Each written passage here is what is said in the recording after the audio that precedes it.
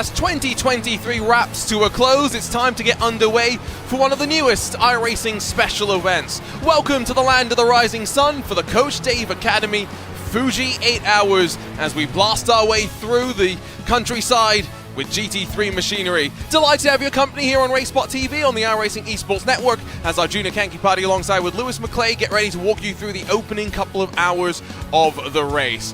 Lewis, it feels rather remarkable that it was almost a full 11 months ago that we got underway on the high banks of Daytona, but as the special events rise to a close, I think we're looking forward to 8 hours with GT3 machines here at the Fuji International Speedway.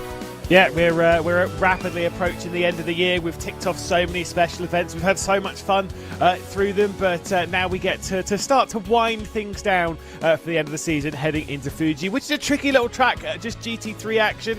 But do you know what? This is probably going to be a lot of fun. I do like myself a little bit of Fuji. I've just seen from the aerial footage there's a golf course nearby as well. I need to go here. Are we planning our next golf/racing adventure? Damn right we are. You haven't even got to Indianapolis just yet, though, so we'll have to pencil that one in. Let's not forget, though, with just 3 special events left after this, it's with an introduction, Lewis, of I think an event that you're going to be looking forward to next week, the Formula Ford 1600 Festival, as we head our way on over to Brands Hatch for a newly added event just a couple of weeks ago.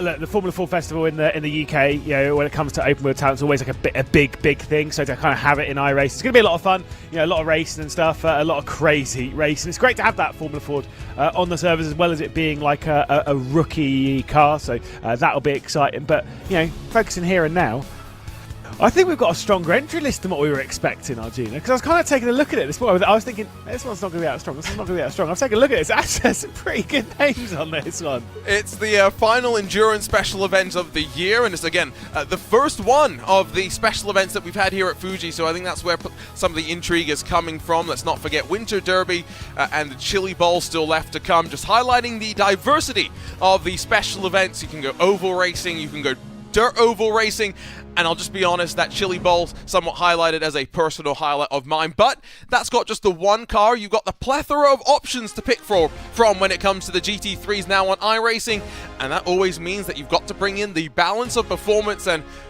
made me no surprise. The one car not getting the Bop Wop Police is the Ford GT. Every other car, Lewis, gets an adjustment here and there. And you will be shocked to hear that I don't think anyone's in that Ford GT. I've not fully gone through it, but I don't think anyone's in the Ford GT, which is a big shame. It's a meme-mobile, and we love it. Yeah, exactly. Boo. Wimps. I could say... We've got a Ford! We do have a Ford. Yes, we do. The solitary Ford entered, and we've got to read the full team name here, Lewis. Paceworks Esports Ford OP Farewell Team. Wow. That is quite a name. That is quite a name. There's quite a few farewells in this broadcast. We'll talk about Urano and such a bit later on. But, yeah, like I say, it's great to have a load of choice. Obviously, iRacing have gone through the whole thing of, like, you can now have more. There's that golf course on the right-hand side, by the way. Shout out. No, you can add more cars now than what we could do, like, even at the start of the year. So it's not just, like, the 6 cars. You can actually have 8 or 9 or so. Thank you, Arjuna. So... That's great that we get to see so many cars out on circuit and a lot of variety. That is what I would rather be doing. I mean, now I've seen a golf course there. That's what I'm thinking about. I'm not going to lie, it is 4:30 in the morning, which, let's be real, is wake up for golf time in most places, if you're going to wake up at this ungodly hour. Now, having said all of that, we've talked about the BOP, we've talked about some of the teams that we're seeing. Qualifying is underway right now, and maybe a slightly important qualifying session just to stay out of trouble early doors. But much like with Spa and with Bathurst, Lewis, this is somewhat of an unusual special event in that just one class of car. We'll see traffic, yes, play its part. It's going to be slightly different than I think what we would usually be talking about. Yeah, one of the most exciting things of special events generally is the multi-class chaos that goes with it. Here, though, just to have the single class. Yeah, sometimes it's always good to spice things up. I say this when we have some races that have safety cars and some races that don't. Obviously, no special event has safety cars, but unless they're on the oval. I like the idea that we do these special events. There's no safety cars. Sometimes we can spice them up and have them where they are just the one class.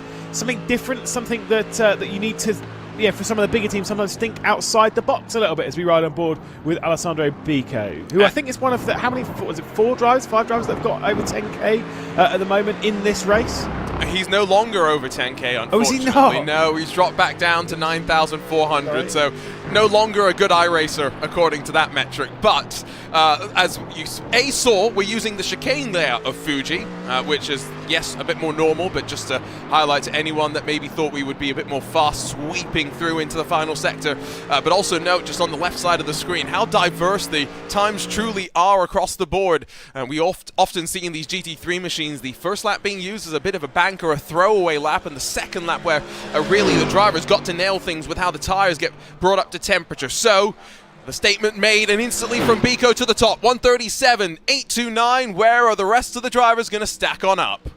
Yeah, obviously a couple of switches. Sontec now go into second. Solid lineup from them. Grid and Go up towards the front. I expect to see the number 1 car, which is the Drago racing car, move their way up. Of course, they've recently picked up a new acquisition, and by recently I mean it was literally like yesterday that we saw Aaron Vasquez signing for the camp. They go into 5th. The Parker White-driven Apex Racing Team car goes to 13th. Quite tight up there, but Grid and Go looking really strong. 1st, 2nd, and 4th. I will talk about some of the surprises maybe for some in qualifying, but great to see Brody Kostecki entered in one of those Team PGZ Audis. And of course, there is going to be a brand new Audi that jumps its way into iRacing, hopefully in the near future. Kostecki up to 6th. That's a pretty decent qualifying attempt. And the scary thing about qualifying at this level, if you're slightly off, you are way off. Half a second, Lewis, splits the top 17 machines. Yeah, I mean, like, yeah, if you're going slightly early on the brakes, going into the first corner, if you're not resting it around, some of the corners in the midsection, especially that final sector, you can lose a couple of tenths here and there, and a couple of tenths doesn't sound like too much.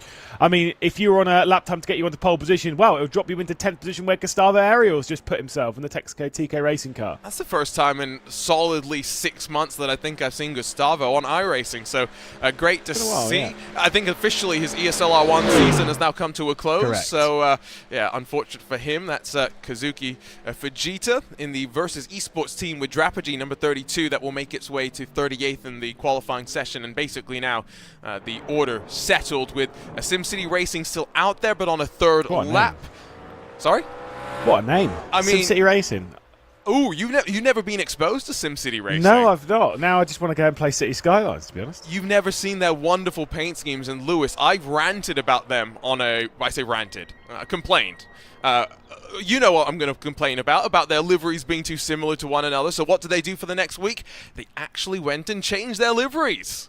Well, this time it looks like they've not got one, so No. we can't have that discussion. That's fine, that's fine. We're going to have a lot of similar liveries towards the front, though, mostly courtesy of how Grid and Go have got in this qualifying session. It's a bit scary for the rest of the team to have 3 teams of the same squad all up at the front. And the scary part is Lamborghini, McLaren, and Ferrari. They're all split across 3 different entries, so clearly it's not isolated to the setup. They just understand this track. ATRS Esport as well. Lewis, that was a bit of a shock to me. Fast on that first lap and fast on the second lap as well.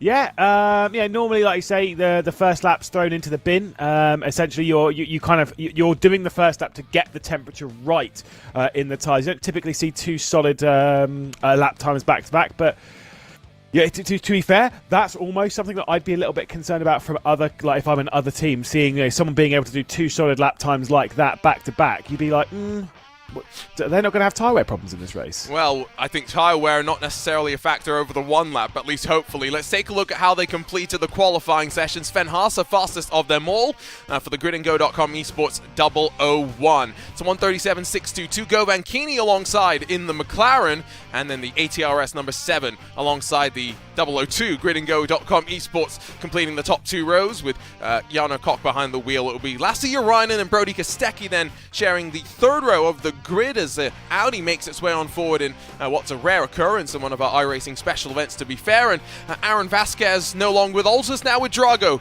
alongside Alessandro Bico for the Mercedes-AMG Team Williams Esports. It's Matti Siepela for Sontec, Gustavo Ariel for the Texaco Racing by TK squad, and then Pure Sims and an additional Mercedes for the Mercedes-AMG Williams Esports team round out the 6th row of the grid.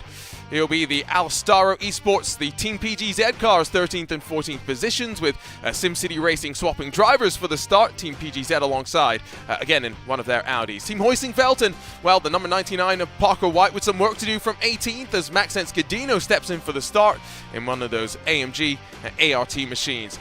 Another one of the ATRS McLaren slightly further back in qualifying alongside the BMW for Team Hoising-Veld with Impulse fiercely forward.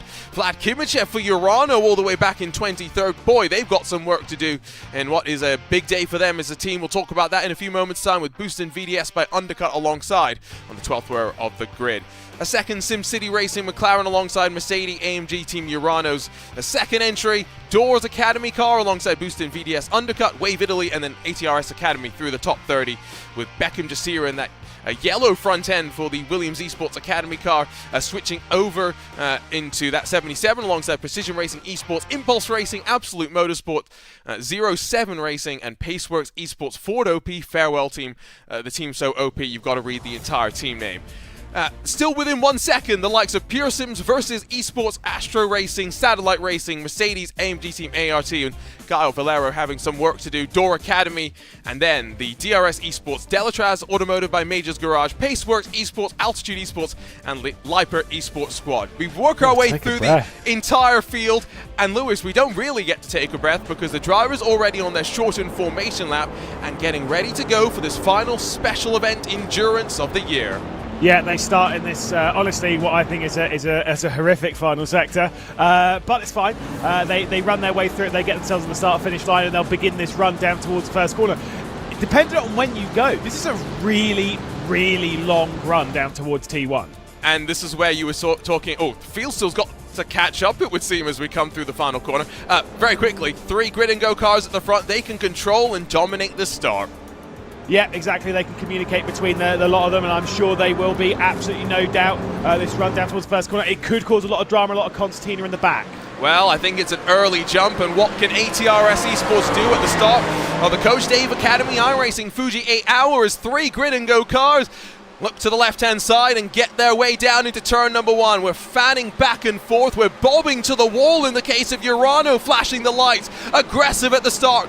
But it's 1, 2, and potentially 3 for Grid and Go down out of turn number 1. It's a nice tidy start for the majority of the field, though, as we scamper out of that opening corner. Drama. Right on cue, spin around there, maybe involving Miguel Costa in one of the fiercely forward liveried entries. But now through Coca-Cola, first time of asking single file for the top 10, Lewis.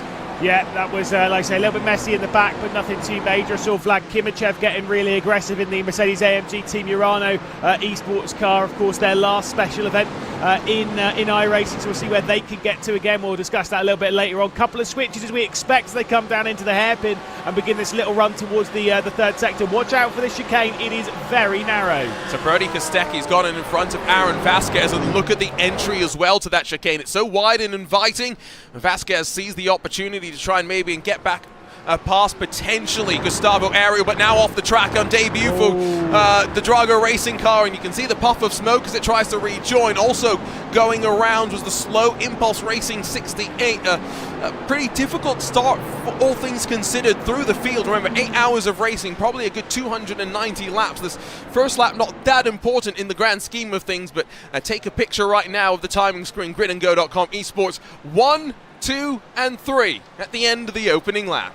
Yeah, I did see the Impulse car. It was a little bit of contact with Maxence Cadino going into that chicane. Whether you could say there was space between them or not, again, it's kind of hard to tell. It would have been contact anyway, so it's one of those kind of deals. Right now, though, like you say, Grid and Go, they have the control of the race. Would be much nicer if second and third switch round, just because it would do my OCD a world of wonders. But right now, they're in an excellent position. It's more just about ticking off the laps, saving the fuel, and they can control things from here. If you've got 2 cars running first and second, you can control things a little bit. When you've got 3, you are in the in the hot seat, basically. And much like these drivers find themselves right now, please figure things out. Pearson's backs out of it in this battle for 28th position as Astro Racing in the Ferrari 296 will lead them forward. It is interesting to note that we do have a nice little healthy mix-up of all the different manufacturers up towards the front of the field.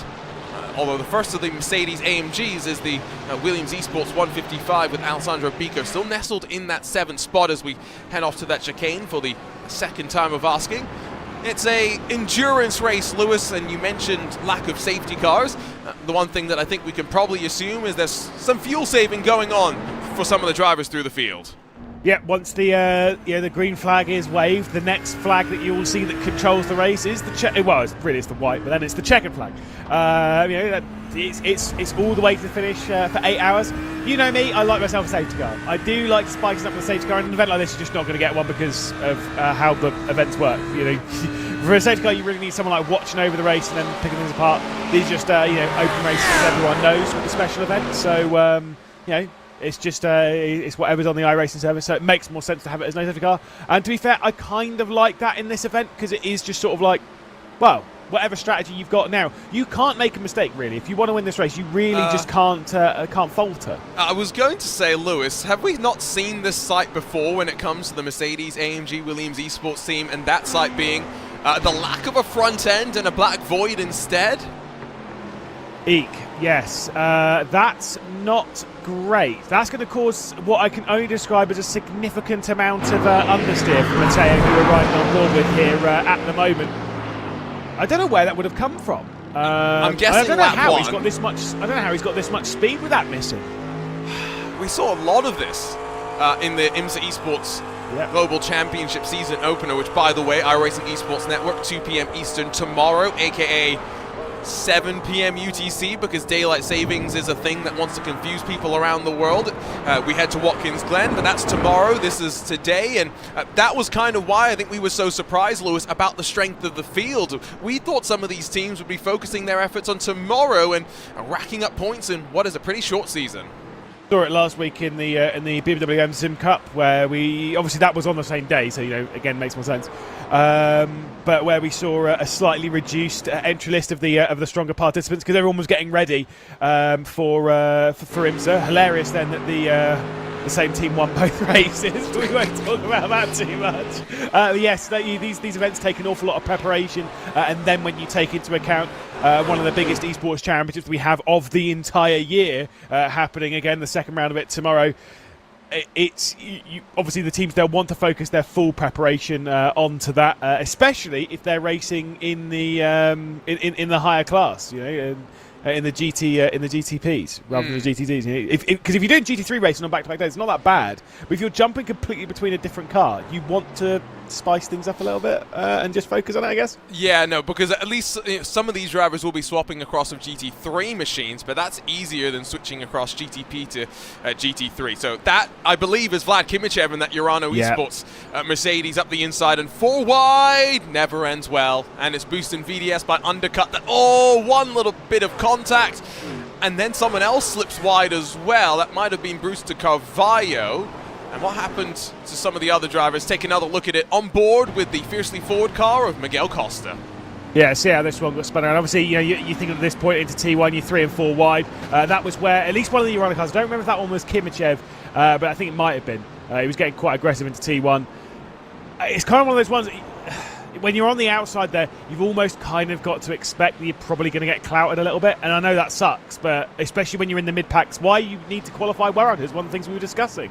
And it kept going as well. That was the Williams Esports Academy car that took avoiding action and fortunately got through safely. So it could have been a lot worse, all things considered, down through that opening corner. And I think that was only a peak of the action that we had on the opening lap. You can see left side of the screen, not just the team names, but those driver names as well. So Sven Haase from Go Vankini in the top 2 for gridandgo.com esports. Don't forget, you want to follow along with your favorite team and driver, head on over to timing.racespot.tv. You'll be able to track the strategy battles that we will be talking plenty about, of course, over the course of the day, but some teams having to work on forward after disappointing qualifying performances. Maxence Godino's already up to 14th spot, plus 4 since the start of this one. We should join this team, mate, because they've stolen our number. That's fine. The Alastaro Esports Green. Kind of taking a little bit of a look at the rear end of Maxence Godino. Like I said, got involved in a little bit of chaos going into that chicane. Kind of one of those things that happens looking backwards towards Sandwood.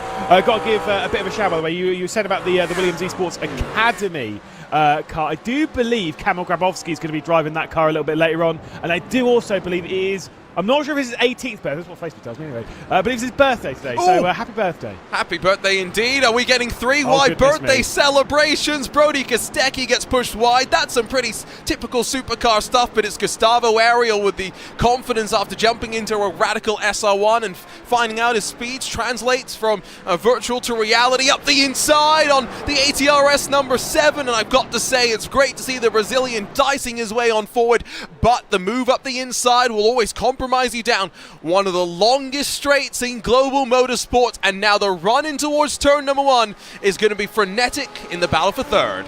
Yeah, Brody Kostecki also did the same move in Alessandro Bico. So, at this point, it's about whether they want to fight super hard at the moment for all these spots. You can see there, Bico getting back to the inside. It's on the furthest left, or the furthest right as we look at it now, as we go 3 wide into T1. That is Brody Kostecki going out wide. Max Siepelen might look down the inside as they head their way through this first corner. Thankfully, Siepelen's got his teammate directly behind him, so they don't have to necessarily go fully on the attack. These drivers have lost 3 seconds to those at the front, and this is where the fuel gains will come into play. Ignore the fuel being burnt in the form of the flames coming out the back of the McLaren. That does not factor into the fuel mileage equation that all of these drivers are thinking about. But when you're stacked up this much, these are not just handful of margins that the drivers will be getting in terms of fuel. This first stint, Lewis, is the one that they'll potentially be trying to push as much as maybe 2 or 3 laps of saving to try and make some benefits in the long term. Yeah, it's easier to save at the start of the race for 2 big reasons. Number 1, with the concertina effect, you're not actually on throttle. If you don't want to make the pass, you can you lift up a little bit early. You kind of go with the flow of the pack. You don't burn as much fuel in the pack when you're kind of doing all that concertina effect anyway. Counter to where you would be an hour or 2 hours into the race when you're kind of in one big train. There's less of a concertina in that than there is at the start of the race. You can save fuel on that one. And then there is the obvious one. You're absolutely going to be in a pack at this point, meaning you're absolutely going to be getting a double slipstream, basically at a minimum, maybe even a triple slipstream. As you can see, Brody Kostecki dropping backwards a little bit down the order with one of those ATRS cars. So a bit of a shame for Brody, or is it that's him trying to get past, isn't it? I think it is the attempted move, but has dropped back somewhat since the start. Gustavo Ariel with the half look up the inside as Kostecki is going to clear himself for 6th position. Siepelen half looks to the inside and pushes Gabriel Ardeli off the track, and that potentially could even be an off track there. Gustavo Ariel tries to look the long way around at turn number 3, and this is all just about the switchback, the long right-hander. Can't read what car number it is, unfortunately, for Gustavo Ariel, but you can tell what livery he's got. He's looking to the inside, and he's hungry. He doesn't want to let those top 2 pull away. He's not so concerned about the fuel saving. Off for the corner, though, it's still the 002 with the inside line. Yeah, like you say, there's a little bit of a concern that the top 2 are clearing off. This is where, like you say, controlling the race, getting on the brakes and trying to go for the switchback. That was almost perfect. And in fact, actually, I'll say, no, it pretty much was perfect, except Gustavo Ariel just absolutely slapped him off the road. That was a bit naughty. I would think that race control wouldn't look too kindly on that, but not such a consideration in real time for these drivers. And now that 3rd grid and go car displaced from the podium and instantly under fire. Big send there from Matti Siepelen in the 13 Sontec car to get past the ATRS machine that's starting to drop a little bit like a stone. Out of the final corner, rising to the line once more. Going to be some bumper cars being played, you have to imagine. 5 seconds the margin out front. That's why Gustavo Ariel was so hungry, so willing to be aggressive to try and look on forward. Here's some of the drivers pushing their way on forward, though. It's Nicolas Matteo with no front end, but no worries for the front end of the 153. Yeah, it's weird. Like I said, we've not really seen where it's come from, and normally speaking, you'd assume the front end would really cause some straight line speed issues. Kind of makes you wonder if maybe it's on our side, it's not really happening on this side, but that doesn't make any sense because that's a very rare thing. We don't see that too often on iRacing with basically server side damage or whatever. I don't know, it's a bizarre one to me. I would be expecting that car to be going much slower than it presently is. Either way, toward the front, so we've seen Jarno Koch drop back down the order quite a bit for the Grid and Go esports team, now down to 6th position. You can understand the desperation for Gustavo Ariel to get through here, because basically Koch was basically blocking the road and allowing his 2 teammates to run off into the distance. unfortunately, that was seemingly how it was playing out. The second of the PGZ entry, Sam Ward in the Audi trying to defend, as that's a big look around the outside from Francis McGinn for Pearson's in there at 116. He gets it done, I tell you, though. Not going to be completely clear just yet, but as Urano's Sam Coiter up 13 positions already since the start of this race. Watches Sam Ward is the one that goes around, but fortunately keeps himself on the inside of the corner, doesn't spin back into the path of oncoming traffic. Urano now plus 15 and almost into the top 10. Yeah, apologies. I was looking at the timesheets. I look back over and I see one of the Team PGZ cars just completely backwards. I was like, is that Brody? No. It's Sam Ward. So Brody Kostecki fans, don't worry. He's still on the road. Take a look at some of this. That was where the spin came for Aaron Vasquez. Just a little bit of a tap in just the worst possible place for him. You kind of see. I think that was the Impulse car as well. Wasn't as much earlier on in the race. Yes, this is as well as they head off to turn one, Sam Ward's aftermath, and he's on the inside, so there's contact with the Pure Sims car. He kind of just tries to run the Pure Sims car. It's very easy to do, though, as you come up and over that crest. It pushes the front of the car out that way anyway, especially you might be catching a little bit of oversteer. So I don't really blame him so much for that one, but it's kind of like I'm looking at it being like, yeah, well, you kind of got what you were asking for. Yeah, I mean, the onboard, I think, does show from Francis McGinn's perspective there wasn't really too much that he could have done differently in that situation. But no. We rejoin the live pictures, again, plus 15 for Coiter in that Urano Esports car. Yeah, I think big shock to plenty. The news that dropped on social media earlier this week that at the end of 2023, after bursting onto the scenes in 2020, Urano Esports will be no more, Lewis, and it comes at the end of, let's be real, what is their most successful year as a team. Yeah, it's been a big year for them. We especially over the last sort of 18 months. We've seen them take it to some of the biggest teams in sim racing, like Redline and such. I remember, VCO, Infinity, and all that lot. Yeah, they've been an incredible team, and. Yeah, when it comes to things, say for example in the GTPs, they are pretty much arguably the best team in the GTPs at the moment. It's a big shame. It's a big shock. Like I say, we don't know what's happened behind the scenes. It's in the same kind of vein for me as to when Kova, basically got detonated from the world of esports entirely last year. It's a big shame. It's a big shock. But where one team leaves, other teams will join. That position will be obviously filled. But it's just sad, isn't it? We like the Urano Esports team, and I still haven't got a shirt from them. I was going to say yes. We'd like them a lot more if we got shirts. Yes. There's still time, but yeah. I guess Kova was a bit more instant. It was kind of like Thanos snaps his fingers and instantly Kova that was gone. That was pretty brutal, and it came midway through last year's IMSA Esports Championship as well. But it raises some questions, I guess, about the viability of some of these teams. And I mean, let's look on the positive side. Urano, I still think back to VCO Infinity, where they pushed Redline to the cusp and then almost pipped them to the inaugural crown there, and really made a statement for what we have seen in 2023. But so many talented drivers now, Lewis, are up for grabs, and as much as I don't want to rejoice at the demise of Urano, some of those drivers are going to land on some new teams and are going to do some great things in the future as a result of everything that they have learnt courtesy of their time at Urano. Yeah, the thing is, though, is you kind of got to look at them and look at the landscape of sim racing and think as to where they'll go. And this is pure speculation.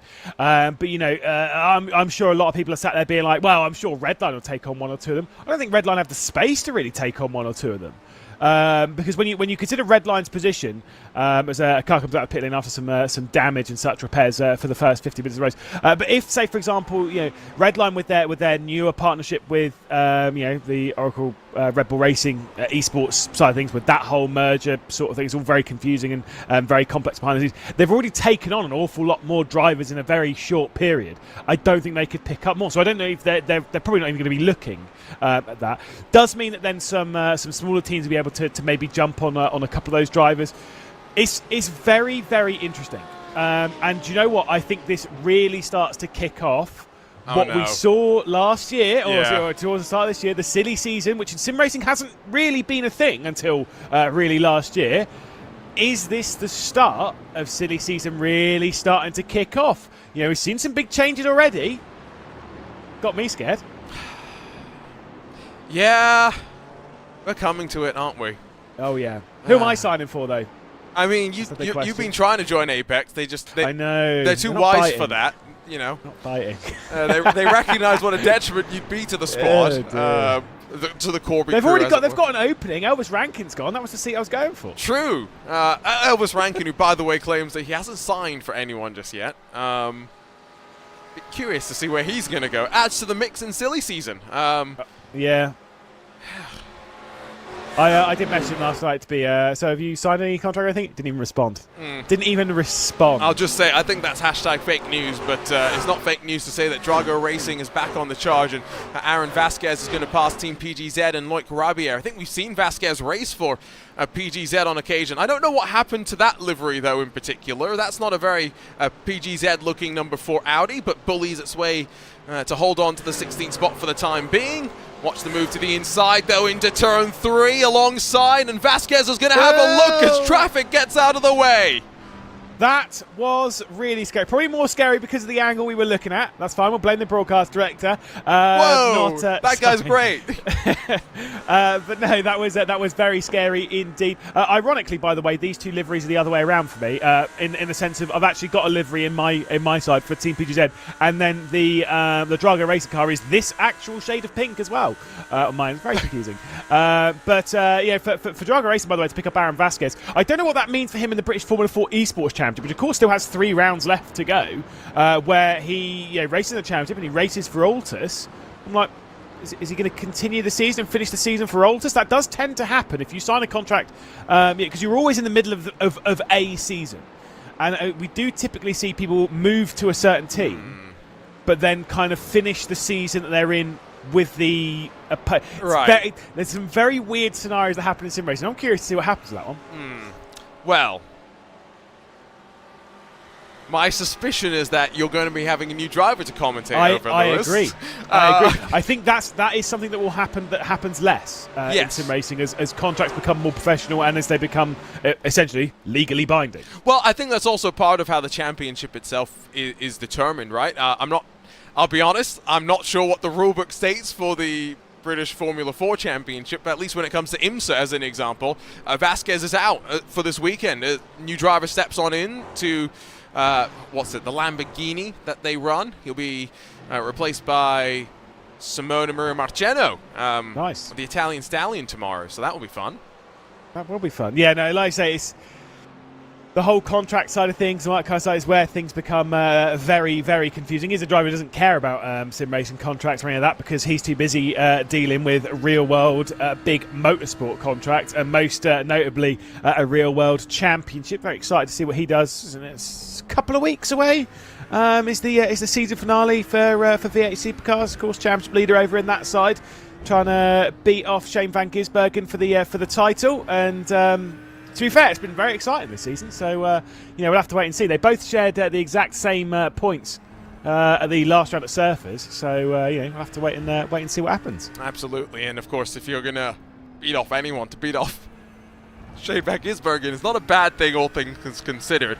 I was just really thinking that it's funny that Brody Kostecki is a real-world racer. Yes, I get that, but in some ways, I look at him as a hardcore sim racer as well, and not just because he's done his fair share of sim races, but he still actively is helping out behind the scenes when it comes to the eNASCAR Road to Pro, the eNASCAR Coca-Cola iRacing Series, building setups, doing the hard work and those hours in sim racing that we talk so often about, Lewis. And that's why it just sometimes boggles my mind that you can have that much time to go and be quick in the real world and the virtual world as well. Well, it's where some of sim racing side, it is a business. I've always said, we kind of discussed this as to what's the largest side of sim racing that's actually a business. And I've had conversations with a lot of drivers, at the highest level. And what I mean by that is What role in sim racing effectively earns the most money, which is obviously not really it's very much a taboo topic. A lot of people say, surely it's the highest driver, they'll be earning the most money. Obviously us, we earn a million a broadcast because we're rich or something. It's not true. But where I've spoken to a lot of people, the reason why they end up in this, it's setups. It's making setups, because it's one of the hardest things to do. It's very much a skill-based job, and to make a setup that works for certain people, you can. That's where you've got a lot of setup shops that we've seen pop up across sim racing. Obviously, you've got VRS is one, you've got the Apex is one, you've got Hymo setups who have recently moved over into the iRacing side of things, picking up a couple of drivers as well. Obviously, they were racing with Will Chadwick in the Contender Series, the Porsche Contender Series, trying to get into the Porsche Tag Heuer Esports Super Cup. Unfortunately, missed out on that one. But that's where we're seeing a lot of successful businesses happen in sim racing, because everyone's looking for setups. Yes, everyone's looking for setups, the little edge.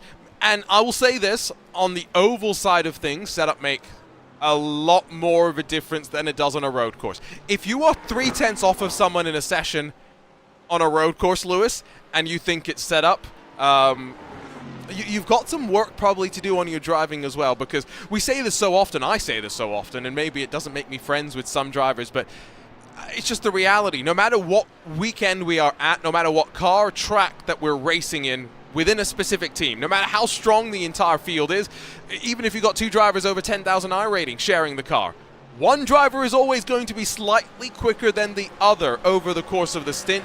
And understanding that, putting the ego aside and recognizing, okay, that's the case, how do we use that to our advantage over the course of the race? That's where those small differences are made. Yeah, exactly. By the way, I did get a message from Gary Paravani who said photography is the answer to the question of who makes the most money. Oh, I was thinking it's definitely not us.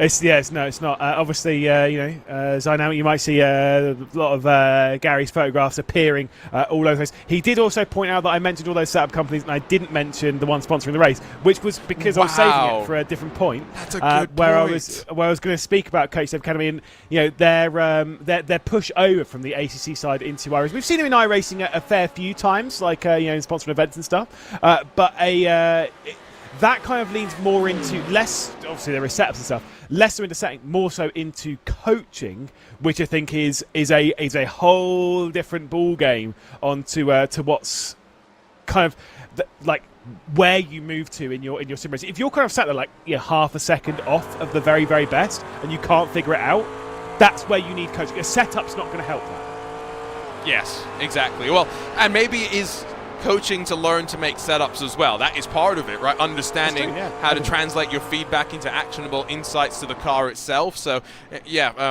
and Coach Dave as well. Let's just, I'm going to make sure I clip this moment, Lewis, so that I send this over to David Perel and I get you in trouble.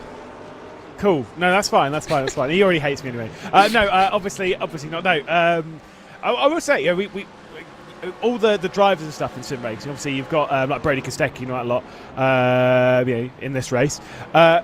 People like Perel, they're not involved in sim racing in obvious ways, right? And that's kind of one of the things that we kind of don't really talk about enough. Is that David's doing stuff behind the scenes an awful lot more than people think, and getting really involved into the nitty-gritty of sim racing, which is making sim racing better for everyone. Yeah, these are clip that and send it to him. These are plugs that we're not being paid for, but like, it's true. SimGrid, that's a great place for you and anybody to basically go and get a series up and running with some of the tools that they have available to you across of the different platforms as well, iRacing included. What's the new one that he's recently launched? Is it SimTrader? If you're looking to either buy some used sim racing hardware or maybe pass on some of your older stuff now that you've upgraded your equipment to some other people in your community. So there's all these different ways that you can get involved. Yes, but I can guarantee you that commentators are definitely not the ones getting paid a lot of money out of sim racing. If you want to change that, you can go to my Twitter account and I'll drop a link to my PayPal coffee donation link, so you can keep me awake over the next 7.5 hours. No, just come over to subscribe to me on Twitch. That's also not a bad idea. Yeah, that's what I want. Now we're self-advertising. We've got to get off of this, otherwise we're going to get in some serious trouble. I mean, we're doing all the sponsor advertising, right? So we can slip in a couple of the personal spots in there as well. I mean, we're talking plenty about IMSA Esports, and that seems like, yes, a plug in some ways, but also a bit of a personal plug. Looking forward to that. Of course, Lewis, we were on the call for the opening round last week. Urano Esports coming out on top in a wild GTP opener where strategy, race control, a little bit of everything played its way out. And then in the GTDs, it was Team Redline up against the Mercedes AMG Apex Racing team, and Ollie Steinbraten really put up a charge, but Luke McEwen, Alejandro Sanchez able to grab the victory in their 5th in a row for the Apex Racing team in that GTD class. Tomorrow, Watkins Glen, it should be fun, and well, Team Redline have some expectation and some pressure, because you know who's joining their watch-along tomorrow? Max Verstappen, and that's certain. Yes, now. So he's not taking part in it? Unfortunately not. We'll try and get him in for maybe Daytona, maybe Sebring, but for tomorrow he's just a bystander rather than a participant. All right, we'll allow it. We'll allow it. It's going to be an exciting race. Hopefully there's not going to be enough bowling. Because yeah, it's fine. It's fine. It's a real stretch. It's going to be a lot of fun, that one. Probably a bit more fun than what this race is at the moment, because everything's calmed down a little bit. We've got 6 seconds up towards the race lead with those 2 grid and go cars. It's quite chill and quite relaxed. There we go. We can see that golf course. I'm trying to see if there's a nice little cute path through. There's a little path through in there. It's fine. Again, I'm just like eyeing up the golf course constantly. I mean, to be fair, there are 4 holes inside of the Indianapolis Motor Speedway of the Brickyard Crossing. I mean, Lewis, I got to play it on was it Wednesday when there were no cars driving around, and it was cool. Then we were walking around the inside of the infield. We were walking from basically turn 1 through to turn 3, all the way past turn 2, etc. And we walked past a bunch of people who drove past us on golf carts, playing the course as the cars were running on track at 220 miles an hour, and I've got to say, I don't think I've ever felt so cool. And so next year, you best believe that you, me, Fast Friday, cars going at 220 miles an hour, us hitting golf balls 220 feet away from where we meant to hit it. Okay. Well, I was going to say, I was about to be like, are you going to say that we're going to hit balls at 220 miles an hour? I can hit 175, but 220 is a little bit fast for my blood, mate. Not a chance. Not a chance. Well, goodness me. That's all for next year, and for YouTube. What's your golf channel called again? Oh, I don't really upload it to us. We're not going to talk about it. It's fine. We'll move away from it because it's horrendous. It's a great watch is what it is. This second group of cars, yes, Gustavo Ariel was, let's be honest, quite aggressive in wanting to work his way forward to 3rd position, but he's not really closed on the grid and go bumper car train at the front of the field that's pushing themselves clear of them behind. You can see Ariel runs a little bit wide compared to Kostecki, that's a little bit tighter, and it is maybe slightly unusual, Lewis. We don't often see many of these Audis in iRacing special events nowadays, and of course the news being dropped by iRacing recently, the new Audi Evo expected soon on the iRacing platform. Will be interesting to see if we see a few more of these 4 rings moving forward.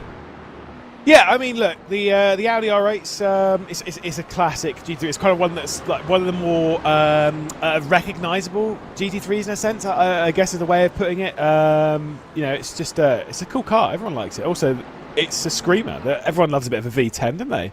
And she makes a lot of noise. I obviously, having commentated on GB3 and GB4, we go to a lot of the British GT weekends. So I've seen a lot of them.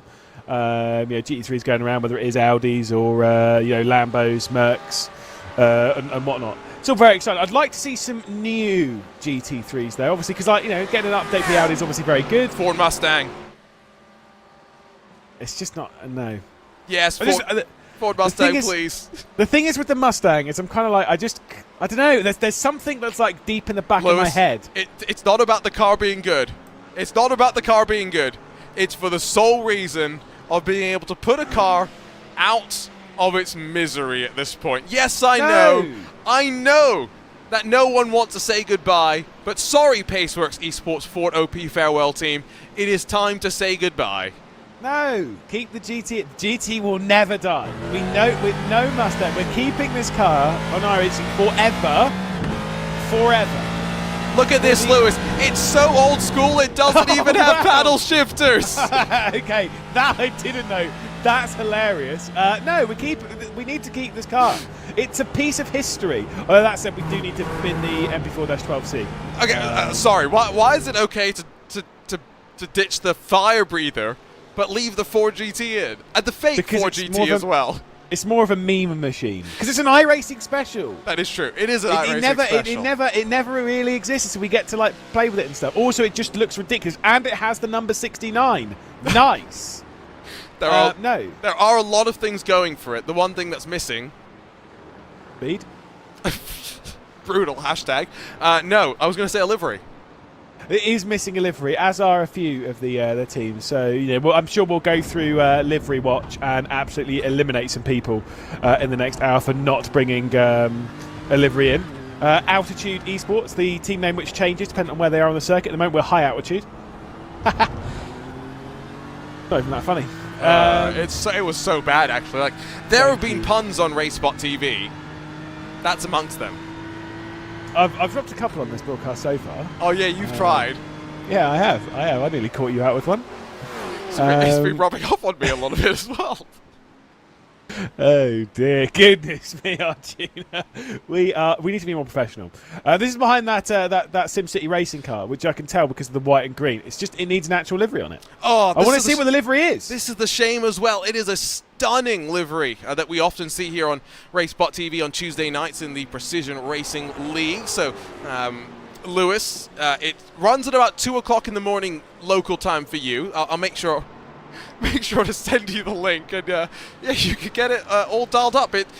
Again, the really fun thing about them is that they usually keep things a little bit more distinct. This is their number 6 back in 31st position, and this is the number 12 in 16th position. It's unfortunately identical. Yeah, of course, you're doing a very good job of controlling yourself. By the way, talking about liveries and stuff, I'm going to. Do you know what my favourite livery on the grid is at the moment? I wonder if you can work it out. I wonder if, in fact, actually, click what you think is my favourite livery on this grid right now. I wonder if you can.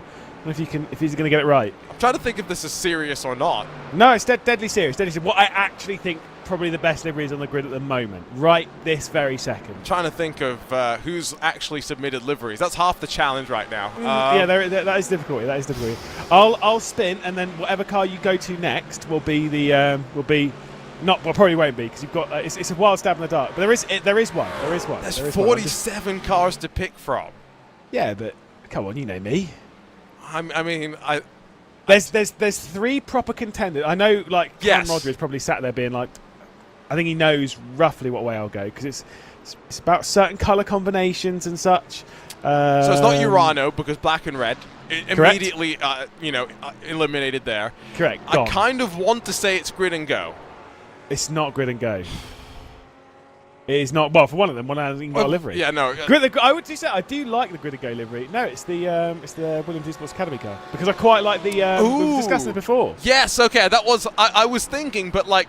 This is that's not normal for Beckham Jasir in the 77, but it's a kind of normal paint scheme for me to see at this point. Yes, I know the yellow's not identical to what Jim used to run back in the day, as Gustavo Ariel drops behind 2 machines and Matti Siepler tries to take advantage and get on through as well. I wonder if there might have been contact that sent him down the order a little bit. Maybe a little bit of contact, a little bit of the concertina, or maybe it's just now is the time for someone like Alessandro Bico or Brody Kostecki to start moving their way a little bit forward and try and close down a little bit on Sven Haase and Govan Keeney, who are running first and second. Right now, the gap's 6 seconds, so it's grown a little bit on it. We'll take a little bit of a look. Obviously, Brody Kostecki's directly behind Gustavo Ariel at this point.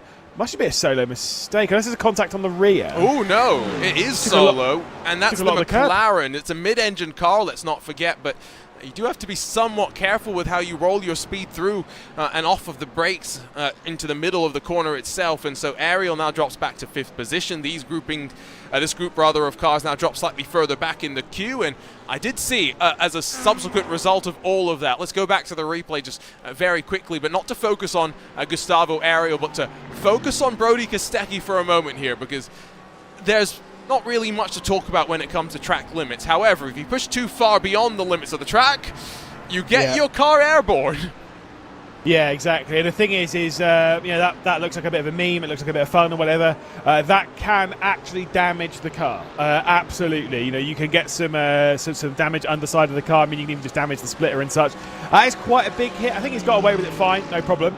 But they do actually have to be careful. No, he didn't. Over those. His front splitter, without a shadow of a doubt, has got some. Yeah, I was just super slow-mo watching it, and I do think there's some damage now on the front of that Team PGZ Audi. It's hard to tell when the car's in motion. We've got 20 minutes to go, though, Lewis, before they'll head down to pit lane, and the drivers can actually assess any sort of damage. Well, thankfully, with the idea of modern technology, I can be in game and I can investigate myself. And from what I'm seeing, I think it's definitely bent a little bit, especially if you look around the where essentially what the number plate would be on the front. If you kind of look in that sort of area, you can actually really see that it is slightly bent. The left-hand side of the bonnet, you can see is bent down a little bit there, and you can see it's bitten into. That's where the primary part of the damage is. So it's a little bit on the front. Won't cause too much, but it will add a little bit of understeer, especially in sort of like the medium speed corners. So it's not ideal. Nice pen. I'm breaking out this epic pen. It's pretty epic, as Most the name. is the colour in the golf course, I see. I'm just trying not to get too distracted by the golf is the problem, because I see. I've played golf. Is it twice this year? Both times were actual full rounds of golf. Goodness me. Yeah, it's not been great.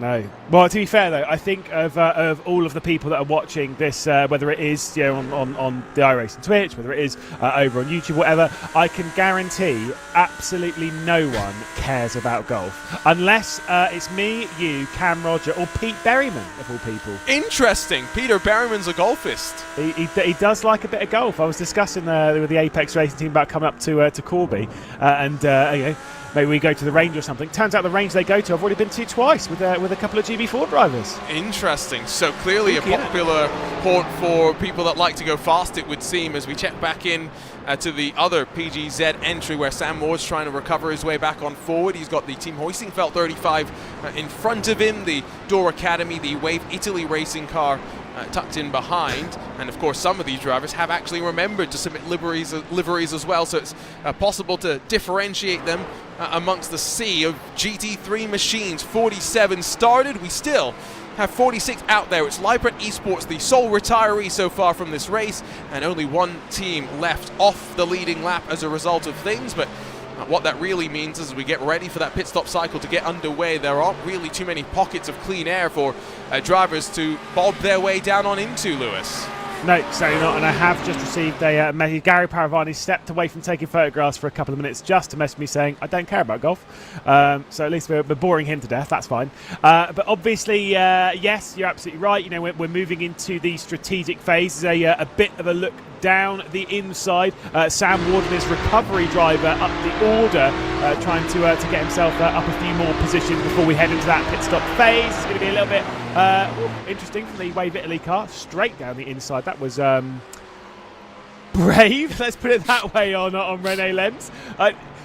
Thankfully, in that occasion, Team Hoisingfeld car was not going to fight them too much into the apex, into that corner. But yeah, but it's a bit early for those kind of moves. Yes, maybe a tad. It maybe shows what we've missed for some of these drivers, though, in terms of the level of action, the level of intensity. Although that's a rather clean BMW M4 GT3. Yes, missing the traditional Team Hoisingfeld paint, but iRacing Paint Shop at least provides at least some of the sponsorship coverage for the 101 machine, the second Hoisingfeld car slightly further up the road, of course, as well. So we've got 40 minutes complete. It's been domination so far from the Grid and Go 001, the 003, but it's the McLaren that's been towed around for the majority of this race so far, saving its fuel and biding its time, something that will help its cause, of course, with 20 minutes to go until the pit stop window opens. The traditional norm is try and get these GT3 cars to go an hour and keep it as simple as that, but every lap that you can do beyond that, Lewis, makes your final pit stop just that little bit shorter.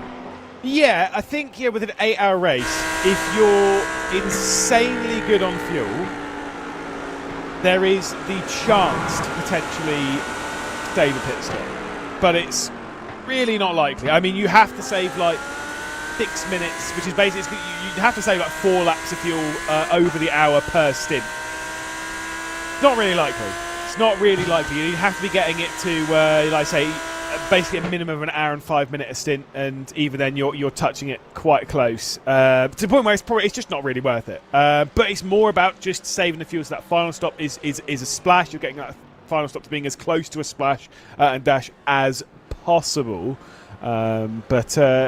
Yeah, I'm sure all those kind of strategies, they're all going in the drivers' minds. Unlike a 24-hour race, something where you kind of like just go with the flow for a little bit. In this, you're essentially running your strategy, and you know when you want to make that last pit stop right from the start of the race. You have to play the whole strategy out in one big go. You can't. There's no really room for adaptation in an 8-hour race. What's the track conditions like? That's something that maybe could be quite intriguing. I know the strategy element has somewhat been diminished with the fact that now in iRacing you take tires and fuel at the same time, and well, it probably wouldn't have made a difference here in the cool winter of the northern hemisphere. Let's not forget Japan is actually quite far north when you actually look at a globe and the way that it wraps around a sphere, because ooh, geography. I was going to say no flat earthers in the broadcast booth, right, Lewis? Oh no! Are you outing me? No, obviously not. That is absolutely going to get me. What sacrilege? No, I don't. I know that we're on a sphere. Oh my goodness! I'm sorry, I did not. I just meant that as a joke. Brutal. To be fair, that was brutal. It kind of popped into my head because have you watched For All Mankind? No, I've not actually. Although I've heard that the last season's quite good, the one that's just been on. It's a very good show about a fake multiverse where space race stuff actually became interesting. And the most recent season has just debuted on Apple TV Plus. This is not an ad. I was going to say. I was legitimately watching this last night. But it was so funny because, Lewis, you know who I talk about the show with? Other sim racers who are space nerds. Really? Yes, it's the main target audience, apparently. There are a few sim racers that are space nerds. I certainly do enjoy the odd science fiction show and such. But not the science itself. No, it's definitely fiction. The science, I was. To be fair though, on my stream sometimes I talk about like random stuff, and I end up the other day I was talking about different sizes of infinity and how some infinities are bigger than others, and I genuinely went into like a full 5-minute explanation as to what a countable and uncountable infinity is. Are we Very doing boring. Mathematical proofs on the Lewis Blade Twitch stream? Oh, yeah, it was honestly, it's always horrendous. It sounds fascinating. It's if you ever want to just not be educated, it's always good to listen to us commentators because we don't know anything. No, we know absolutely nothing. There is actually one driver that you've commentated on, Lewis, that has some sort of a history and actual affiliation with space. Do you know who it is? No. I'm going to let it fester. I'll bring up the nickname, the Worm Man, to see if it rings any bells. No, as Gustavo Ario gets a little bit of a wiggle sweeping through the long right-hander. The balance on his car has definitely got off. I'll give you 5 minutes and we'll circle back to this discussion point because I have no idea. It's going to blow your mind, I think it sounds like. But it also blows my mind that we still see this McLaren on the grid. You mentioned wanting to get rid of it. No, Lewis, this is the car that has earned its spot on the field, as opposed to that fake Ford GT, which has never won a top split iRacing special event, as far as I'm aware. No, probably not. Not even when it was fairly new. No. Like, what was 2016, wasn't it? 15? When the Ford GT was new? Wasn't the Ford... I'm trying to figure out if when the GT3 iteration was actually introduced, because like you mentioned earlier, slightly an iRacing special converted GT2 machine into the GT3 car, so I'm not actually sure. It's a good question, you know? Yeah, I mean, the whole thing, so I remember the Ford GT, it has won races in some big events. I don't know, obviously not top split stuff, although maybe it would have done back then, because I remember Glacier Racing used to race it quite a lot. Right. And they were rapid in it. Obviously, this was when it was... Fake team. They never existed. It's a long time ago. It was when it was the GT was like the world championship along with the iRacing Drivers World Championship, which was on the Grand Prix side of things. God, again, that's really See, that's testing. That's testing my but if I we're was not involved in iRacing stuff back then. Let's just go with that. And I wasn't in the broadcast side of things. To be fair, I wasn't actually We weren't seriously even sim competing racing. at all. I was in sim racing back in those World Championship days, but just not seriously sim racing. It was I'm going to rage quit out of the race on the opening lap because I didn't understand how iRacing worked kind of deal at that point. But if we're talking those days, Lewis, those would have been with the GTE machines, right? Correct me if I'm wrong initially. So we would have already had a couple of GT3 cars, including this McLaren, to which I'm saying that I know Glacier Racing would have been in the Ford, but someone who's got access to an iRacing history book is going to have to actually prove to me that the Ford won a top split special event. Yeah, no, honestly, I could not tell you. Uh-oh! I could not tell you. Uh-oh, Go Vankini's gone around, and now, yes, it is still Grid and Go at the front, but it's Sven Haase all by themselves as the 003 drops outside of the top 10. Yeah, did see the comment in chat about what's happened to the third Grid and Go car. Go Vankini's going through a very painful wait here. I mean, to be fair, if he really wanted to get going again, he could set it into reverse, drop down the hill a little bit, not accelerate straight onto the apex. Could have got going a long time ago by reversing a little bit and then just turning more left. But it kind of makes me think if there's more of an issue for Go Vankini right now, because he remains stationary literally on an apex, which is not annoying to see at all. And now all the cars have gone. Starts to get going again. Disaster for Go Vankini. What happened as well to the other one? Janakok didn't really have the pace of Sven Haase and Go Vankini. He was just dropping back through the pack of Brody Kostecki, Alessandro Bico, Gustavo Ariel, Matti Siepola, and Lasse Urainen. So here's a look at the replay. And it looks fine until it doesn't, really. Nah, it's no, there wouldn't have been a technical thing. No. I think, was he just offline? That's too much speed, I think. Let's ride on board over the shoulder and we'll get a better kind of a perspective here. Yeah, too much speed. Oh, yeah, it starts going. And he steers more left? What? Sorry, does the car oversteer and then he steers more left? I mean, they do tell you to steer into the slide. This is where I'm getting a bit confused. Yeah, they tell you to steer into the slide, not steer. like, what? I don't understand why he didn't stick it in reverse and drop it back down the hill a little bit, unless he couldn't get it into neutral for some reason. I mean, it's not like the real car where you actually have to struggle surely to not. get it into reverse, so that's a little bit weird. But regardless, that car is now back in pit lane and done, it would seem. So, Grid and Go lose one of their 3 shots in the barrel. It's a good thing they still have a 6-second advantage up towards the very front of the field, but we were getting quite rather into our Arjuna and Lewis podcast discussion, and Go Vankini says, "Hold on, guys, there's a race going on." Yeah, that was not ideal for Grid and Go, but they do still have Sven Haase at the head of the field. Obviously, we'll see what Sven Haase is like when it comes through going through traffic, and we will get a little bit of traffic in this, mostly obviously lap traffic, which kind of will probably have to more jump out of the way. That's where the gap might disappear more so. But now he's got... I was going to say now that he's got no assistance from behind, maybe the gap will close, but it's not as if like Go Vankini was pushing him further off. The only issue is that if Go Vankini was sat behind Sven Haase saving fuel for all that stint, and they were going to switch them at some point so Sven Haase could save more fuel, Sven Haase can no longer do that as he's got no one out there with him, so might have to save a little bit of fuel and sacrifice some of the gap. So interesting as we ride on board with the highest placed Mercedes in this race. I am being told, by the way, Reika from Mercedes is watching and paying attention and waiting for photographs of these Mercs. So Gary, get on it. So many people behind the scenes, of course, making all of this happen. It was really cool in the aftermath of that first round of the 2023 IMSA Esports Global Championship to see press releases going up on IMSA. Totally not containing quotes from yours truly that will come back to haunt them in the future. You best believe that. What have you said?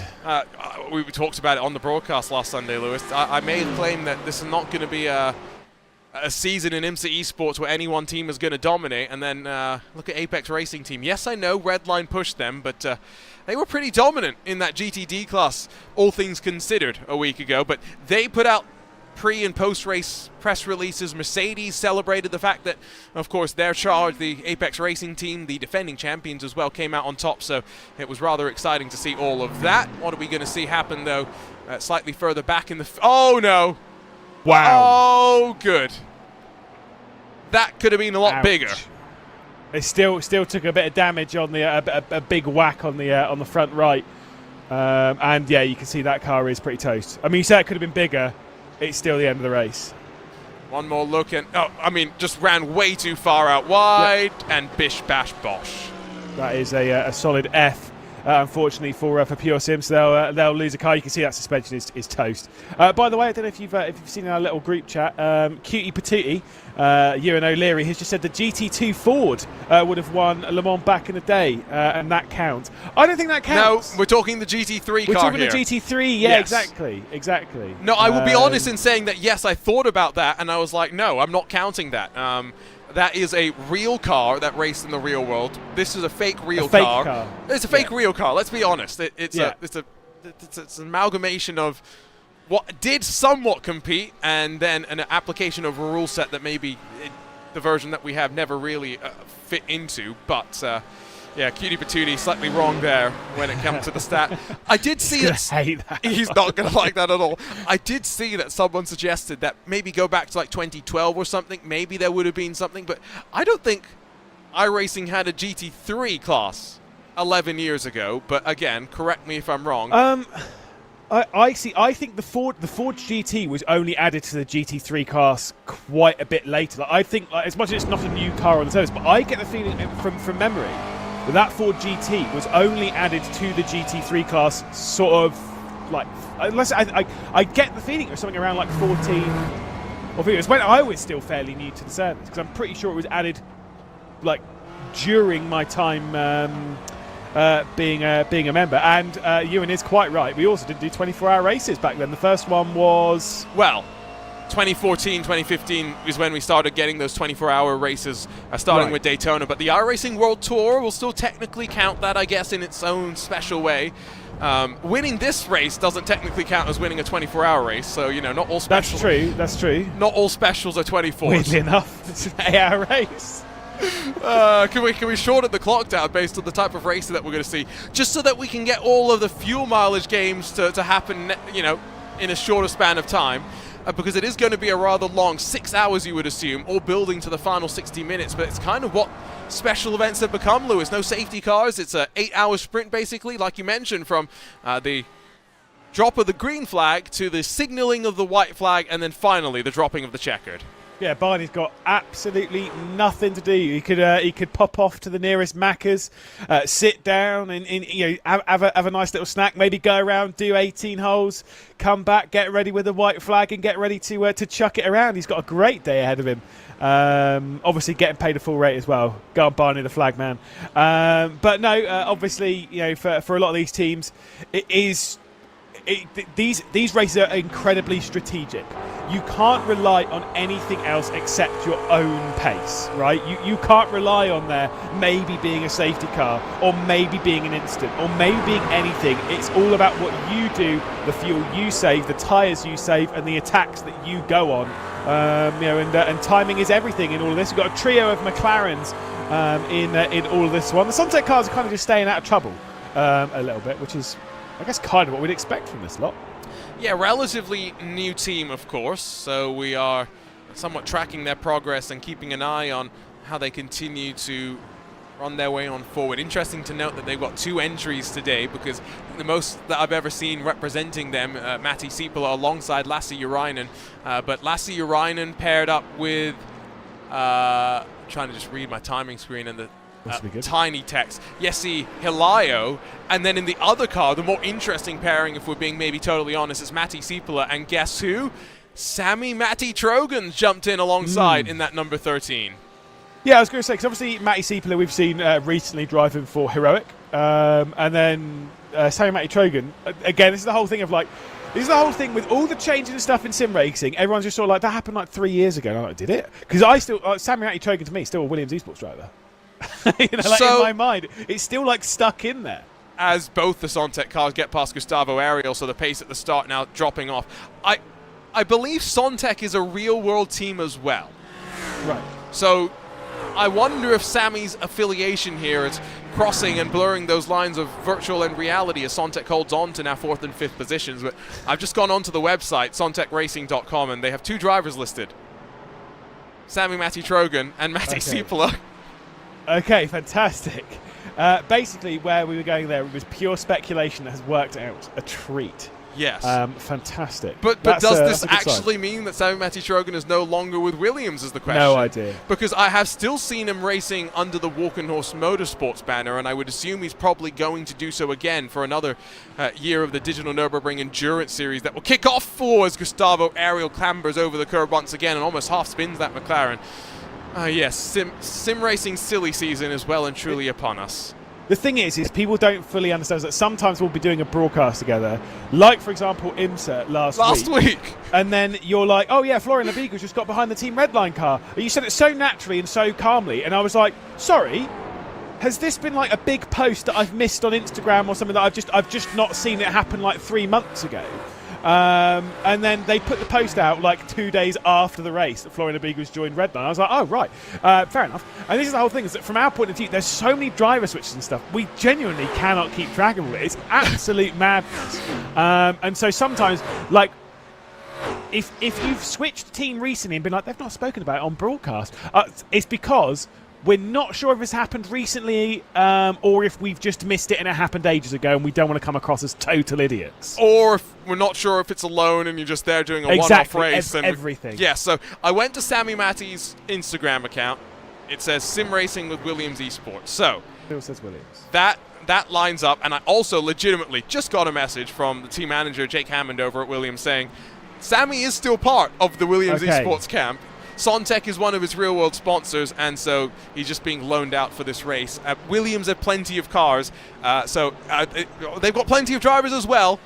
Sammy can be loaned out for this one race, and we'll see how he goes up, of course, behind Alessandro Bico in the train of cars. But I heard the klaxon go off on pit lane. We're almost towards the close of the first hour of this Coach Dave Academy iRacing Fuji 8 Hours, the first of the iRacing special events here at the Fuji International Speedway. And you know what that means, Lewis. It's time for pit stops.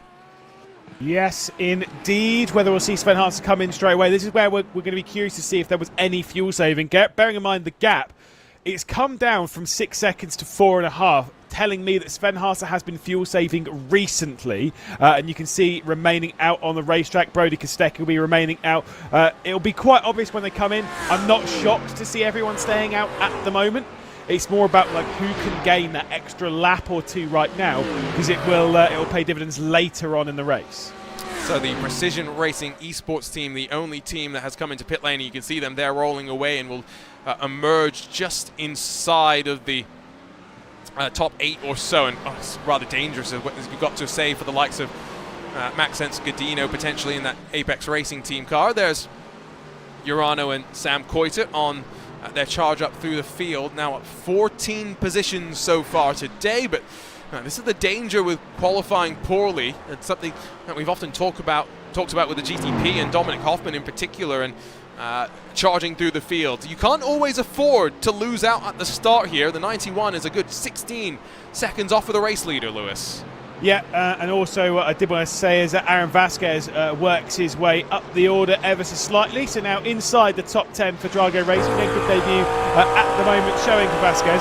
A little bit ahead of this. I wonder if they might gain a little bit of a position as we ride on board with the ATRS car, getting onto, or rather lifting a little bit earlier, coasting into the corner and gaining a little bit of extra fuel mileage. With that Mercedes AMG Team Williams diesel car, with that damage on the front, is there going to be a required extra stop as Sam Coitet has been a problem at the chicane? I just saw smoke off the back of that camera shot and I was like, who went around? The answer is the Urano car that we were just talking about. You don't believe in the commentator's curse, do you, Lewis? No, of course not. Just bad, exist. Just bad driving, right? Bad driving and bad luck. Bad luck is a thing. Bad luck is indeed a thing. But you know, I will send you a clip from yesterday's Radical Cup UK broadcast where Ewan O'Leary was alongside myself, and yeah, I had a pretty bad commentator's curse, and see, lad, that's a weird one. scientifically speaking, what have I just seen? I don't think science could explain this one as we jump on board with the Pure Sims 116. So we were talking about science fiction earlier on. I think aliens might have actually joined the broadcast. Oh, unreal levels of lag, and suddenly the air cannon fired off the front of the car. Now that was some Mario Kart level stuff. So that just absolutely, like, was it blue shell? Blue shelled him, red shell, whatever it is. He shelled him. It's all of the above when it comes to Mario, I feel, rolled into one there. Wow, that was impressive. That was actually quite impressive, and for Poiter to hold on to it and minimize the time loss, and compare that again to what happened to Go Vankini in the Grid and Go 003 earlier, where he struggled to get it into the right gear, and again Brody Kostecki just lifts the front end of that car over one of those sleeping policemen. But yeah, Poiter was able to spin it around and bring it back onto the track inside of the top 20. So we're past the top of the hour. Drivers have been able to save that little bit more fuel, but you're right, Sven Haase maybe has been focusing more on the fuel mileage. The gap for the lead is now underneath the 4 seconds for the first time since seemingly the start of the race, and they're going to indicate pit right, and it is a rather, I don't want to say precarious, but it's not the easiest pit lane entry to navigate. Oh, no, it's not terrible. I kind of want to say it was garbage, but it's not. It's not terrible. It's just a bit scary because you come into it so quickly. If you want to hear me talking about bad pit entries, wait until tomorrow for IMSA Esports, because obviously we've got Watkins, which is one of the worst on planet Earth. And I will tear that one a new one just for about 2 hours and 40 minutes, to be perfectly honest. I hate it. It's so bad. It is deserved, to be fair. Yeah, guidance from race control is going to have to be given to clarify all of that, and I assure you we will still probably see some incidents over the course of the race. Oh, yes. So I see the Sven Haase driven car up on the jacks. No surprise to see it take fuel and tires at the same time, but no driver change taking place after 1 hour complete. Yeah, which, to be fair, is not too much of a shock. In these kind of races, you don't tend to see driver swaps that consistently. Obviously, if you've jumped in from the world of, like, ACC and stuff, where they do... Oh, F for the SimCity Racing. Not great, not great. But yeah, no, what I was going to say was you would tend to see driver swaps all of the time. Now I'm thinking we might need some driver swaps because I think everyone's losing their head a little bit. Yeah, that was not one but two little slip-ups over the course of the track. And so as Sven Haase leaves the pit lane, it's all as, of course, that car now has some clean air to enjoy once again. So the margin under 4 seconds come the end of the stint, and here we go. The dance onto pit lane. Who will go a couple of laps beyond? It's Kostecki in, and not followed in by anyone else directly behind. Now, you remember how earlier on in the broadcast I was saying that maybe if you could save enough fuel, maybe you could save a pit stop. Some of these drivers are in that kind of vein, where obviously the difference is they've been in the pack, so it's been easier for them to save fuel, as we've said over this first stint. So this makes sense. This would actually be, as much as you do a little bit of running beforehand, this would be the longest one. Let's see what happened with the Urano car right on the rear end. Is that Sam Coiter just getting a little bit of a touch on the rear? Was it Sam Coiter? Yeah, I think it was. It was the 91, wasn't it? The addition off his air cannon as well. Right, it was. Man's fuming. Let's jump on board. It was Coiter I can confirm, rather, not confuse you with. And it's just the apex speed. He just kind of drives straight in the back. There's no air cannon involved there. That was just, to be fair, good avoidance, by the way, from everyone. Very easy to just clout that car that's kind of spinning all over the road. What happens after this? And so was that what happened then to the Ferrari that we saw spin it around as well? So yeah, spool it back slightly further, back into this braking. Oh no, that's going to be car contact. Oh yeah. That's a lap car though, getting spun around. So it's the 17, the DRS Esports car that activated its DRS at the wrong place on track. Yep. That was not fair though. If you are going a lap down, was it the car that was a lap down getting out of the way that got spun round? That is potentially what happened, yes. Yeah, so at that point, it's kind of like, well, you need to get out of the way better. It's very brutal, but yes. See Alessandro Bico, Matty Siepeler into the pit lane. I think that's a Urinen staying. Oh, no, Matty Siepeler's also staying. He got those last little wisps of the slipstream, and they remain out. So Sontag 1-2 in the race, but most importantly, they're going further than anyone else. Could they shave a pit stop off? I still don't understand how much time they'll need to shave off. What I have just realized, though, as we check in with Brody Kostecki back out in the Audi, he has lost ground to Go Vanchini, mostly just by virtue of that pit stop time. It's not a full service that Go Vanchini took in the pit stop. Rather, Go Vanchini's teammate took in the pit stop cycle. Getting myself confused with the 3 different grid and go cars that we have. And that's an interesting number, Lewis, to keep your eye on, because obviously they recognize the fact that they're not cutting a pit stop out, and well, they need to account for that. I was going to say, if Go Vanchini's jumped him in the pit stop, he's done a very good job, considering he's basically at the rear of the field now after being stationary on an apex for about 3.5 hours. Yeah, no, for Sven Haase, at the moment it seems like fairly perfect execution. Although, I mean, look at the position count. Let's see the position count once he's actually at the end of pit lane to understand. So there are 11 cars still out on circuit at the moment. That is quite a high number of cars that are going for an extra lap or two, as we can see the Williams Velasano Bico rolling out of pit lane, still remaining behind Brody Kostecki. Yes, that is the Williams car that has a front end, by the way. We were wondering what would happen to the second Williams eSports car. Well, unfortunately, we don't have an answer just yet because they're not into pit lane, but we might get it this time around. And see the traffic starting to play its part without a shadow of a doubt now because of the overlap, the length of the pit lane as well. Again, it's a long pitch straight, and therefore the amount of time that you lose by going down at pit speed, definitely a factor to keep in mind. Into the box, nice and tidy. Onto the limiter comes Nicolas Matteo. Follows in the Drago Racing car, but wow. Sontec Racing onto the 42nd lap of the run, and Lewis, I'm not sure if this is going to play out, but it's something they're committed to, that's for sure. Well, they're definitely shaving a pit stop, right? So that's the important bit. And it does mean then that for Sven Haase, if you look at that gap now, right, at least a 001 car, if you know that these two are shaving off a pit stop from the race, then you know that 60-second gap is the gap that you now have to close in the next 6 hours and 50 minutes. Right? Simple as that. Not that simple, but are you trying to make me do math right now, Lewis? Goodness. No, well, no, that's just how it is. It's as simple as that. If they're going to shave that pit stop off, then basically you need to gain the time that you're because they've made a stop. You've made a stop and they haven't. So you've got that 59 seconds to close down over the final portion of this race. Obviously, it's there's a lot more to it, and everyone's just running their own strategy. I think it's just very impressive that Matti Sieppula and Lasse Urainen have been able to go this long, showing the pace that they've had. The fact of someone going this long is not actually a shock. The fact of them doing it this quickly is the shock. That's the surprise. They're actually in contention for this. And I guess the question will be, how do they keep up the fuel saving now that they potentially will lose the draft of those around them? That's going to be a factor. You still see Kostecki and Bico. They're relatively close to one another, but as they roll their way through the middle sector, it's all as onto pit lane. 42 full laps. Not just for Sontec's 13 and 113, but for Beckham Jasir in that Williams Esports Academy car as well. Lewis's favorite livery on the grid. If you're doing these longer... you said it then. If you're doing the longer stints, though, is he out of fuel? No, he's not. It was just the camera shot. It got me a little bit confused there for a second. Although Beckham Jasir has just gone an extra lap as Sieppula, without a shadow of a doubt, did splutter into the box.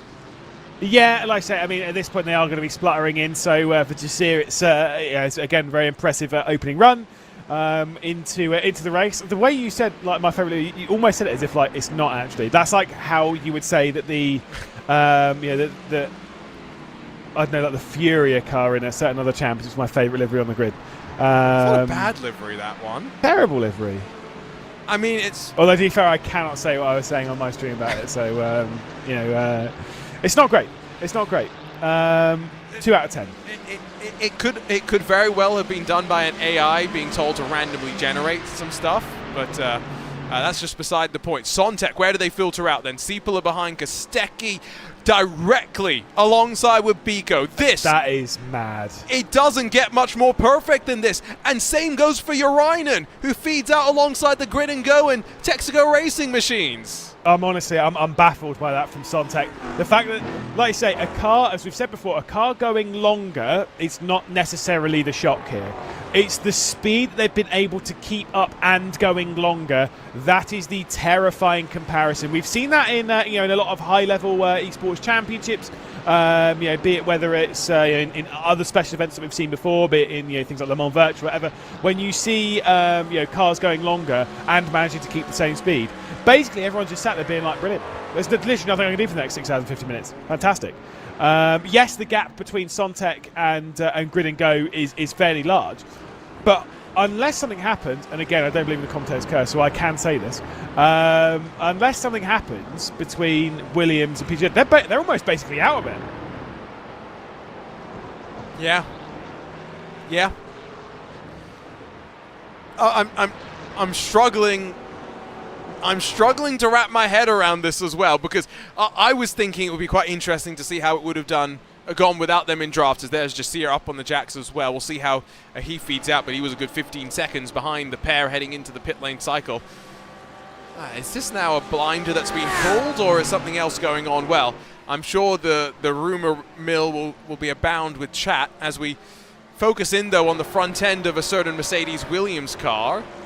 It's back in one piece, albeit it's bent. Missed. Yes, I wasn't going to say perfect shape. Do you know what I think that is then? I think when we were missing it over the first stint and we were curious about this, I think it was always there for them. I think that was on our end that we weren't seeing the front end. I did say you really rarely see that on iRacing, to be perfectly honest.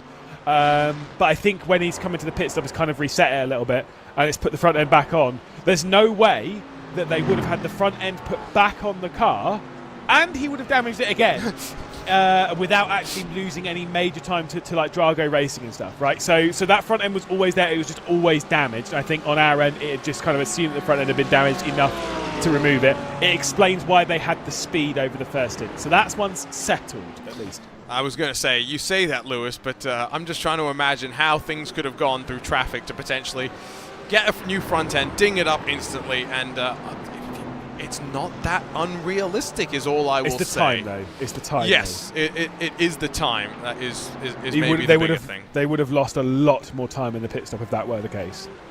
Would be hilarious, though. We've seen it before where it's like, right, we'll put this new part on the car. We'll put this new part on the car instantly, into the first corner. Bang, it's gone. Bang, indeed. I'm just, again, looking through my social media, which is always a fun thing to try and figure out what little news items that we as commentators have missed. I don't think there's anything too major, but Team Redline, of course, for tomorrow's IMSA Esports Global Championship. It will be a bit of a watch-along that you can follow along with Luke Crane, Kevin Siggy, Enzo Benito. We mentioned Max Verstappen, but I'm quite curious, who is Birmingham's finest? Is that Luke Bennett? Luke Bennett. It's Luke Bennett. It is Luke Bennett. Yep, definitely. Terrified of the guy. But yes, he is Birmingham's finest. Good reason to be scared then. Oh, yeah, no, I'm petrified. Him and his dad. His dad's actually very nice, to be fair. But no, yeah, like I say, I mean, the Redline watch-along streams, they're actually pretty decent. They're more fun than watching us, let's be real. I think Luke Crane's in chat, though, so we won't give him too much. Let's steer away from this then. New topic of conversation. Let's talk about the Williams Esports team stream, which I think they'll be having one, of course, today if you want to follow along with a second stream perspective of what is going on. Grid and Go, by the way, question I've just seen popped into chat. Well, they entered 3 different cars in the running order. They're all pretty quick, it would seem, as well, Lewis. Yeah, exactly. I mean, at the moment, you'd be sat there thinking, if you've just jumped in, you'd think, yeah, they're going all right, first, fifth, and wherever the other one is. They were running first, second, and third for the opening portion of this race. The 002 dropped backwards ever so slightly over the opening speed, just kind of didn't really have quite the pace of his teammate as Jarno caught behind the wheel of the 002. The other one being significantly further down the order, and I think actually out of the race, is Govan Keeley. Yes. Courtesy of going for a spin, stopping on an apex, waiting the entire day to do so, and making us wonder if there was more of a technical issue there, or brain fade. It would never be with drivers, be it real or virtual, that they would make a mistake, would it? It's never happened before. No, I actually never make mistakes, ever. What happened during the iRacing Spa 24 earlier this year? What do you mean? I heard the stories about the commentator's car. Wasn't me. Wasn't me that you? did it. No, I didn't spin the car. No, I wasn't spin you? the car and drop it in a barrier. No, to be fair, we all spun the car. Okay, we all spun the car. We all spun the car. It wasn't even just a commentator's car. It was myself. It was Cutie Patootie, Ewan O'Leary. It was the Golf Master of course, Cameron Roger, and it was Enzo Explains, Enzo Fazzi, of course, who's not a commentator at all. But he's quite adept at explaining stuff, so, you know, he's more of a commentator than any of us really are. Well, I mean, he does like to comment on certain things, so there is that at least. And yes, we all spun at the same corner. It's just when I spun, I might have spun and rolled back into a wall. Excuses. Slight difference, but we all did spin there. So see, the funny thing is, Lewis is more than willing to give out the excuses when he's the one spinning that's it. so true. But when it's someone else spinning it, no. You best believe you're not allowed to forget it. How do I know? Sorry. How do I know? Because you keep binning my car and then taking all the fast repairs. Yeah, no, I'm furious. It's happened once. Can I just also say, by the way, at least I didn't go, oh, there must be a commentator in the split. There must be someone else. There must be someone said that we're running really well at the moment, because that's why I crashed. The only reason I crashed, the only like plausible explanation as to why I binned it right now is because someone on a stream which has gone out like 2 minutes before, that they've said that I'm running really well, and that's why I've crashed. The logic baffles the mind. Commentator's curse. I'm still angry. Anyway, Lewis making his intentions known. It doesn't exist. It does not exist. We've had our fair share of funny moments when it comes to okay, commentator's curse is maybe not the right way to phrase it. I still think back to Isaac Morris, ISOWC at Road America, which he did get detonated. Yes. He got detonated, yes. So that was not commentator's curse, but yes, we've seen some rather intriguing things. So you slid in all the nicknames, by the way, as well for poor Ewan O'Leary, for fortunate Cam Roger, whose nickname is, you know, is Golf Master. Yeah, I know. Good, isn't it? Golf Master Extraordinaire is the full title, by the way. I know. What's his handicap? I think it's higher than mine. I don't actually know. I don't think we've got Cam to a handicap. Mine's 21.7. I think Cam's is something around like 22 or 23. 21.7. Look at that. So this means that, Lewis, when we play golf together next year, you're going to spot me at least 7 holes. 7 strokes. We'll be fairer, not holes. Lord, no. So 7 strokes then. Got it. Okay. Good Lord, no. I mean, we'll see. I can again, the 2 times I played golf this year, Lewis, I scored under 100 both times. We won't say what I scored, but under 100 both times. I think the lowest I got was with Cam. I got 93, which I was very impressed with. But you said your handicap's 21. Because that's not because handicaps don't work in the way that you think they work like that. It's a lot more. It's a lot more complicated. You're talking your actual handicap. I see. An actual handicap. Yeah, what I'd actually be aiming to hit. If we're going around, I'm going to aim to hit about 95. You're one of those guys that signed up at a country club, submits his scorecards every time.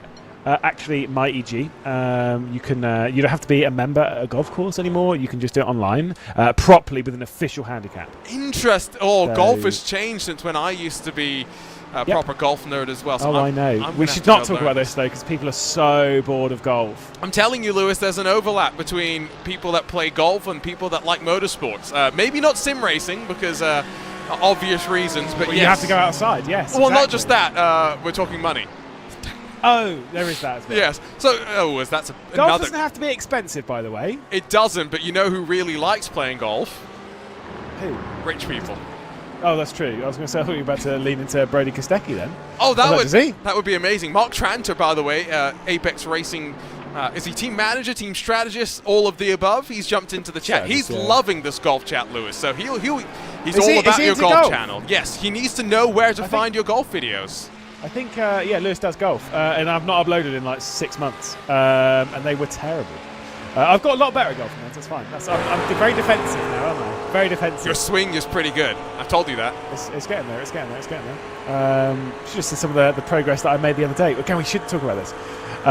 For everything you need a coach. I need a coach in golfing, and some people need a coach in sim racing, and that's why this race is brought to you by Coach Dave Academy. Oh, look at that segue. And Coach Dave Academy, your place to go if you're looking for setup help, for driving help as well. But what we don't have, Lewis, is commentary coaching. Oh, we don't, and we need it. We need it. The 2 of us clearly need it. I mean, can you imagine, though, what that would be like? Don't swear, talk about random stuff, look at your screen, and occasionally shout a lot. I think the most important thing, though, above all else, I think you know where I'm going to go with Friends this. in high places? Yeah, I was literally going to talk about that. It's more about where you have friends. Oh dear. Thank you. I'll return. On board with Matty Sieper then. Battle for second position. Of course, yeah. The reason why we go completely off topic in these races and stuff, you might think, oh, they're missing all the racing and stuff. Not a lot of racing generally happens through the stint. It's normally bookended by action. You have action at the start and action at the end of the stint. Through the middle, everyone's just holding position. No one's wasting time. That's the important bit for them at the moment. So Siepler will almost certainly sit behind, because do remember this car went for more laps than anyone else, up to 42 laps, which is what, 5 laps longer than Sven Haas, our race leader? Yes, and I feel like this is where the lack of safety cars is really exacerbated and highlighted, right? Because of the fact that I look at IMSA in particular with the way the wave arounds work, right? To give you your lap back if you've gone a couple of laps down. In these sprint races, then they are sprint races, despite the fact that they have 8 hours on the clock. You are running your strategy from the very start, and so you're not really incentivized to try and push and to make things happen. And so effectively, once you know your strategy, once you see what everyone else is doing in the first hour, from there you know your run plan, and you can go from there. That's another spin. That's a familiar sight to see a car spun around. Can this driver find reverse gear in the Versus Esports team with Drapergy number 32? Or can they find any gear at the moment? Which the answer is yes, and they roll themselves back around. I guess, by the way, as much as this is just a base iRacing livery, what we're seeing here, this ticks all the boxes for me. A dark colour, a blue in there, and lime green. Ticks all the boxes. And no red. And no red. To be fair, genuinely, this livery is better than the official Mercedes-AMG Team Petronas Esports livery. Oh, okay. With saying that. You mean the esports livery? That's not a bold take. Yeah, that's not a bold take. Not this livery. This livery looks good. The Apex Racing Merc livery looks good. The Urano Merc livery looks good. The normal one, which we don't have in this race, the official Petronas Esports, so their works team. As much as, again, I like everyone at Mercedes and I like the team, I like all the drivers, the livery is trash. Do better. It's grey and pink for those that have never seen this livery that we're talking about. I don't really know if I can... I can't compare it to anything else because it is so unique and its own way. If you imagine the Mercedes F1 livery from last year, on this car, as we'll see a little bit of a look down the inside, and Williams will take over second position in the head of this group, which will be absolutely fine. A bit of fuel saving will come in with Brody Kostekis, absolutely fine. But if you imagine like the F1 livery on a Mercedes GT3, and instead of the green have it as pink, you're on the right path. Right, and that's kind of like, to be fair, that livery, if that were the case, I'd be all over it. I'd say it's actually really quite good. But then what you do is you remove all the character and all the sponsorship from it, and there you go. Is that harsh? No, I don't think so. I think we both separately made our distaste for that livery be known through our various tier lists on various streams. But yes, I think that's pretty apt. I do want to say, if anyone sat here being like, oh, I'm going to click this and I'm going to send this to Mercedes, like, no, don't bother, because I'll tell them to their face. I have done. Over the whole year, I have done so many times. To be fair, even when I first saw the livery at Sim Racing last year, I like everyone in there. I just think that livery, it needs more. So this is what I've said when it comes to the Apex Racing Team Merc as well, which is what I got slightly thrown under the bus about when it first got shared, because I got sent an image of the new livery, and I was asked, so what do you think about it? And I responded honestly saying, it's cool, it's nice, but it doesn't scream Apex Racing Team to me. It doesn't scream that 5 years from now I'm going to remember this as the Apex car. It just looked like any other GT3 machine. And I said that in a private message with an Apex Racing Team driver. Not 30 minutes later, DMs start flooding in left, right, and center because that message got posted in the Apex Racing Team Discord. It's not that I don't like it. It's a perfectly attractive livery, but you know what's even better? The Stormforce ART livery. Stormforce ART livery is pretty hot. It is pretty hot. It may be one of the best in 2023. I will say the Apex Racing livery that we've got here, less so this one because again it's the red highlights. I prefer the one with the green highlights, the 98 in this race. This livery's grown on me a lot. I was pretty critical of it when it was new, but I have since grown somewhat fond of it. I actually quite like it now. This is what I said. It's a good livery. It is a GT3 livery that fits perfectly on a Mercedes. Will it look good on other cars? But no. Yes. Look, that's not even the thing. It will look fine on other cars. But Lewis, it looks very much like what Artifact Racing is my team now. It used to be called Reverend Racing.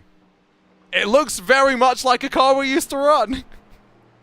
You're saying it's lost the character of the Apex Racing squad. I mean, I will say this is the whole thing of like if you're making a team in sim racing, if you do have a plan on making a team in sim racing, we're available for consultation. Yeah, exactly, and we will tell you if your livery is hot or not. But it's about finding a unique. And whether it's just a color palette or whatever, or even if it's just a design, like you don't just necessarily have to have like blue and red here, right? It's not a unique color palette. Like we've seen cars with blue and red on before. I mean, even the red lines these days, it's not black and red; it's blue and red basically. But it's about what you do with the colors and how you put the designs onto the car, and you've also got to make it transferable across multiple cars. All very confusing and very, very hard. But building that character of your team comes from the livery, not the drivers, not how you race on track. It is so much about the livery, even more so than the logo. It's the most identifiable piece of your car, so make it good. So what I am going to try and do is... Oh dear. I say, you say, oh dear, I say, hashtag, why did Twitter have to make things a billion times more complicated for producers behind the scenes to try and make things happen on broadcast. I want to show people who have maybe never seen what the Stormforce Apex Racing team car looks like. I had to make sure I get my order of the words correct there. I want to show people what it looks like because I know I have a soft spot for it, Lewis. And again, I will make the claim I think it is one of the best liveries in 2023. This is, of course, not on a GT3 car, I will concede, but it just looks really, really cool. I will say it looks better on that than it does on the Formula 4. This is the thing. I'm not saying it looks bad in the Formula 4, and obviously they take part in the British Formula 4 Esports Championship. They're leading the championship at the moment. Luke McHugh and Pete Berryman driving, and Pete Berryman's a championship leader and all that. Speaking of which, he's quite good in that car as well, winning the World Championship in it, right there. I've got to say, with it, it's kind of one that I'm looking at, and I think it's a great livery, but is it transferable car to car? That's the thing. It does look different on the Porsche Cup car, I will concede that. I have not seen it on the Formula 4, so that is also a very valuable point that you make, that liveries do not always translate across the different cars. That's the hardest bit, by the way. That is absolutely the hardest bit. To have a design that works on one car, but you've got to remember, like, if you're doing that design, it's got to kind of work on a GT3, on a prototype, on a GTP, or hypercar, LMDH, whatever you want to call it, and it also has to work on an open wheeler. And getting it to kind of work on all of those is really, really hard, and not many teams actually pull it off.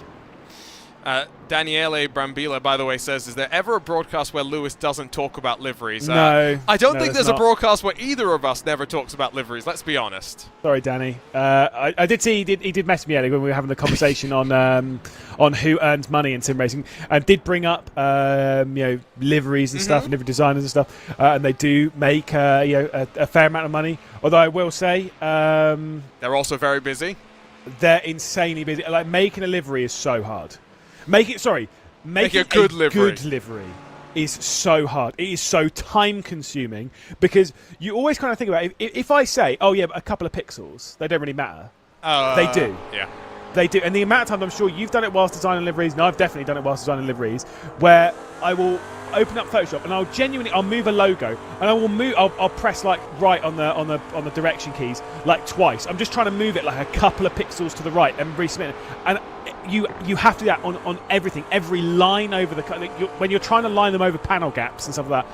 It takes so long to design a livery, and it's why I haven't designed a livery in probably 2 to 3 years, because it makes me slam my head straight through my desk. The fuel saving is still going on, by the way, for the majority of the cars. The gap between the top two is up to about 11 seconds or so. But yeah, these cars aren't so bad. The way that the template is built out for them is somewhat simple. I say somewhat simple. If any livery designer that had to work on LMP1 cars on iRacing in the past, I apologize for the lack of sanity that you now have as a result of that work that you did. It was a great service to the community, but I hope that you never have to do it again, because you'd sometimes have to put a logo across like 3 or 4 different parts of a Photoshop file, cutting, manipulating, squeezing it all around. Lewis, I'll be honest, that I don't do liveries. I do decal layers for series and whatnot, and those are hard enough just to get the number boards all in the right place. Yeah, no, I've seen to be fair, that's not an LMP1 thing. That is a prototype thing, because prototypes are actually really complex. And to be fair, I will also say that's not just an iRacing thing. That's just doing a livery on a prototype in anything. They are really tricky to do, because they're a lot more complicated than just like, oh well, here's the side of a Merc, slap some logos on it, and off you go. It's really tricky. I will also say what Danny's just said in chat. The livery doesn't have to look identical car to car. No, it doesn't. But it does, like, what we're talking about here is the character of the team. The character of the team has to be carried over, and by some teams, when they kind of like manipulate the livery to kind of work on a different car, as much as it's got the same colours and the same logos, it's kind of, if you see 2 liveries designed by 2 different people of the same team, right? They don't feel like the same team, and it is kind of in that vein. It's about the character and the profile of the team. That's what's important. And so that's where you can say that keeping a livery simple makes it easier to adapt across different cars. But I'd also counterpoint to that and say that as long as you've got the design motif somewhat consistent, then take PGZ as a case in point. There's the yellow chevrons, effectively, that is their design identity, and so they accent the headlights here on the Audi to just make better use of the space on the car, something they may not do on the other cars, but it's the identity that is shared ultimately. And so that's a good point. Mark Tranter just messaged me, by the way, a picture of the Formula 4 Stormforce machine, and I see what you mean. And you know what the biggest issue is, I've just realized? When you have the Mercedes, and in GT cars in particular, you can have long logos that are sideways. Can't really do that on Formula machines. No, you can't like jump between GT3s. I mean, look at these 2 that we're looking at here. Obviously, like on the door, because of how like on the Audi you've got the whatever the air, like the intake or whatever, and on the McLaren you kind of got like the whole that whole side section is really narrow. Whereas when you compare it to the Merc, you've got so much space to work with. That's just in the same class. Honestly, that side of things it's insanely difficult. So when I was doing livery design, and I had to design a livery, I was doing like loads of GTs and open wheelers and stuff like that, and then I then did a livery for a V8 supercar, which was before they were like they are now. And it was in like it was when not the last Holden Commodore, the one before, and it was one of those on AMS. I loved it because I was like, you've got so much space to play with, almost too much. But you've got like you can basically do what you want on the side of the car, and it's so like freeing to just basically do like, well, whatever design you want, off you go. Whereas unless you've got to work it around an annoying GT3 car. Yeah, exactly. And sometimes the restrictions that you have in place as well with number boards and things like that. I don't know. I'm just thinking back to when I was picking who was working on my livery for my team, and it was basically, who do I feel understands the vision that I'm thinking of and can actually translate it onto the car itself? The wizard that we picked ended up at someone that Lewis has worked with as well, Max Eru Bryce, is a very talented artist in and of his own right, but someone that many iRacers may not be so familiar with. But we talked about money in sim racing. As much as he's worked in so many big profile projects with the likes of Andy Blackmore, built liveries for Rocket Simsport and a whole bunch of other stuff, he decided that sim racing wasn't necessarily where he wanted to spend his time, and I don't blame him, given that he's not just a great sim racing livery designer, but also an epic tattoo artist as well. Yeah, exactly. There's a lot of places where like that art form, really is usable, and he was like very like kind of well thought out with all that kind of stuff. Obviously, Bryce Lau. There are a few other livery designers and stuff. Like even like back in the day, and I don't really see them anymore. Does Coda Factory still exist? That's a name I haven't heard for quite a while. I know. So no, then that's the answer. Because obviously, when I was still fairly new to iRacing, any good livery. Any high-level livery, for the most part, they were done by Coda Factory. And Coda, I think, had done some liveries on some real motorsport cars. I didn't remember a Ferrari being done by them. And then, obviously, you've got Nico Barkley's done some liveries, a couple of liveries in real life, mostly the Bentley a couple of years back in British GT. If you're doing the livery design and stuff in sim racing, there is that fairly transferable skill. It's not quite as transferable as some other skills into motorsport. You need to be a bit more like thought outside the box, but the design itself can move its way over into a real motorsport livery. I just kind of find those things kind of fascinating when you see those stories of like not just a driver or whatever moving over from sim racing to real. When you see like any other job basically. I think when it comes to going from designing virtual cars to real cars as well, the thing that many forget is that you're not designing for yourself. Yeah. You're designing for the sponsors most of the time when it goes to real world motorsport, making sure they have their placement, they're always visible in the right ways. When it comes to certain sponsors as well, making sure that you're representing them in the ways that they want, using the logos in the intended ways, etc., etc., etc. And so it's more involved of a process than you would think, and it's why I said it last week on the IMSA Esports Global Championship coverage, but the livery that Pure Sims are running for that championship in their BMW M4 GT3, it's a partnership with Michelin, which has got the Michelin man on the front of the car. I love it, Lewis. That is the type of livery that you'd see in the real world as well, I feel. I was going to say that is the other thing that like with some sim liveries, right? We've really entered full podcast mode on sim liveries. Oh yes, that is fantastic. I think it's a fascinating topic. With some, it's kind of, this is a completely subjective side. It's like whether a livery is good or not. Is to whether you could like imagine it on a real race car. Right, and that's where things become like quite interesting, because this is where, like, for example, if you want to take an example in this race, right, and one livery that we've said is quite good, the Apex Racing Team livery. Could I see it on a real racing car? And I cannot put my finger on why, but I kind of can't. Interesting. It's a very sim racery livery, and this is why when, like, I say the Nico Barkley one, right. And it's because I saw a photograph of the car before I knew it was designed by Nico Barkley. I was looking at it being like, I can't put my finger on it, but something's weird about this car. And someone was like, yeah, it looks like a sim racer livery. And I was like, it does look like a sim racer livery. And he was like, yeah, it's because it's designed by Nico Barkley. I was like, was it? Are you serious? There is a vibe to how sim racing liveries are, and they don't look the same as a real race car. I cannot put my finger on what it is. So I need to go and find the original Reverend Racing livery, we loved the livery for the few years that we ran it, and then someone sent us a picture and went, hey, isn't this your livery? And it was basically our livery, just with different colors that had been running in the real world for going on like 5 years at that point. And so we decided it was time to... But the Apex Racing livery does remind me a little bit of that. So I'll find it, I'll send it over to you. But I know what you mean. It's a flick as well. It's an instant recognition of, oh, I can see that on a real car. It would work. I get it.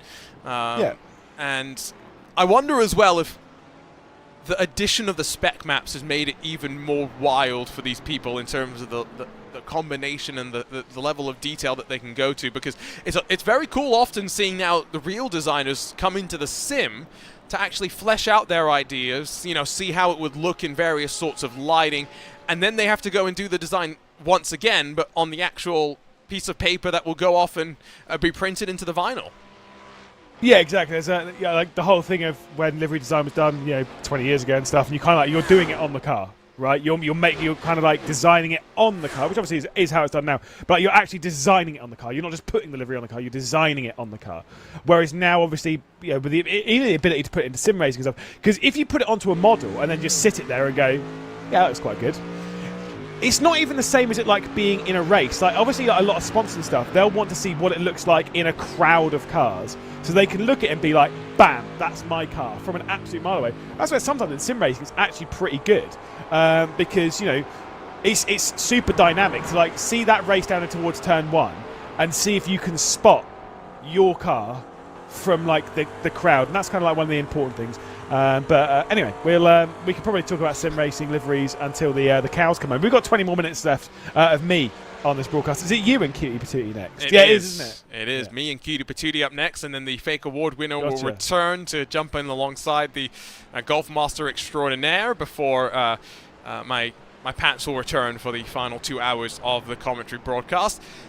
It has settled into a rhythm, though. That's why we go into somewhat of a podcast mode. The traffic's being the main factor right now in this race for second, effectively, as Alessandro Bico tries to break away from Brody Kostecki, from Matti Siepola behind. Jarno Koch in the 002 GridandGo.com Esports is being chased down by Texaco Racing, by TK and Gustavo Ariel, along with Lasse Urainen. But, of course, it's the fuel mileage, should we say gamble, strategy from Sontec Racing. It's a strategy. It's not a gamble, I don't think. I don't think you can call it a gamble anymore, but I think it would have been fair to call it a gamble at the start of the day. Yeah, potentially, but the way they've nailed it over the stint is honestly terrifying. Obviously, you've got bits of lap traffic and stuff, which can cause the odd share of problems here. We're looking at the highest placed of the two Sontec cars. They're separated by about 3 seconds, which actually was about how they were towards when they were entering the pit stop sequence. And there's not been any major changes between those two Sontec cars, and they're remaining in the hunt. The main talking point at the moment is how the 001 has started lighting up the time she's, or in a sense over the stint, trying to go faster, trying to build that gap, and has built it now to the important one, which is 13.8 seconds, now 14 seconds to the Sontec car, because the Merc Williams car, the 155, and the Team PGZ car, they're both going a couple laps longer than Grid and Go, but the Sontec car is going way long, like way longer, to the point where I'm definitely not seeing him into the pit lane before I depart. No, definitely not. I don't think we'll see many. I think we'll see any. Yeah, pit stops. Well, we might see one, because I think there was one team that came in a good 2, 3, 4 laps before the top of the hour. But yeah, outside of that, no real contending pit stops. Still, Bico has a car between him and those chasing down. That's a 68 of Impulse Racing, and that's an important distinction as well, because single class race means that the traffic isn't maybe as easy to get on through as it would be in a multi-class race. And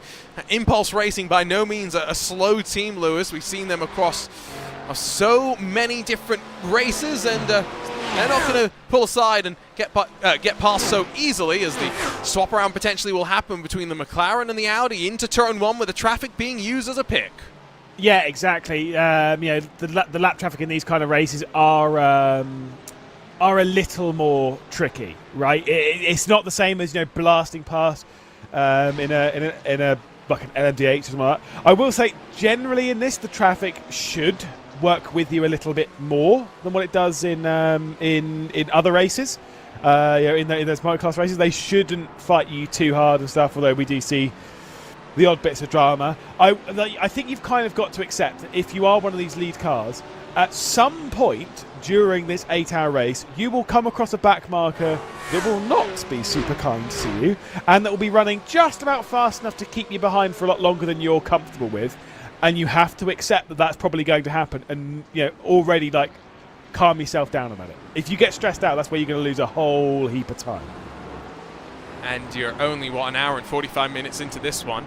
We've had this discussion a little bit before. How long does an endurance race have to be to truly actually feel like an endurance race rather than a sprint? But this is definitely one of those where 8 hours at Fuji, I think most of the teams have just pulled the 2 drivers rather than the 3 drivers. I'll be curious to see how they divvy up the race. Expect them to probably be double stinting across the board in these relatively cool track conditions. So as Bico continues to try and work to break the gap to those behind, Sontec finally clear themselves of one of those lapped cars. And now into turn number 1. Next target in sight is the 155. When you're saving so aggressively on fuel numbers, Lewis, I think the one benefit that we do have is the fact that it is going to heat up slightly over the next couple of hours, which means it will be slightly easier to save a bit of fuel.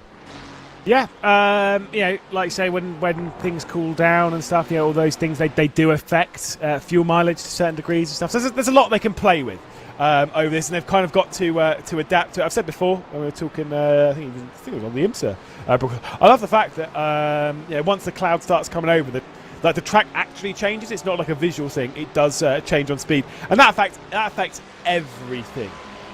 Fuel mileage, speed, obviously tyres is the really obvious one, the main contact point to the road. So I will say it's looking looking a little toastier than I would expect. 25 degrees. I know we were saying this before when we were doing BMW Amsterdam Cup because I was disappointed that in November it was warmer apparently than it was when I was there in October. But fair enough.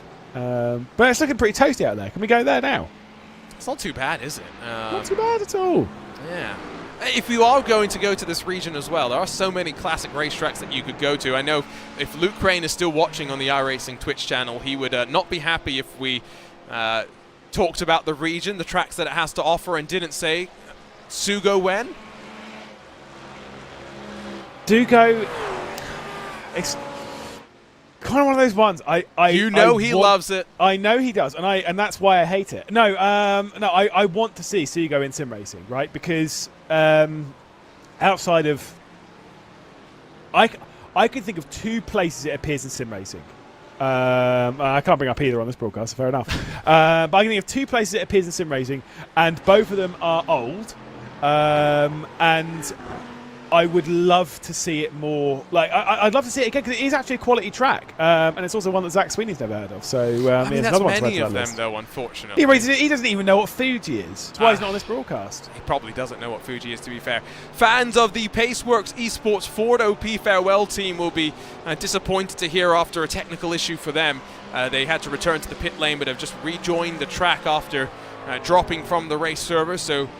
That's a slight misfortune for them in what is, I would expect, maybe a swan song for the Ford. The next opportunity they may have to race it would be Bathurst early next year. Then it would be Spa after that. But outside of that, shouldn't expect to see it in many special events. And as much as I think you don't want to say goodbye to it, Lewis, can we at least acknowledge that the new Ford Mustang GTD does look quite interesting? No, not even not even the road-going version of it, which is basically just like a unfettered GT3 car for regular people to go and do wild things with. Okay, so I'll say I've got an opinion on that Mustang. And again, it's one of those ones that I can't quite put my finger on why, but when I'm looking at it, being like, I just don't see that being like a GT3 car. Like I can't see it like. Seeing, here we go, side by side through the first corner. You've got a Ferrari 296, you've got a McLaren, MP40, you've got a Ford Mustang. And I'm like, well, do you know what? Something just doesn't feel right about that. You're not. Have you watched any of the GT4 Mustang races? Yeah, because I've obviously won races in British GT. And it's fine. It's fine in that. Okay, I was going to ask, do you think it was fine there? Because I feel like it's got the same issue there, kind of. Kind of, but less so because it's GT4 race. GT3, I don't know. It just seems weird. I think it's kind of one of those ones. You're just an elitist, is what you are, a European elitist. It's so true. It's a hill I will climb off of once I actually see it on racetrack and stuff. Once I get used to it, right? But right now, I'm just like, I just don't really see it. Then again, you say I'm a European elitist. Like my favourite GT3 isn't even. It's not even European. Is it the Nissan? No. Good Lord, is it the Nissan? Get out of here. I'm trying to think what's a non... Come on, think about it. Think about it. Dig deep. Dig deep. One was a little bit more controversial when it was first launched, but I think it's sick. Is it still racing right now? Surely it's got to be, yeah. It's not that old. I am drawing... It's got to be racing like Super GT and stuff. Surely. No, they almost certainly is. Oh, is it a Toyota Prius? No, although that is up there. Oh my God. Can we get the Prius out? That's ridiculous. No, it's the NSX, mate. Oh! Okay. I will be honest, I was trying to think American, and I thought you were going the Corvette route, and I was like, but that's not a GT3 car yet. Technically, you can. Callaway I know exists, but you know. Callaway is up there. Yes, exactly. But that's European. That is that is European. That is, as much as American, it is European. So that doesn't count. The NSX is up there. The Prius, though, that's some top level stuff. Some top level. I mean, in general, GT300's got quite an interest. I mean, didn't they have a Subaru BRZ at one point? Honestly, they've got some crazy stuff in Super G. I love it. I love a weird car fitting into the regs. Yes. Well, that's why it's great that it's basically GT3, but with the flexibility to homologate yourself kind of for that series.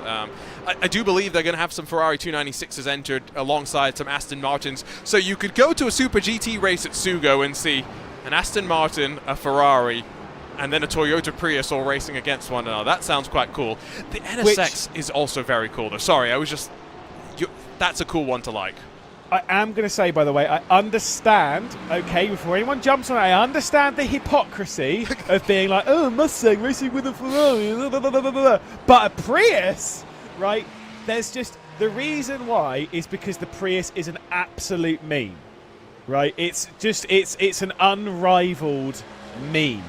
I can't, like, it's different, okay? So everyone jump off that one for a second. But yes, the NSX is I don't know if it is actually like number one, but it's certainly like one of my favourite GT3s. It's definitely a GT3 that I want to see more in sim racing. I tell you what, Lewis, do you want to loan me $300,000? Okay, I'll give you the rate that I've got for this broadcast. That's about 300 grand, isn't it? There you go, perfect. Because what do you need? I would really like to buy this new Ford Mustang GTD, the road-going car. I'm not talking the race car, mainly because I think it's a great way to send yourself off this earth. Yeah, I was going to say that sounds. I mean, 5.2 litre V8, active aero. You'd bin it immediately. I mean, give me How 2 long corners. Did you have your car before you got some damage on it? I know it wasn't your fault, but that wasn't very long, was it? Okay, so my current car, I'm not counting the fact that my windshield got chipped. It was the windshield. 1 week after I drove it off the dealership. Yes, we're not counting that, and then the fight that I had with insurance to say, you're putting Porsche glass into this, not your third-party glass, because I've had this car for a week and it's not getting ruined. Yeah. It wasn't $300,000, though, thankfully. No, goodness. If I was spending $300,000, though, you have a choice. Ford Mustang GT or a Porsche GT3 RS. That's the market that Ford has decided to enter into. It's a wild... It's a wild one. It's different. It's not where I thought they were going to go. But no, it's fine. Look, at least you didn't let your car roll backwards into a tree. So at least there's that. That's my claim to fame. I'm just thinking back to when I was a little kid. You know, manual cars. This is Brody Kostecki, by the way, losing some ground to those in front. But how many manual automatic cars have you driven? One. It was Cam's, and I hated it. Did it have one of those buttons where you can override the car being in park? I actually don't know because I drove it from Guildford back to Cam's house and then we switched car. Not because I hated it for different reasons, but then we switched car at that point. So I have no idea. I don't drive automatic. So I always drive. My car's manual. Well, so I grew up in Singapore, where every car is basically an automatic, and America, where every car's automatic. Yeah, I know. Don't get me started on that. It's more expensive to buy a manual here as well. But I still remember getting off the bus from school. My mom had parked the car on a downhill slope. Got in, and I'm sitting there waiting for her to get in so we can drive away. And the Lexus has this weird feature where you press a button, and even if the car is off and in park, you can move it into neutral. Guess what? I must have been 11, maybe a little bit younger. Guess what 10-year-old me did? You pressed the button. Pressed the button, moved it into neutral, rolled down the hill, and bang into a tree. And I didn't. So you have done what I've done. That's fine. I have done what you've done, and I didn't realize how bad it was. A, the car was in pretty rough shape. B, the tree had to be completely removed from the grounds of the... Yes, because we had managed to move the roots of it so far. So yes. Wow. Yes. That was... you've literally killed a tree. No, I'm just going to say my one, by the way. I was at Snetterton and I pulled up at the commentary box, but I had to like run into the commentary box, do something, and then quickly get back in the car and then go round to the paddock area because it's miles away because Snetterton's a nightmare. Even though it's actually, the paddock to the comms box is actually only about 30 or 40 metres. Okay. You actually have to drive all the way round the circuit. So I was like, right, quick, I'll pull up in my car, I'll go get myself, I'll come back. So I pulled up in my car, I've then gone into the comms box and I've come back out and I'm like, my car's significantly closer to that tree than it was when I went into the comms box. And it's because my car has an electric handbrake, which suck. Yes. And from that point on, thankfully it only rolled back about a metre, so the dent actually is not that bad. It's not super noticeable unless I really point it out. So it's fine. It's also breaking a little bit of the tail, that's fine, whatever. It still works. From that point on, you'll be shocked to hear that I always leave my car in gear. Weird, that. Weird how that works, yes. And it's why I'm glad I don't live in San Francisco proper, where it is very hilly. Where I would actually be a little bit scared if I had a manual car as well. I've just seen some comments in the chat, by the way. They are quite correct that the most recent NSX is more of an HPD, an American driven. That is true. But it's more just the, just the lineage. I think of the Acura. I don't call it an Acura, I call it a Honda, even though it is the Acura NSX. Also, it still goes on to the point of, like, it's not the European bias, so we'll climb off of that one. This is the funniest thing. That was the important bit. I'm meant to be the American on this broadcast. Your favourite GT3 car is a Ferrari 296. How wrong that is as well. I know, of course it is, because no one's favourite is 296. It's a fake GT3 car as well. I don't hate it. I don't hate it. I must say, it looks quite good. It's grown on me. Yeah. Yes, it's fine. The rear end, though, and I'm not talking about the design, I'm talking about how you can detach it and change it in about 2 minutes if you do any damage to it. Yeah, that's more a prototype than a GT car, though. I'm just saying. Yeah, it does look good. Ewan's also jumped in to say it looks great. I think it actually looks. It does look very. In my opinion, it does look quite pretty. But yeah, the way that it's designed, like how you've broken a little bit on the rear. Well, now you have to take off the entire rear of the car to put a new. And it's like, what? Are you serious? Yeah, the car's basically got 3 pieces. But the fact, which A is great for making repairs quick, but B, it's expensive. Imagine if you ding one of a little bit of the bodywork, and now you need to replace the entire rear section of the car. And when you're bouncing over curbs like that, you might have to, as we see the 002. It's a Ferrari. We're entering the Cars universe here. Exactly. No, it's great. It is great. People saying, by the way, that we're binning off any sorts of future manufacturer collaborations. Little do they know that I've worked with Ferrari this year. Hopefully they're not listening to any of my comments here. I've not worked with Ferrari this year. I've actually worked with too many manufacturers this year, so that's fine. But I'm about to bail because my child is going to come in here and tell you everything about his favourite GT3 in a second, which is a BMW Z4. Well, that's a car that's different depending on which side of the pond that you're on, right? That's the BMW Z4 or the BMW Z4. Which one are you talking about? Sorry, bad joke. Whatever. Bad joke. Right. That's terrible. Also, I will just say, either way, it's a hideous car. It's honestly, it looks like a knockoff Batmobile. It's okay. You've got 60 seconds before we kick you out of the commentary booth, and with good reason. But we've talked about the BMW M4 plenty. Are we really saying that the Z4 looks worse than the M4? Be careful here.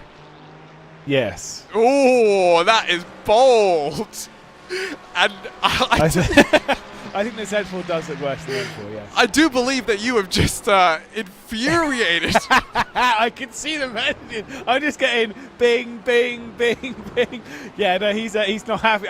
Maybe I'm saying it just to irritate you and O'Leary, or maybe I'm saying it because it's actually the truth. The front of the M4 is hideous, but maybe the entire Z4 is hideous. I don't know. All I know is that I'm right and Ewan's wrong. And it's on that perfect timing that we say goodbye to Lewis McLean, not just from this broadcast, but maybe from any future BMW events in the future, and say hello to Ewan O'Leary as well. Ewan, I mean, you must be infuriated right now with the comments that you've just heard. I'm not sure I want to do the next 2 hours.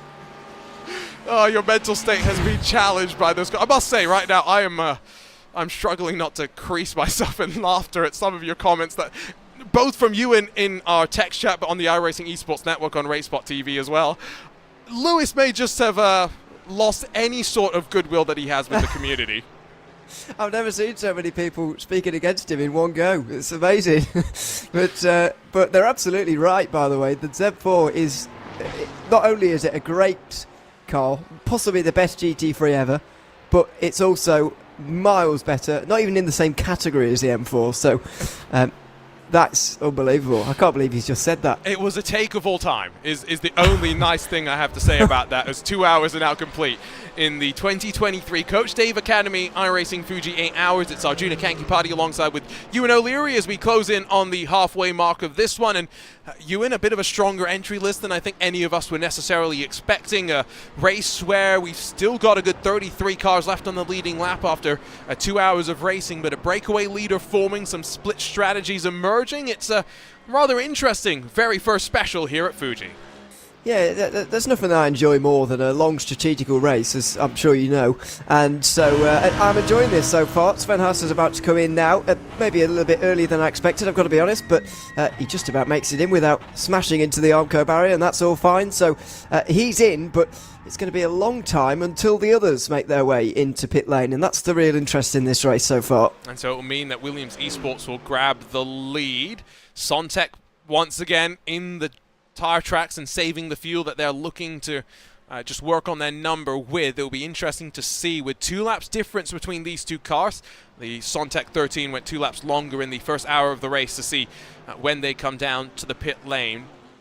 Now the temperatures have of course increased, so hypothetically it should be a little bit easier to save some fuel, but it's also a good time to maybe just change your drivers up. And so Sven Haas out, Nicholas Rubelar is going to jump on in. And something that I've just realized when it comes to Haase and Rubelar in particular, they're of course entered in a Lamborghini. Maybe that's the preferred choice of car for the two of them, but they'll be competing tomorrow in the IMSA Esports Global Championship, Ewan, in a Ferrari, so they'll be slightly having to change up the car that they've been dialing in for today. Yeah, absolutely. It's all good help. And I've been impressed, actually, speaking about different manufacturers and stuff, I've been impressed with the variety that we've had so far this race up towards the front. We've got 4 different manufacturers in the top 4 at the moment, and we had 5 when the 001 was up there. So you said to me last night you saw a lot of McLarens entered for this race, and that is true. I feared that it was going to be a McLaren show at the front of the field. As much as I like that car, I don't want to see it dominate all of the top 10. And thankfully we've got loads of different manufacturers in there, including a bit of an Audi resurgence, which I wasn't expecting. Yeah, and especially with the news that the new Audi Evo 2 is not far from dropping to the iRacing content database. It's exciting news as well for, I think, fans of the 4 rings. They may have pulled back slightly in terms of their participation in real-world motorsports, especially in North America, but of course they're still a very integral part of plenty of esports programs moving forward into the future. Nicholas Rubelar out of pit lane, passed by Door Academy, and the benefit of lighter fuel, of tires already up to temperature, playing its part out. Yeah, I look at the left side of the screen and I see an awful lot of papaya, and yes, that is the correct color to identify McLaren with in 2023. It's not orange, it's papaya instead. It's a car where, yes, it spits flames out the back, but mid-engine it can be somewhat difficult to tame at the best of times, Ewan, especially if you've got a car that's on the knife edge that we know a lot of these top teams have. And so it's why it's rather interesting to just watch the body language of Matti Siepela running in second spot right now, where it's not putting a foot wrong, except when the car bounces over the curves maybe a little bit uncomfortably. It looks very, very planted. By the way, I call it McLaren orange because it just feels right. But it's papaya. It's difficult to argue over colours, really. It's because we don't see colours the same anyway, so what's the point? But that's a deeper discussion. I've been really happy to see the McLaren back there, I've got to say. It is somewhat tricky sometimes. I think 8 hours is probably up on that sort of higher limit of the amount of time you'd want to drive this car, really. 24-hour races is not really its thing anymore, and maybe it never really was. Maybe 12 hours is even a bit far, although I did notice that, I think it was last year at Bathurst, it did quite well for 12 hours there, I suppose, but even so, it's quite a long time to drive this car, really. And as you say, it's difficult to get a hold of sometimes, but I mean, PGZ have chosen the Audi, and I wouldn't say that the McLaren's any more difficult than that car. The Audi has that reputation, both in the real and virtual worlds, as being the car that the pro drivers can make the most out of. And well, Team PGZ and Brody Kostecki hoping that he's made the most out of the opening 2+ hours. Is now 5 minutes complete beyond the top of the hour, and still waiting for the vast majority of the drivers to roll their way down on towards the pit lane. Flames out the back of that McLaren. And while you are correct that everyone does see colors slightly differently, the one thing that is indisputable is that McLaren tell us that it's papaya, and so I'm going to say it's papaya so I don't get in trouble, and so that hopefully one day McLaren will send me a t-shirt maybe in papaya orange. I know, but the papaya you see is different to mine, and also the guy who told you that is different to him or her. So yes, it's colours are subjective. That's all I'll say. As Zach found out. Yes, but a year marketing ago. is not subjective as much Well, as it is that is very true. subjective. That is true, I suppose. So, but I don't understand marketing, so whatever. That's not my field of knowledge. But anyway, so I'll leave that to other people. I've got to say, I'm very hopeful for Sontec Racing actually for the result in this race. I wouldn't imagine they'll be making their way in here. They just want a bit of slipstream from Williams, and they will do. Yeah, I think Sequel has driven well so far, drove well in the opening hour, and I think, as I'm sure you've figured out already probably, that they may well be going for 6 stops today rather than 7 if they can get their fuel game right, if they get their fuel numbers right. So hypothetically, we probably want to see them come in, no earlier than maybe 40 minutes left to go before they close on of this particular hour of racing. That's a little bit wide, though, out of turn 3 in towards this long right-hand sweeper. So we're just seeing these two drivers run their speed and their rhythm for the time being. Those swap-arounds are taking place as Gustavo... that's not good. That does not look right. Oh, goodness. Oh, no. Gustavo, hang on to this, please. Oh, that car is damaged, though, and after a great start for the Texaco Racing by TK crew, it's going to come to a close. Is it the right rear that's all out of shape, is it? That's just pointing him in the wrong direction. It's quite impressive, actually, that he's kept it on the road, but it's not ideal. So, yeah, it is the right rear, isn't it? Which is pointing him out of whack. And fair play to him, he's staying on the road as well. So well done to him. But I just fear how long this pit stop's going to be. Oh, and he's done some more damage there as well, smashing that curb. Where did this even happen, though, is the thing, because he was running down the main straight. He was running by himself down the main straight from what the timing screen indicated. So, again, this would be Lasse Urainen, the 113 for Sontec that's tucked in behind. And so just keep an eye on the black and red entry, the matte black, the red Texaco logo as well, just adorning the front hood of the McLaren. And underneath the Panasonic bridge towards the line. He's going to get hit. Oh, whoa! What? Oh, goodness! Ah, so that's the problem. It's a technical failure, surely, for Gustavo Ariel. Is that his technical, though, is the question? Yeah, surely. So, what's going to happen?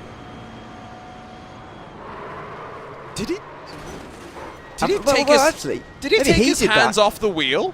Yeah, it looks like it a little bit. I think he did that. I don't think anything actually went wrong. He just, he did something. So, this is the thing about force feedback is that's bizarre. That is bizarre. But logically, right? Let's say you're turning to the left. The wheel is trying to apply force to the right, but it's not just taking input from the sim and saying, all right, the sim's saying put this amount of force in. It's got to also factor in how much force you're steering to the left to compensate for that. And so the reason I bring this up is a lot of the time for these top-level drivers, when you have your force feedback turned up a lot, if you take your hands off the wheel, what will happen is when the wheel tries to apply a little bit of force in one direction, it then panics and says, wait, I need to apply it in the opposite direction. And so you get that sawing going back and forth. It kind of looked like that to me. It did, although we have got someone in the YouTube chat saying that it was steering wheel problems, unless they've not got any inside information, they're just watching the same footage we are. because I'm none the wiser, really. But it's difficult to tell exactly what went wrong there, really, in a technical sense. Other than to me, it really did look like he just.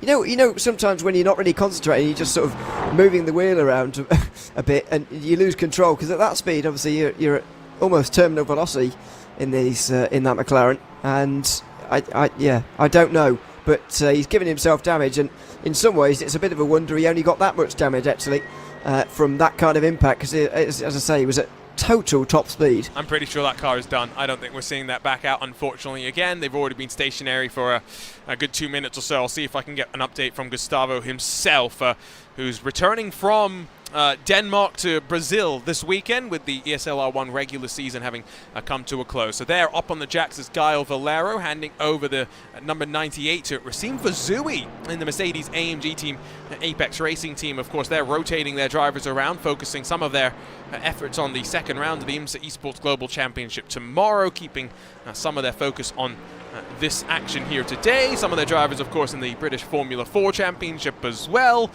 It's that time of year, Ewan, for the teams and for the drivers and, well, for the broadcasters as well, where seems like there's about 3 important races a day at this point. Yeah, it is a lot. Hearing, sorry to keep going back to Gustavo Ariel.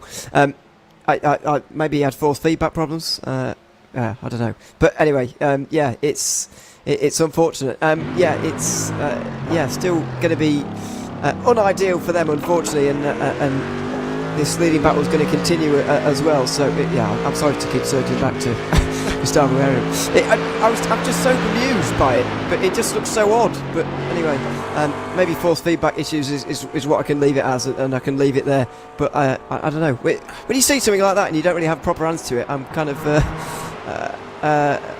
well, it doesn't go off my mind. It's not often that we see things in sim racing that we don't know what has happened. I think that's the thing, right? Yeah. And actually, I'd say this as well. Over the last couple of weeks, obviously, we do broadcasts fairly regularly or whatever. I've seen a lot of technical failures recently, and I don't know what's going on, but I've seen a lot of them. I think I had like 4 in one race I did last Saturday. I was only there for 3 hours, so it was very odd. The thing with at least live in-person events, when you have those technical issues, if they're all on common equipment, there's usually provisions in the rule book to account for that, so that it doesn't impact anyone's competition or tournament. But online situation, it's every driver basically responsible for ensuring the quality of their own equipment. Of course, Ewan and I were commentating yesterday on some Radical action, the Radical Esports Cup UK. Gustavo Ariel has just returned from the Atlanta Motorsports Park, where he got his chance to drive a Radical and prove that his skills translate from virtual to reality. So it's with about 15 minutes beyond the top of the hour that the Mercedes AMG team Williams Esports 155 and Alessandro Bico come into the lane, followed in by the 002 gridandgo.com Ferrari, but it leaves 3 McLarens, excuse me now, 1, 2, and 3, all staying out there and extending the stint just that little bit longer. And do we think that's down to the fact that the McLaren's a bit better on fuel than the rest, or are they just saving better? Because it is Sontec Racing partly doing a good job as a team, but also Drago Racing are doing all right with fuel saving. So, and of course ATRS Esports as well, going a long way. So is it the McLaren or is it them? I would slightly be inclined to say it's down to the McLaren. Might just be something that you have to factor in, though, at the end of the day, right? Is the fact that McLaren might just have it a bit easier on the saving overall. Let's go back over to your net race leader, though. Nicholas Rubelar taking over from Sven Haase in the 001. There is the Soul Ford GT in the field that's tucked in behind, and it's a stealth black entry into the opening corner. So 001 into the opening corner, unperturbed. There's Daniel Lafuente taking over from Alessandro Bico. Where's he going to emerge relative to Pablo, who's taken over the reins from Bo Di Costecchi? It's not going to even be close. It's a good 3-4 seconds, and Pablo Arujo is going to be dropped into a fight with Gabriel Streitmatter. That's going to be an interesting one between those two, although I say that it could well be a follow the leader type situation for the next few minutes, really, or indeed for the next hour. That's what we've seen a lot of so far in this race, a lot of following each other, but I really enjoy those races that kind of build up to the final hour, and then we get to see where everybody is in terms of fuel. I know it does mean a lot of waiting, and people don't like waiting sometimes, or a lot of the time, in fact. But I really enjoy these races where you sort of figure out how it's going to go at the end, and then it all unfolds in front of your eyes in the final hour or so. Still very long way away from those kind of answers, with 5 hours and 3/4 still on the clock.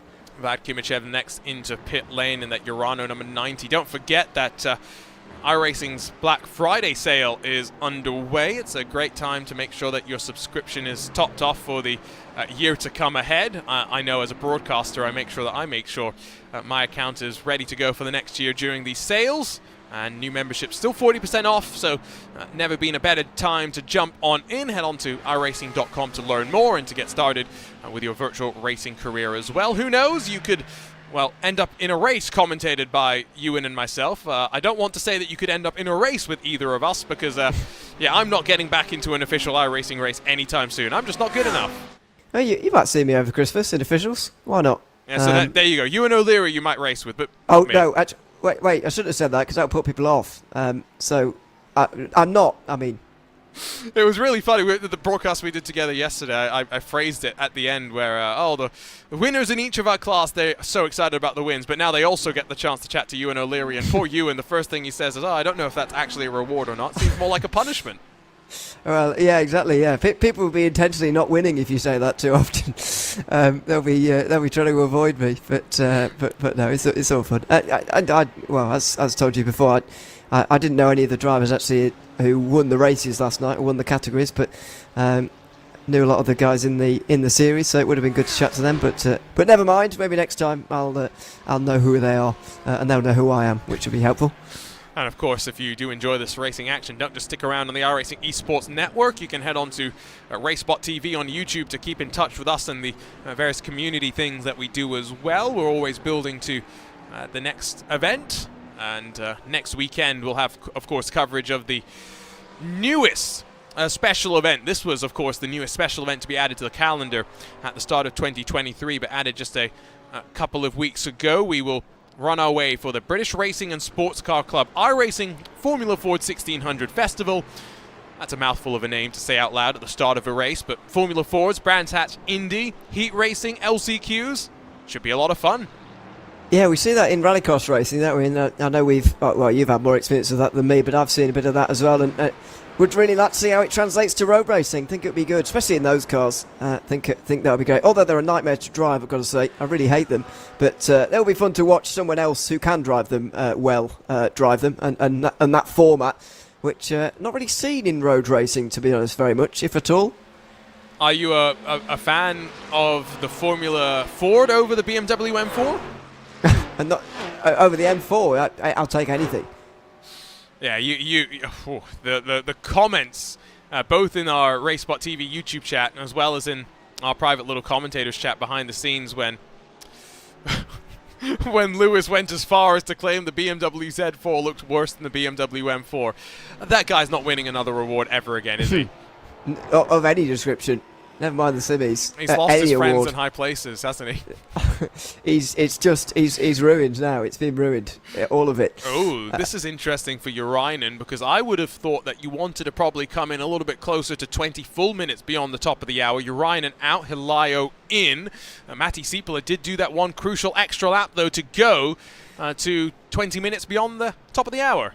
I think it'll be okay, though. I think that the more pressing issue is the gap to Grid and Go, who are clearly making 7 stops, in my opinion, in this race. Obviously, their 7th stop is going to be a bit shorter than the rest. Well, I say that they seem to be spreading it out a little bit over the race, but I think their final stop will be the shortest.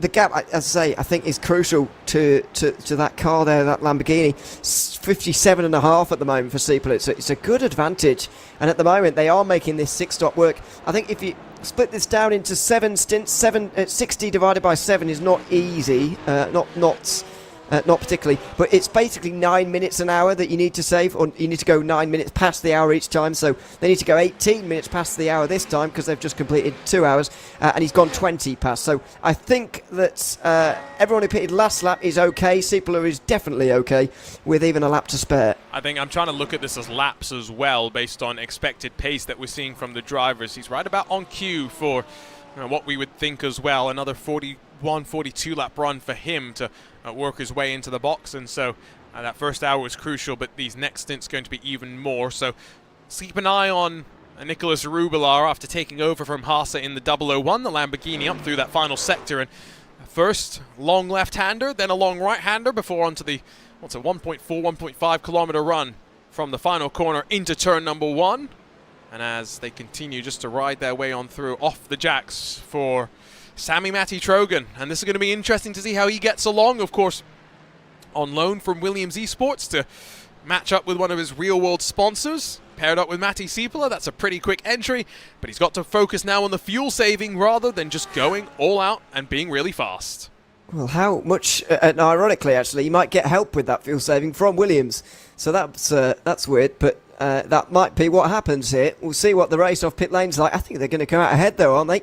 Williams are a long way back for whatever reason. I think their pit stop was maybe a bit longer, or the in-laps or out-laps or something along the way has not gone so well for Daniel Lafuente, because he's comfortably behind here by a good couple of seconds. The pit stop times were very similar, and Lafuente has lost out on quite a bit of time there, despite coming into the pit lane directly in front of Siepler. So don't know where that time's been lost really, but it's an obvious gap, a visual gap.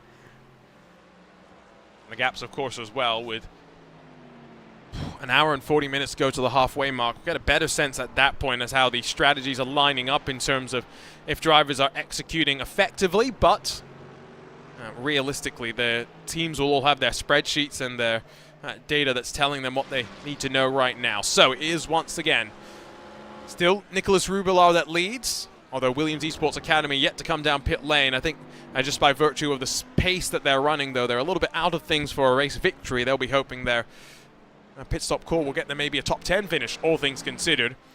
11 laps difference, though, after 2 stints between Grid and Go and Sontec. Let's say we're expecting 6 and 7 stints respectively.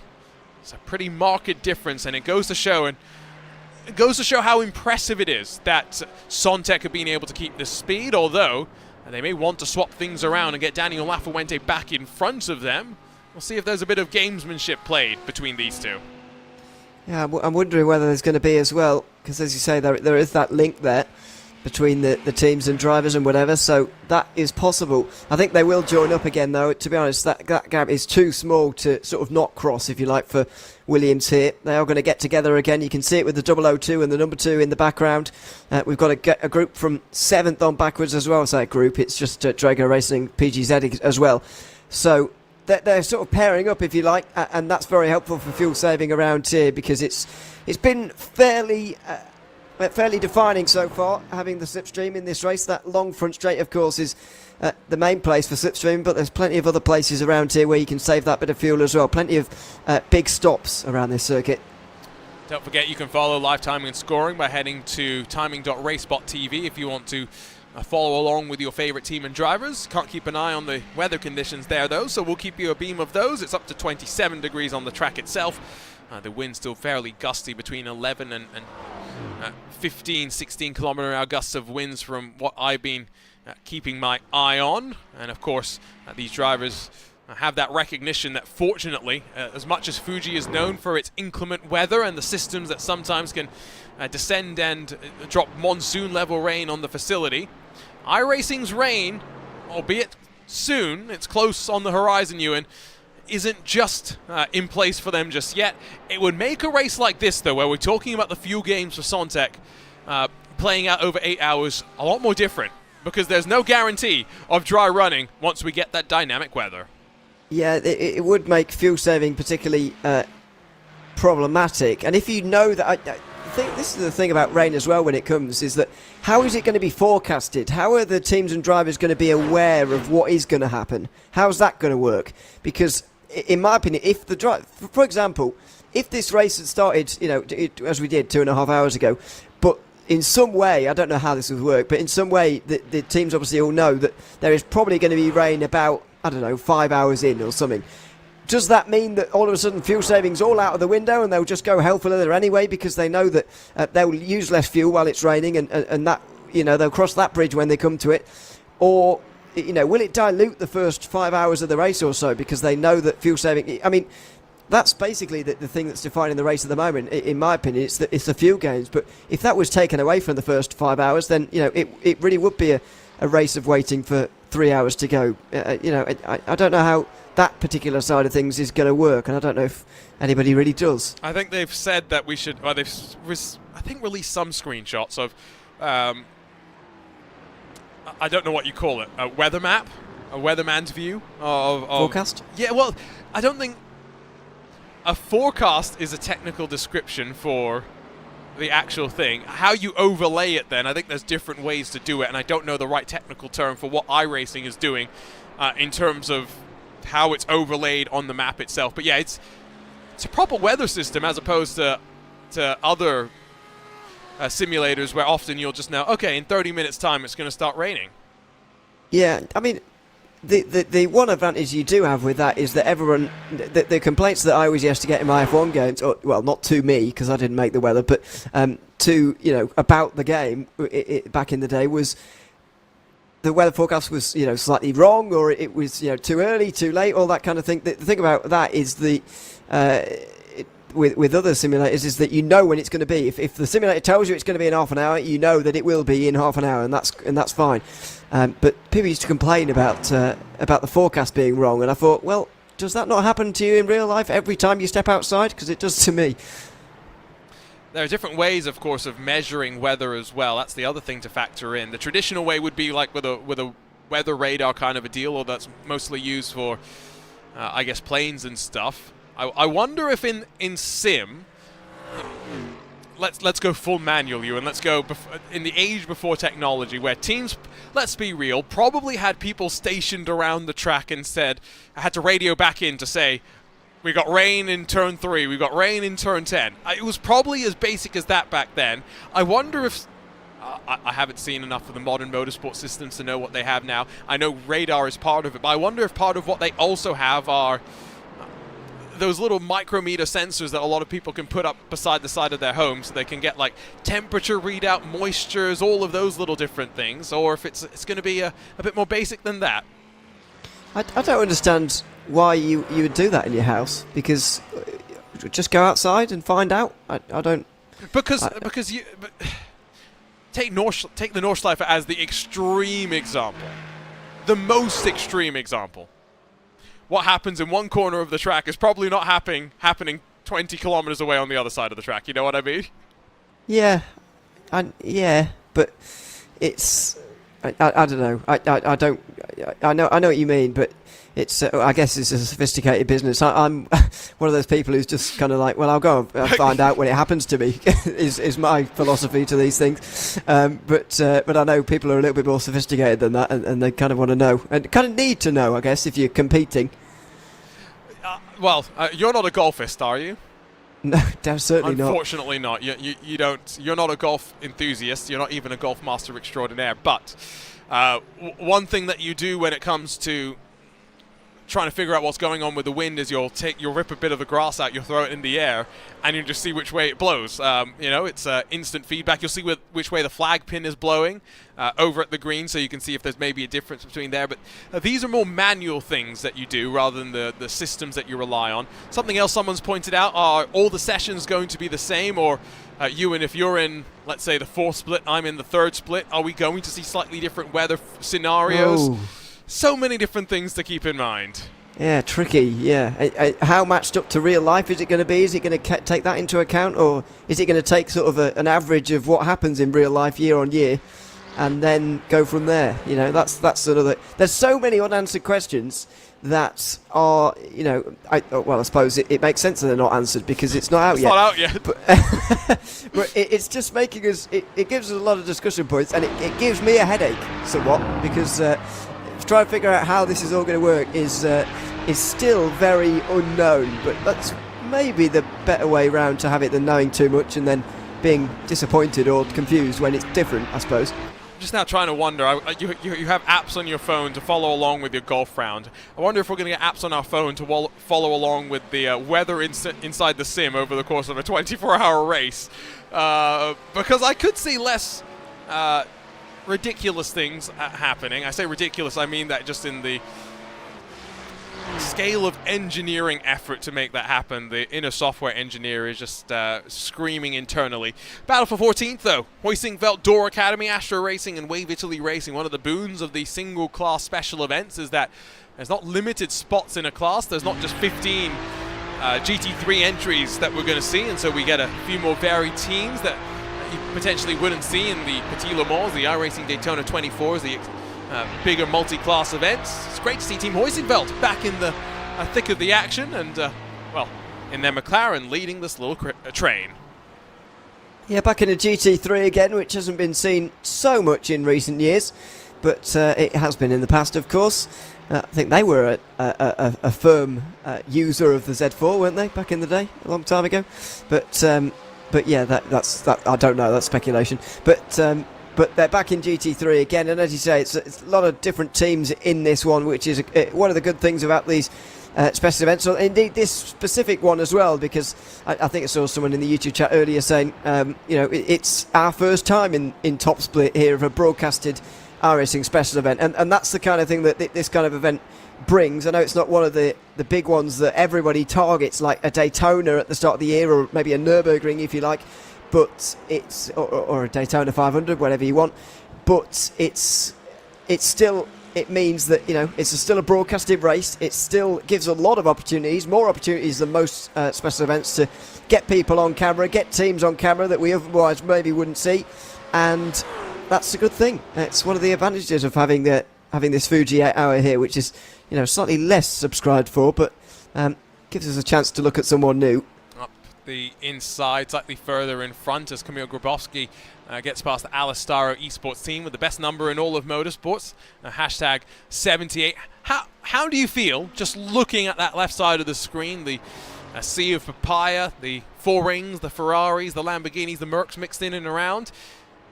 I know that we're not necessarily the best judges of BOP ever, Ewan, but what do you think about this BOP so far? Well, I think the Ford should be way quicker. Because it's nowhere at the moment, and I'd like to see it winning.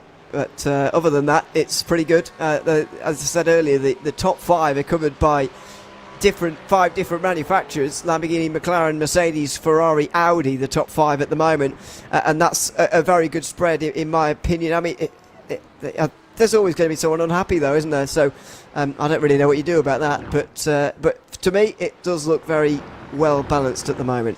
If there's complaints about BOP, you know what you do, Ewan. You direct them into your inbox. It's that trash can next to my door. Well, that's probably the best way to deal with it, I suppose, yeah.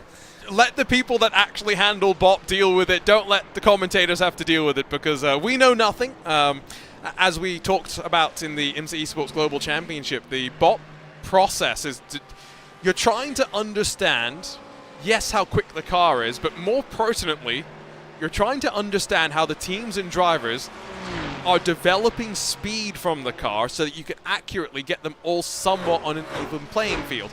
That is to say that the setups that you and I drive with are probably a little less fast, dangerous than what these drivers are competing with, and therefore, as a result of that, the BOP that we need to balance you and me out is probably a little bit different to balance out a Josh Rogers and a Sebastian Job.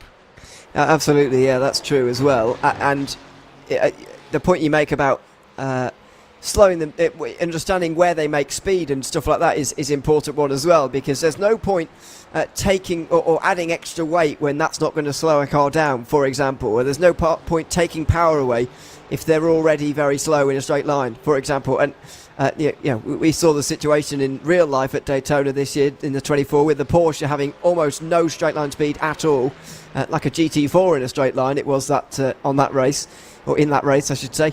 And I don't know whether that was down to BOP, what went on there, but you don't want a situation like that where you've got a car that's really slow in a straight line, but you don't want to take more power away from it because that's not slowing it down. You want to add weight and so on. So it's a difficult task, but I think it's got a bit better this season in terms of GT3 BOP for the special events. Sometimes in the past in iRacing it's been all one manufacturer at the front for various events and whatever, but I've not felt like that's been the case so much this season, unless I'm missing an obvious race that I've forgotten about. Well, part of that I think is just the reality that BMW, Mercedes, they have partnerships with BS Competition, Redline, Apex, Urano, Williams, so they've all got obligations often to enter those specific cars. But you're right that across the board it has been just that little bit better, and drivers, especially given how many different GT3 cars do we have as options for this race. I think we are almost at 9, we're at 8, so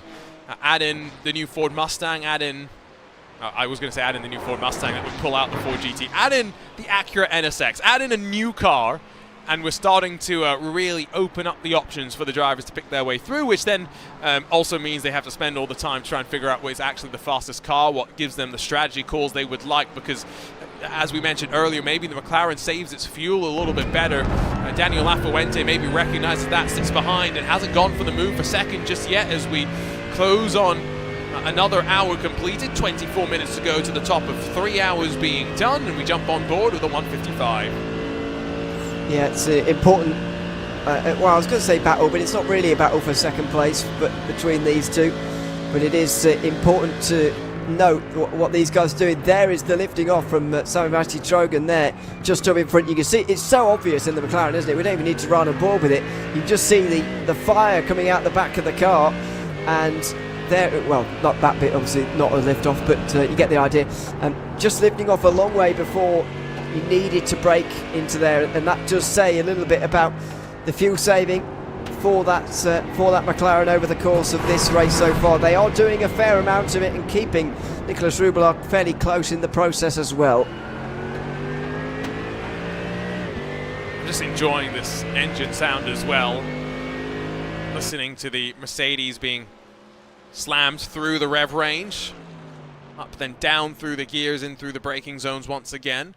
The margin between these top three has kept relatively steady since the pit stop cycle came to a close, so even though there's a bevy of different fuel loads on the cars based on when they all came down pit lane, even though there's maybe a little bit of differences in the setups and the balance of the car and tire as well, all basically running within the same ballpark. And so it's from this point where it really becomes the sprint. How does traffic play its part out, and hopefully these drivers aren't getting too frustrated, because they do have to remember, blue flags, informational only here in these iRacing special events. And as you said earlier, in some ways a single class race like this one is more difficult to work your way through on traffic than a multi-class race. Not saying a multi-class race is easy by any means, I think everyone can attest to that, but these single class races are hard to make your way through. It does require a bit more cooperation from those around you, and in a top split like this, where realistically everyone's a very good driver, they're not used to sometimes letting people out the way, being lapped down and so on. It's difficult to get past on occasion, so I can see it being a problem, put it that way. It is what I'm trying to say, really. I can certainly see it being a problem very soon for someone, although I've not really noticed it be a particular sticking point yet. I haven't noticed anyone, flashing the lights vigorously because they're upset with anyone just yet. Not just yet, but I think we'll have to wait and see how that goes from here. Yeah, there's only I was going to say 3 single-class special endurance events, and then I realized that you have to include the Bathurst 1000 as well. But yeah, in terms of GT3s, it's just the Bathurst 12, the Spa 24. God, it took me a while to get to that second one, didn't it? As are other endurance single-class events. There's it is a very different skill set in managing traffic, and especially given that the IMSA endurance events hold 3 classes, not just the prototype GTP and the GTD class, but introducing the LMP2 class as well. It's been a rather wild year in those VCO Grand Slams with the traffic interactions, and next year will be wilder, since we'll have all 4 of the IMSA prototypes available from day one as we roll our way towards yet another iRacing Daytona 24. Yeah, we did get them at least for Petit Le Mans, if I remember correctly, and I consistently forgot that the GTPs weren't there for the 2022 Petit Le Mans, if you were listening to that broadcast. I said it at least twice. But anyway, that's what's going to be really interesting. Very excited to see what the GTPs have to offer for us in 2024 in iRacing. And yeah, looking forward to that. By the way, would you count the Daytona 500 as an endurance single class event? No? Okay. It just feels like one because it's so long. Oh, it is an endurance race, don't get me wrong. But it's not the same. But it's a stock car race, yes. Yeah, it's not the same at all. In some ways, you could argue that most stock car races, especially at Cup Series level, are somewhat endurance-based. It's weird as well. Well, I say weird. It's surprising that there are so many people that run the NASCAR iRacing series, which we have 4 full-length races, which are part of the iRacing special event calendar. That's a schedule that mirrors the real-world NASCAR series, so basically runs almost every single week for most of the year. Can you imagine doing full-length races every single week for that? There are some people that would like to do that, you know? Yeah, well, I would be one of them. Because every week? Well, maybe not every week, but I would like to do it occasionally. There are some circuits that just, It's just better. Enjoyable for it. I really enjoy NASCAR racing. I know I'm English, but it feels kind of like I shouldn't enjoy over racing or whatever. But maybe that's a bit old-fashioned way of thinking, maybe, isn't it? But I really do enjoy it. I've done, like, I think you can count the amount of NASCAR races I've done on one hand, and only 2 of them were in the Cup Series cars that you have these days. But I really enjoy them personally, and I think more full-length iRacing NASCAR races would be a good thing, but I can't see it happening. People don't have the time, and neither would I, realistically. Yeah, that's the thing. That's what I was just thinking about. Like, doing them 4 times a year is great. Yep. Having to do 30 of them is decidedly less great. Sorry, my problem with that is the fact that it's the same 4 every time. They're not the same 4 every time, though. Are they not? They're not. So Daytona's always there. The finale's always there. I think the Coke 600 is there, but we've changed it. I think Bristol has not always been there as an example. It used to be Homestead, now it's Phoenix for the finale, but are you really going to sit here and try and tell NASCAR people that if you're only going to get a couple of full-length races, they don't get Daytona and Coke? I can't see the attraction of Coke 600. I know it's just because it's 600 miles, but it's also because of its importance on the day in motorsport. That's true as well. It's a day where you wake up, you watch Formula 1, you then watch the Indy 500, and how do you close it off? Well, even more motorsport. You watch the Coke 600. I guess that works in America, doesn't it? We've got the whole morning twiddling our thumbs here in Europe, just waiting for something to happen. And then you're still doing that as the Monaco F Grand Prix on.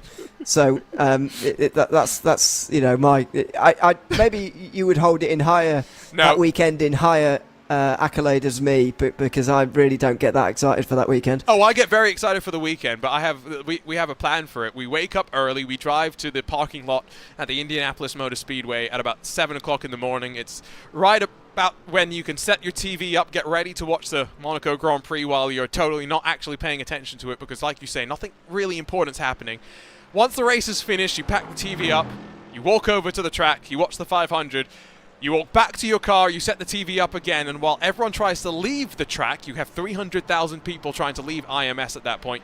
You just sit there and you watch the Coke 600 for a little bit before you leave with no traffic. It's not a bad day, is what I will say. No, I can imagine so. I can imagine, but I just that's different to being here, and just watching it. Watching all those things on TV, it's very different, and it's not particularly exciting, to be honest. Although I do enjoy the Indy 500 or whatever, and the Coke 600 might have a good ending. But it's the 500 miles before it that you've got to suffer through first. It's a long time. and now don't they have like a mid-race break where they actually stop the cars on pit lane and do something because it's on an important weekend in the US? So like, it does drag a little bit. Yes, and it's very late as well in here. So that's just time zone excuses. Suck it up, Ewan. I woke up at 3 o'clock in the morning for this. I know, you've got the opposite problem. I don't really have a problem with waking up early for stuff. It's staying up late, which is sometimes harder. And thankfully, you don't have to do that all very often. Or certainly not as often as you have to wake up early. No, So- yes. I make sure that I am starting rather than ending where possible. Yeah, it's a good idea, really. If I could choose it any way round, I would certainly want to be up early. But so yeah, I don't know. That's one of the main reasons why I often don't watch the end of NASCAR races too much. It just goes on too late these days. Nick, bring back 1 p.m. ET starts, I say, but that's not going to happen. I would not be opposed to that. Actually sleep in for one of these special events. Oh, to dream. 15 minutes away from the top of the hour. It's now still 13 seconds between our first and second spots. It's gridandgo.com esports. It's Nicholas Rubillard that leads Sammy Matti Trogan and Daniel Lafuente. Further 6 seconds back to Gabriel Streitmatter in the second Grid and Go car with Pablo Arujo very much on the case right now. Let's see. Pablo's stream. What's his heart rate out? It's 121. It's not too high right now. Well, it's higher than resting, but yes, I see what you mean. I wonder what kind of if you take away the nerve factor from sim racing, which I was used to, that used to contribute to my heart rate almost 90%. How much exercise really is it? How much is your heart rate supposed to rise just by moving your arms about? Because it is some form of very light exercise, but I don't know what that would. I don't know what would be sort of a low heart rate for this kind of stage in the race, really, because that does seem like 120 is quite high. It's quite low for Pablo, though. I still remember Daytona last year, Daytona 24 to be clear, where he got into the car 10 hours in. Go Banchini had done a remarkable 10-hour stint, and Pablo deposited into a fight for the lead. And what was his heart rate at? If I remember correctly, it was about like 170, 180, and for a repeated, consistent stretch of time. And we were getting worried for his cardiac health in some ways. He's going to half look to the inside, but relieve the pressure into turn number 1. Not going to force the issue just yet. 190 is okay. He's not, he's not very old, is he? I don't know how old he is, Pablo, but mid-20s, is he? I don't know. That's a good question. I'm not going to answer here. It's not. Oh, okay. What? Okay, that's keep your secrets then. Fine. Yeah, that's not unusual, is it? I suppose it's the nerve factor for me, and I would be nervous in that situation. I remember commentating on that race actually. I was on overnight, and it was a good opening from Go Banchini. I couldn't really understand why Pablo didn't start driving a bit earlier in that race. Then why on earth you'd make Go Banchini drive for 10 hours straight? But Memes. Maybe there was some reason for that. Okay, this is why I didn't say anything, Ewan, because how old did you think Pablo was? Well, I had no idea. I went for mid-20s though. He turned 40 last week, apparently. Did he? I must say, if that is true, that's someone that's just jumped into the RaceSpot TV YouTube chat. One, Pablo, for the amount of stress that you go through on your daily Twitch streams, you are looking remarkably young for 40 years old. 2, the reason why I'm always very hesitant to commit on an age in sim racing is because it's usually one of two extremes you in. They're either very young or they're very old, and you never really want to be wrong in either direction. Yeah, exactly. Yes, or people are joking and they're saying it's an inflated age for what they actually are, just so that they can get they can get us to say it on a broadcast and then laugh at us afterwards, which has happened before. So I'm slightly scared of committing to that, really. But yeah, it would like me telling someone else that you're 40 so that they can say that to you next time they see them, or next time they see you, and then you'll be like offended. You're not 40, Ewan? Yeah, so that's my point. I'm scared. Yes. So again, they always say that you should never ask a woman her age, right? Never ask a sim racer their age either, because you don't want to know the answer. Don't ask questions you don't want the answer to, after all. It's also a good philosophy.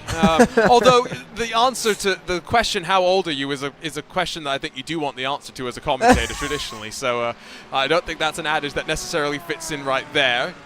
We were talking a little bit about the liveries and stuff slightly earlier. It's going to be interesting to see in this Audi in particular how the liveries transfer over to the Audi Evo 2, because this is a long time in the making, it feels like, you in this Audi GT3 has... When did it originally launch? It would have been... 17? Was it 17, the first gen Audi Evo... rather, Audi R8 launched? I reckon so. It came out with the Mercedes, if you remember, and Monza, I think, weirdly. Oh, I don't Was mean it? iRacing, I mean in the real world. Oh, sorry. Oh, earlier than that then. Oh, the first Audi R8. Yeah. Oh, dear. Oh, long time ago. And we long still time.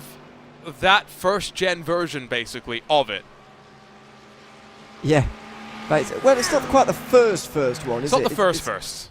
But it's the... Yeah, The I get what you second mean. first. Was it called the LMS Ultra, maybe? Ultra? Is that right? I can't remember. That's a I good can't remember point. what they Yes, used. because they had the LMS, and then they went to the LMS Ultra, didn't they? Yes. I think the LMS, the original one, but the one before this original one, was released probably when GT3 was made, I would say, in the early 2010s. I think it came out almost immediately as GT3 was a thing. So this would probably be a few years after that, maybe. So yes. But whatever the case may be, we still have an original spec Audi R8.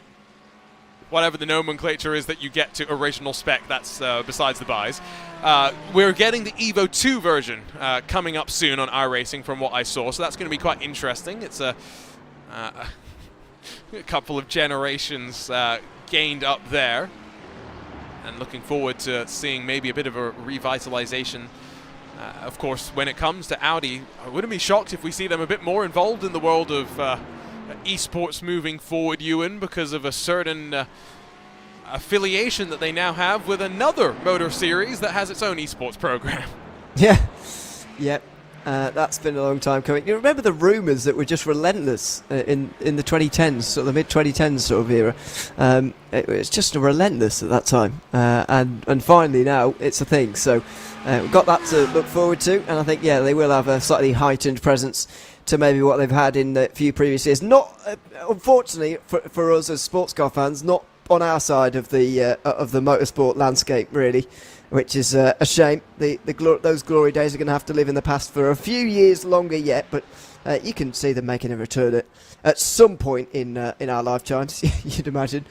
I would not get your hopes up about that, I would suggest. Yeah, they've already basically pulled out from North America as a program. You do see some touring cars still entered into the likes of the IMSA Michelin Pilot Challenge, but we don't really see GT3s for the most part in IMSA competition. Having said that, there is still the original Audi R8 LMS without the Ultra. I think I got that one right. That runs in SRO GT America, Ewan, which is it's just crazy to see because that's the one where this has got an interesting grille, right? But that's got the original grille, if you know what I mean. Yeah, I think it's really cool to see the older cars in those kind of series. I wish they were kind of accepted more in that kind of series. But I don't know if they are not accepted or they're just not applied for or entered. But I'd like to see a bit more of it, to be honest. I like seeing those retro GT3s around. But yeah, surely in our lifetimes we've got some years left to live. I don't mean in the next 10 years or whatever, because it might not happen. But long time away. They'll be back at some point, I would imagine. When you're tired of that other series, it's almost too big to be not tiring, if you see what I mean. When you got bored of spending money pointlessly, now you can actually start selling cars to customers directly. So there's a bit of a business model case that gets played out as well. So yeah, that's possible. Although rumors always circulate. Rumors circulating, of course, that Audi may pull out of that program before they even get started with that program. Really. Oh Lord. Yeah, I know. I hate these kind of rumours, by the way. It really annoys me. I don't know why. I just prefer to hear an actual news, and that's it. So you love it when people do the announcement of an announcement of an announcement? Well, I don't mind that, because that means something is actually coming. But someone saying, oh, this might happen, I don't care. Like, tell me when it does. So you're a fan of the, I have an announcement coming soon? Well, I'm not saying I'm a fan. I'm just saying I don't not like it. I don't really mind. I'm just making sure we're on the same page here. So when Ewan O'Leary puts up his announcement of an announcement post coming soon, I can just call you out and say, Ewan, we talked about this. Well, I don't think I would do that, to be honest, because I don't tweet much anyway, or social media much at all, really. And so that would effectively double my output, which is not Not what you're trying to do. No, not really. Yes, no, don't worry. I'm also of the opinion of let's stay away from social media as much as possible. Mainly so I don't get myself in trouble. It's more self-preservation, I think, than anything else. 5 minutes to go to the top of the hour, and it does mean then that Nicholas Rubelar is probably not long from owing us a pit stop. He's on to the 31st lap of his stint. Again, he was amongst the first to come down to pit lane, and I did note some chatter that I've been seeing across of some of the different places. The fact that Nicholas Rubelar is being very consistent no matter where he's racing in. He's across of so many different competitions, Ewan, been shining on RaceSpot TV in the last couple of weeks. Yeah, it's been very good. I think he's been especially good for Grid and Go actually since he joined them and was. Well, has he joined them, actually, or is he just on loan from Arnage? I presume he's just. Oh no, he's gone. Them. Yeah, he's I joined. thought so. I think I asked that before as well, but I forgot the answer. So that's good. But I thought he was really good for Arnage as well towards the back end. Thought he was one of their standout drivers, although they do have many. He's been especially good for Grid and Go since joining here as well, and has been especially impressive in this race. He's extended this gap out even further in this stint here, now to 14 seconds. So been very impressed with Rubelar. Maybe one of those drivers who is sort of nudging at that sort of top level, if you like, but he goes under the radar very often. He can surprise you with a against the odds kind of win on occasion. You've got to also kind of wonder when it comes to this top level in 2023 moving into 2024 where you're going to see these team alliances sort of line on up. Arnage in particular, we talked about some of the drivers that they've had over the years. Plenty of them unfortunately have kind of departed from their squad in the year. They still have the likes of David Toth that are staples of the squad, but I think back to this time last year, Ricardo Rico, Nicholas Rubelar were amongst the two main drivers that we were talking about as part of the squad, and even Jimmy Antunes, of course, has swapped on over to the Apex Racing team. Sad news, though, about Urano at the end of the day, Ewan. I mean, it was a big shock to me when I saw on social media that end of the year they'll be closing their doors, especially given that they only really burst onto the scene in 2022 after joining the sim racing world in 2020. It's funny you mentioned 2022. I know I said this to people at the time. I thought they were my team of the year in 2022, I've got to say. I thought they were maybe because they exceeded expectations so highly, but also because they did so well in so many different series. It's a real shame to see them go, and I'm very sad to see it because they were and are a fantastic team with some great drivers on them. And you brought up a point to Lewis, and he absolutely did not like the idea, but I think it's going to happen, whether he likes it or not. It's going to spark off silly season again, isn't it? I think you were absolutely right about that. We thought that 2022 winter going into this year would be the craziest ever, and I guess it was at the time, but who knows what we're going to see for between 2023 and 24. This is what's going to happen in sim racing now. It's become more professional as with every year. This is going to become a little bit more normal, and we're going to have headaches in January. We are, aren't we? Yep. I think it will be hopefully a little less crazy than it was last year, just because of the nature of ESL R1 kicking off and some new teams joining into the fray. But yeah, when one team closes doors, the opportunity for maybe a new team to open up. You look at Kova at the end of last year, some of their drivers with BS Competition, some with Team 75, they've all kind of found their own homes to slot on into, and slotting on into 7th spot. Manuel Troncoso gets up in front of Team PGZ and Lewis Woods. This was also a bit of a shock, I think, to Lewis and myself. Drago Racing, of course, officially have signed Aaron Vasquez, who had been racing with the team at Altus, but no longer. He's now an official full-fledged member of Drago Racing. Yeah, and speaking of teams I've been impressed with, Drago Racing is one of them over the course of the last couple of months or so. Did well at Petit Le Mans, and again at where else was it? It was somewhere else at Road Atlanta. They did very well. Was it there even? BMW, wasn't it? Yeah, they did. They started well at least in the BMW race at Road Atlanta as well as Petit Le Mans, and they're doing all right here as well. And against the odds sometimes. So I've been very impressed with Drago Racing in the last couple of months or so, and I wonder how sort of they can keep that up, and which kind of drivers they can keep on, because that I always felt in the past certainly was a difficulty for teams if they did emerge with some great drivers and whatever. It was hanging on to them ahead of the bigger teams, which was a problem at times, and I hope that it's not a problem for them over the course of the next 3 months or so, because it can be sometimes when you emerge like that. Yeah, that's the thing, right, is there's a finite pool of drivers that everyone is trying to share between, and so... And there's not much sharing. There is not much sharing, yeah. Some of these teams have huge driver lineups. I mean, Williams, sometimes we'll see them entered with Williams Esports, Fanatec, Razor, BenQ, Chill Blast, Duracell. What other sponsors can they run? I can't think of any more that you've I mean, I got up to 6 different cars, so, that's a minimum of 12 drivers potentially entered into a race, so that's not bad.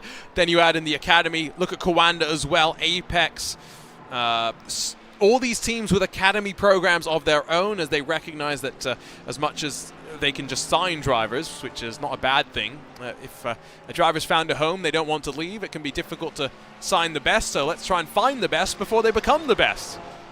So that is... that's a change, isn't it? Really, in the last few years, because previously you wouldn't have seen that, and now you certainly are seeing good drivers being signed up and made better as well. I think you mentioned earlier Elvis Rankin, obviously leaving ART, but he's one of those drivers who's got better under the team of Apex, certainly, and that is something that's being a little bit more common than it used to be. The big teams used to just have the good drivers, and that would be it, and then when you became good enough you would be signed by them and you would join them. But now you're sort of brought on from early and kind of see them through that whole development phase right up until they do become one of the best drivers, and that's become a lot more common in the last few years. So you say that's more common the last few years, and you're right there. Even Door Academy, for example, we got one of their cars entered here today. But I go back to the original Apex Racing Academy, the program that spawned the careers of, well, some interesting names. You've heard of Sebastian Job, haven't you? You've heard of Kevin Ellis Jr. You've heard of Zach Campbell. These are all drivers that went through that inaugural, whatever you want to call it, iteration of the Apex Racing Academy, and left it as much better drivers. Zach Campbell and Kevin Ellis Jr. in particular, I always say this. They started as oval racers. They were very good at turning left. Apex taught them how to turn right as well, so that's very interesting to see. Eva de Bruyer's made an interesting point, though, when it comes to longevity in sim racing, that money isn't needed to be a success or survive. Many are lasting longer term, but Ewan, I think that's a view from a team, and I mean this with the great respect to Maniti. Everyone knows that I have a great fondness for them, and I always enjoy when we see them. Maniti is one of those teams that is a very competitive, strong team, but maybe because of the lack of funding and the lack of money, isn't the top level team. It's a tricky conundrum, isn't it? I think at the moment we're seeing teams almost existing on different levels, almost as if they're in different sports sometimes. It feels like there's little crossover sometimes between the levels at which some teams operate on. So I do see what you're saying, and I see what Eva's saying as well, to be fair, in that way. It's a difficult balance to strike. I think that's the key. It's striking a bit of a balance. Yes, you don't need it, I suppose, but some teams do in some way, and need that bit of money and whatever, and that can be a problem. It's a difficult balance to strike in terms of saying definitely yes, teams need money, and definitely they don't, because as I say, they operate on different levels and in different places, so it's hard to say that it matters for everyone. And of course, that's where you have some full-time sim racers. They need the some sort of a stipend to be able to survive effectively, and that's where, like you say, not everyone will need that. Not everyone wants that either, because if I love being in sim racing, but if I had to deal with nothing but sim racing 24/7, I might go a little bit crazy. Call me crazy, but was that quite aggressive from Team Hoisingveld and cutting at turn number 3? I feel like they do that most times, really. Okay. Just the line. Just very aggressive over that curb. I don't know if I'm comfortable with it, to be honest. It seems like you're risking a slowdown. Well, yeah, but many of the things they do are quite risky, aren't they, I suppose, so that's fine. I don't see any problem with that. You just get away with a lot around that curve. I've noticed a bit actually at this hairpin as well, they can get away with quite a lot. Look at the way they go over that curve there. It's, you know, I mean, there's sausage curves on the exit there to stop you from really abusing that, and they certainly would if they weren't there. But yeah, you know, they're just getting away with what they can, and that's sim racing. That is sim racing, especially knowing that the incident point system is basically what is policing the track limits for the drivers today. SimCity Racing being chased down. Is that by the Paceworks BMW? And not chased any more, though. That was chased into a wall. And, well, thankfully they rolled back just enough there. Very similar to the crash that Fernando Alonso had there about 15 years ago, if you remember that. Well, somewhat similar, just with less body parts strewn across the road. Here's a bit of a look at it. Not sure really why the BMW did that, because they were running at a similar pace and they just just ran over the McLaren basically.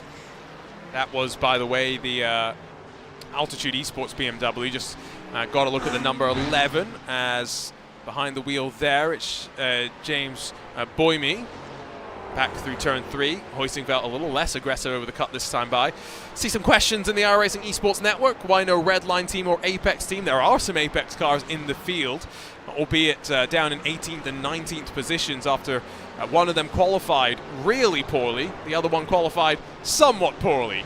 And so they are still trying to work their way on forward. But of course, Redline focused on tomorrow in the second round of the IMSA Esports Global Championship, and you'll be able to follow along the action here on the iRacing Esports Network, but also on the Redline Twitch channel, where they'll have some pressure, I think, the drivers, Ewan, because certain Max Verstappen's going to be jumping in and watching them on. Yeah, and that will be it would make me crumble. So hopefully it doesn't for them. I'm sure they're used to it. To be fair, obviously Verstappen very involved with the Redline setup, very involved with what they're doing and all of that. And I do respect that a lot about him, because it's, you know, he's achieved a lot in motorsport, I think it's fair to say. But even still, comes back to sim racing, back to where he started from in some ways. Well, did start from, but it was something he's been doing for a very long time.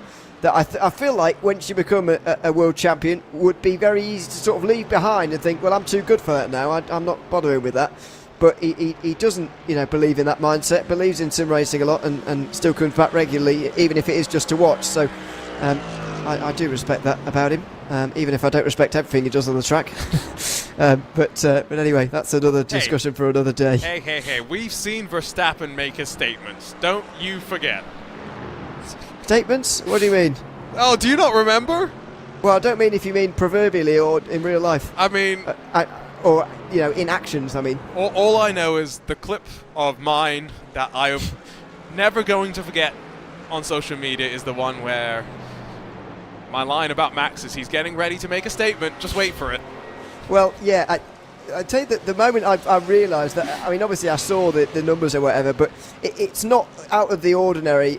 Well, it is out of the ordinary, sorry, but it isn't out of the realms of normality for one of a clips of a broadcast we've ever done to get a lot of views by people. That's, you know, it's not out of the realms of possibility. What is normally out of the realms of possibility, though, is somebody I know in real life who has no relation to sim racing sending it me. That was weird. Yeah, it was millions of people that saw that clip in particular as well. Nicholas Rubelar into the lane, and crucially about 8 minutes beyond the top of the hour, so it's not such a deficit that he'll and that IndyCar will have to endure in the final stint of the race. But now we wait and see. Probably expect it to be another, 10 20? laps at a minimum before we see Sami Matti-Trogan and Daniel Lafuente in. Sorry.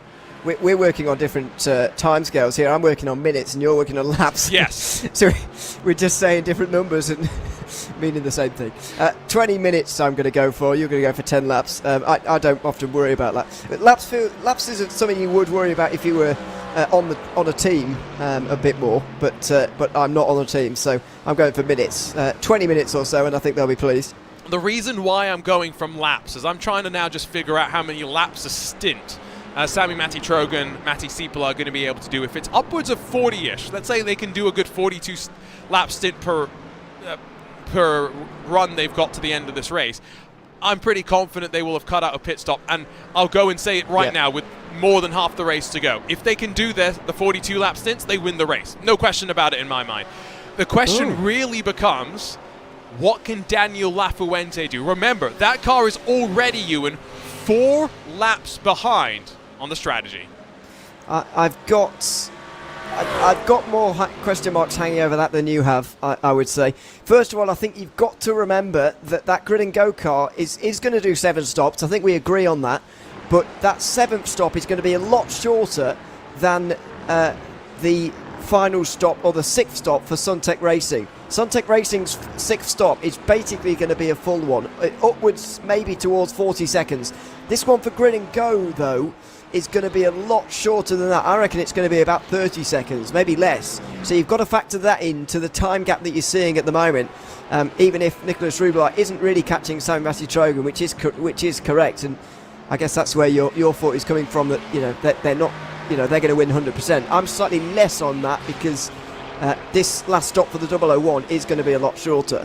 So the way that I worked backwards to feel so confident in saying that I think Sontec, if they can do the 42 laps win, is because the delta to come down the pit lane, not including the entry and exit itself, we're talking a good, 30 seconds here? So even if that final stop is shorter for Nicholas Rubeloff, Sven Haase in the Grid and Go machine,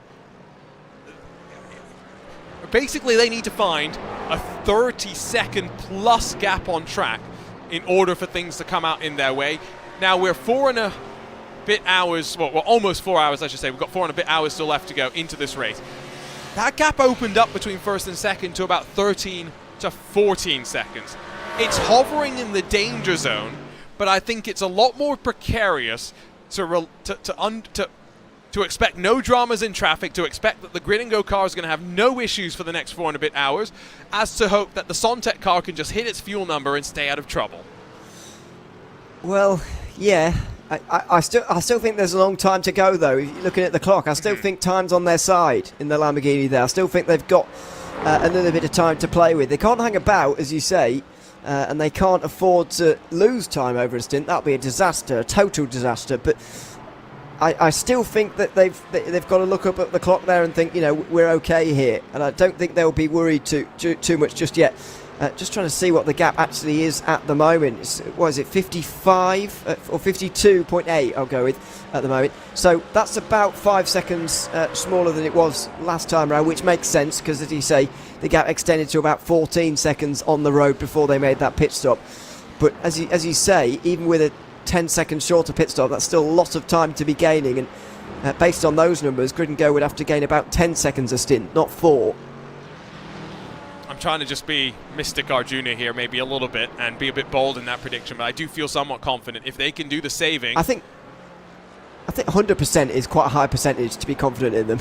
Yes, you said, the way I phrased it though does cover me, Ewan, if they get involved in traffic and any sort of incidents, because instantly they wouldn't be doing the 42 lap stints anymore. So you notice how I phrased it. I covered myself quite nicely. Oh well, that's just unbold. You said it was a bold. I mean, it is a bold thing. Do you want to make a prediction right now? 100% certainty. I don't know if I can make anything with 100% certainty at the moment. No. I think in some ways as well, you're right with Williams. I just don't see what their strategy is at the moment, because it's not the all-out, going for this, that Grid and Go, and it's not the all-out fuel-saving of Sontec. So what is it? What are they doing at the moment? They are trapped in the middle ground, right? That's exactly the problem. It's the worst place. They didn't save enough in the first hours. They don't really have enough time to claw back that fuel deficit, you'd have to say, and now you probably don't want to commit to doing a full push to the end. That's a look to the inside from the Door Academy number 20 to slide on past the Team Hoisingfeld McLaren down the long main straight into turn 1. Front end drops down under braking, drops down through the opening corner as well, and it's a swap around for the 12th position. What was your racing number, Ewan? I'm struggling to remember in the Precision Racing League. It wasn't... I can't remember the Precision Racing League, because I think mine would have regularly been taken, but I went for... I would usually go for 73, not too far away from your 78. But I can't remember if I actually got that in that series, because it's normally taken already. I was curious because, yeah, Lewis and myself both, I think, are on the same page that 78 is the best number in all of motorsports, be it real or virtual. It's the battle of the 77 versus the 78 for the time being. Kamil Grabowski's in that Williams Esports Academy car, and you want to talk about academy programs? Oh, Kamil Grabowski, definitely a driver that if Williams are evaluating his progress, it'll be interesting to see what they see from him. Taking over, and let's not forget, another one of the cars you in that is doing that heavy fuel save, albeit not contending for the victory itself. So I keep seeing Kamil Grabowski out there, but I think do I also see Dennis Grabowski out and around? So what's what's going on there? Kamil Grabowski is with Williams. Yeah. Dennis Grabowski is former Pure Racing team.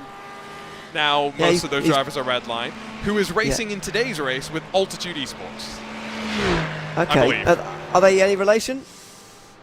That's a good question. I will be honest in saying that I used to race against Dennis back in the day, going 4 or 5 years ago. Kamil is a name that I recognize, but less from iRacing, I'll be honest. Oh, well, where did you see? Well, we've seen him on some of the other platforms in I see, okay. various sims. He did compete. Did he compete in the Porsche Esports Super Cup, or am I getting my... I should really know this as one of the commentators there, shouldn't I? One of the Grabowskis did, and I thought it was Dennis. It wouldn't have been Dennis. It's probably Kamil. It would have been Kamil then, for sure. So, oh yeah, I don't know if they are any relation or not. No, they're not, because they spelled our last name differently. Do they? Kamil Grabowski is Grabowski, right? Ah. Dennis So Grabowski. they're said the same, but they're not spelled the same, yes. Yes, Dennis Correct. Grabowski is Grabovsky. Yes, so Dennis spells his name as we should say it, Yes. but we need to remember that W is almost never spelt or said "w" in anything other than English. Well, the thing is, as well, just to make your life especially difficult right now, Ewan, Dennis Grabowski isn't in the car right now. He isn't, or he is? He isn't in the car. So your timing screen is showing you one of the names, but not the other. Yeah, but I do know. I've seen Dennis around enough though to know what is. It's not. Excuses. Wow, look at this. So yeah. So he helps us out. I would say Dennis by having a name spelt as we should say it, because it just means that I have to think.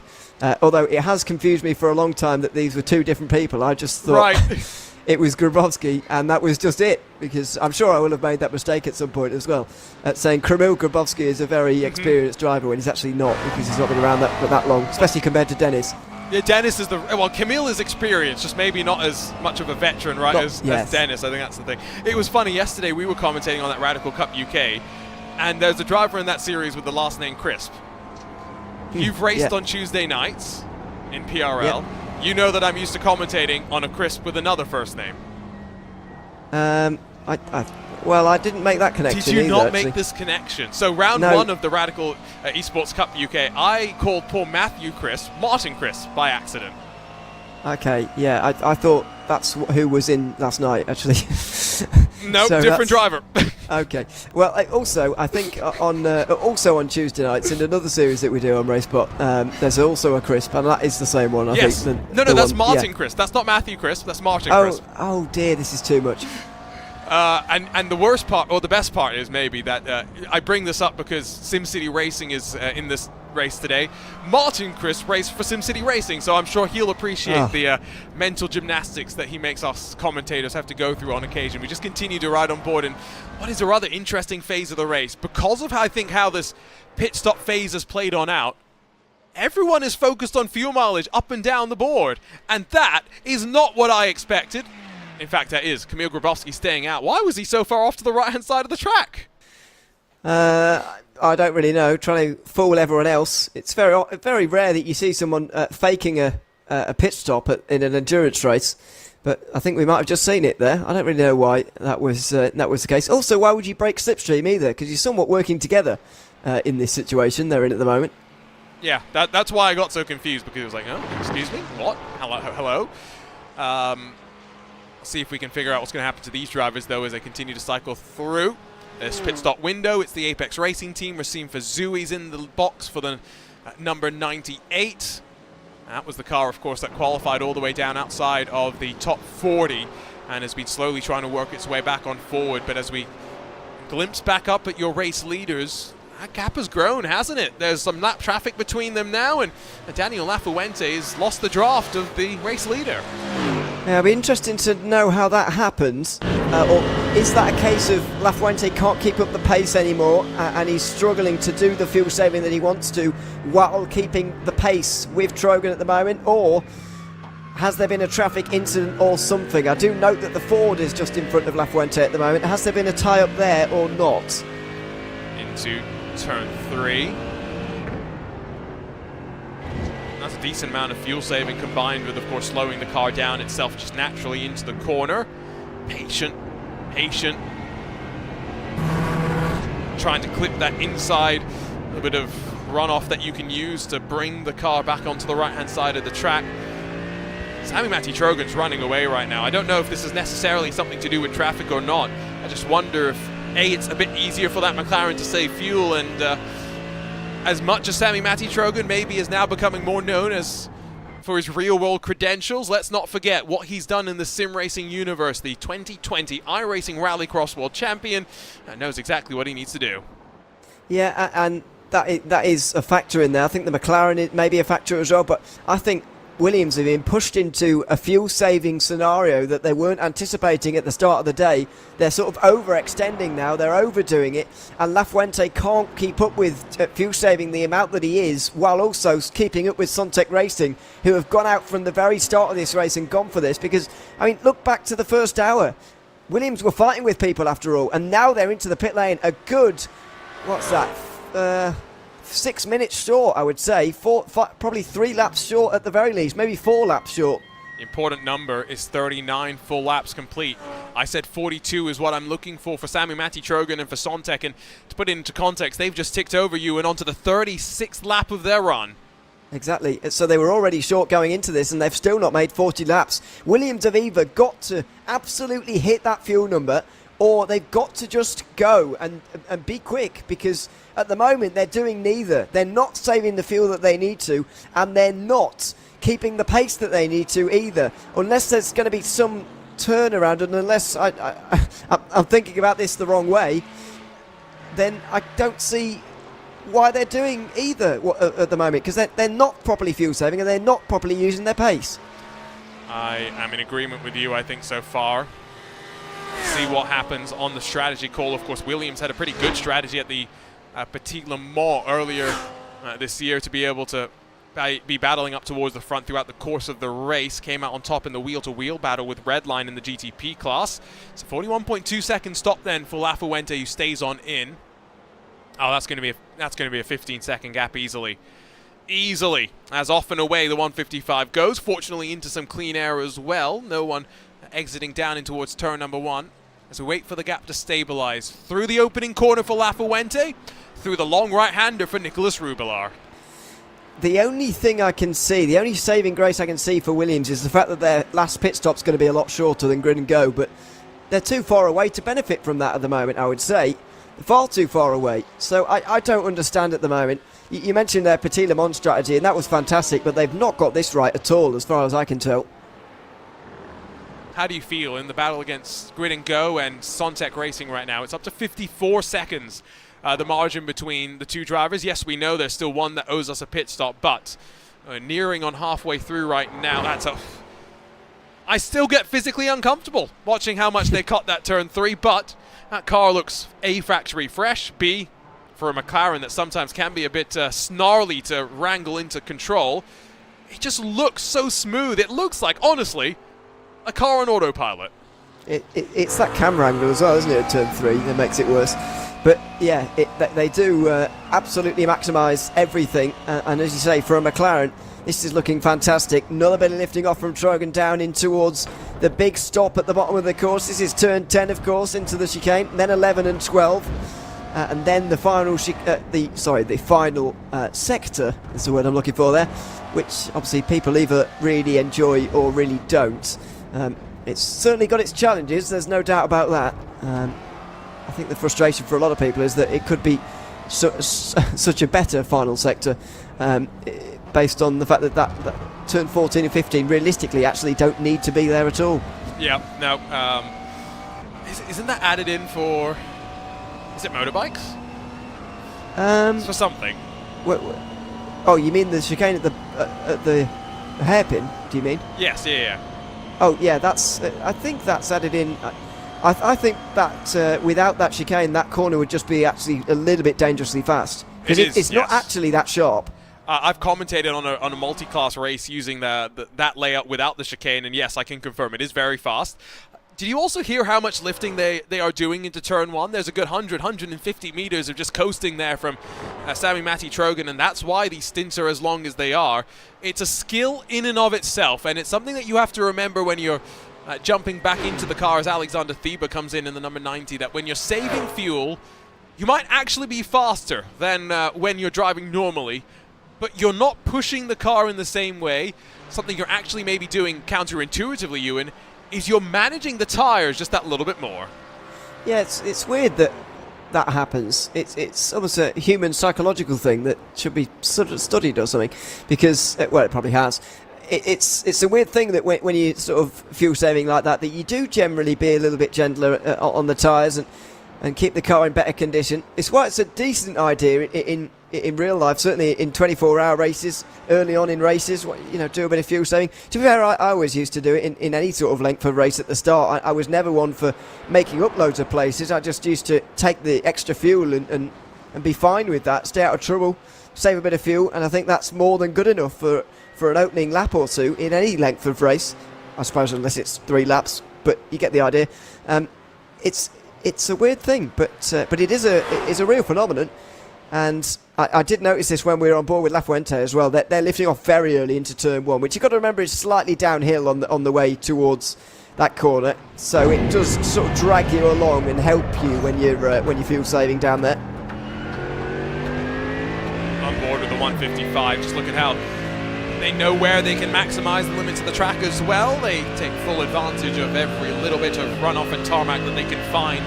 It's an old school track in some ways, but the availability of runoff is definitely there for them. That sounded painful, the bonk on the curb.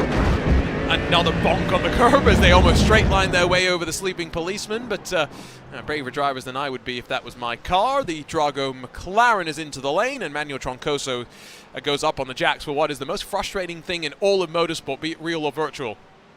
Tires and fuel being done at the same time. Yeah, not a rule I'm a fan of, as we know, but it is a thing, and so everyone's going to benefit from new tyres every time. I've got to say, I did hate it a lot less when I was driving the past 24 hours. I will note that. I did quite enjoy getting new tyres every time, in fact. But other than that, no. As a spectator, it's not quite as strategically interesting. Although I suppose some people don't really like strategic races as much as I do, which is fair enough. Some people have less patience than us, Ewan. That is true. Well, some would disagree, but I see what you mean, yeah. Are you of the TikTok generation? Generation? What does that mean? Well, I don't have it, if that's what you're trying to ask me. How bad is your attention span? It's all right. I watch long-distance sports most of the time. That's true. You are a cyclist.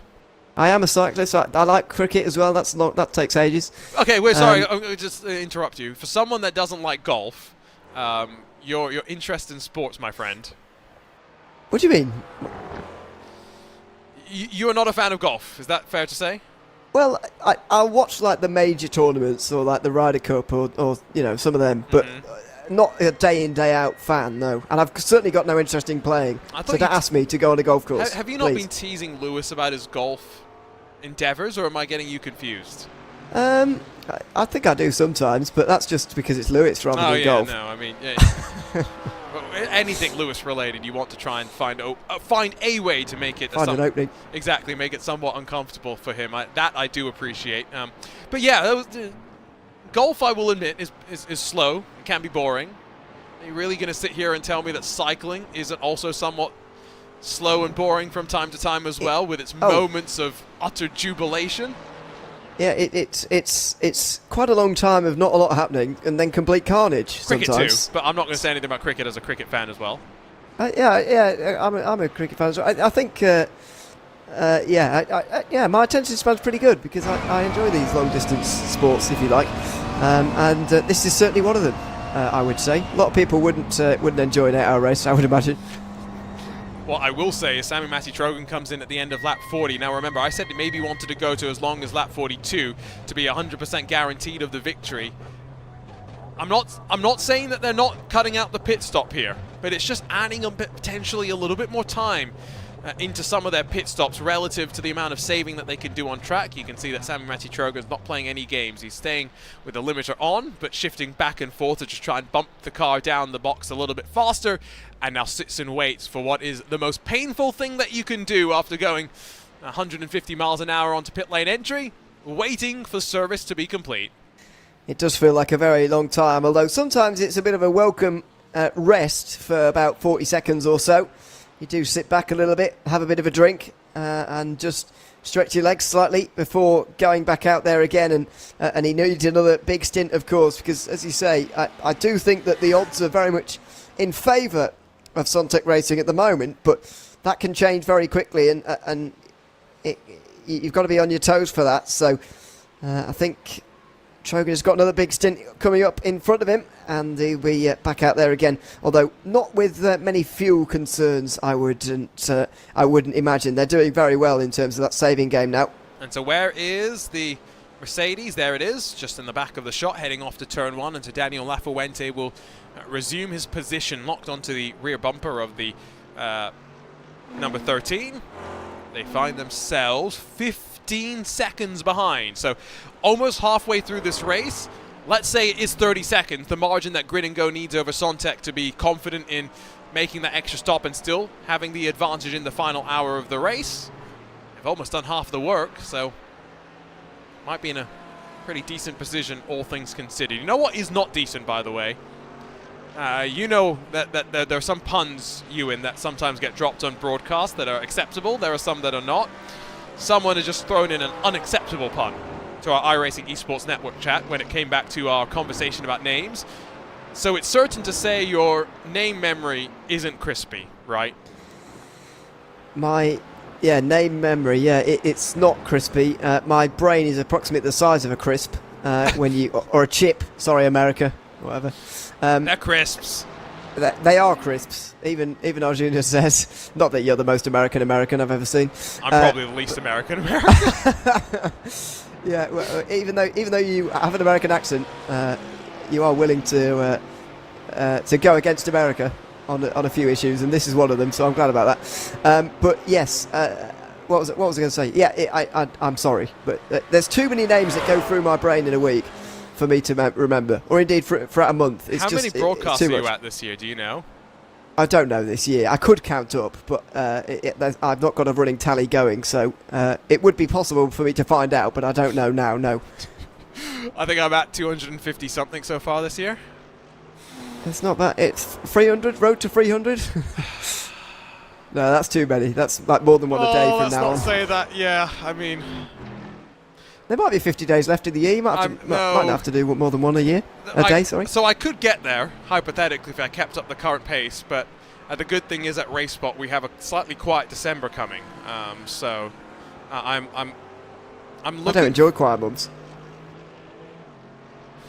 If you want some work, Ewan, I'm happy to give you some of the stuff that we have to do behind the scenes at RaceSpot. You can help me write the rulebook for the next IMSA Esports Global Championship. How about that? Interesting. That is, well, everyone would just hate it. So that's not going to be popular. Don't worry.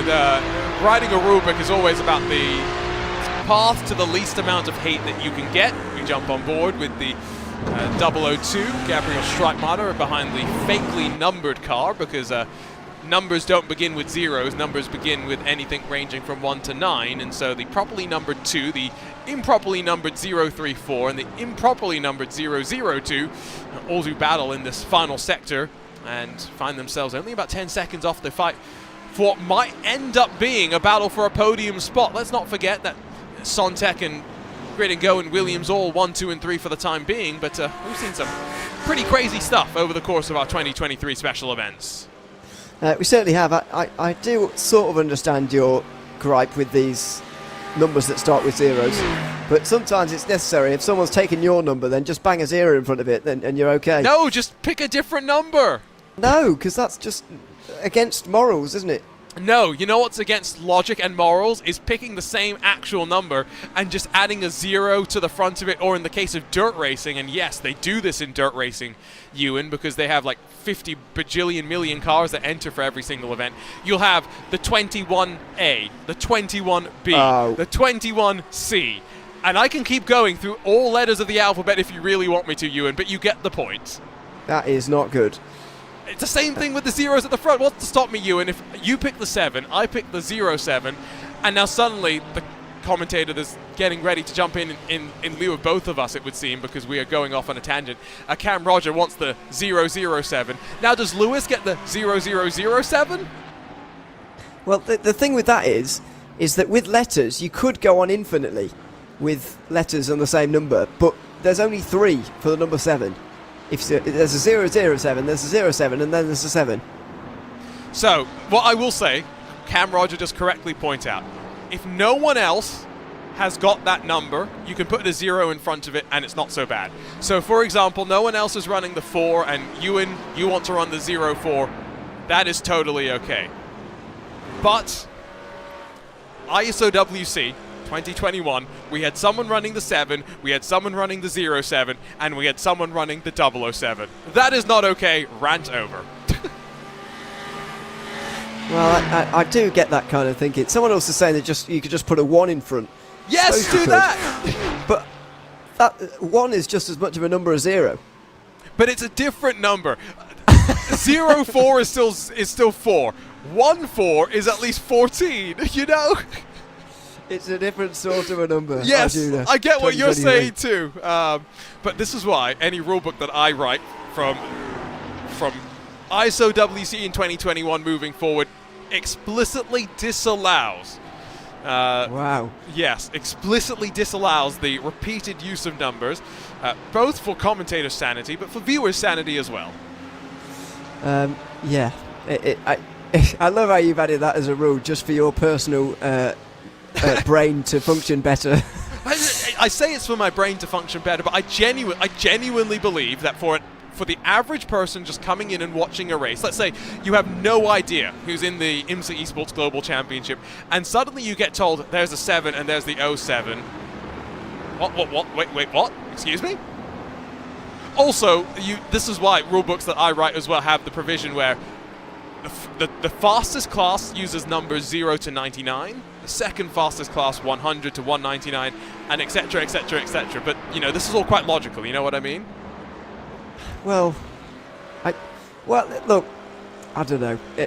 It's to be honest, it's one of those things that we do argue about a lot, but I actually don't care. It doesn't actually matter realistically, does it? Oh, this does matter to me. But mainly just because I'm a programmer that has to build systems to handle cases where someone puts a 0 before their number, which I just want to be clear, makes it no longer a number. There is no way in modern information technology to store 04 as a number. You have to store it as a word, but that's getting into the nitty-gritty of technical software engineering. And yes, as people have pointed out, we've already talked about this plenty in iRacing special events. So, steering away from the conversation, we've got 20 minutes to go before we reach the halfway mark. That gap between the front, Ewan, 14 seconds between the two different strategies. Yes, that is sort of the key of the race, isn't it? If you would sort of boil this down, we're looking at a couple or a few maybe of cars to try and win this at the moment. You've got Grid and Go on the strategy of who have done literally that, haven't they? They've grid and they've gone. It doesn't say fuel save in the name. That's for a reason, because they're not doing any of it. It doesn't say fuel save in the name of Sontec either, to be fair, but they are doing that. And they're doing a good job of it as well. I reckon they're 2 laps in the safe. Not only are they making this strategy work of cutting out a pit stop today, but they're actually doing it with 2 laps to spare as far as I can work out at the moment, at least at the last pit stop. They're doing a really good job. And as you say, they're only 14 seconds behind, and this is, legitimately on the road with Rubelot having to make 4 stops left in this race, is it? And Trojan just 3. And this is where you were saying after, I think, one of those earlier pit stop cycles as well, that for Sami Matti Trojan running in front of Daniel Lafuente, he's not getting the benefit of being able to save off of that Mercedes for Williams either right now. So he's having to make the fuel all by himself right now, and he's doing an impressive job of hitting his target. Lewis Woods gets in front of Anja Namuthan in the Team PGZ swap over. Anja Namuthan, Mr. Skirt, Dr. Speed himself, sharing that car with Brody Kostecki and Pablo Arujo, of course. The other one of the PGZ cars, the 034 with its fake number, has got 3 drivers, I think, as well lined up, although only 2 of them have driven so far. Lewis Woods as well as Samuel Ward. They've got Streitmatter behind them, Sontek's second car slightly further behind. And this is where, as well, why we're so impressed from Sontek's 13, from the performance of Trojan, as well as Matti Siepel, is the second car, Jesse Hilario, Lasse Urainen. They're on effectively the same strategy right now, but Ewan, they're a good 14 seconds behind their teammate. And they've gone for the 113 instead of the 013, so Arjuna is right after all. But yes, I do feel like, by the way, earlier on in this race, that these 2 teammates were a lot closer together. Yes. In the first stint, they were actually nose to tail, weren't they? I don't really know where this separation has come from. It was all through that first sequence where really we saw the 13 leap their way into the breakaway at the front, and unfortunately for Urainen and Hilario, they got a little bit more chalked up behind. They're also slightly now offset, I think, on the fuel number itself compared to their teammates, maybe 1 lap off, but that's not a major factor, all things considered, in what is a pretty simply liveried blue and red stripes machine, but keeps it simple, keeps it nice and distinctive as well. There's no mixing that car up for any of the other machines that we've got in the field today. What is the current McLaren GT3 car? Is it the 720S? Yeah, I think that's what it's called, yeah. I know what it looks like, but I'm not very good with these names anymore. It's not the Arthur, is it? The what? The McLaren. I call it the Arthur because it's the McLaren Artura, isn't it? But it's a lot more funny to call it the McLaren Arthur. Okay, well. No. Is it not that? I've not seen that. I mean, I could be wrong. I don't know. I think it's a 720S. I'm pretty sure it is. Yeah, 720S. You were correct in the first place. The Artura is the GT4 car, but they've just confirmed they're doing a 720S GT3 Evo. That I say just confirmed. They did it this year and launched the 720S GT3 Evo. So we are also wanting a McLaren to join the Ford and adding to the GT3 ranks for 2024. Do you want the 720 more than you want the Mustang? Yeah, probably. I mean, I don't know. I do sort of get what. I mean, I'm not against the Mustang being sort of a GT3 now, but it does feel a bit weird at the minute. I'll get used to it. I'll come around to it, but it does feel a bit strange for the moment. It does feel a little bit weird. I think part of why so many sim racers, I think, fell in love with this car is, I still remember wanting and coveting over the Fanatec McLaren GT3 steering wheel that they had a couple of years ago, and it just until the BMW M4 GT3 wheel was released again by Fanatec, there wasn't ever a case where you could just take a wheel rather that looked like it was taken out of the real car, and I don't know, personally that looked quite cool. Is it fair to say as well that just the fact that it spits fire out the back is also endears it to plenty of people? I think it does. I mean, first of all, that they just look like good steering wheels anyway, yeah, like in the car, which helps. But yeah, I don't know. I think it's good to have the relatability there, the fact that you can almost do it yourself, kind of thing. That really helps, and I think it's a great thing. It wasn't really or as far as I'm aware, it wasn't really seen before until then, or sorry, before then, I should say. I mean, I can't. Were they the first to do it? I guess. I think so. I'm trying to think. Yeah. I don't. They had some Fanatec Porsche stuff, but those weren't like pulled out, designs from the car. It was just, here's a steering wheel with the Porsche logo on it with some designs that kind of match it. Whereas now, speaking of McLaren in particular, they've been working with iRacing to have some custom official licensed products there. Cube Controls partnered up with Mercedes AMG, yes. I was just correcting myself and fact-checking myself there before I confidently was wrong. So, yeah, Fanatec working with Bentley, Ford, BMW to have some of their real-world counterparts available in the sim as well. And, yeah, it's always fun when you go and look at sim racing equipment, and in the options, in the product description, it says, not included, BMW M4 GT3 car. Yeah. Well, you got to make it clear. Oh, you do, especially at that price. Oh yeah, yeah. You've got to, you can't be false advertising. You got to make sure. So I can understand that. By the way, someone in the YouTube chat saying, "How can you want anything more than the Mustang?" Well, it's not the best great GT3 car ever to grace the planet, unfortunately. Not yet, anyway. You know who that is, by the way? I think. Oh God. Ethan Bass. Oh, really? I think it's the Bassmaster. I suppose I understand why he'd be excited. He's happy to finally be able to jump back into a Ford and be somewhat competitive. There has been a bit of a community that's rallied around some of these cars and kept them in vogue, if you will, even if the BOP is not always on the side that necessarily they would be hoping for and wanting, but cult classics, that's for sure. So, we had kind of touched on this at the start, but maybe we can see if we can grab a slightly better look at it, looking off the back of the 34. We saw Brody Kostecki clatter over some of these curbs in the Audi, and we thought Ewan damaged a little bit of that front splitter. Now, it's very hard often to tell, but I'm wondering if they were able to get some of that damage fixed in one of the pit stop cycles. I've got to be honest, I was watching when you were both talking about that. I couldn't see it myself.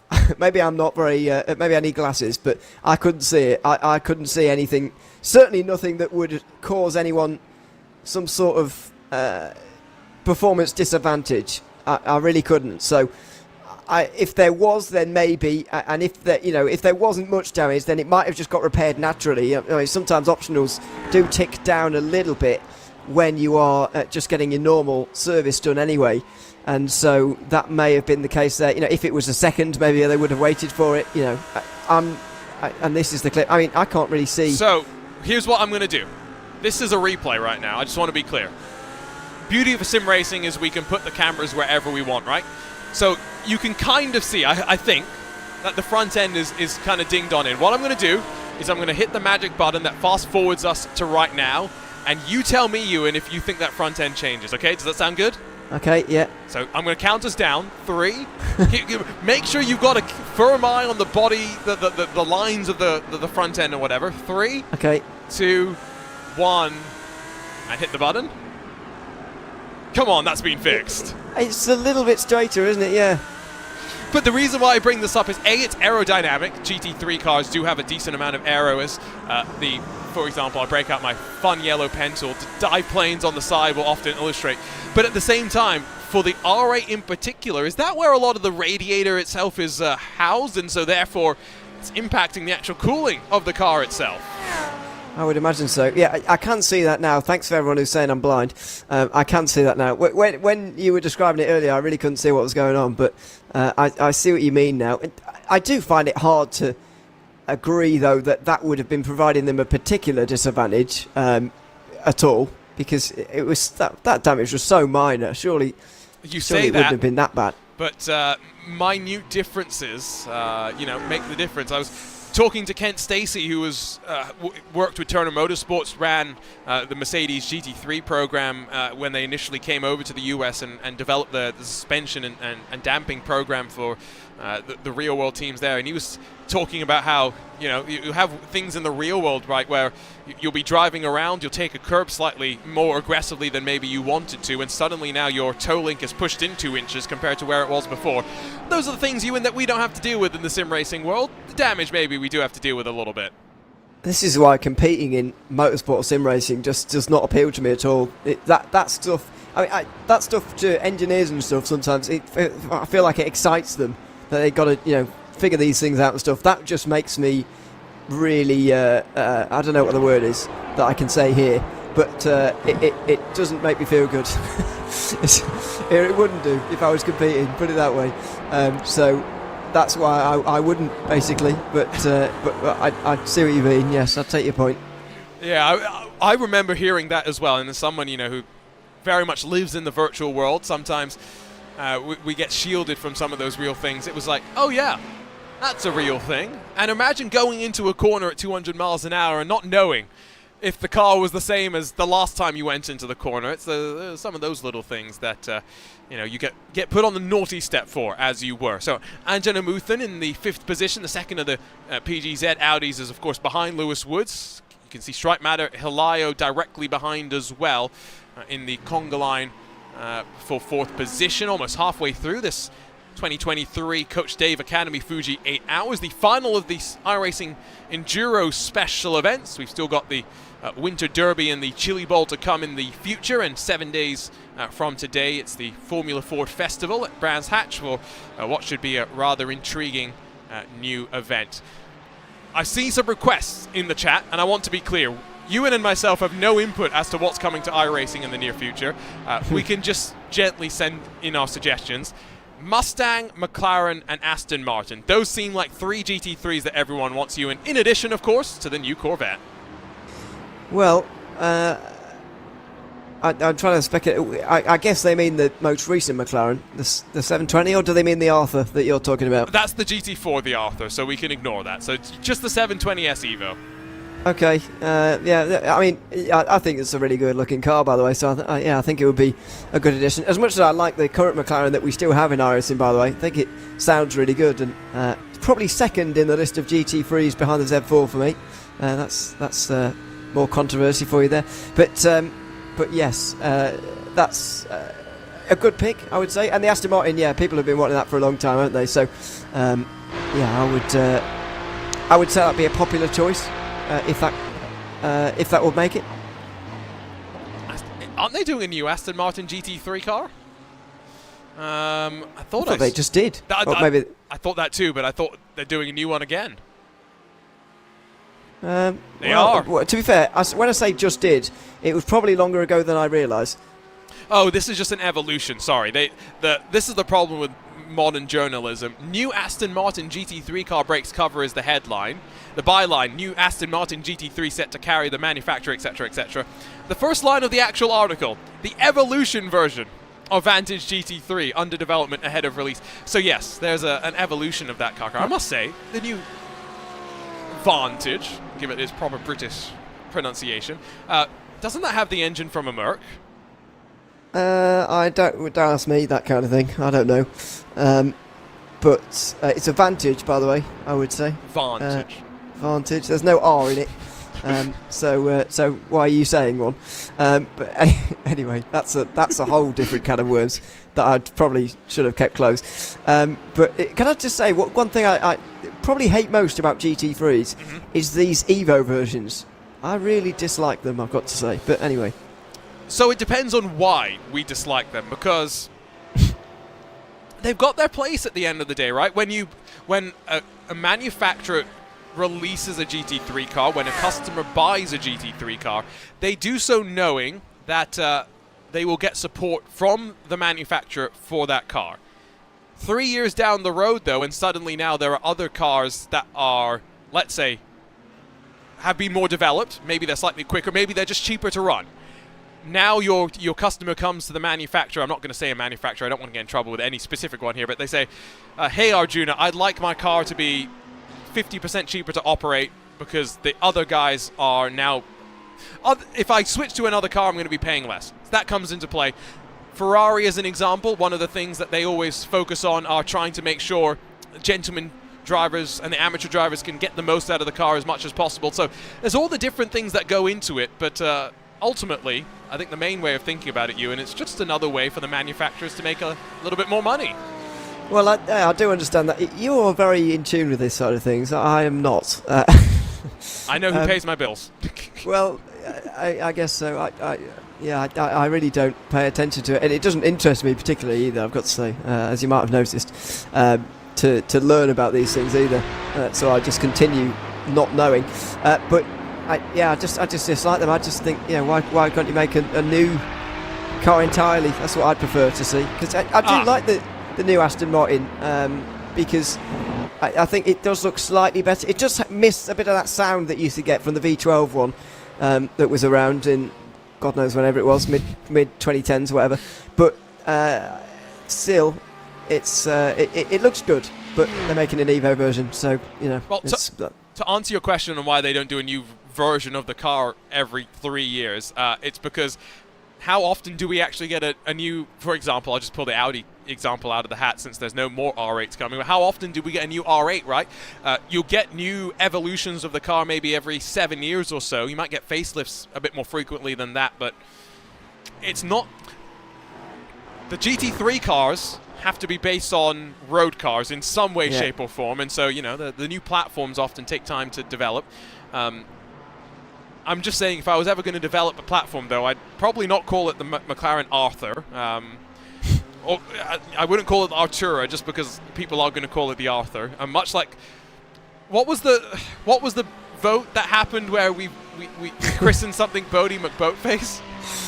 Some kind of some ship of some description, I think, or something. Don't let the British public decide on anything, is what we've decided from the last 10 years. That's Brexit, what I've learned. Boat names, doesn't matter. Oh, okay, you said the B word. Well, anyway, it's a good job I'm leaving in 5 minutes. I was trying to avoid that subject, but anyway, don't let the British public decide on stuff, because we'll get it wrong, probably. Or just be having a laugh in doing so, which is funny at the time, but maybe not so much afterwards. Anyway, it's funny if you're not in Britain, is what I would say. Oh, well, I'm glad we're entertainment for everyone else, but it's okay. But anyway, the US political scene is fodder for many as well. Everyone just looks on and hopes that they could be somewhere else at the end of the day, and it's probably a similar situation as we reach halfway through this race, where Nicholas Rubelar is probably not too dishappy with where he sits right now at the front of the field, but that gap to Sami Trogan and Sontec Racing, I think mostly just due to the traffic playing its part, has grown above the 16-second mark or so, with about half the race complete. And again, we think that Grid and Go are looking to build up at least 30 seconds heading into that final hour or so. Half of the job's been done, you'd have to say, but I guess it's one way of looking at it. They need to build up 30 seconds, but are they trying to get 30 seconds over 8 hours, or do they want 30 seconds in 7 hours? Two different ways of thinking about it. Nicely steered away from politics there. I enjoyed that. But I guess that is your job, to be fair. But yeah, I think mostly it is down to traffic. That bit of a gap opening. You can see the evidence right there, can't you? I suppose. Obviously, we don't know how Trogan got through particularly. I don't know how difficult it ended up being, but we can assume that, to be fair, even when it's not actually difficult, you do tend to lose at least a bit of time. And I think we're seeing that with Lafuente now, because he was only a couple of seconds back, and he still is just over a couple of seconds back at this stage, but it's going to be more in a few laps, you would imagine. Yeah. And again, it's all the single-class traffic that we have right now, so there's no speed overlaps to really be thinking about Lafuente in the draft, but just hoping and praying that he can build that gap back down and close back in on Sami Trogan. Does seem as though we're doing double stints across the board, so expect another round of driver changes starting in about 10 minutes time, and then another round in about 2 and a bit hours time as well. Nice and easy for a 2-driver lineup across 8 hours. It's not a particularly long race, is it? Well, it depends who you ask, because I guess some people would say so. But yeah, I think it's all right for an endurance race. 8 hours, it's a decent distance in terms of time to go. I guess when you put it in perspective like that, it does feel like a very long way still remaining. But it's that end of the race is going to creep up on us very quickly. So you and myself will be back for the final 2 hours. I've already made my prediction. I think. I basically lay down the gauntlet that Sami Trogan, Matti Sipilä, you guys better win, so I'm proved correct. Who do you think? Who do you think wins this one, this Coach Dave Academy Fuji 8 hours? Well, I think we both decided that. Well, I know where you're, which one you're going for, but I think I'll have to agree with you with the 001. They're in a very strong position. 001. The 13, I should say, the McLaren.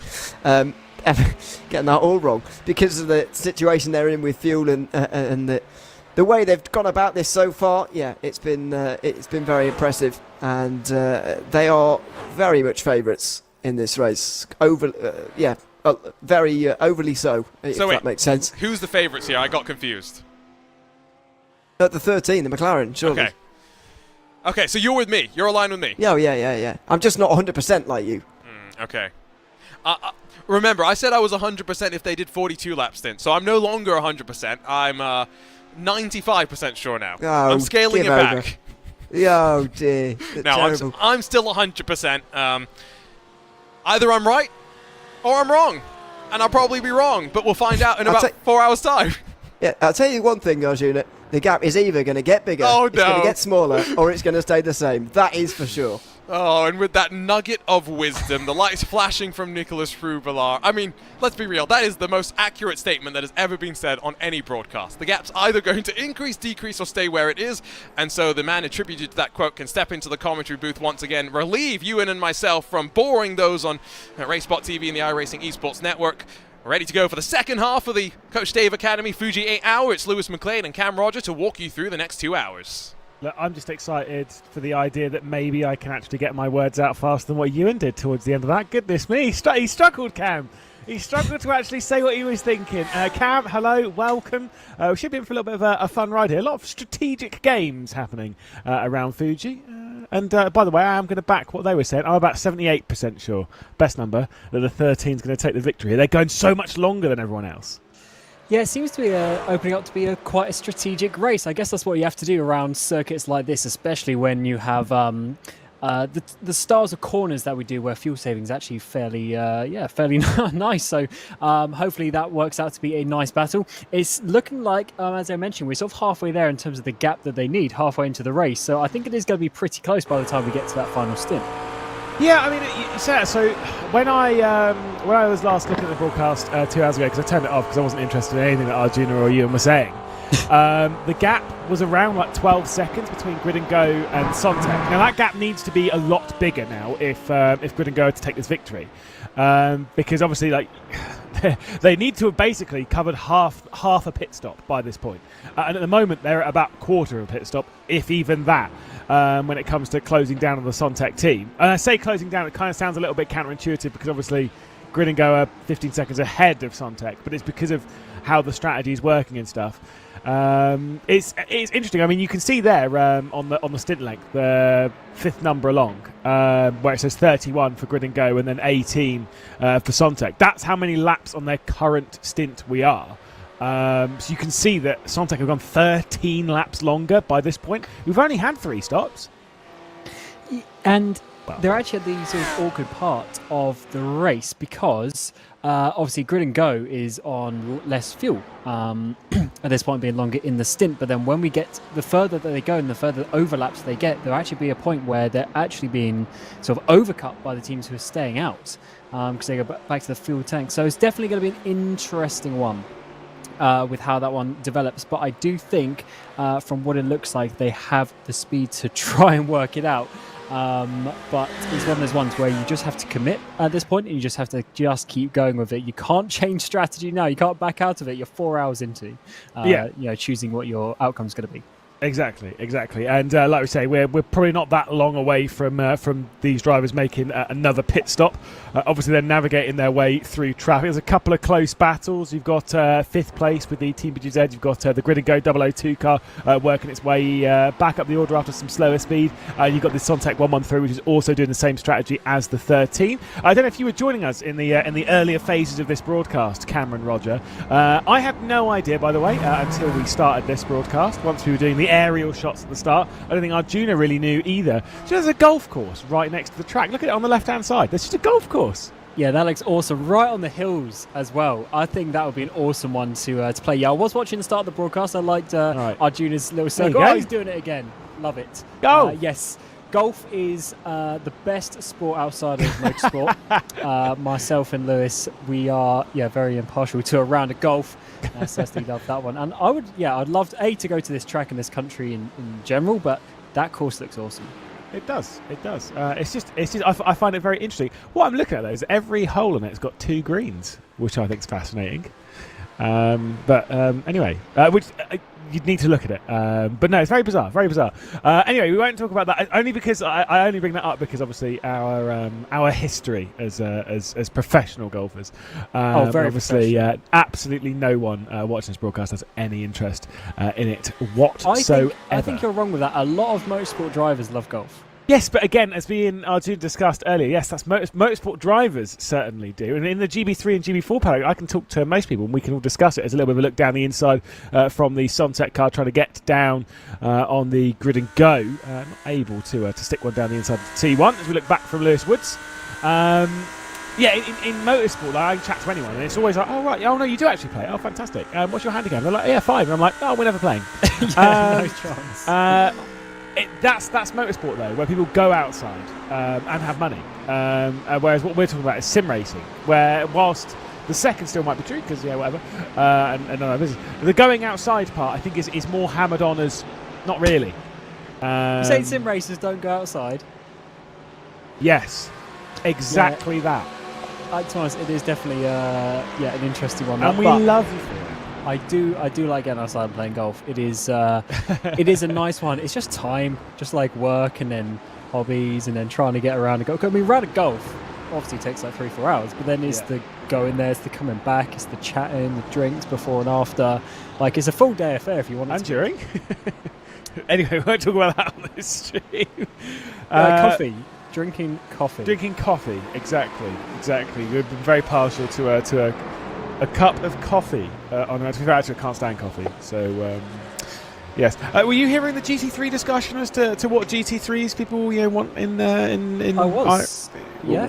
What are your thoughts on the whole conversation? Well, to be honest, it's one of the things. More is always better. Not gonna lie. So. Yeah, I mean, I would love to have the full roster, but of course, there's lots of other things that come into it. But I mean, definitely more. If there's more, cars, especially as they mentioned, like the Mustang and stuff, then you Aston Martin, Evo coming out and stuff. So definitely, anything being added to the platform, I'd be up for. A bit on and off. Sorry, a bit on and off. A bit of. I was just reading something from a chat now. Sorry, you want the full roster? That's what I wanted to talk about. Yeah, goodness me. Of course. I mean, how many GT3s is the full roster of GT3s? Including the ones that are already on the system, it's got to jump it up to like 20 or 25 or something silly. It's insane how many GT3s are, which I think is what makes GT3s like such a fascinating part of motorsport. You've got so many. I can't believe you and O'Leary like 720, by the way. I mean, it's a pretty decent one, I'd say. I don't like the sound of the engine. No, it's very boring. Yeah, it's a bit of a hoover, but it's fast. So if it works, it works, and I'm definitely one for the engineering side of things. So if it is fast, then I'm not going to complain too much about that one. But of course, a lot of the stuff that obviously being British mate, what we see is obviously from the European circuit, but obviously in America, obviously we get. See the Lexus, there's the NSX and all that sort of stuff that you don't get as well. That's just ever increasing the amount of GT3 cars there are. Again, we need the Prius. Hashtag Prius Army, get together. Well, the GT500 one out in Japan. Yeah, there was Super GT, isn't it? I thought it was a GT500 or GT300. I thought it was GT300. Anyway. We've got a move here, so Sontec do work their way down the inside. It's not too much of a surprise. Of course, Grid and Go definitely approaching a pit stop here. So theoretically, at this point, by the way, the Sontec car is quite a bit heavier, but obviously a lot less worn on the tyre side of things. Mostly courtesy of not being out there for as long. Science. Yes, that is science and maths with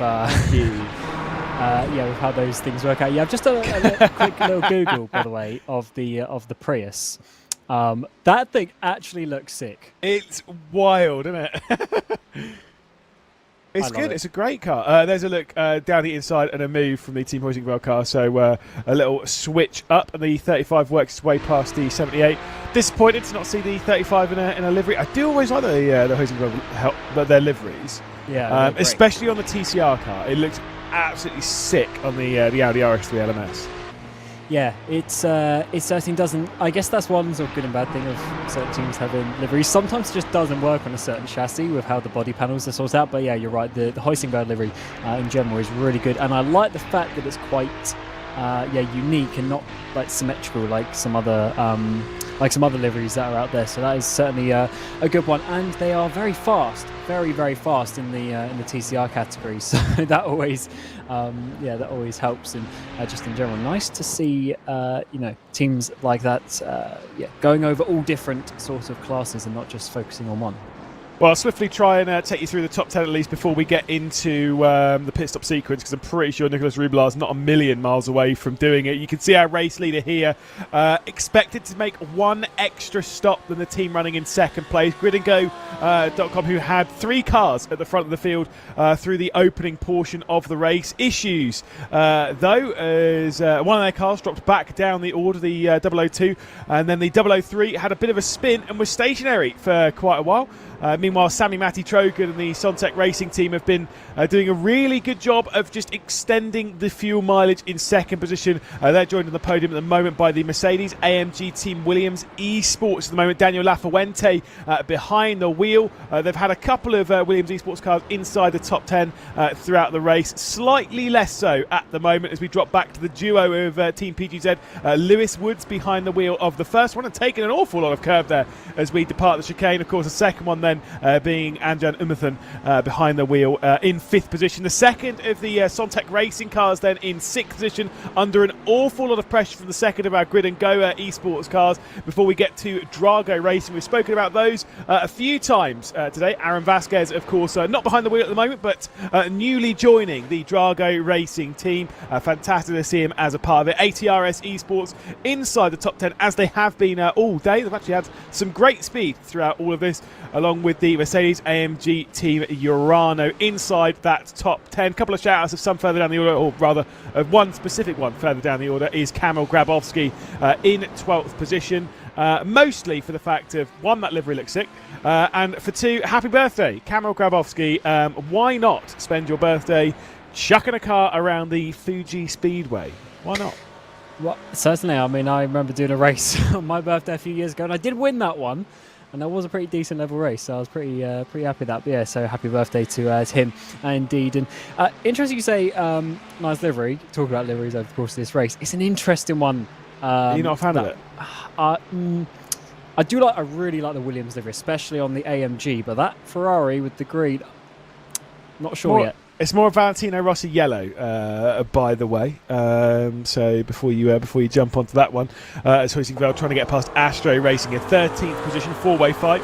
Alastaro behind this, Wave Italy green. No, the thing is, so I've always said that the Williams Esports Razor livery, I wasn't the biggest fan of. I'd go through phases of kind of liking it and then not really liking it because I thought the green was very, very intense. I think the yellow on that, it's not like the yellow was when it was the Williams Gym Academy, when it was that side of things, because that was like quite an intense yellow. Like there was a bit more of like orange in it and such. The yellow they've got on Kamil Grabowski's car at the moment is more of like a green tinged yellow, much closer to like a Valentino Rossi yellow, and I think it's quite striking. So fight me. Look at it. I certainly have to potentially about that one, but obviously there's a lot of factors that come into things like liveries. When, as you mentioned, when you get sponsors and that sort of stuff, having those, what's the word when you have to do something? Can't remember, but yeah, basically when you sort of have to do it from sponsor, and they obviously changes things. Certain teams, they do like to just slap on like the logos and that, but then other teams, they do like to get the colours involved, get the representation out there. Yeah, I mean, it's just the ways of them spicing up their different areas. I think we've got a few drivers entering pit lane here. Astro Racing will come in. Team Hoisting not coming in. It's obviously picking up the last little bits of the slipstream. Absolutely fine in there. So De La Chica coming into the pit lane. Bring it down onto that, getting in for a stop. Probably will be 3 more left to go from this point on. They won't be able to save enough fuel to have done so. We know for fair certainty, the 13 and the 113 will be going for basically for the distance, trying to stop less than everyone else. But but I'm not sure if anyone else might be able to switch onto that strategy. What has happened to our lonely Ford GT? Yeah, I did see some duster flying up this part of the track. Oh, the 69 machine, just using way too much of the curb. Fortunately, going to the outside of the track and getting off the racing line, because that's a very sort of blind part of the track. But yeah, just showing you how sort of big and bumpy the curbs are here. Oh yeah, it's a nasty track. I had the recent joy of racing around here quite a few times, courtesy of the Super Formula. We had a great time. Banging around the circuit, having a good one. But something you realise in a car like that the curbs be big.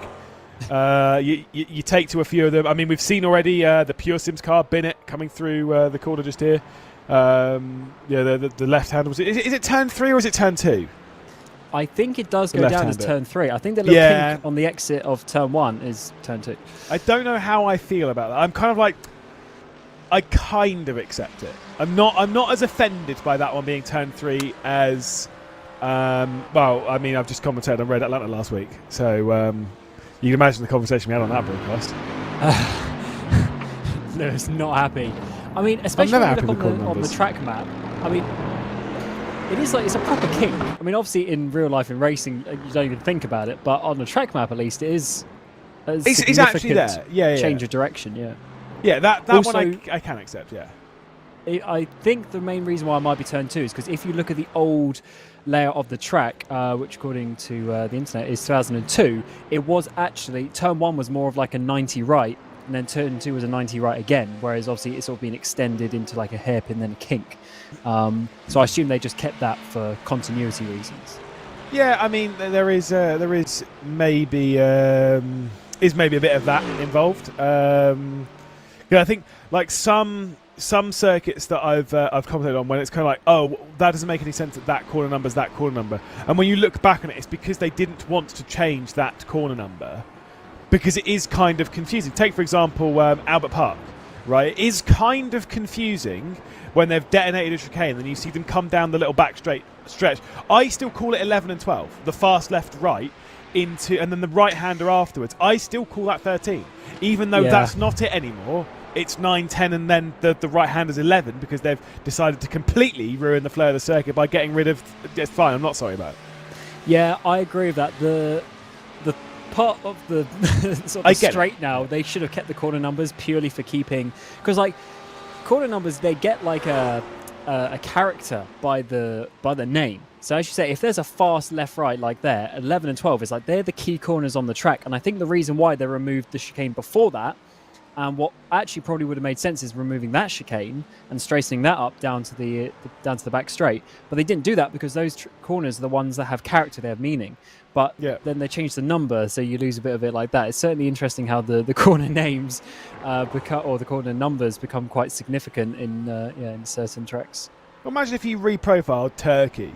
Right, so and you remove like 3 corners in the first sector, or whatever. So you get to that, the quadruple left-hander, which everyone knows is turn 8.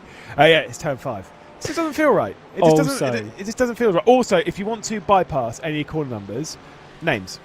Names. Yeah, that's a good one. Although Turkey turn 8 is a good one. So they then go 10 years later, or whatever it was, to make the Circuit the Americas. Yeah. And they decide to do this massive right-hander modelled on turn 8. What do?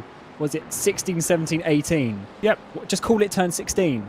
And then at least it might have a bit of character. Part of that is American corner numbers, which I know me and our junior have had many a conversation about because, I mean, I do get the feeling that with America, even the slightest rotation of the steering wheel, it's classified as a corner.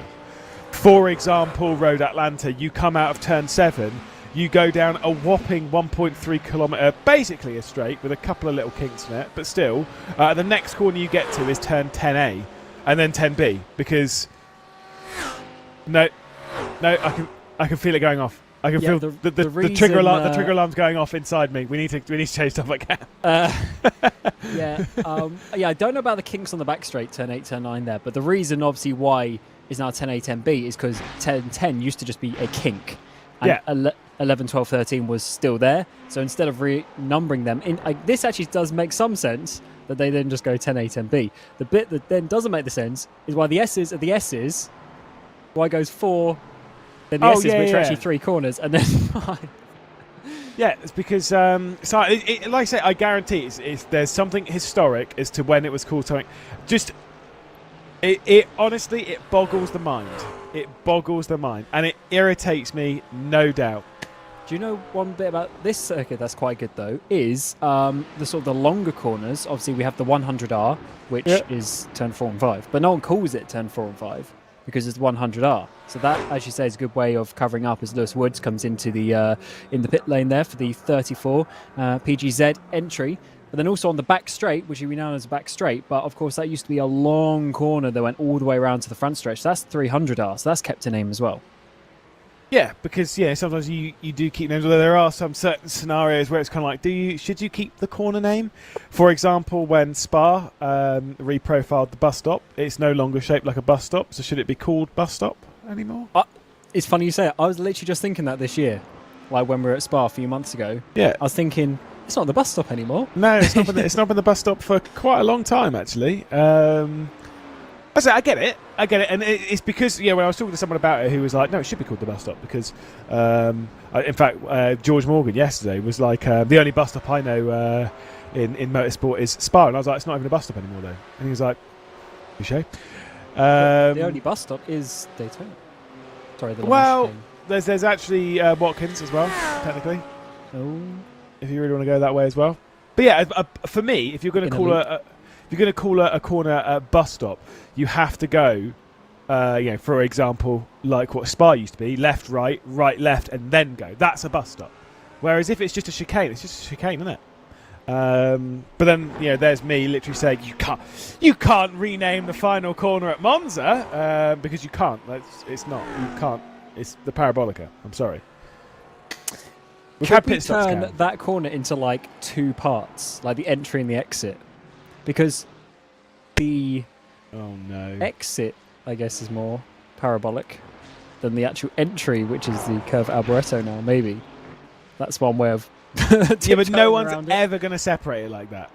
No one is ever going to separate it like that. That's on the same vein of NASCAR 1 and 2. Any NASCAR track, any oval, wouldn't it? 1 and 2, yeah, but it is one corner, right? I get it, I understand, but it is one corner. Are we calling it corner or turns, though? Oh, no. Because if you think about it, I guess one reason why it's turn 1 and 2 is because you turn in, that's one action, and then you have to straighten the wheel on the exit, which is turning back. Therefore, you're turning a second time, and it's turn 2. Right, so how many corners does Kyle Larson go through a race then when he's struggling with a very loose race car and he's turning about 15 times per corner?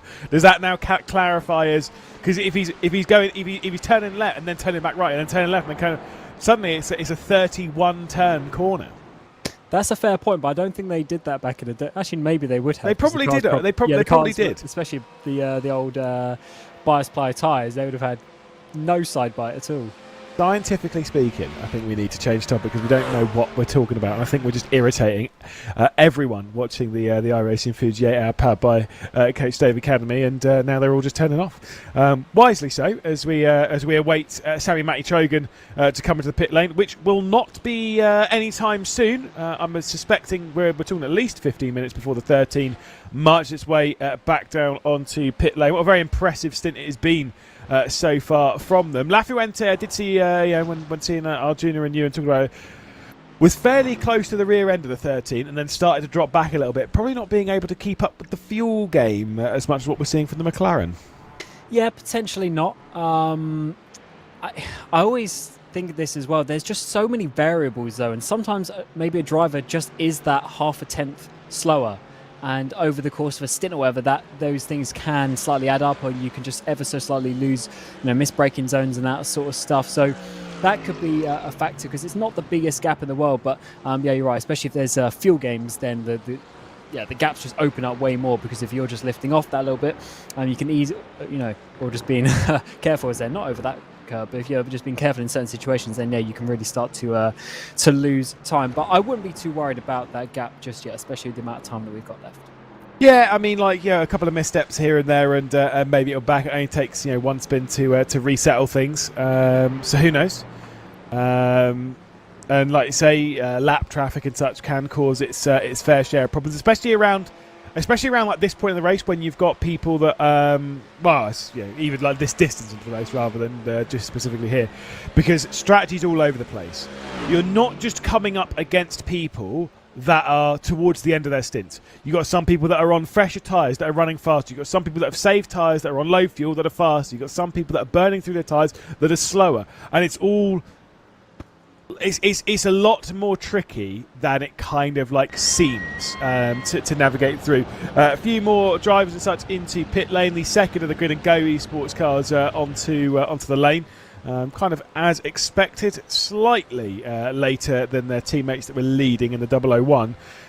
And I've got to say, I was saying before, if the 001 wants to win this race, they basically know that they have to take down that 51-second gap to the race leader, right? Which I'm pretty sure, when we were talking about it, I'm pretty sure about 3 hours ago, it was around 60 seconds. It's only come down like a max of like 8 to 10 seconds in the last 2 or 3 hours, which means Sontech are in such a strong spot. Yeah, that is a good point. My guess, though, is that the final pit stop won't be a full stop, so it might not be quite that much. But either way, they're not going to save 50 seconds at that final stop. So I think you might be right. I think they might be in that battle for sort of third, fourth, as it stands, really. But yeah, even then, it's going to be a tricky one to get the race victory, at least from what we're seeing right now. And that does make me wonder, have they done or not done some calculations to work that out? Because if they are that many seconds off, then there's obviously been something missed there in the preparation, maybe. Certainly. So looking at Alastaro Esports, green, I mean, it definitely is green. Green rims. Interesting choice. I know you more like the fluorescently yellowy colour, but are you not a big fan of the coloured rims? Do you just like the black rim? Okay, so we were having... When were we having... Oh, no, I think it was with... I was having this conversation with Arjuna when we were in full swing podcast mode, doing the BMW M Sim Cup at Zandvoort the other week.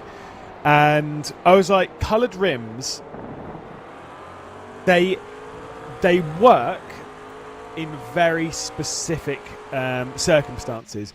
Green, I guess the colour probably doesn't matter so much. You can get away with green, but it has to tie into the design quite well. And obviously, they've not submitted a livery, so lol on that one. We'll probably see if Kirkapa can get past at the moment on the run down to that first corner and see if the Alastaro esports green car is going to work smoothly. The answer to the question is no. But yeah, if there was a main livery on there, then maybe. I think the best example, and I'm pretty sure they've got it on this car, of tying in wheel colour with livery is probably Drago Racing, who from memory runs some pretty pink rims. They certainly did in the BMW as well. We kind of brought on the conversation. The pink rims, but it kind of worked because the car is charcoal grey and it's got pink colours. So the car is a two-tone car. You've got grey and you've got pink. But the pink is by far the least used of the two colours, and so that's why you can kind of get away with it on the wheels. Yeah, you are right. It needs to be an accent colour. You couldn't have like a full green car with green wheels as well. I mean, you could. You'd look ridiculous, though. Yeah, you physically could. But to be honest, I just like either sort of a gunmetal grey or black wheels. Every livery that I've made over the years, it just works. It just fits. Every time I try to find something nice, maybe you can do like a little pinstripe on the very edge of the rim, but that is about it. I found it very difficult to integrate colours when I was making liveries. I think you can do that on iRacing though. I think it's just literally it's one colour. You're not allowed to design anything on the wheels. No, like those kind of. I don't mind like you doing like a pinstripe. Would actually look pretty sick. That's mostly because of a train thing. That's fine. We're not going to go into it. We're just not going to go into it.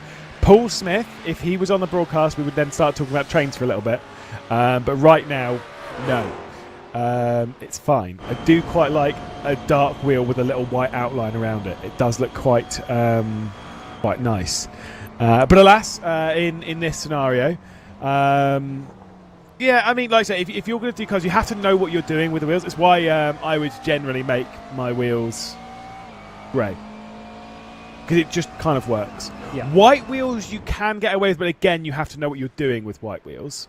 Black is just like, if you don't know what to do with the wheels, if in doubt, paint them black.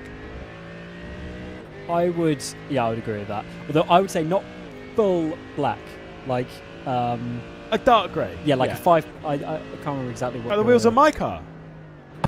Yes, yeah. I'm trying to think of it. Yeah, so yeah, that's what I mean. Like sort of like a grey gunmetal black sort of color, just to because when it's like the raw black, like black, that is it's almost too much. Because you sort of lose the design a little bit and that sort of stuff. Whereas when it has that just a little bit of grey in it, then it certainly adds to that one as the Fuente comes into the pit lane in the 1:55. 3.5 to go, so that's 3 stints left of an hour and 10 minutes.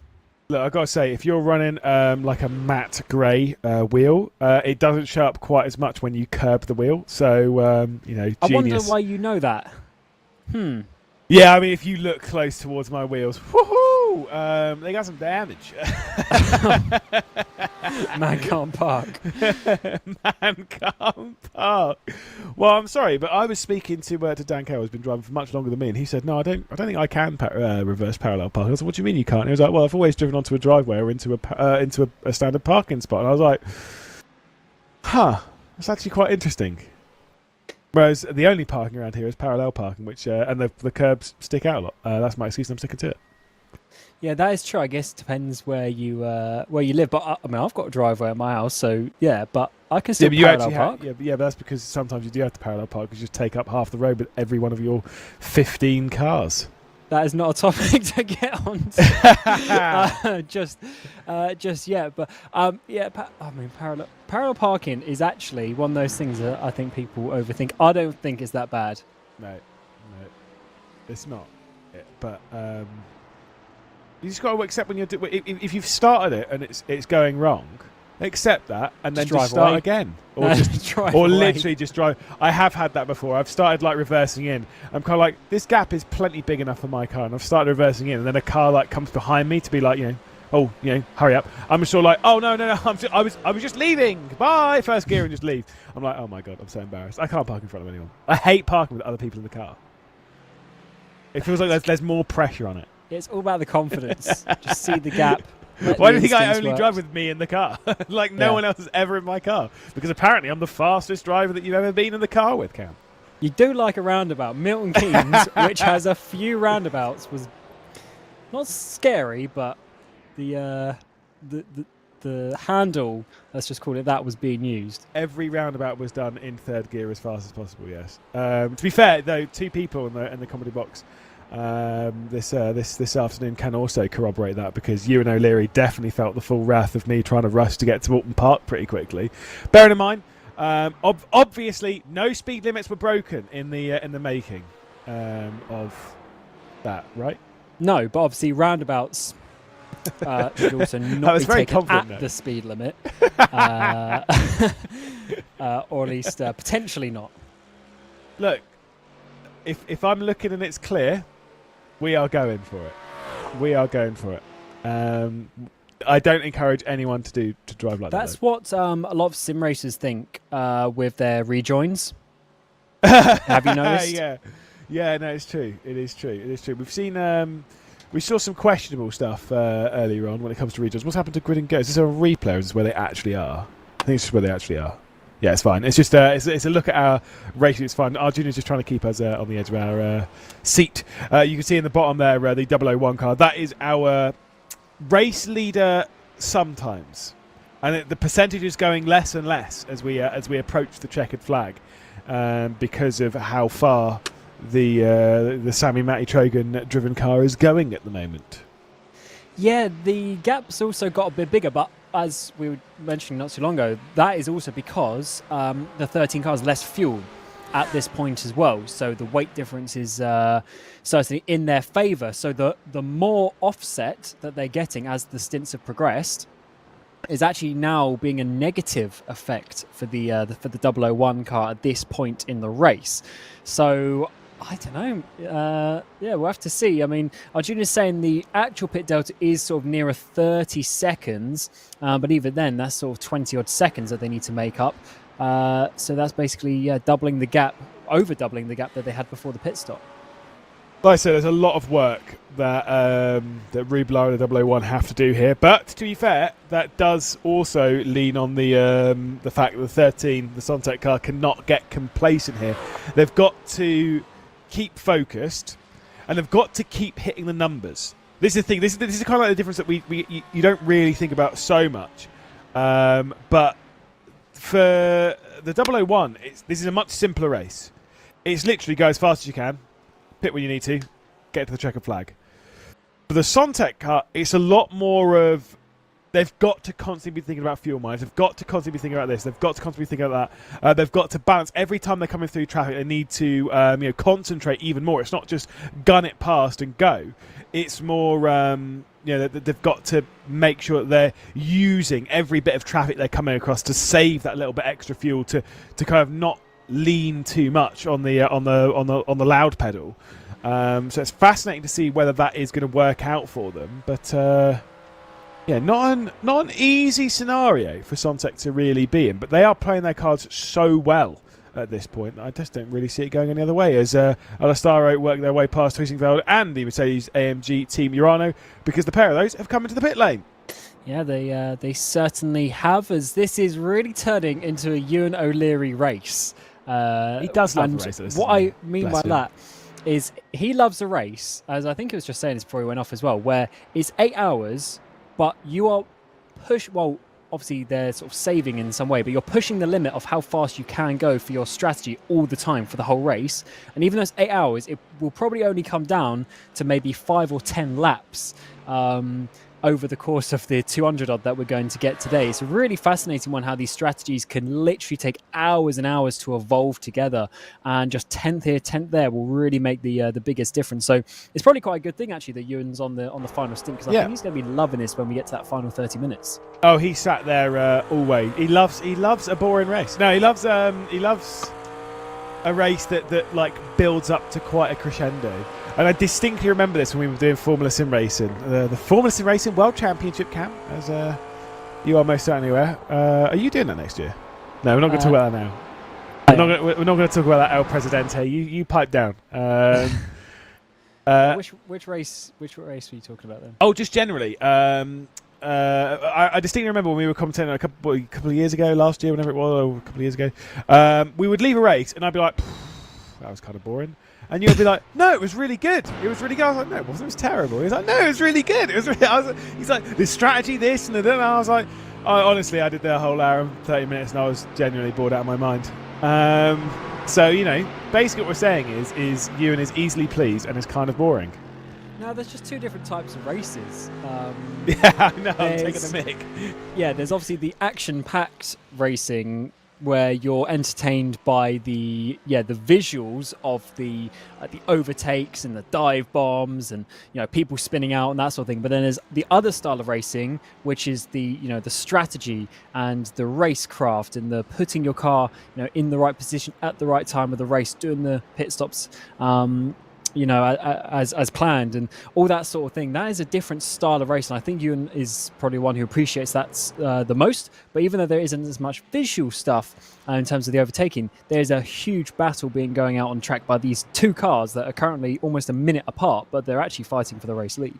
No, I mean, look, I do like a strategic race. It's why, like we were saying with the BMW MSIM Cup last year particularly, before we had this terrible rule, which again, it's not an iRacing thing, and yes, we speak about this every single broadcast, and I will continue to, because I think I hate it that much. You can change tyres and fuel at the same time. I hate that. Yeah. And I get it, it's in line with what's happening. It's nothing against iRacing or anything like that. It's in line with what we're doing in the real world, so it's fine. But I hate it.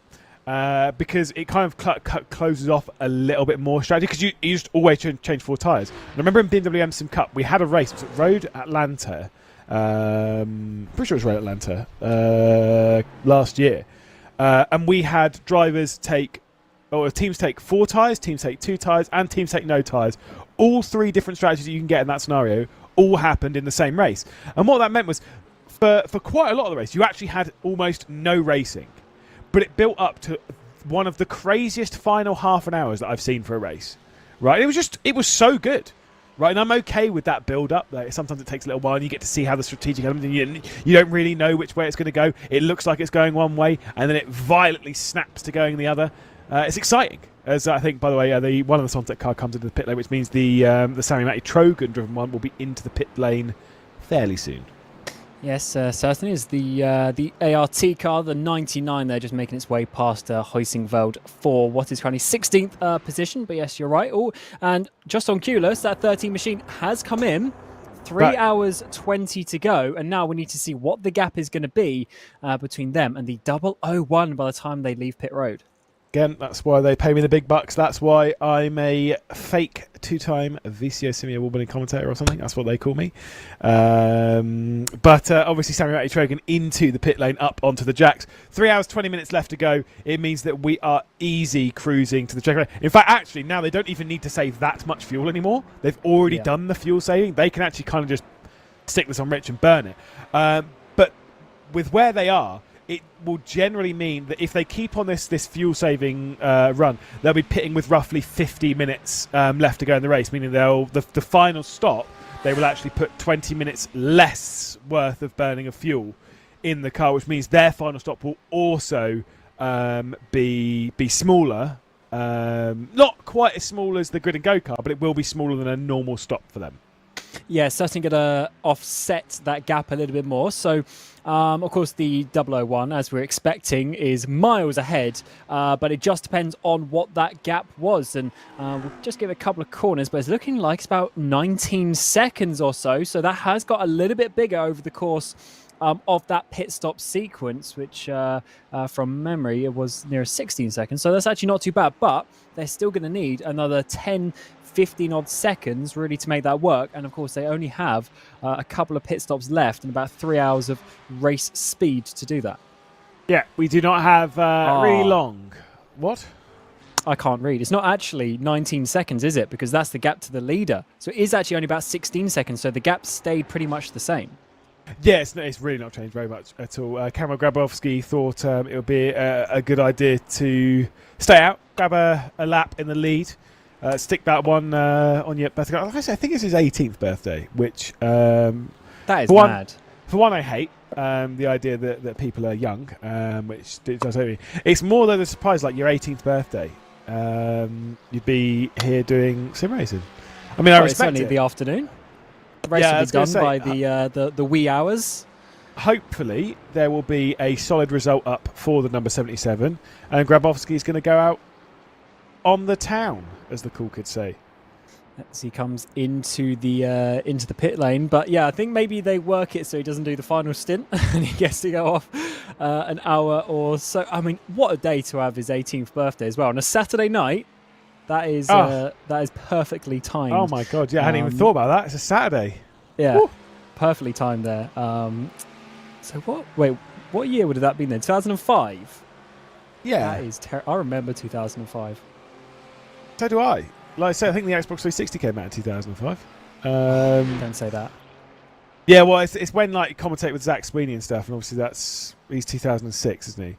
And I'm kind of like Gears of War. The first Gears of War game came out in 2006, and I distinctly remember it. A great time playing. That was when we got, like in my house, we got an Xbox 360, and we just played. I was like, oh, it was that. It was the Burnout game. Again, I can't remember what it was called. It was the one that was before Paradise. Was it Inferno or something like that? I didn't play Takedown. The Burnout I think it was games. Takedown. I think it was Takedown. Might have been. Either way, it was Burnout. It was Forza. I think the first one was out at that point, but not the second. And it's like, yeah, these people were born in that year, and I remember it. I was about to. In fact, 2006, I did start secondary school. Wow. that is a scary one. But do you know what also came out, if I get my words out, that year was actually almost to the day, next week, was Need for Speed Most Wanted. That came out in November 2005. 2005, yeah, I know it was, yeah. Man, I remember getting that. Great That must have game. been that Christmas. I got it. Great I got it game. basically right when it came out. Oh my lord.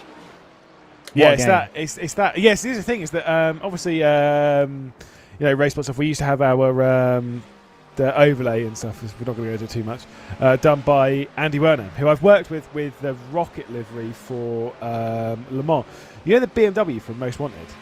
Mm-hmm. That was done by Andy Werner. There you go. Really? Yeah, it was. Wow. Fascinating. That's a big job. Because That's an iconic livery. Yeah, I mean that is a famous car. Yeah.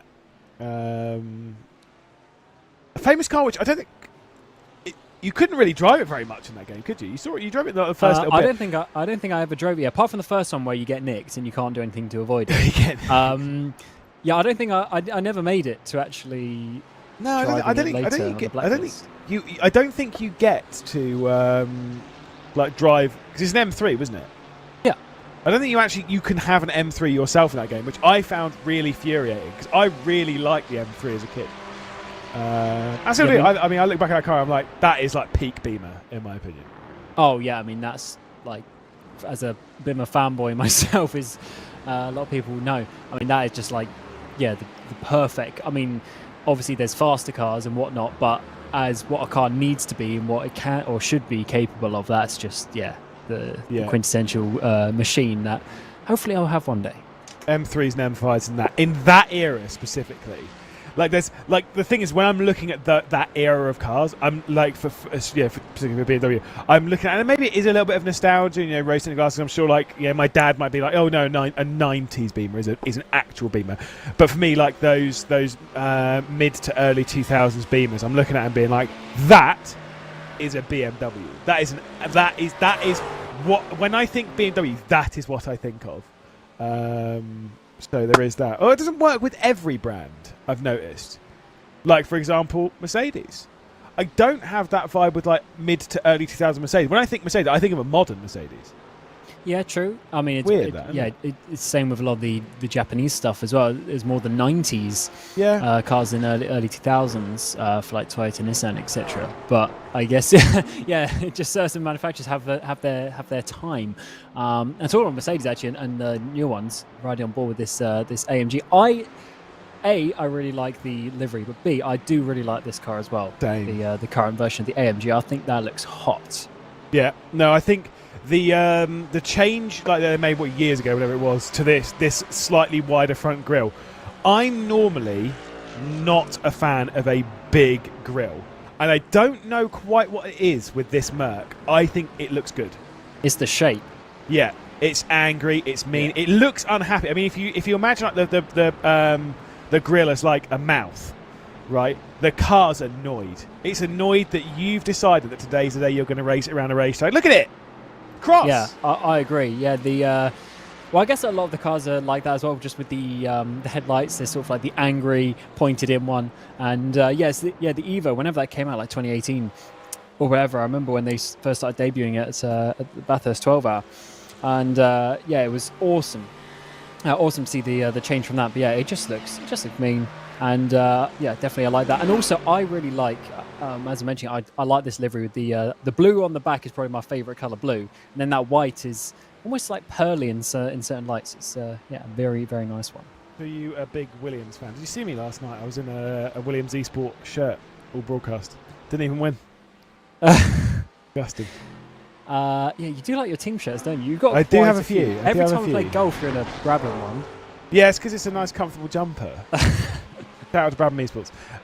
It's a nice, comfortable jumper. But I'm again, if you are a team in the world of sim racing and you want me representing your merch on a golf course in the United Kingdom where no one can see me, or potentially even on a broadcast if you pay me enough, then send me some sim racing gear. I'm always looking forward to wearing them. I did get offered an Apex Racing shirt. Is that consolation for not getting a suit? No. I got offered a small or a medium one, which I laughed at. Respectfully, that's not going to work. Yeah, Elvis Rankin was like, I've got a few medium shirts for you, and I was like, I think I might need L or XL, sir. But thank you for the offer. Have you spoken to the Urano boys? No. Getting a shirt. No, I need to sooner rather than later. That's what I was thinking. If you're into collecting that, that's going to be worth something in 5 years' time. Well, probably not. But I would like one. So I do need to. Well, Bob O could be one, right? Yeah, I know he's. Is he still racing for them? Yeah. Because I know he hasn't been in things much, and he's sort of like taking a step back and that sort of stuff. But maybe we'll be able to slide you one before the end of the year. Yeah, no, absolutely. No, I would like a Urano top. I've asked for a Porsche one from Joshua Rogers the other day. Obviously, we'll be meeting up in Sweden fairly soon, and he said us getting on a hold of our own shirts at the moment is a bit of a nightmare, and I was like, understandable. Have a nice day. I would still like again shirts from all these. It's where these like esports like meet-up events. They're so good because I'm just like, right, who can I hoover a shirt off? It's where I've got most of them from. There's always someone giving merch as well. Yeah, that's what I've got. As you know, downstairs I've got a BMW sim racing hat, which I got whilst in Saudi, and so you know. I've worn that around a golf course. It's just looking at golf gear, mate. It's just looking at golf gear. They do say that you're not allowed to wear like football jerseys and things like that. And I'm like, it's sim racing, it's fine. Yeah, do you remember when we were leaving the Spa 24 Hours back in July? And Oh my god, yeah, I've got that hat downstairs. Yeah. Yeah, the random people from Mark VDS gave us the hats. Yeah, I got the Tony Arbolino one, haven't I? And you got Sam Lowe. Yeah. Giving out these hats because they were their stand was obviously finished and they didn't get rid of all of them. I was ready for a fight at that point. We were crossing the road at a roundabout, and they beeped at us. They opened their window and they're like, "Oi!" And I turned around and I was like, "What?"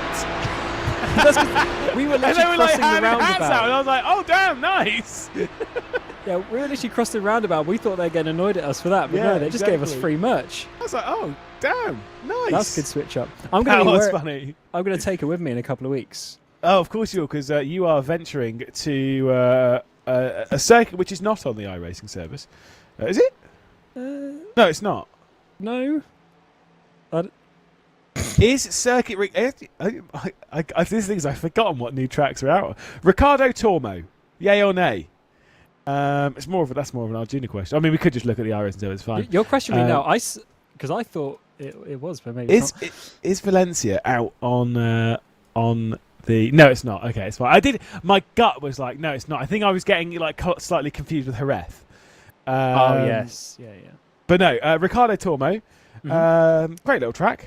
Obviously visited there last year. Great little track. Yeah, awesome. Yeah, so I went there last year for MotoGP finale. Going again this year. It's a awesome sort of stadium sort of track with how it's set up, and going on a bike this time. So getting involved with the bike friends. But no, cars are still the love of my life. Don't worry about it. Are we getting a bike onto iRacing?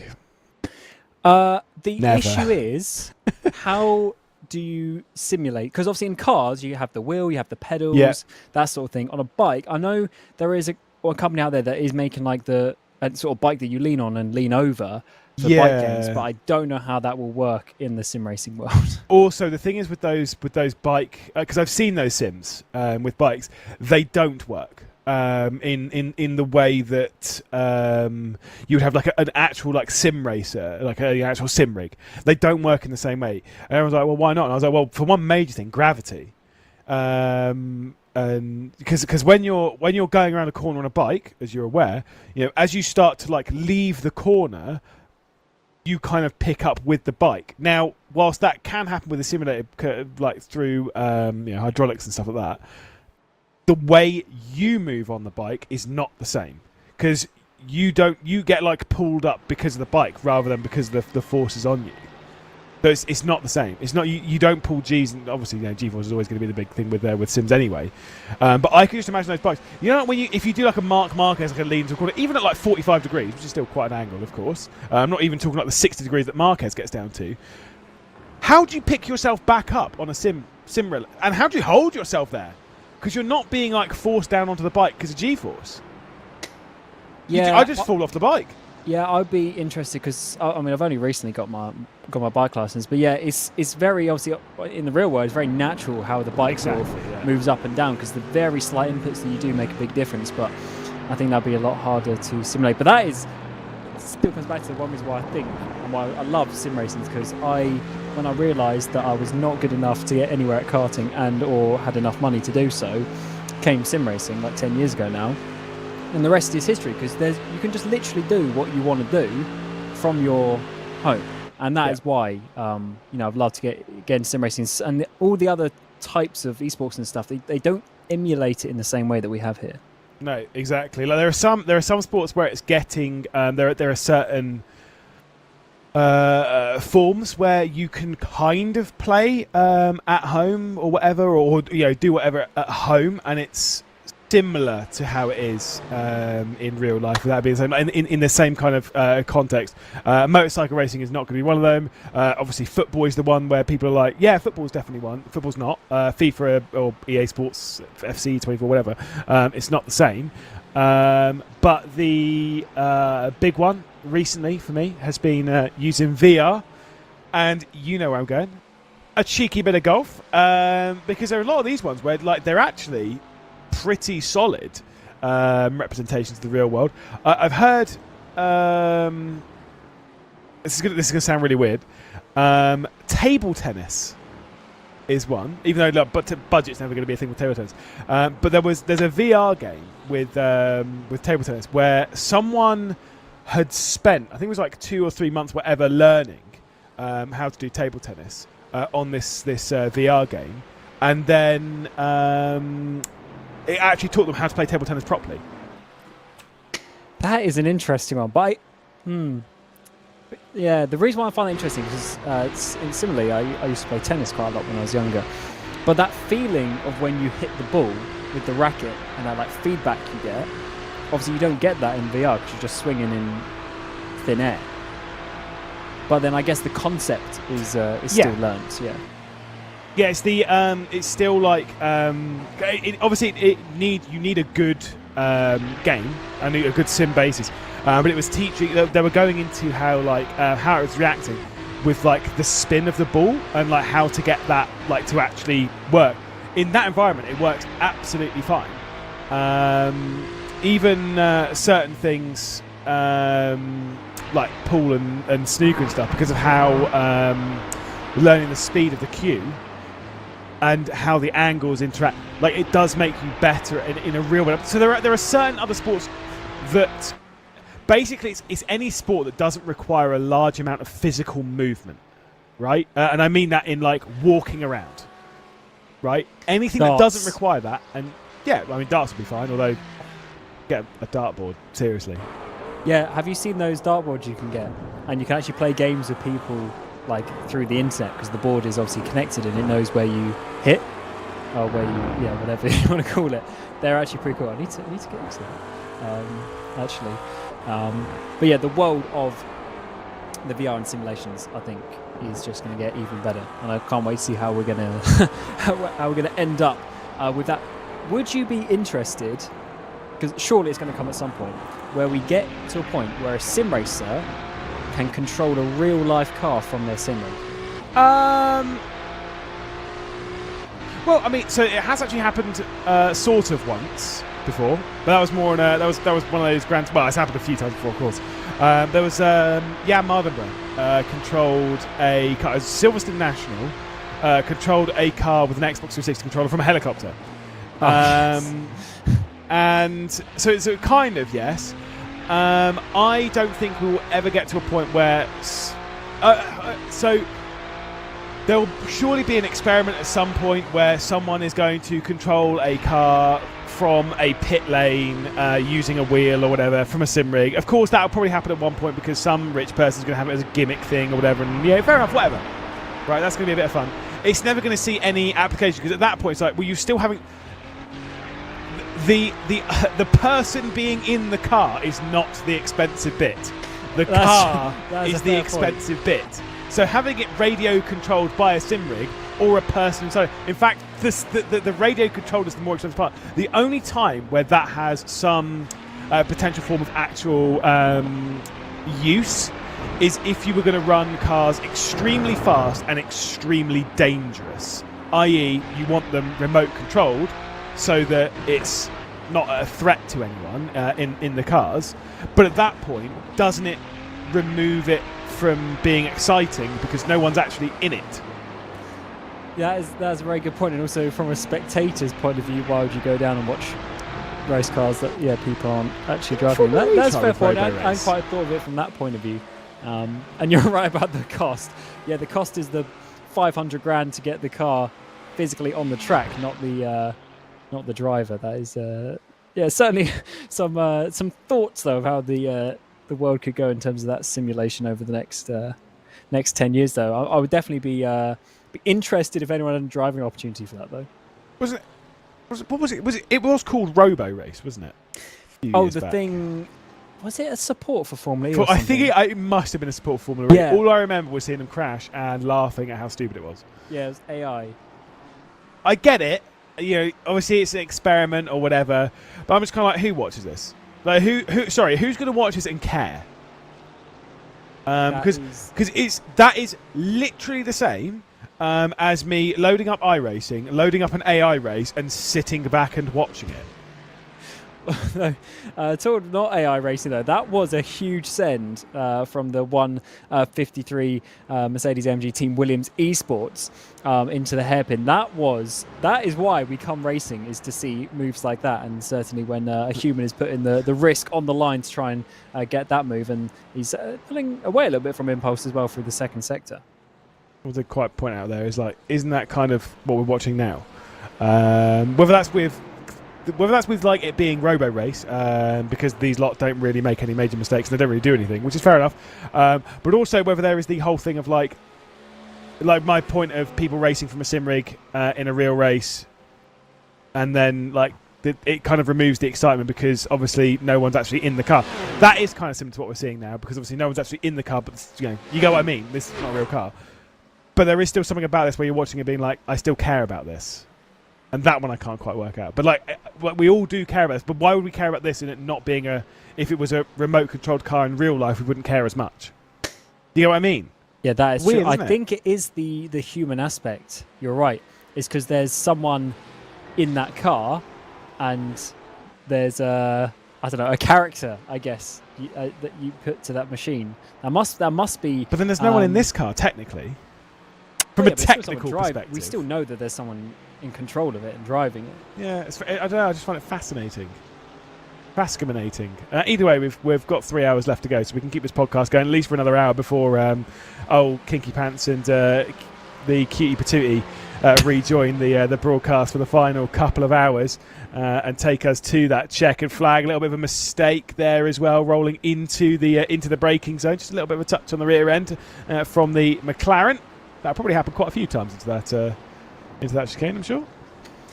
Yeah, it's an really awkward piece of racetrack. Unfortunately, for whatever reason, when the track was redesigned about 15 odd years ago, they decided to make that right hand a little bit too unsafe. So now we just have to deal with this chicane, and it's certainly not the nicest part of the track, but it adds a little bit of technicality to this track, which in otherwise is not quite so much. There's a lot of medium speed corners, but that part certainly changes the aspect of the car, just a little bit of how you have to set up for this track. But what I like that we're seeing as well, we're 5 hours into this race now. Look at all the cars that are still in a line and fairly close together on the track. Of course, I think there's a couple of lap drivers in there, but still, we've actually seen a pretty close race today, I'd say. Yeah, I mean, I've got to say, when coming into this one this morning, we were kind of expecting this not to be the most interesting race at all. And we weren't even expecting it to be super, super strong because obviously we've got IMSA Esports on tomorrow, where a lot of drivers are kind of focused a lot on that and kind of removing themselves a little bit. It's why we don't see too many other projects like Redline, Coanda, and stuff like that. Why they're not touching it. But also there is another thing of like, even if IMSA wasn't even on tomorrow, I still think we wouldn't see quite a lot of those teams out. Mostly because this is one of the slightly newer special events. We've never done the Fuji 8-hour before. Obviously we did the Suzuka 10-hour last year and things like that. But it's the prestige is quite a big part of it, and when you compare it to something like the Daytona 24-hour, which is at the start of the year, obviously. Now, yes, there is the real-world counterpart, which has a lot of prestige, but also it has a lot of prestige on iRacing itself because of the history of the event. So when it's slightly newer, a lot of teams just kind of don't really do it for a bit, and it kind of builds over time. I'm actually surprised that we have a field as strong as we've got, if I'm perfectly honest. That we've got some pretty heavy hitters out there. Of course, Williams have brought quite a few out, so have the Apex Racing team in Urano, PGZ bringing out a couple of cars, Grid and Grove bringing out 3 cars. We actually do have some pretty solid entries, and that's not even to account for Sontec, who might end up winning the whole thing, and they're a team that's of fair obscurity in the world of sim racing, although their drivers most certainly are not. Yeah, the iRacing special events still have a very significant, part of the calendar. Really, of course, they're not.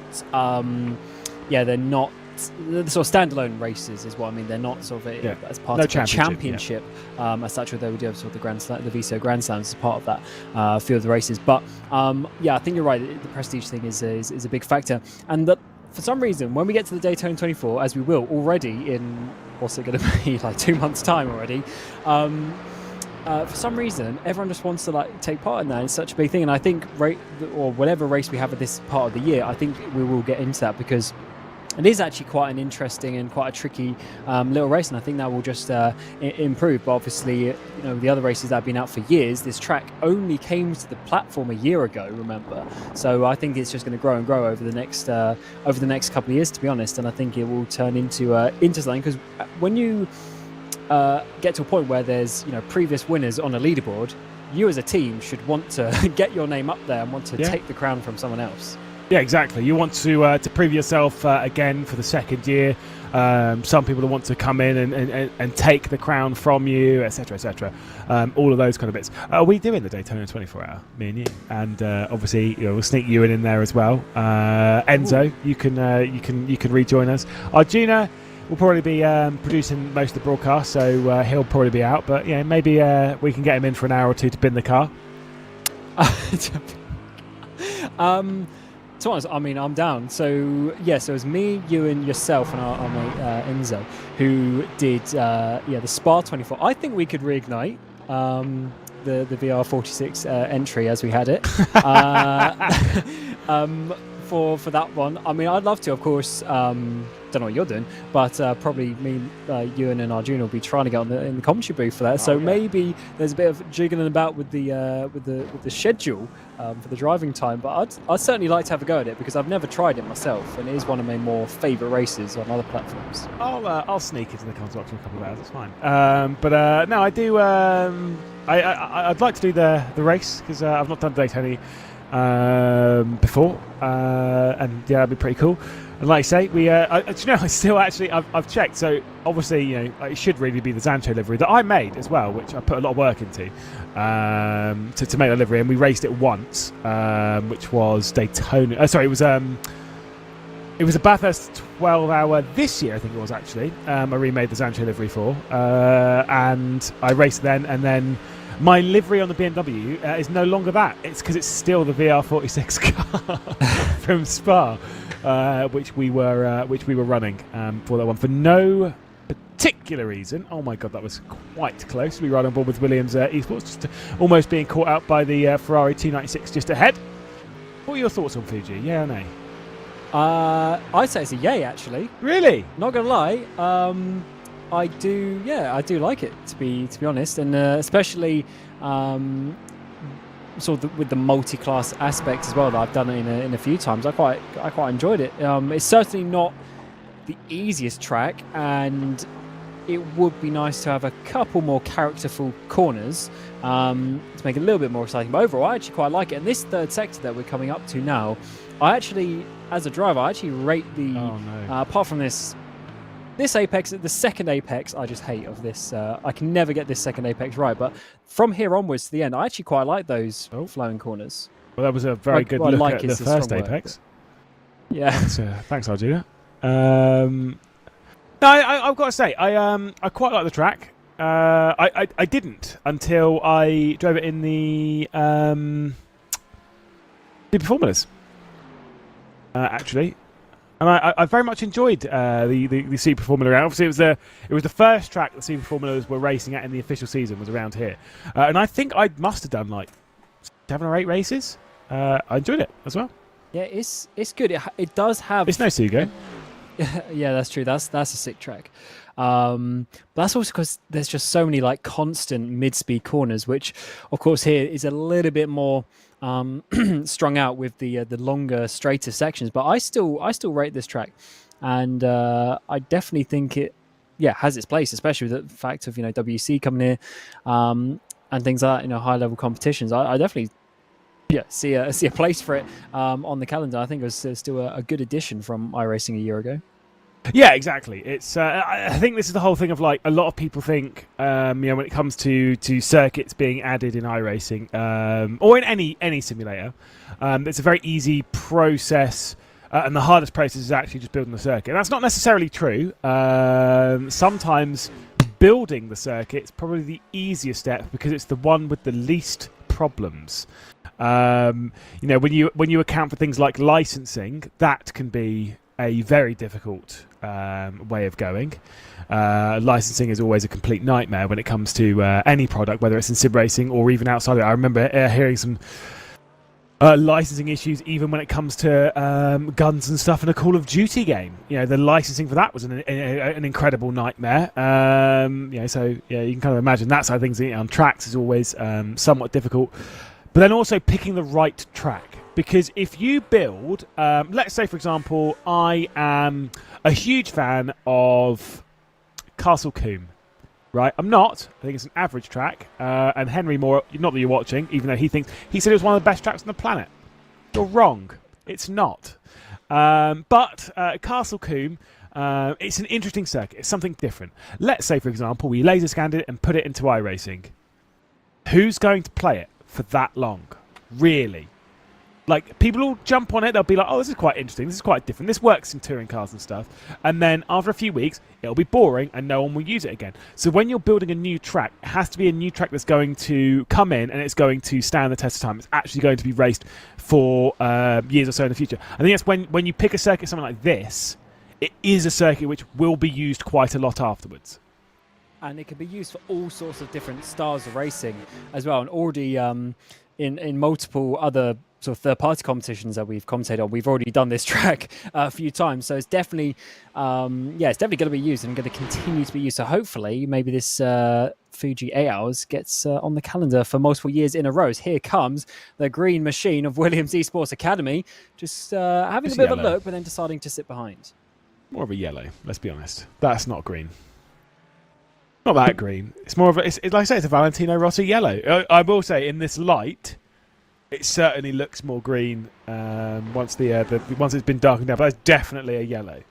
As don't go Zach Sweeney on me. We all see colours differently. Sweeney does have a medical condition. He's colourblind for that one. But what was I going to say? Oh yeah, the Toro Rosso 2017, purple or blue? Oh, I'd need to relook at it. I don't want to go off of memory. Because I believe it's purple, but everyone else says it's blue, and it must just be how my eyes work. Hold on. You keep going. As we're seeing, actually, a really nice four-way battle here for this 11th place. So it's 11th, 12th, 13th, and 14th.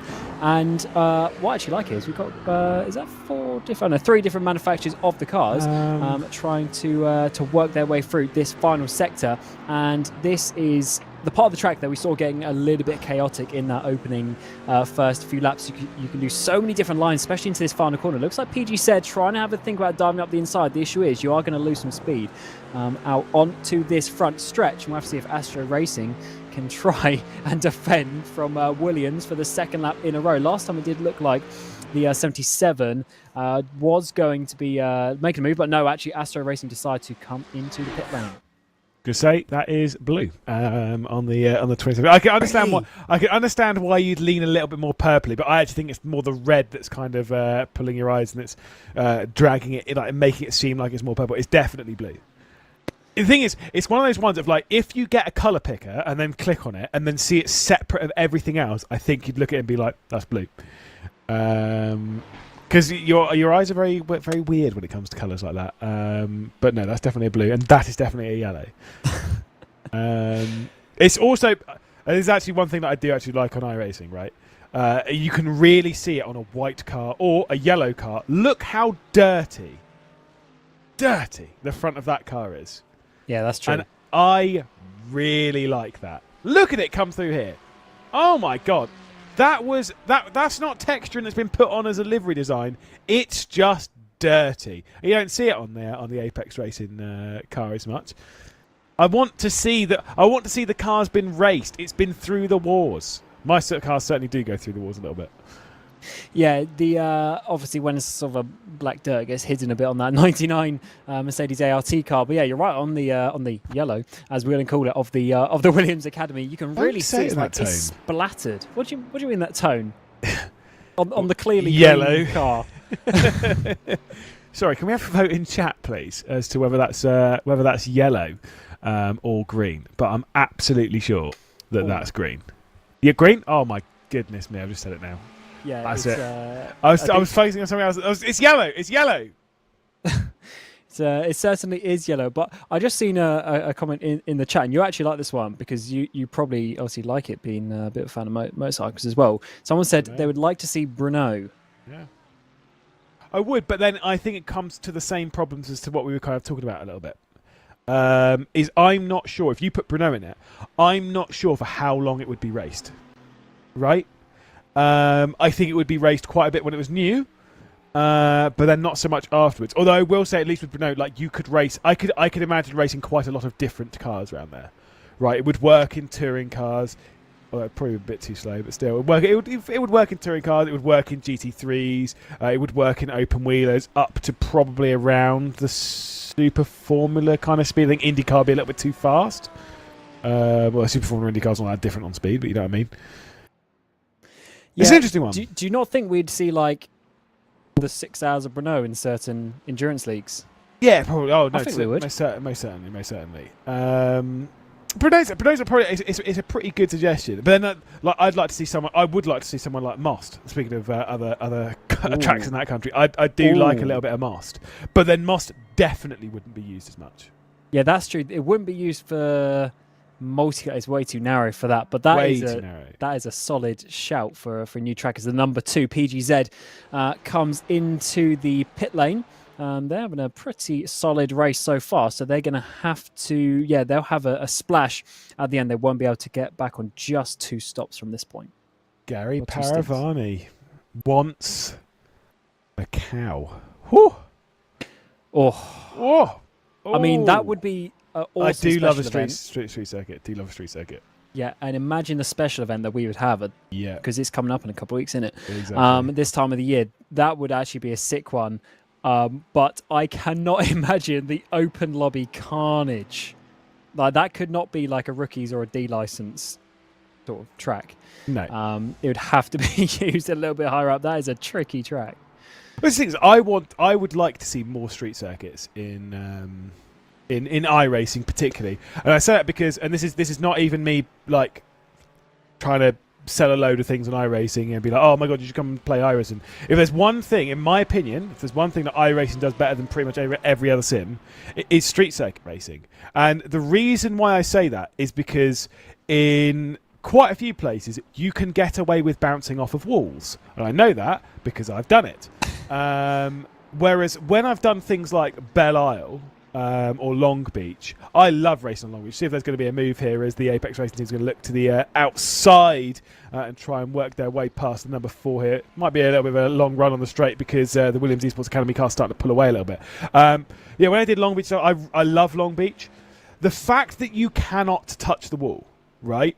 That is what makes it exciting, because then the people that get close to the walls, you have to be brave to get close to the walls. It takes skill to get close to the wall. And no other sim really captures that quite like iRacing. It's nothing to do with feel of the force feedback, physics of the car, anything like that. It is purely to do with that adrenaline rush of getting it within about 5 mil of the wall and just slamming that throttle down and keeping it at that gap all the way down. It is exciting. It is thrilling. And I would love to see more street circuits, but they are really hard and people don't like them. And also, to build them, they are the most resource-intensive builds, because look at this. You've got to render the distant mountains, as a track designer, you've got to go and make the distant mountains. You've got to go and put a few trees around and some buildings around. So on a street circuit, you've got to build basically every building next to the track. It is a nightmare. Yeah, especially if it's Belle Isle, you got downtown Detroit. Next to your windows as the 34 PGZ comes in to follow their sister number 2, but also this the other sister PGZ car, the number 4, just been overtaken there by the number 99 ART car. So still a few overtakes coming in there as that pink machine is just dropping back a little bit out of that battle. But go back to street circuits. Belle Isle, what are your opinions on that one? I'm okay with Belle Isle. Because obviously we've lost it now, unfortunately. I'm glad we have it scanned. Schedule. I'm very glad we have it scanned. Because obviously, like I say, that circuit's dead. I think that's kind of one of the important things. Obviously, Pukekohe as well is another one that's been scanned. It's not released or anything yet. Hopefully, it will be coming fairly soon because I do like myself a bit of Pukekohe. I think that's one thing that sim racing needs to really hammer on is keeping some of these circuits alive, because obviously when they get detonated in real life, Oran Park no longer here, but we've got it on the service, so you can go and drive it, and you can realise how average it is. That's it did have its character, that track, but it wasn't the absolute best track in the world. But what? Yeah, I can't remember what the one is that North Wilkes. That's what I was just thinking. Yeah, of. North But Wilkes, yeah. Guess what? They're completely like redeveloping it now, aren't they? Yeah, obviously exactly. The whole infield and infrastructure now they redid last year. Now they're repaving the whole thing, so it's probably going to be worthy of a rescan. Fontana 2024. Yes. Yeah. Yes, because if that does go, which it does look like it definitely is, I unfortunately, think it's going. then that's definitely obviously we've already had it for years, but that's such a cool track. I really like it. Yeah, exactly. But this is the thing, is like the fact that, as we can see, Grid and Go in, so Rubelar out, Sven Haase jumps back in. He'll probably be in for the next 2 hours and 40 minutes. 2 more stops for them. Matty Siepeler behind the wheel of the race leading number 13, expected to make 2 more stops from this point. The next one for them will be in a fair while, probably around 2 hours. I think they can realistically get to about 2 hours 10. Left to go, so another half an hour out of the track, which sounds wild, but that's just how good they've been on the fuel mileage. So we'll see this car continue to run around, and we'll see Sven Haase back behind the wheel of the 001. But yes, anyway, I can't remember what I was talking about. Help. What was I talking about? Tracks that are no longer here. Oh yeah, I think Fontana. It's great that Fontana's in it. Like I say, scanning some circuits which are kind of on the cusp of maybe going is always a good one. But then, like I say, I just want a load of street circuits. I want them to go down. Look, this is never going to happen, by the way. We're not in control of this at all. If they could go to Australia, right, and scan Adelaide, if they could scan Townsville, and if they could scan Newcastle, thank you. Please and thanks. Newcastle would be a good one because it seems like unfortunately the city aren't the biggest fans of that no, race. No, they are not. Oh my god! So I don't know how many times, if at all, that race is coming back, which is a bit of a shame because that is actually a pretty fun little track. At least it looks like. Townsville is an interesting one because what I always think with that track is actually a half street track, half road course. So it's actually Adelaide. Yeah, well, I guess Adelaide as well, though it's only really sort of 2 corners. But Adelaide would be an interesting one, especially as that seems to be having a resurgence as well the last couple of years. Do you know why? Because someone was voted in that actually likes motorsport. It's because it's sick, mate. Also, it is a good track. Here's a controversial opinion on Adelaide. Are you ready for it? Oh, God. New Adelaide's better than old Adelaide. Well, I mean, there's only a couple of corners that are different, like slightly longer, but yeah. I think the corners that were on old Adelaide were a little bit awkward, and I think the run down, turn 8 on Adelaide now, that right-hander up and over the crest, right? That is far more exciting than the corner that it was kind of not in its place, but obviously further down the road, that took you onto that little stretch. it is far more exciting. The way they hook it so close. There is something about that corner, and I still get goosebumps remembering back to Wing Cup versus McLaughlin round there at that section, and any time watching James Courtney lob it through that corner, and I think it was 2015. I think it was in the third race of the weekend, which was obviously the start of the season. And I distinctly remember the last lap of the race, he was under pressure, went through that corner with an unreal slide, missed the wall by a couple of mil, and then won the race. And every time I look back at it, I'm like, that is a corner that takes enormous bravery and such a large amount of understanding of your race vehicle.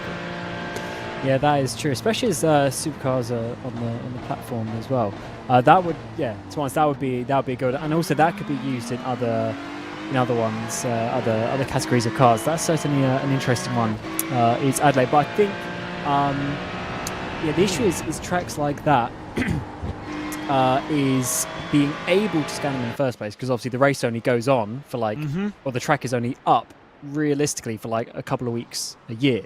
Either side of the weekend of the event before they tear it down and whatnot. So I think that is probably going to be the harder aspect of that. But if they can be put into place, put into history on the service, that would be certainly quite a cool thing, and potentially it's going to get to a point where there's a lot of tracks like that over the years that can only be used on sim racing.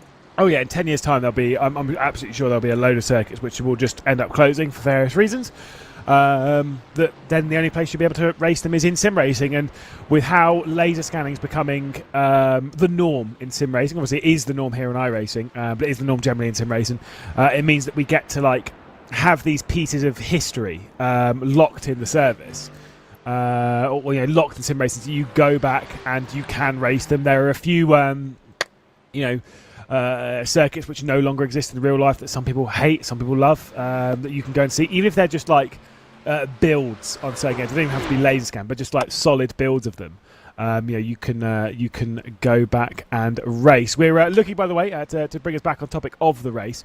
We've got this battle for third at the moment. Of course, we're still waiting for the Sontec cars to return to the pit lane. The 002 as well. Yana Cox behind the wheel of that one. See if he can pop his head out and maybe slot one down the inside of the Sontec car, currently holding on to third position right now. Around about 20 seconds off of the race leaders. Matty Siepler, the one holding on to that. But obviously the pit stops for the Sontec cars. For the 113, it'll be slightly earlier, probably in the next sort of 15-20 minutes. For the 13 that's leading the way, you're looking at 25 minutes. And the 002 is going to be coming in fairly shortly, maybe about another 2-3 laps. Looking at that, so that is definitely showing how the Grid and Go cars are. Not saving as much fuel. Sontec going way further in their stints, and of course sliding strategies and such between the two different teams. And it's always nice to see that, actually, that the teams are approaching the races that's a little bit that little bit differently, and they're obviously trying to work out what is going to be the fastest way to get to the end. Especially actually as this battle is so close, we'll have to see how that one works out, because only being about half a second between them, when Grid and Go come in a couple of laps' time, they're basically going to have 2.5 hours left. So that is going to be 2 very long stints if they want to do that with the fuel saving. But obviously for the Sontec cars going way further, they're not going to have to save too much in the final stints. Yeah, like I said, there's going to be a little bit of light flashing as well coming from the 002. Is that the international sign of I'm going to be coming past you at some point fairly soon? So just watch out for that. Obviously, if they battle and lose time, there's no point in battling and losing time in a battle with 2 hours and 30 minutes left to go. It's just a waste of time, to be perfectly honest. So right now, if that Grid and Go car does close up, and if they do try and work past, if I'm in that Sontec car, I'm not fighting it. What's the point right now? Yes, I guess, but these battles are starting to get close, so I don't know, maybe it is time to start defending those positions just a little bit. And also, coming up very quickly to 3/4 of the race completed. So maybe it is, time to start having those on-track battles just a little bit, because everyone is focusing on the strategy, but at some point, you're going to have to fight for it on the track as well. And with how close these battles are, I wouldn't really be wanting to give up too much. However, if you can sit in behind and save even more fuel, then that's just going to make your final stops shorter. Yeah, exactly. And they are playing that strategy to the checker flag. I'll update you with the order once everyone comes into the pit lane, but we're not even expecting everyone to be in the pit lane for another 20 or so minutes, at which point then the other group aren't actually that far away from making their pit stop. So we're at this point where it's kind of chopping and changing.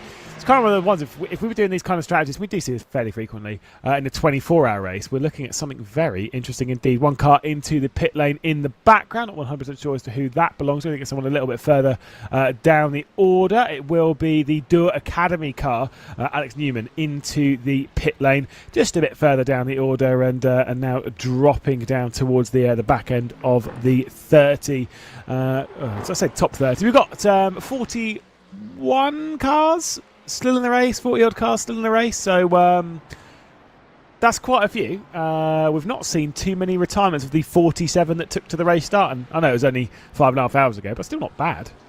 Yeah, and the last proper retirement that we've got was 150 odd laps ago as well, so that was pretty much in the second stint of the race. So most of the DNFs coming in those first couple of stints. Of course, when everyone is so close together, that can always have some incidents. But as the race has calmed down, everyone has continued going. I guess that is a little bit as well with the fact that it's a single class race. Often the traffic can, in multi-class racing, can cause most of the incidents. This is more down to some driver errors, which is also a bit more difficult to do so in these GT3 machineries, just with the aids and assists and everything that they have on them, and generally they're a bit more controlled of a car compared to some of the prototypes. But so I think very nice to see that loads of cars are getting there, because that means there's loads of positions also to be fought for.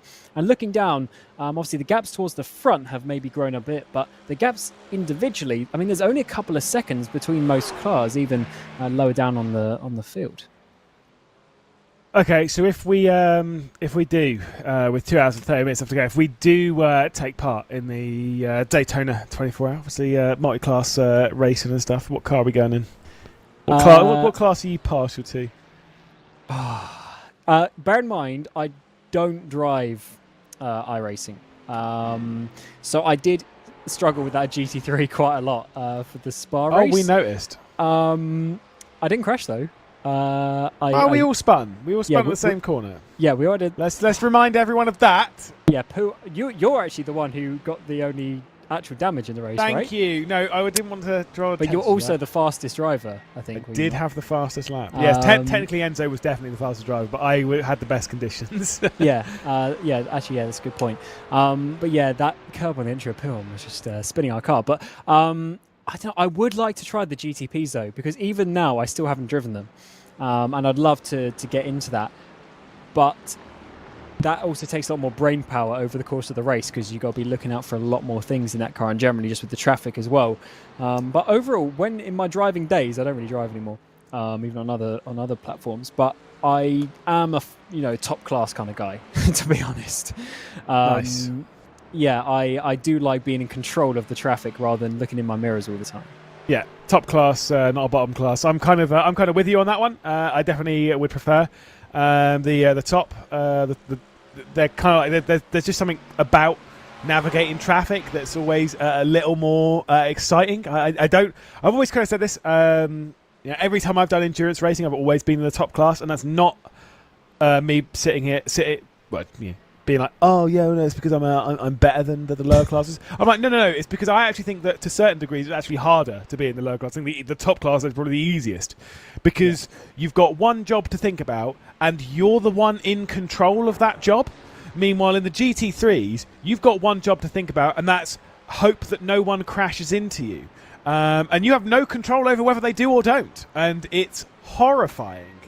So that's why I always kind of prefer being in the higher class, because you're the one in control of your destiny. Although sometimes being in the low class is actually better, because I feel, especially in the top classes, like traffic just makes such a big difference in terms of your race time. So if I mean, a lot of that does come down to driver skill and how you manage the traffic, but sometimes you can actually be a faster team. You can have a better strategy, you can be a faster drivers, but you actually lose out a bit in how you manage the traffic. Whereas in a GT3 car, in that situation, I feel like your pace is less affected in that way by the traffic. So it's a bit more of just like a sprint race and everyone's just sort of going around you. So I definitely like having the...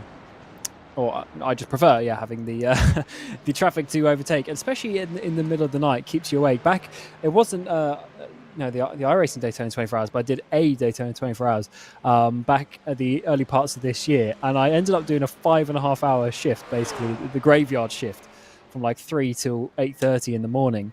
And the traffic is what was keeping me awake because I was so like dead inside by the second half of that, and that really just helped me keep the focus of the brain as you had to try and wiggle through the cars in the night. Jarno Koch brings the 002 Grid and Go car back onto pit lane. So that car just getting its service. Realistically speaking, it still will be 2 stops for them. 2 hours, 26 minutes left to go. The ultimate fuel savings, they pit in around about 6 minutes or so time. They're in that kind of the camp where they can technically get it to the end of the race, although I think most people that are saving enough fuel, they will be pitting probably in about 15 or so minutes time, so it should be okay. As we can see them drop down the order, obviously keeping an eye on the Sontec 113 car. It's Sontec that have been the real big fuel savers in this race thus far. And to be fair, the Mercedes-AMG Team Williams Esports car has been up there on the fuel mileage as well. So hopefully they'll be getting to the checker flag with just 2 more stops this afternoon, and it'll put them in a very solid position to take the podium. Yeah, the Williams car is actually a bit of a weird one. So they're probably going to be pitting this or next lap.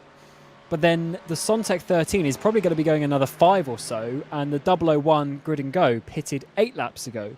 So the Williams car is sort of in between both strategies. It's a bit of a weird one. They haven't committed to the same amount of fuel saving as Sontec have, but then they also haven't sort of just gone with the wind and tried to do it on pace like the 001 has. So it's a bit of a weird one with how that's going to work out. But certainly something I think that we will find out in the next couple of pit stops if that is going to find out. And they certainly have had pretty good pace. I just hope they don't get caught out where they just have to do a splash extra or something for no reason compared to the Sontec cars.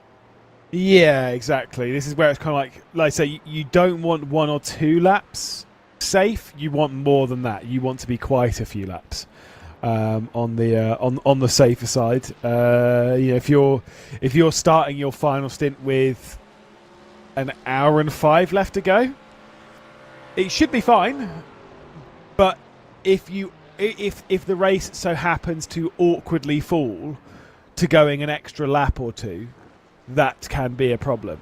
And that sometimes happens. When you cross the line with like a second or 2 seconds or whatever to go, and then you're not quite ready for like the leader to go an extra lap, and if you're in kind of the wrong position compared to them, then you can end up going a lot further than and those are the ones where it's like it's a big headache. I would rather have 2 or so laps spare just in case. You never want it to come down to the absolute last lap, because everyone's always like, oh no, but the fuel, they'll take it down to like your fuel has to be exact. You have to cross the line. If you're crossing the line with 5 extra kilos in the car, that's cost you so much time over the stint. No, it's not. It's not cost you more time than the micro mistakes that you'll be making anyway, right? 5 kilos to do an extra couple of laps, it over the whole stint, yes, it might cost you a second or 2. Very unlikely that's going to be the whole race that's going to cost you, because of various, if you end up 2 seconds behind, you think, oh, that 5 kilos, that's what it was. It was the 5 kilos. It's like, yeah, but if you didn't have that 5 kilos on, you probably wouldn't have got to them anyway, because you may not have been able to push quite as hard or whatever. It's not as simple as that. Yeah, certainly not. And out of a 1,300 kilo car, the extra few litres isn't really going to make the biggest difference. So I'm also a believer in that as well. Always in the background, one of the Porsches there, I think, was just having a spin on the exit. of 100R. I didn't quite see how they got there. The ATRS Fraser Smith in the 14 machine. Maybe just getting a little bit wide, because it's obviously a corner that you really have to slow down mid-corner in these style of car, but he was definitely way out wide on the exit. Yeah, like I said, I think some of these issues, like I say, coming to fruition. Maybe a little bit of a distraction, maybe just a little bit too much speed, and maybe a little bit of fatigue almost. Saw a little bit of a snap of oversteer. It's kind of one of these, this is where it kind of irritates me a little bit. That snap of oversteer genuinely overheated the tyres enough that when you go for it the second time, yeah, you're in real big trouble. Yeah, and it's also just with the weight transfer as well, because it goes one way, you sort of save it, then the weight goes back the other, then just pendulums, and then it has that second snap again, and yeah, the car's just so on the limit there that you don't really have enough space to sort it out. But I think overall that was actually a pretty decent save. Fortunately, didn't quite see which car it was, but one of the cars coming round avoided to make contact with them, so that's always a good thing as well. As there is, as we've seen, is the Williams of the 155 of Vico coming in to the pit lane, and they are on the limit of getting to the end on the two stints, but they possibly should just about be okay. Yeah, exactly. I think it's just tyre damage and stuff for them. We're riding on board with Sven Haase now, trying to pick his way past all of this. Vlad Kimachev up ahead. Obviously, we'll touch a little bit on Urano. Bad, isn't it? Obviously, we've got our junior's opinion, got my opinion, got I'm pretty sure we've picked up Ewan's opinion. If not, they'll certainly have that over the next couple of hours. Their last special event on the iRacing service. Goodbye after this. I think the countdown is on for them. It's December 31st when the Urano license is basically up. The team is basically up. There's a lot of smoke around here at the hairpin. It's such a big shame for the Urano squad.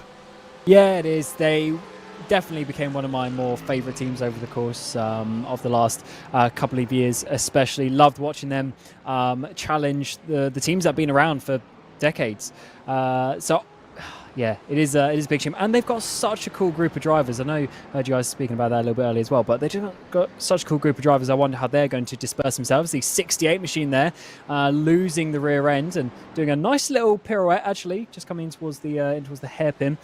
After 100R, and 40 just keeping out of the way of everyone, but yeah, unfortunately just losing the rear end at that point. But yeah, for Urano, it is a really big shame, because I think they are going to be a big force loss. I mean, you see all of these events that they do over the year, they always have 2, 3, 4 cars entered into that. I remember back at the Raw before the 24 earlier this year, I think it was our junior and Joey in the commentary box for that, and there was, because obviously that's a single class entry, and there's basically like 6 Urano drivers just bump drafting each other, and that was an awesome way, definitely one I'll be remembering from their team. So yeah, definitely sad to lose one of the top teams.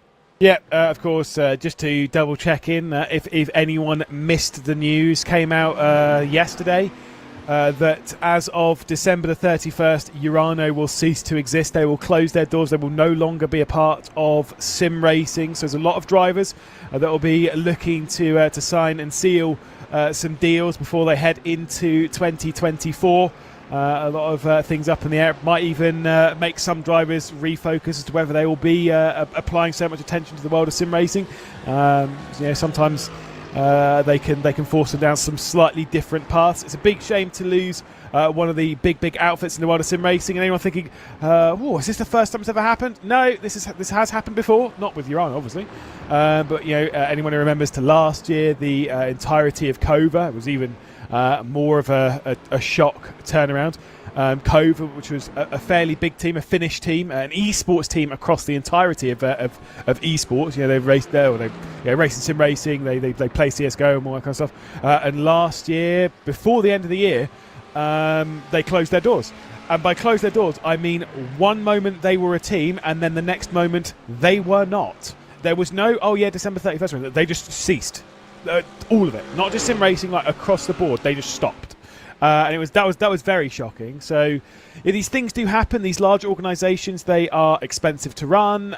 They require a lot of work. Sometimes changes behind the scenes can falter some things. Sponsors might refocus somewhere else. It is an enormous shame, but we just hope that all the drivers and those behind the scenes find their pathway in the world of sim racing, like Vlad Kimichev is finding his pathway around the Fuji Speedway at the moment, trying to hang on against Sven Haase, who finds himself 48 seconds off of the race lead of Matty Siepler. Our gap's not really changed much in the last 4 hours between the 001 and the 13 when they're off kilter strategy-wise, which is a problem for the 001. Yeah, they have gained a couple of seconds, but I don't know if that's going to be enough. The fact that we're very closely getting to 2 hours to go, and obviously when me and Lewis jumped in the com box, there was 4 hours to go.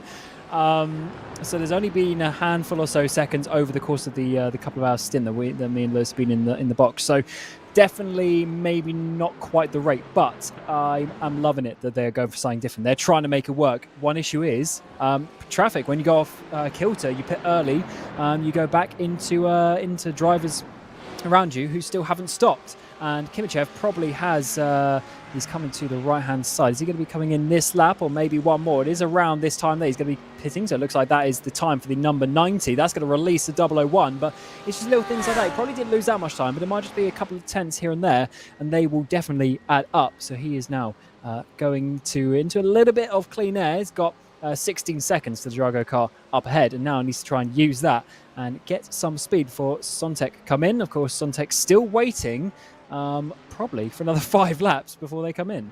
Yeah, exactly. Like we said, so to give you a little bit of an update as well, so the Williams eSports car, which is the 155, came into the pit lane with 2 hours and...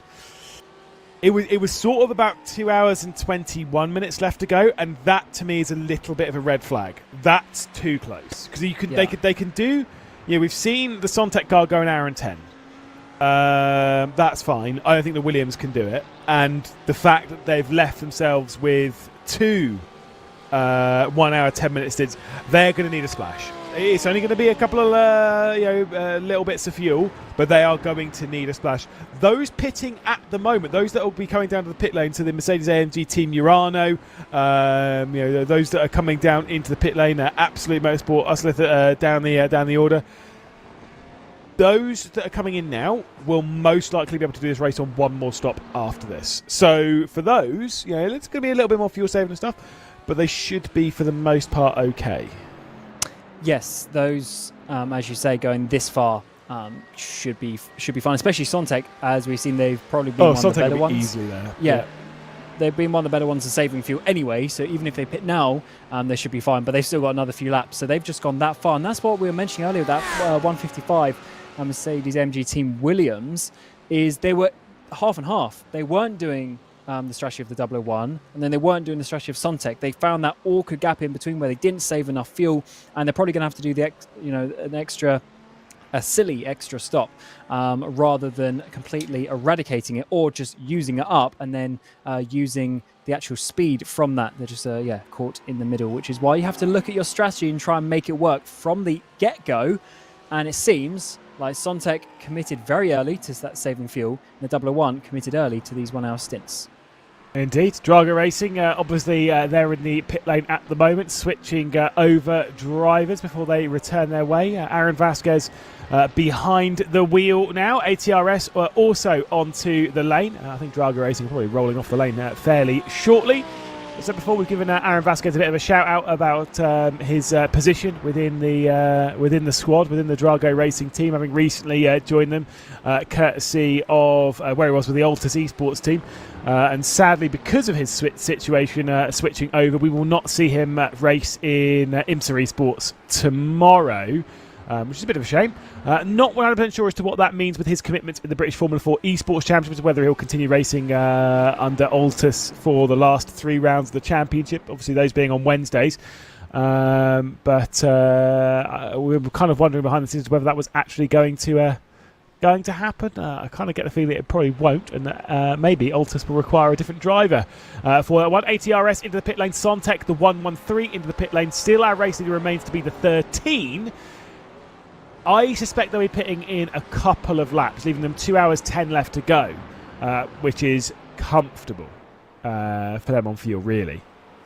Yes, I think they'll be absolutely fine. According to timing, this is lap 40. for 13. So I think it might be this lap that They've got to 42 a couple of times, haven't they? Yeah, that's true. It's 41 for the 113 that's currently in that pit lane. So yeah, I think it'll either be this or maybe they've stretched one more for the 13 machines. They come out onto this front stretch. They are coming to the right-hand side very slowly. Matty Siepela in the car, and yeah, it looks like he's committing to the box. So there's going to be 2 stints to the end, and now the gap between them and then the 001 machine is going to be the important one. How far back are they? Or in other words, how far up the road are the 001? Because that gap is going to be what they are looking for when the 001 will have the extra stop effectively. Yes, indeed. So there is something, but as you are right, they will be pitting in this lap. They've got more than enough time to venture their way to the end of the race. Once we've seen everyone in the pit, I'll give you a little bit of a rundown as to where we are in the race and what we're expecting to see up to the checkered flag. Of course, it is about this fuel strategy game. Grid and Go and Sontek switching, though, 8th position. Jarno Koch trying to get down the inside of Lasse Urainen at the moment in that 8th position. Quite a tight fight there, but obviously where we see one Grid and Go car versus Sontek, obviously there's more happening out on the track. I see Matty Siepela remaining behind the wheel. I wonder if he's going to go to the checkered flag. Maybe, because that would be a bit weird to then swap for one final stint at the end. Yeah, it's a long run though, isn't it? Yeah. I'm not sure. I mean, some of these drivers, they do like these really, really long stints, I guess. But I always find in a race like this, especially when it's 8 hours, although they are saving a stint, aren't they? So it's only 7 stints. That does make it a little bit more awkward. But when it's an 8-hour race and it's 8 stints, and obviously you probably just do 4 doubles or something like that and keep it nice and even. But when you have that odd number and you have that extra stint, maybe someone is going to do a single at the end. We'll have to certainly find out. But what it looks like is the gap is around 18 seconds, which is what it was a couple of hours ago. Yes, indeed. Now, before we head to this final 10 minutes, I just want to bring golf back into this hilariously, because I've been searching around the area, just having a little bit of a look on Google Maps. Clearly searching for my next holiday destination. My goodness me, I do like myself a little bit of Fuji. I want you to have a guess as to how many include, like, saying like a 5-mile radius, right, of this circuit. How many golf courses there are? Oh. I want you to think of a number, and tell me how many you think there are in this area. Well, let's say 5-mile radius around because there's like a little town or city or whatever, just south. Just how many golf courses do you think are kind of in, like I say, this sort of like 5-kilometer circle? Well, I know that this part of the world there probably would be quite a few. So I don't know, 15. I'm over 20 and still counting. That's crazy. Like in the small, probably like 1 kilometre around the circuit, there's 10. What? Yeah. It's honestly, I'm like, mate, I need to come here. I need to go on holiday. Oh my lord! Pack it all up, off we go. No, I didn't realise that there was this much around the area. Joseph Glack into the pit lane. But yeah, wow, that is a shock, isn't it? I guess so. But it's fair if you look at America as well. Yeah, I know. So many golf courses. Oh my word. That is that is quite something. 77 Williams Academy car is coming into the pit lane with Glack in the car as it stands. But look at these battles that we're seeing on the screen. So close between all of these drivers, still inside sort of this battle for sort of P5 to P7, even a P8 just about a few seconds back. So it definitely hasn't spread out that much. The fact that we're getting 3 cars just nose to tail basically for these top positions.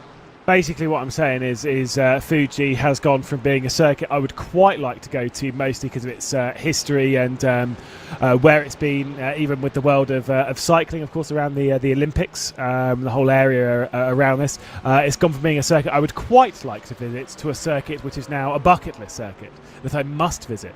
I didn't even realise the old first corner actually still kind of exists, which hilariously I have actually raced in sim racing. The old first corner. It used to be a really fast track, did Fuji. Yeah, that's why they slowed it down. Oh, yeah, it used to be so dangerous. Although I will say, when I did race it, again, all those years back, I think Oh, no, it was with Arjun that I was having this conversation. The car that I raced it in was a Brazilian stock car. Oh, Lord. Around 1990s Fuji, which is a wild combination you can only get in the world of sim racing, which is why it's so great. Yeah, wow, that is... that's quite a combination, to be It's honest. different, isn't it? Yeah, I mean, already, so what you're saying about this, sort of the old sweepers for the first couple of corners, I mean, that was already gone by the 70s. We'd already had this sort of hairpin for the first corner. But it's an interesting track for the just for the history, as you say. And the track is literally at the foothills of a big mountain as well. It's a very unique place. It's a long old flight though, going out there. I definitely want to go out there, but it is a long way. Yes, I've heard it's more than a couple of hours from where we are at the moment, which is not great for me. I don't fly very well. Yeah, I mean, even just that 2 hours to Poland was interesting. 2 hours to Poland was all right. The 6.5 was a bit much for me. And there's I've just seen a ping on TeamSpeak. I'm assuming Arjuna's literally going to be messaging about how I had like a 71-hour flight from whatever. No one cares. Live somewhere that isn't like as far away from everyone, like from regular civilization as is possible. Not my problem. No, I don't like long haul flights. I don't like flying very much either. Generally. I actually quite like it. I'm not a fan. And yeah, especially with some family members of mine working in the industry, I had the opportunity to go to some quite nice places, and I don't know, I just quite like the exploring nature of it as well. Japan is definitely going to be up there on the bucket list to get to at one point. And it's just as we're saying, it's literally on the other side of the planet, unfortunately, from where we are. It's just really kicking off in this little TeamSpeak group. Mostly, I'm trying to think of ways to get a real big fight between Arjuna and Ewan before they jump on the broadcast for the final couple of hours. So they're just moody for 2 hours. Can you think of any topics that might really get them going? We can go back to the leading zeros. Yeah, apparently. Oh, it's like, Ewan sat there being like, no, I don't really care. Also going off for like 5 minutes on why it doesn't really matter. All right. Doesn't Next care. up. Cares that much. Yeah, exactly. He cares enough to still go on about it for 5 minutes. It's fine. And he'll be sat there being like, no, I don't care. But no, clearly he does. Then he'll be, what was it that he was saying that he said correctly? Oh, Vantage. Vantage? Yeah, right. No, Vantage. Say it properly. It's an Aston Martin. Is it a Bath or a Bath for you? Bath. Although I will say it is Bathurst. We'll at least give that the respect that it deserves. Not Bathurst. That's how the Aussies say it. So. Yeah, exactly. But then again, we still say Newcastle. Even though how people say it from where they say Newcastle. So technically speaking, you should actually say it Newcastle. So there is that. But also they're from the north of England, so who cares? It's nice. Well, you're going to say Newcastle's nice? Well, I only went there shortly, but the bit that I drove to, went to a car dealership up there, and it's on this really cool hill, and you sort of look down towards, I guess it would be the Tyne. Is that the one up there? The river. That was very nice, but that's the only part of Newcastle I've been to. Was a car dealership. Excellent. It's an interesting place. No, it's fine. I think what we should talk about is how Ewan O'Leary is completely wrong on the idea that Sebring is not a very good racetrack. To back up Ewan, though, I think one comment has been taken out of context for him, but Sebring either way. I would, for the sake of science only, I would like to see the repaving.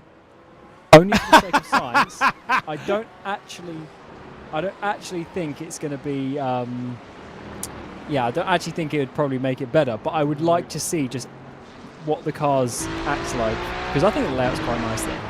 Yeah, the layout's fine. But no, Ewan O'Leary is in very much the wrong. Anytime anyone says that I'm wrong about a certain car, like a Z4 being good, it's not. And then you come at me saying, oh yes, but Sebring's not a very good track. Yeah, I think you should go and have a big long look in the mirror. Sebring is great. I'll give you an update as well. We're 2 minutes and 20 seconds away from us being lost to the world. And so before we go, we'll update you a little bit on the standings at the moment. Of course, gridandgo.com, Sven Haas behind the wheel, leading by 18 seconds. But of course, they are slightly on a different strategy. They'll be pitting twice more until the checker flag. Also pitting, but only once more from this point, will be the Sontec Racing car that Matty Siepler is behind. So they are theoretically in the race lead, despite not leading very much this race, just courtesy of where they've been. Team PGZ, Sam Ward behind the wheel at the moment, but I think they are owing us a stop. If not, Sam Ward's actually just done a very good job of working. No, he has just done a very good job of working their way back up the order after a spin earlier on in the race. Mercedes AMG Team Williams Esports, Alessandro Bico behind the wheel. They pitted last with 2 hours and 20 odd minutes left to go. I think they will owe us 2 more stops before the end, although one of those will almost certainly be a splash. The V8 Supercar Series championship leader at the moment, obviously looking for that in a couple of weeks' time. Brody Kostecki back behind the wheel of the Team PGZ in 5th position. Sontec Racing's 113 in the hands of Lasse Urainen, currently sitting in 6th position with Jana Koch behind the wheel of the Grid and Go car. Those are having a bit of a biff baff boff right at the start of this stint. Now they're separated by a Williams Esports car. There's a lap down between them. Then, of course, a little bit further down, you've got the ATRS Esports car, Drago Racing, and Mercedes AMG Team Urano rounding out the top 10. Cam, final thoughts on Fuji before we bail out the comms box? I think it's a great addition. Love to see the race happening there, and the race has been way closer than I was imagining. To see all these cars still fairly close together this many hours into the race is an awesome one. So yeah, I've enjoyed the couple of hours that we've had here, and hopefully we can see a very nice battle, a strategic battle to the end of the race.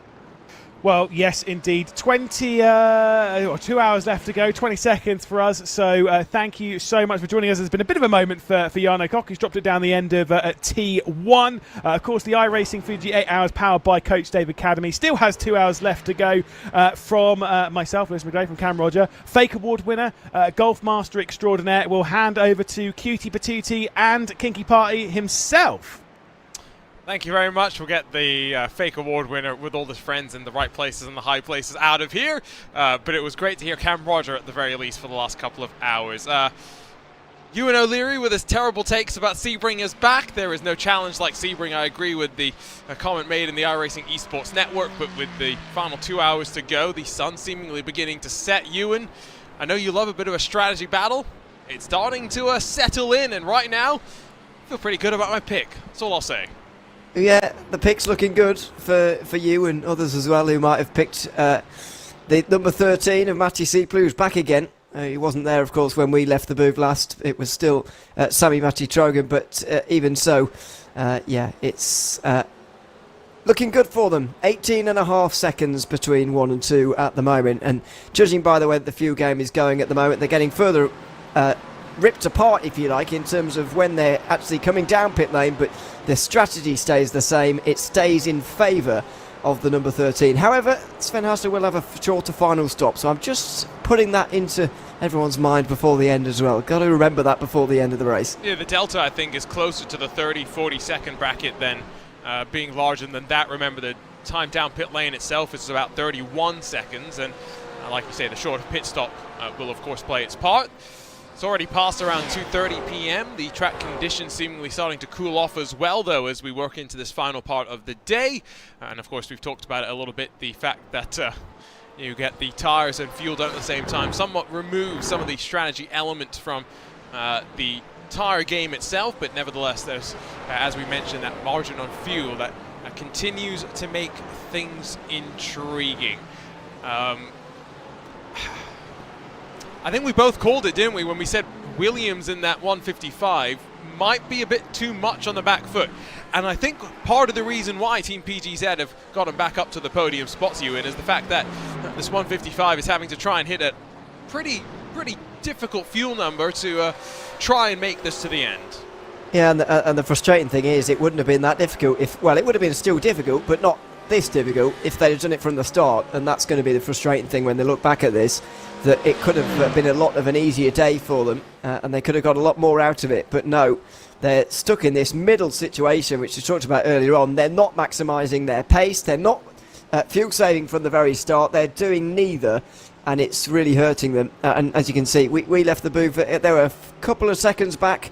They're now over 10 seconds back. That's over the course of 2 hours. That says a lot about what you need to know about their pace at the moment. It's not to say there aren't little actual pockets of fighting. The Wave Italy racing car is chasing down one of the Team PGZ contingent with Hoisingveld, as well as the Mercedes AMG Apex Racing team, and Mr. Kitten, Quintin Violate himself, a little bit further behind. You've got Door Academy being chased down and ran down by Impulse Racing and the Versus Esports team with Drapagy. Some interesting team names in there for sure. But just a couple of moments ago, we saw that the Grid and Go 002 had a little bit of a moment. Of course, that Mercedes AMG Williams car was a lapped car, and it was just in desperation and trying to clear itself. But this is what we were saying earlier. Blue flags, informational only. Yeah, they are, and this angle has maybe changed my opinion a bit. I was going to say the Williams car made that a bit difficult, but actually it looked a lot closer from that foreshortening angle that we were getting initially there. They weren't that close at all, really, were they, in towards the braking zone there, the 002. And it was a pretty late move, so I've changed my opinion now. I think they kind of did that to themselves. I always appreciate those aerial perspectives because they do make things a little bit easier in terms of figuring out who did what in terms of the overlaps. But a bit of frustration building there, and now Jarno finds himself dealing with the pressure from the ATRS number 7, who started up in third position but dropped back in the early stages. And we have seen with that McLaren in particular that the balance between the start, middle and end doesn't seem to swing a decent bit around, and so really making sure you've dialed in the setup can be somewhat important. That's the battle running down the turn in towards turn number 1, I should say, again with traffic playing its part. And this is what's nice to see. 47 started. Yes, we had the one retiree basically instantly in the opening 10 laps or so, but as of late, not many retirements in Ewan. 39 machines are still out there and running. That's a pretty good rate for keeping cars out there on the circuit. I mean, we didn't even get that I know that Spa was 3 times as long as this, but it was also a single-class GT3 race, and the attrition rate was a lot higher after 6 hours, I would say, of that one. Mainly down to the start, I suppose, but even so, if you remember that. So it's a good rate of cars, actually, that's still in the race, and that's a good thing. And I think plenty of cars as well have just kind of soldiered on from problems in this race over the course of the day. I mean, I saw Eric Newman in the chat a few hours ago of SimCity Racing said we've been taken out in the same corner twice so far this race, and that was about 3 hours ago. So goodness knows what's happened to them now. They are still in the race at the SimCity Racing, 24th for one of their cars, and I can't find the other one. 22nd, there they are. So they're still soldiering on as well, despite being taken out a couple of times. It's not a bad race, I will say, and we've seen our fair share of longer, or rather, I should say, I didn't mean longer. I meant endurance races with more cars in them. That's what I meant. Of course, in the likes of the World Endurance Championship.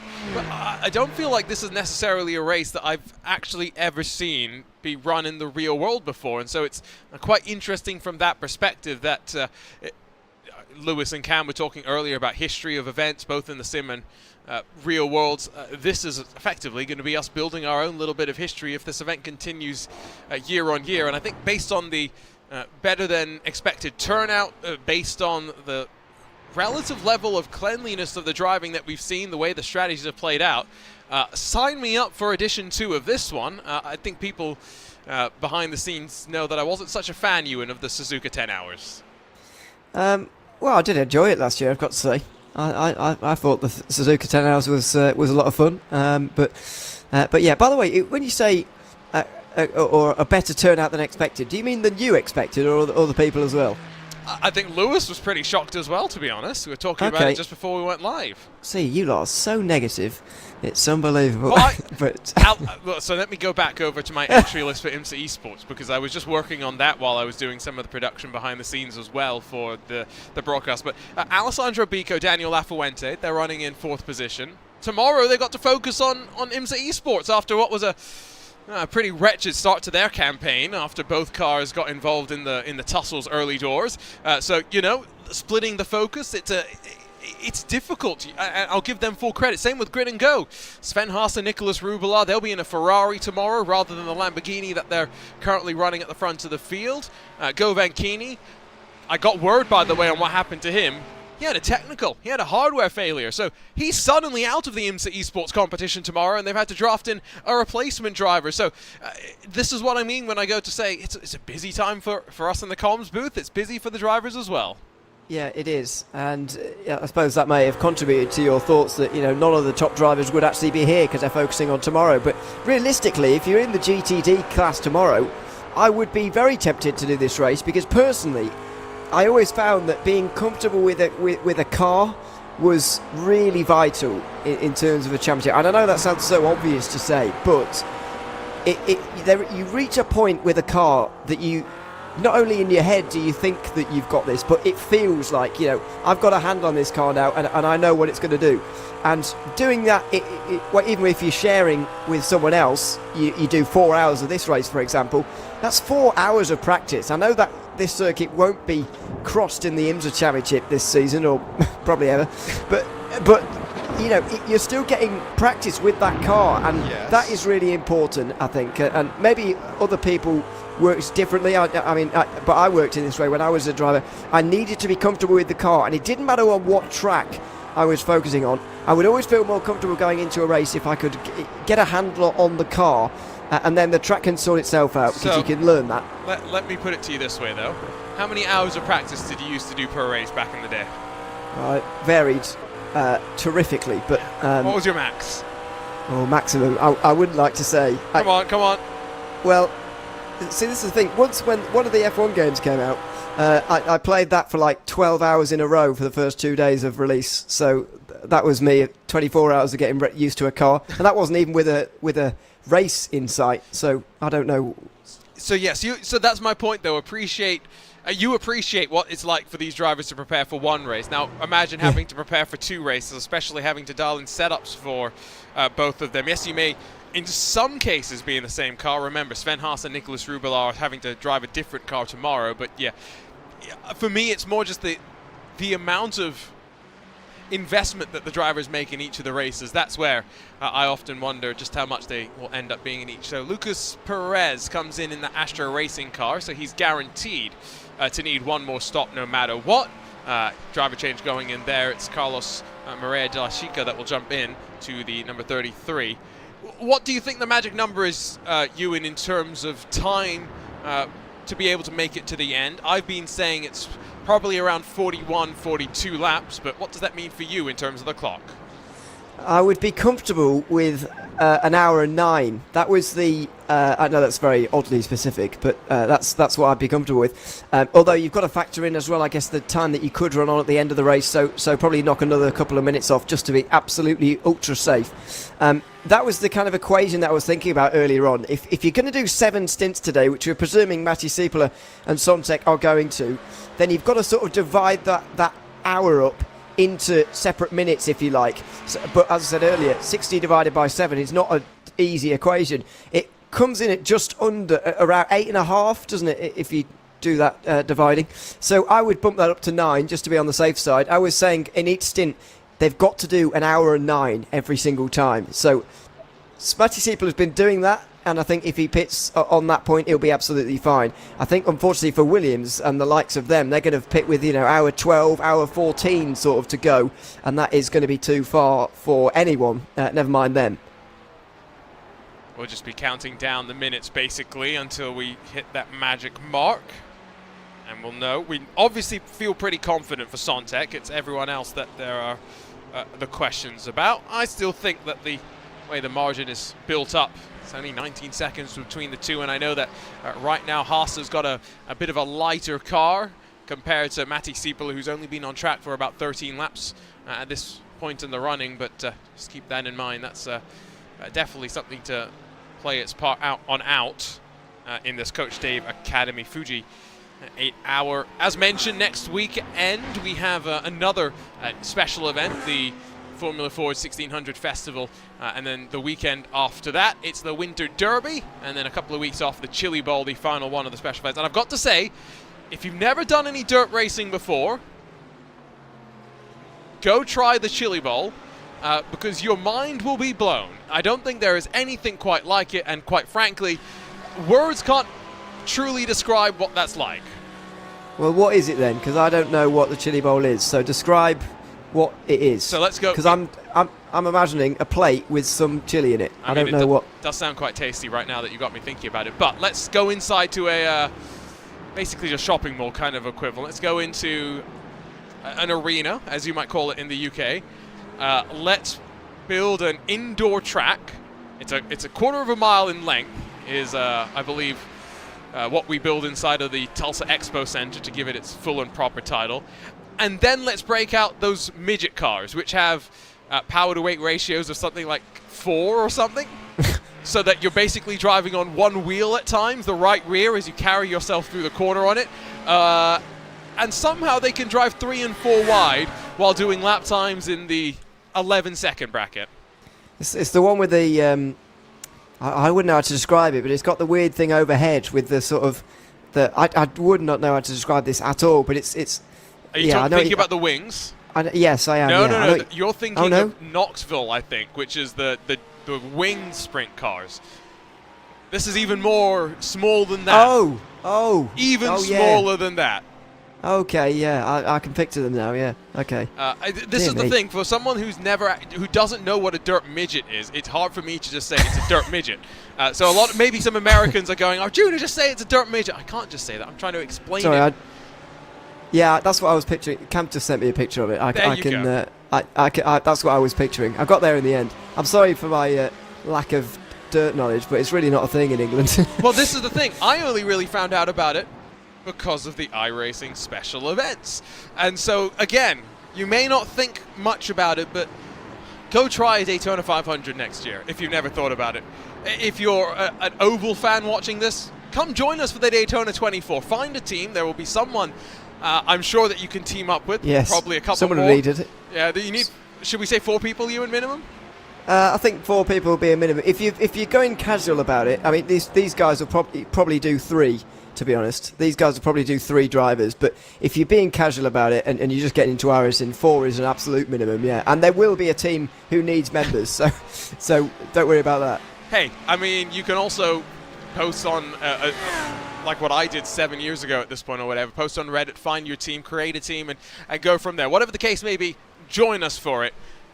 So many special events next year. I encourage you to branch out. I mean, we had the Crandon Championship, back in August, which is kind of the end of season celebration for the iRacing Off-Road Championship Series. You got to experience the World Championship for the first time. What did you think about that? I know you quite enjoyed was it 10 wide start that you got to experience? I can't remember what. Yeah, well, I didn't think anything that I saw was unusual because it was the first time that I'd seen it. So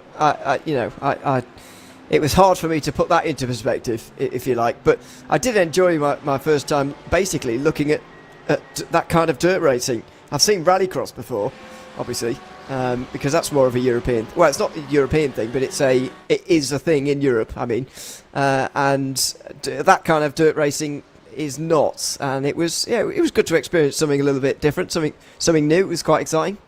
In my case, you may run an iRacing Indy 500 and then find yourself spat into the world of commentary as a result of it. The world works in mysterious ways, and for Brody Kostecki, it works him down onto pit lane for, again, what will most assuredly be the penultimate time. Probably expect him to have a 40-odd minute time clock to come down to the pit lane for his final stop in this race. So, 1 hour and 43 minutes to go. We're still just keeping an eye on the likes of Sven Haase Matti Sieppela when they're going to have to come down on towards the pit lane. But let's go look at some of the other drivers that continue to fight their way on forward.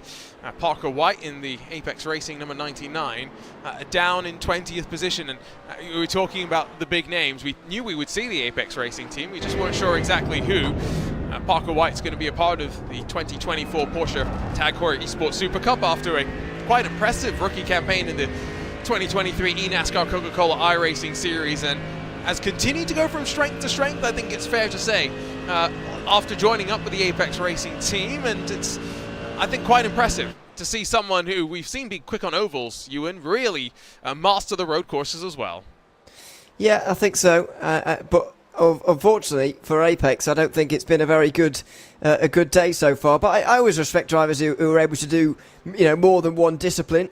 I feel like sometimes, especially in the past on iRacing, drivers got good at a very specific thing just by doing it a lot, and I like to see drivers who are very adaptable and can really put their hand to multiple disciplines, and certainly applies here. So I appreciate that a lot, because if you've ever tried both of those disciplines, you'll know that they are very different indeed. I just realized that we were talking earlier, weren't we, about fake car numbers. Dirt racing, Ewan, is where they'll have the 21A, 21B, 21C, 21D, etc., because they have so many cars entered that basically you have what they call the alphabet soup, which is you have to fight your way up to get into the main race itself, which is crazy fun. But yeah, it's always interesting just trying to keep up with the action, especially in the sim world where you just go back to back to back to back. So Sven Haase off and out of pit lane after a sequence, and I mean, most curiously and most obviously is it's not a full service, and he doesn't need full services anymore. It's about splitting the remaining time into equal manageable chunks to get out into clean air. And Haase now directly in front of him doesn't actually have drivers for position. Those are cars laps down and traffic to work through. Yeah, they do. So that's going to be a bit of another sticking point for them. Sven Haase 41 seconds behind. He is getting closer to Matti Sieppela, and with every pit stop he generally does. But look at the pit stop time there, 34 seconds. They're not going to have that late stop that I was talking about, where they really don't have very much fuel to put in at all. That's not going to happen. It's more, it's been done slowly over the course of the day, where they've slowly been taking that time out of the pit stop, and it's getting them closer to Sieppela. But as you said earlier, I just don't see how they can cross that 40-second gap at the moment. It's going to be very tricky for them to do it, surely. Still pushing, though. That's the reality. Lights flash as he tries to work past traffic, but my assumption would be that based on the fact that it was the 30-something second stop, that's probably going on. So send up the inside. So he shaved off about a quarter of the time on fuel, so instead of doing a full hour, he'll do 45 minutes. There's still the potential that they could do a driver swap and put Nicolas Rubelar in for the final hour, but I would wager that Haase is probably going to stay in there and be given the charge to push to the end. Quintin Vialate is now going to work past the Wave Italy racing car that works its way down onto pit lane as well. And this car, again, I was reading through the qualifying order, and some of the names down there really surprised me. None more than this number 98. Started down in 41st position, Ewan. Yeah, and that is one of the good things about this kind of a big field and a lot of people in the same class is that these kind of things can happen. But yeah, it's a great job. I mean, you would kind of expect it. That is the only thing that I would say in opposition of that, but even so, you've still got to do the work, and so it's still a very impressive job. Maybe there's a top 10 here for Apex coming up, although it's hard to work out. People are probably all over the place at the moment with strategies, with about 100 minutes to go. Yeah, no, everyone is all over the place. This is the one with the red highlights, the red accents, so and they're trying to make things a little bit easier for us, but at least they've got a paint, unlike the car directly behind them. In that Ferrari 296, you can tell by the headlights, by the way, that it's a Ferrari, not a Lamborghini, just I think because there is a single bar if you've got the Lamborghini, whereas the four various dots on the front of that 296 GT3, these are the weird and sometimes unnecessary things that as a commentator you know and you keep an eye on. We're also just very aware of the fact that as Matti Siepler is now onto the 19th lap of his window. He's only halfway through his fuel run, and so give him another 19 laps. He will be right around that magic number, I feel. He's in a pretty good spot. The track's cooling off, though. It's getting more difficult to save. And with that margin closing, like you say, to Sven Haase, and the one thing that these drivers cannot do in this number 13, and you'd expect that potentially Sami-Matti Trojan is going to get in for the final hour for this car. You've got to make sure you're just working to your number and not fighting with a car that's potentially not running the same race as you. Yeah, that's the real key and difficulty, because the longer this goes on as well, the higher up the order he's getting in terms of putting people a lap down, and that's going to be a bit more difficult. You close up to them a little bit more incrementally, and those increments are slightly smaller than you get from those at the back of the field. And then when you get there as well, they're not quite as willing to get out of the way, because they are fighting for bigger positions, and they deserve to be on the racetrack as well, and all that kind of thing. So that's the problem for you. That's the thing that Grid and Go are hoping for at the moment. They're hoping Siepler gets caught up a lot here in these kind of traffic moments, because, as you said, there's still plenty of people out there to trip the leaders up. You're not a combat sports fan, are you, Ewan? Oh, well, no. I know you like UFC, and I've never watched a UFC a single round, never mind a match. I'm impressed that you called it a round and a match. I mean, you got at least some of the terminology there. Thank you. No, we got a pretty fun evening coming up, and that's another one where it seems like a lot of the... there's a lot of overlap in the communities for some reason, much like golf and motorsports, and sometimes golf and sim racing as well. But I wonder if it comes to Siepler's perspective here. We've talked about the difficulty so much with traffic, and especially because, again, plenty of these machines that he's working past are in the same McLaren MP4-12C. We saw the Grid and Go 002 get a little bit punchy in traffic. That's the one thing in this race that I don't think Sontec can afford. They need to stay out of trouble. It might cost them a couple of tenths here and there with traffic, but ultimately, those are also times that they might be able to gain a little bit more in terms of fuel. Maybe. That's the advantage they've got. And we've been speaking about this all day in terms of them using that very smartly. There is a way to do it, of course.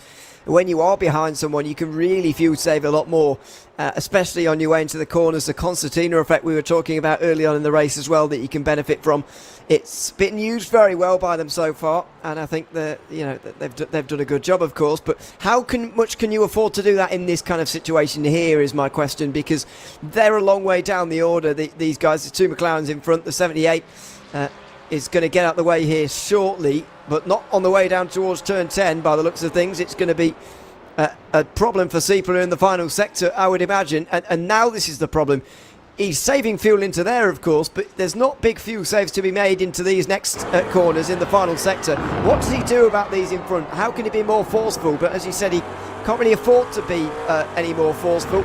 It's just going to cost him time. Can't get himself into any contact with anyone, that's for sure. So the Alastaro Esports green car that ran a 140 flat last time by, it's almost half a second slower than what Siepler punched in at the line a lap ago. He just works on the exit though, and look at that run off the corner. Might be running a little less wing as well based on the way that it drafts its way inside, and now stalls out slightly as the 78 still has the draft of the fellow lap machine in front. But again, blue flags informational only. No one wants to really stumble over the leader though, and Siepler's going to get on through. But again, half a second time lost there. He punched in his first 140 of the stint for quite a while. We'll be keeping an eye on that. The Precision Racing Esports team is up against Impulse Racing. Dominic Olivier goes heavy on the defense, and Philip Oldak can't get on through. Switchback coming down maybe through turn 1 though. He's not really got the right line for that, I don't think.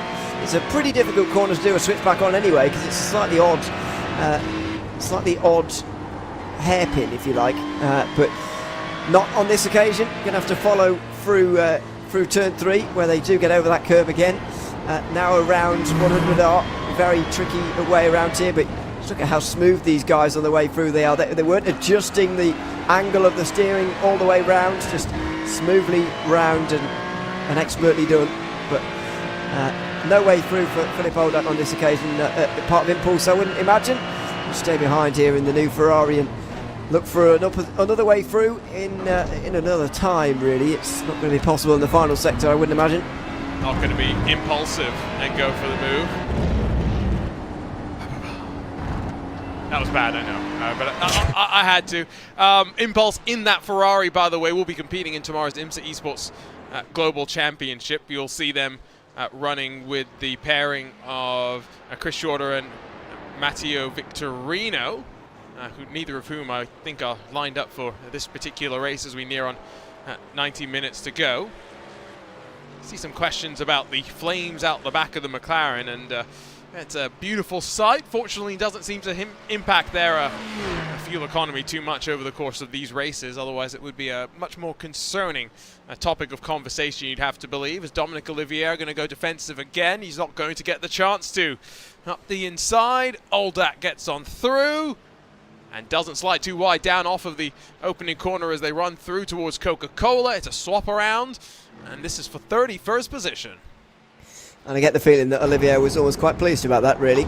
He didn't enjoy the he didn't enjoy the Ferrari being quite so close behind him, I get the feeling.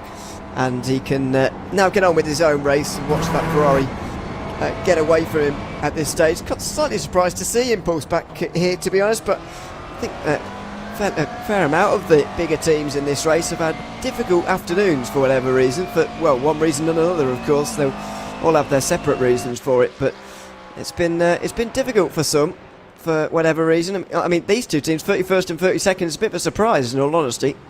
I think the interesting thing is, as well, for some of these teams, we aren't seeing all the top drivers. Again, we looked at Parker White, for example, in the number 99 Apex Racing team. He's alongside Maxence Godino and was meant to share that car with Alex Dunn, who hasn't actually gotten into the car just yet, so I assume we're going to see him at the end of this race. The other of the Apex cars, Violate, Fazui, Valero, but you know, we're missing some of the notables. No Salvatallons, Alejandro Sanchez, who won't be racing tomorrow, and will be replaced, but excuse me, got myself wrong. Alex Dunn's not racing tomorrow. It's Jimmy Antunes that's jumping in there. Alejandro Sanchez and Luke McEwen in the main defending champions 101 Apex Racing Mercedes, going to still be focusing their attention on that. Be curious to see as well now as we move on forward through the rest of the season. There's not too many more conflicts for those drivers. December the 3rd, the penultimate round. December 16th is the final round of the championship. That's on a Saturday rather than on a Sunday. These are 2 hour and 40-minute races, Ewan, for IMSA Esports. They're short, but yeah, drivers do a lot of practice to get ready for them. Yeah, I mean, well, you say that people do a lot of practice for even shorter races than that, so you know it doesn't really matter in that sense, and in some ways as well. 2 hours 40 is a relatively long race. It's, you know, good hour long, longer than F1, for example. So it's quite a long race to some people, but it does seem like a lot of practice for not very much of a race, especially in sports car racing, where generally races are more like this one and it feels sort of more worthwhile. But I always get the feeling, or got the feeling, during endurance racing and longer races, that actually the practice didn't end up mattering it too much, because by the end of the race you're actually better than what you started the race with, because you've practiced during the race, if you like, and you've got better during the race. Yes. I'm just trying to figure out how you... That's part of it, yes, but when it comes to, you know, the big races, if you're not prepared enough and you show up at the start, you're going to be in some trouble. So don't do that. Don't do that. This weekend as well is an interesting one. We're here at Fuji, but you know, lots of the eyes of the motorsports world are going to be focused on another street track that I did hear Lewis and Cam talking a little bit about. But of course, it's a return to Macau for plenty. And, you know, you contrast this track with its wide runoff areas and everything that it has to the tight confines of Macau, and it doesn't get much different, does it? Well, no, not really. Paul Ricard and Macau, I guess. Anyway, yes, I know what you mean. Is that the first time it's returned, though, since 2019, I guess, would have been the last time? Well, I think they've run there. It's just been more local stuff, you know what I mean? Okay, yeah, that's true. It's the first year that it's, like, you know, been opened back up to more people really to come in, yeah. Yeah, it's obviously been under tight restriction for obvious reasons over there for quite some time. So, Be good to see it back. I always enjoy Macau. I've got to say, I know it does have its critics every year, doesn't it? But it's a historic place in terms of motorsport. Hey, there's no doubt about that. There's Sorry? no other track where there's a corner with a permanent yellow flag. Baku Castle section, I guess. No. That's not a permanent yellow flag. No, it isn't. There is a corner at Macau where you're legitimately not allowed to pass. Like, No, just not allowed. Yeah, you're right. Yeah, and it does look bizarre.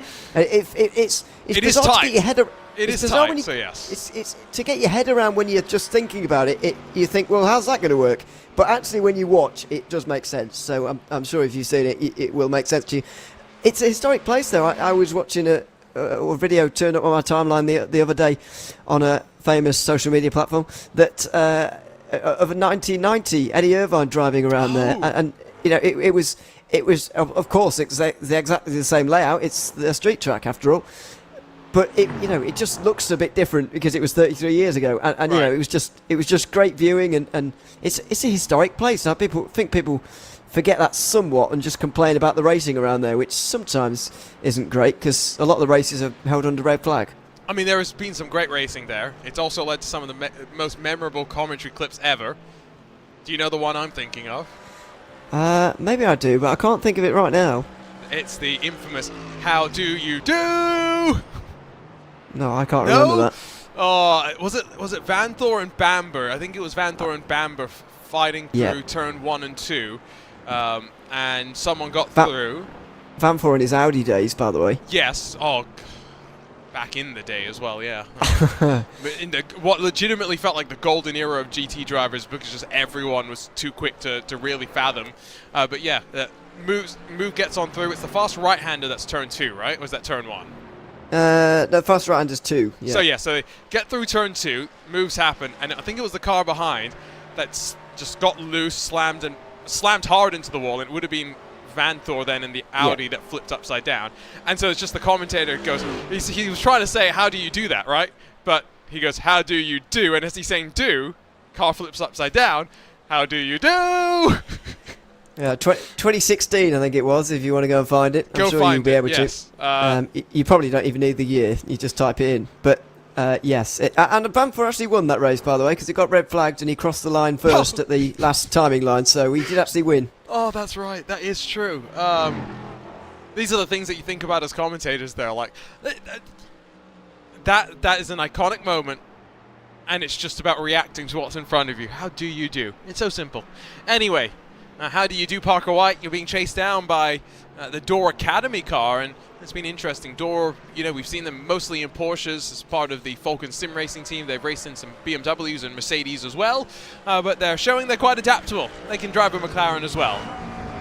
Yeah, I'm on board at the moment with Door Academy in one of those McLarens.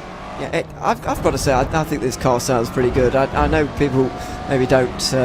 It's not one of the people's favourites in terms of sounding wise, but it's a good sounding car, I've got to say. And not a great handling car from what we've heard, but it may well be on its way to a race win here in the Fuji 8 Hour. We've got to say. So fair play to it once again. The McLaren has shown that it's not dead. It's still not dead, and it's being revived once again at this race. Can we burn it with fire already, though? Like, seriously, please? I love it. No, you don't. You just like being different. It's why you don't like Sebring. I don't not like Sebring because I'm trying to be different. Yeah, I can't believe Cam Roger finally understands what I'm trying to say. No, I was so happy to hear that. He took your quote out of context, is what he did. No, he took it in exactly the context I meant it. He's the only one intelligent enough to comprehend it. No, he's the only one intelligent enough to not read between the lines. Anyway, poor Ewan gets teased relentlessly about his incorrect opinions on... incorrect opinions? Was that to bounce over the curve for Team PG said, your opinions can still be incorrect, Ewan. They can be opinions and still be wrong. Well, I don't know if that's... If you told me 2 plus 2 is 5... Yeah. That is wrong. That's maths. There you go. but yes, I've never been a fan of Sebring really, and it's just one of those things. People don't like some of the most well-liked circuits, and I can't comprehend that other people don't like Interlagos, and Silverstone, some of my favourite tracks. Silverstone is just not. It's good, but it's not as great as people make it out to be. Well, I think I enjoy it, and I think racing's decent around there as well. No, and it's some of my decent. favourite races have been around there. Is it the best track in the UK? Contentious, that one. No. People seem to fight for their local racetrack quite often, which I find a bit weird. If Will Chadwick was here, he'd be arguing for Alton Park. We know that, yes. Yes, up in the northwest. I guess Donington I would have to fight for, wouldn't I? Which is a good circuit, don't get me wrong, but is it the best in the UK? Maybe not. I'll probably, actually, for driving-wise, pure driving, I'd go Cadwell Park, probably. Ooh, I mean, not a bad shout. I was going to say that, if I'm thinking about where in the UK we're going racing, on iRacing in particular, where I'm commentating, I'm looking forward to it. It's Brands Hatch. Brands Hatch? I do love myself in Brands Hatch. And Mike de Turk has just agreed with me in the Race Spot TV YouTube chat, so clearly is also a very intelligent person, just like myself. So, there's just something about Brands that works for me. I don't know what it is. It's simple, but it's deceptively simple. Yeah, Brands has never really struck a chord with me for whatever reason. I don't know why. It's okay, you're wrong about something else. I did race a lot around there actually as a driver. It was quite, because I obviously raced a lot of other English people, and that's obviously so on the calendar fairly often. I've done my fair share of racing around there, but I never fully. I don't mind it, but it's not a favourite. You know what the most overrated track in the world is, though, right? Especially in sim racing. Spa. Yeah. Oh, yeah. It's still good, but it's good. Oh, but can we not have it like every 3 weeks, please, on various broadcasts? It would be very nice to have a break. Every other day in July and August. Oh yeah, no, let's not do July either. Yeah, there was legitimately a month. It was a July. I was trying to figure out what year it was. 2021, where Lewis had 4 consecutive Spa 24s. I think I was on most of them as well. Or I was on 3 or 2 or 3 of them. You would have been at least 3 of them. Yeah. I don't know if you would have done the official one. Oh no, I definitely did that one. Not iRacing, I mean. The official one. I think maybe I. Were you already doing your stuff with Mike Yao back in no day? Yeah, yeah. Because I was with Lewis. Yeah, so yeah. Endure the rain and stuff. I didn't do a lot of that race, to be fair. So it's pretty minor, but yeah, I think I was part of 3 of them probably. I can remember 3 anyway. I'm trying to think of what you would have missed then. Anyway, that's beside the point. We're almost into the crucial hour, though. And I say hour, it's realistically an hour and 10 minutes, where we're now waiting. We're counting down the minutes to see who can make it to the end without needing the splash and dash. Still waiting for Matti Siplo, Alessandro Bico, and Lassi Urainen at the front of the field. Although, having said that, Alessandro Bico is 36 laps into his run as the ATRS car slides past the Alistaro Esports number 78. I don't know. I'm getting a sinking suspicion that Alessandro Bico is probably due to the pit lane in the next handful of laps. I have a feeling that is the case as well. This is lap 37 of this stint now for Bico. And we've not... when was the last time you saw him go above 40? I don't know personally. So I think he'll be in very soon. He'll have that awkward splash and dash towards the end. Where's that going to put him out towards the end of this race? I think it's probably going to be 8th ahead of Vlad Kimichev, maybe. Something like that. You can see the draft playing its part as well as directly in front of Bico. There are some cars jockeying in and amongst themselves. That's going to be White, I think, off to the pit lane. Yes, indeed. The Door Academy car will scramble into 15th as a result, but I think that guarantees us that the 99, another one that's going to owe us the splash and the dash at the end of the race as that sun continues to set. And the interesting thing is, of course, it is winter, fall/winter here in virtual Japan. And that's somewhat being reflected as well in the way the sun's setting quite early, 3:30 p.m. And it's noticeably getting darker and lower, at least when it comes to the sun's glimmer over the horizon. Well, if this was, put it this way, if this was in England, then it would be dark by the end of this race. I mean, probably dark, but Japan's a little bit lower than us, so maybe it's all right, I guess. It is a bit lower than us, yeah. Well, I haven't got an actual globe. I've only got Google Maps.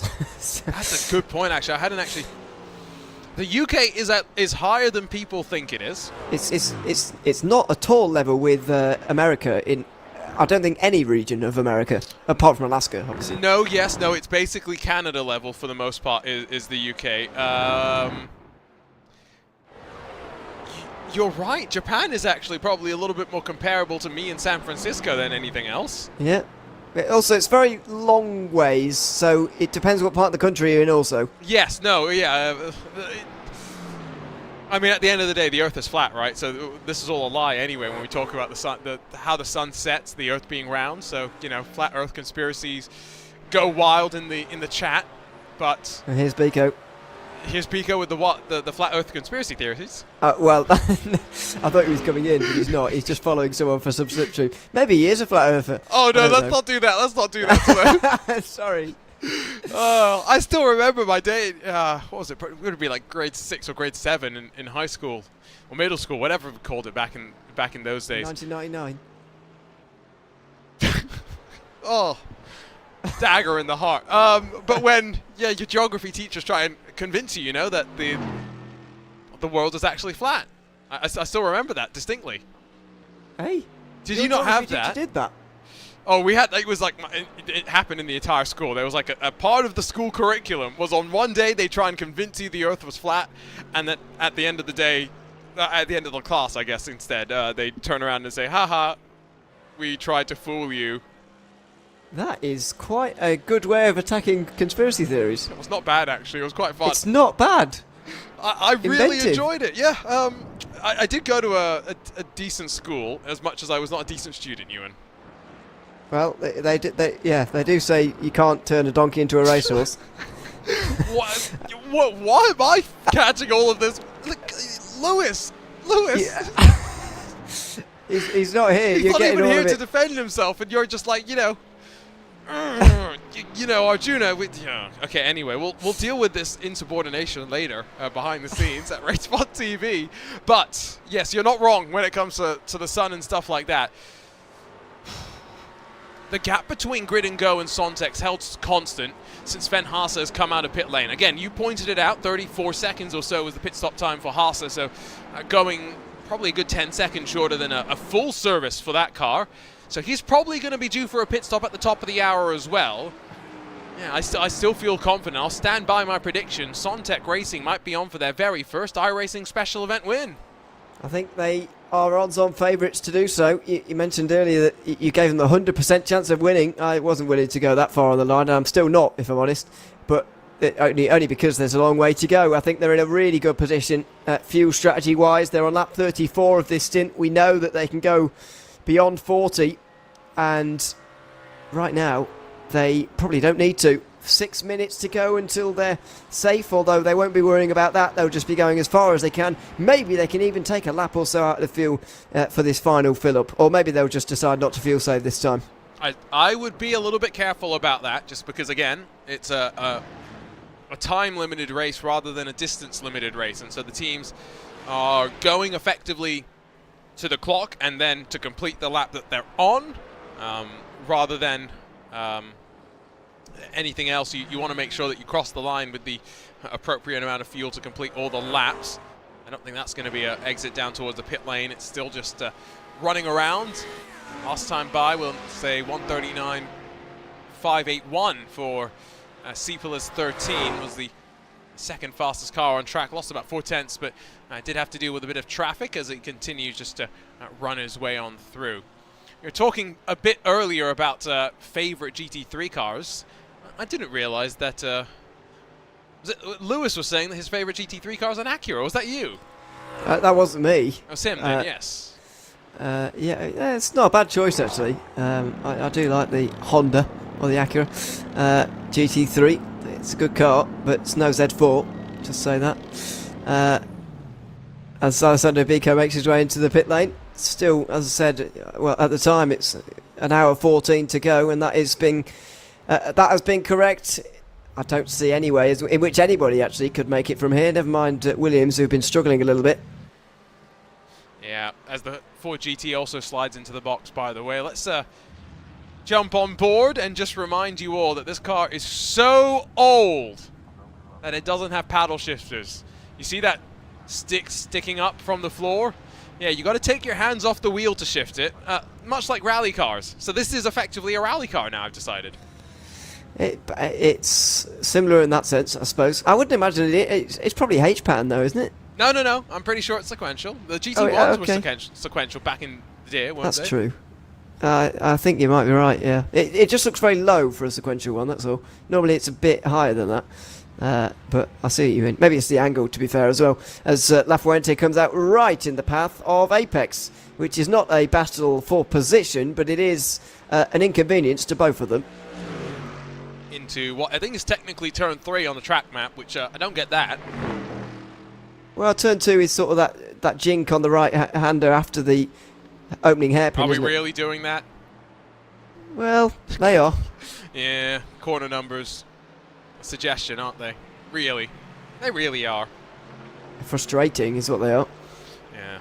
I am not a fan. Not a fan. This is the thing, though, when it comes to the 155, the car behind might be a lap down, but it does have probably lower fuel, driver that's up to speed and instantly ready to go, and so now La Fuente is just trying to hold station and not let himself get brought on through. This is up in towards the final sector where I've noted just how frequently and how many of the cars are taking the liberties with these sleeping policemen.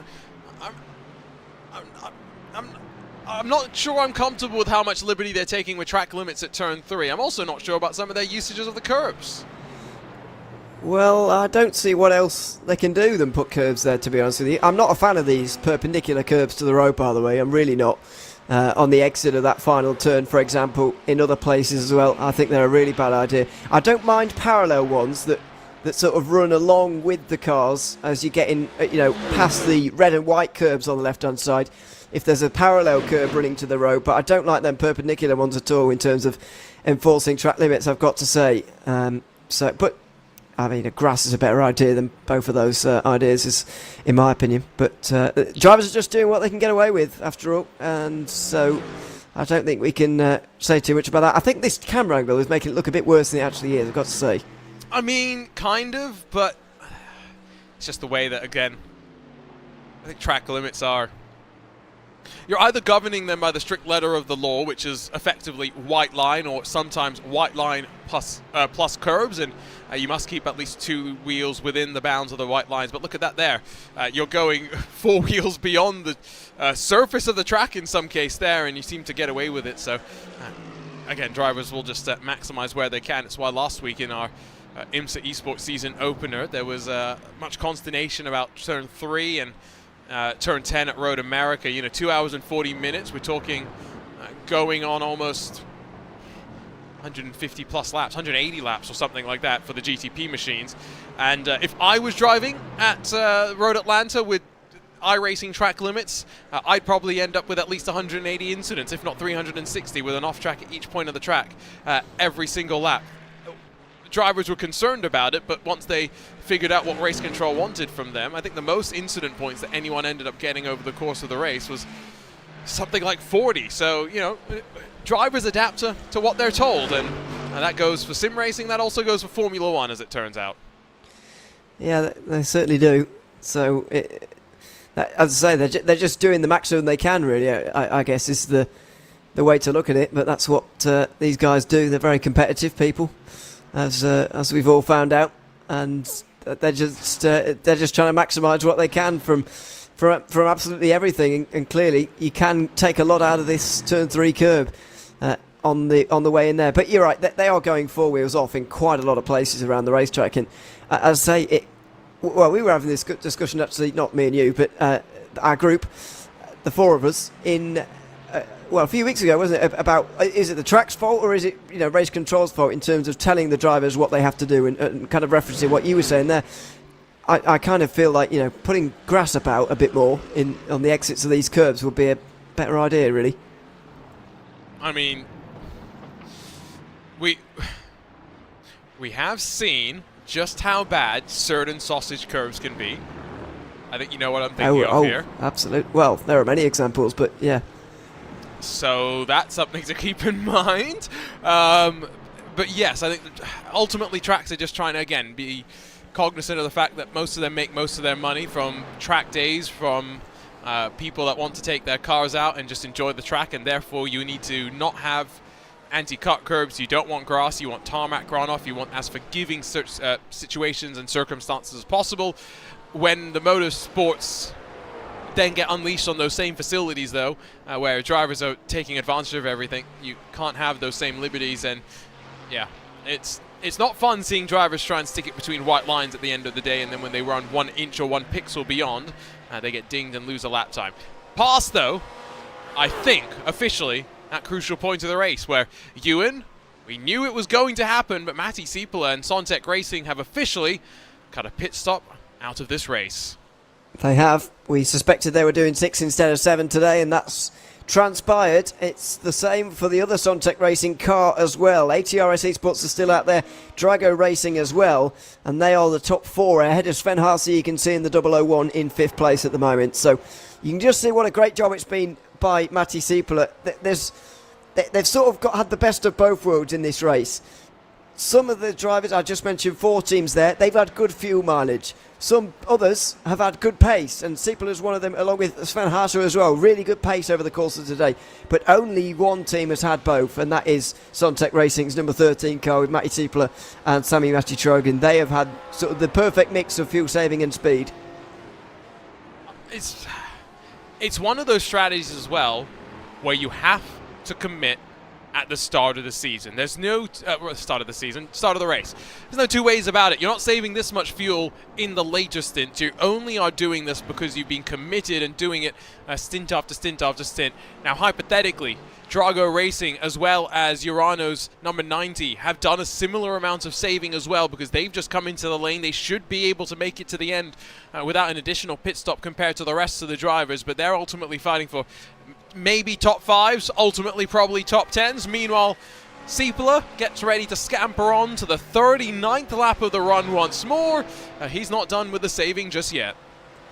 No, it's still got a bit to do. Although, to be fair, if I got to this stage of the race, I would just think, well, I've had enough of this now. I want to drive properly. And sometimes, that's a bit dangerous to just start again doing it a different way. But I think he would be more than within his rights to just start using the pace of that car. He's clearly got it, and so he's made the fuel games work. Now unleash it. Maybe he doesn't need to, and that's fair enough, but I would be arguing the case for just opening the taps on that one a bit more now, and maybe putting all the fuel in that final stop, just so that I don't have to do any fuel saving in that final stint. Yeah, you would ultimately like to just keep things simple, but at the same time, you probably are going to end up just saving fuel anyway, because that's what you've probably been practicing for the most part, and your muscle memory is just going to end up kicking in over and over and over again. Lassie Urainen Sontec's at 113 under pressure from Gabriel Erdely in the ATRS number 7. As they roll their way down through 100R. After, of course, starting from 3rd spot, the ATRS car dropped back early stages of the race, has been able to bring itself back in towards the mix, albeit maybe slightly further back than where it would have wanted to be, and another one of the drivers to have cut out a pit stop. Do we have a rough sense, Ewan, for how many drivers and teams were able to cut out the pit stop over the course of the race? Because based on what I see on my timing screen, it's a not insignificant amount. Yeah, I'm going to, I'll need some more time to calculate. Well, I'm not talking, but it's a significant amount, I would say, and I agree with you. I'm seeing a lot. Although you've got to remember, when you go further down, some others may have had an untimely stop earlier on in the race, an unscheduled one, which is sort of before them a little bit. I think of the leading cars who are still competing for top 10s, I think 4 of the top 10 have cut out an extra stop today. Not cut out an extra stop, but removed one. Done 6 stops. Not a bad number, all things considered, so keep that in mind just to move forward to some of the future special events, but in we come as the pit stops are underway. It's going to be, as expected, Sieppula out, Trogen in, maybe Urainen out, and the teammate Jesse Hilayo will jump back in over there as well. Sven Haase will, of course, retake the race lead momentarily, but 23 laps into the run, there's maybe only 10 more laps of fuel in that Lamborghini's tank. It looks like it already completed 23 laps in this stint as Sven Haase. And he won't have too much further to go either, as you say. Only 34 seconds in the box last time around, which is a little bit shorter than what you'd expect. Probably a 5/6 of a tank put into that car. I don't know what that is in percent, but that's about the distance he'll be going in this one. And then does he have the time to come in and then come out again having made that final stop? Well, the answer looks to be no, although it's very close between Sami Trogan, who's gotten into that 13, and Lewis Woods in the PGZ car, who is all over the back of him at the moment. I know this doesn't realistically matter, but it's very close. Yeah, it's uncomfortably close is probably the best way to put it as they headed out of turn 3 to the inside, and this is where Trogan has to recognize, let the car go, don't fight too much, and effectively, with still 30 seconds between the two of the drivers effectively fighting for the lead, the 001, the 13, there is a full trip down pit lane, not even including the amount of fuel that needs to go into the Lamborghini at the front that separates the battle for the lead right now. This also gives Trogan a couple of minutes, a chance to use the draft to settle in. Remember, Lewis Woods has been somewhat flying the last couple of laps. Really on the pace at the moment in this Audi, and as you say, Trogan will be able to use this to not only get up to speed in his own pace, which I'm not sure he'll need very long to do, but also fuel save a little bit if he needs to as well. It could turn into a source of frustration for him if if Lewis Woods was a bit slower, then it would be a source of frustration and the fact that he couldn't get through, but that's not the case here. Woods has got a good pace at the moment, and Trogan is, if anything, is going to benefit from this. It's literally been one of those races where almost everything has fallen into place for Sontec Racing so far. So, still, that final 60 minutes to go as the Williams Academy car of Jersey Glack peels off and away to the lane. Klaxon goes off once more. It's now just with the anticipation of figuring out how much fighting there is still left to come, if Sven Haase has a chance to close this margin down, or if we are going to see it play out in a slightly different perspective. Let's check back in with Drago Racing. There's the number 1 machine. Aaron Vasquez is still in the top 10 after his mistake in the first hour. He'll be happy to have been able to bounce back from that. ATRS have got Alessandro Lao behind the wheel.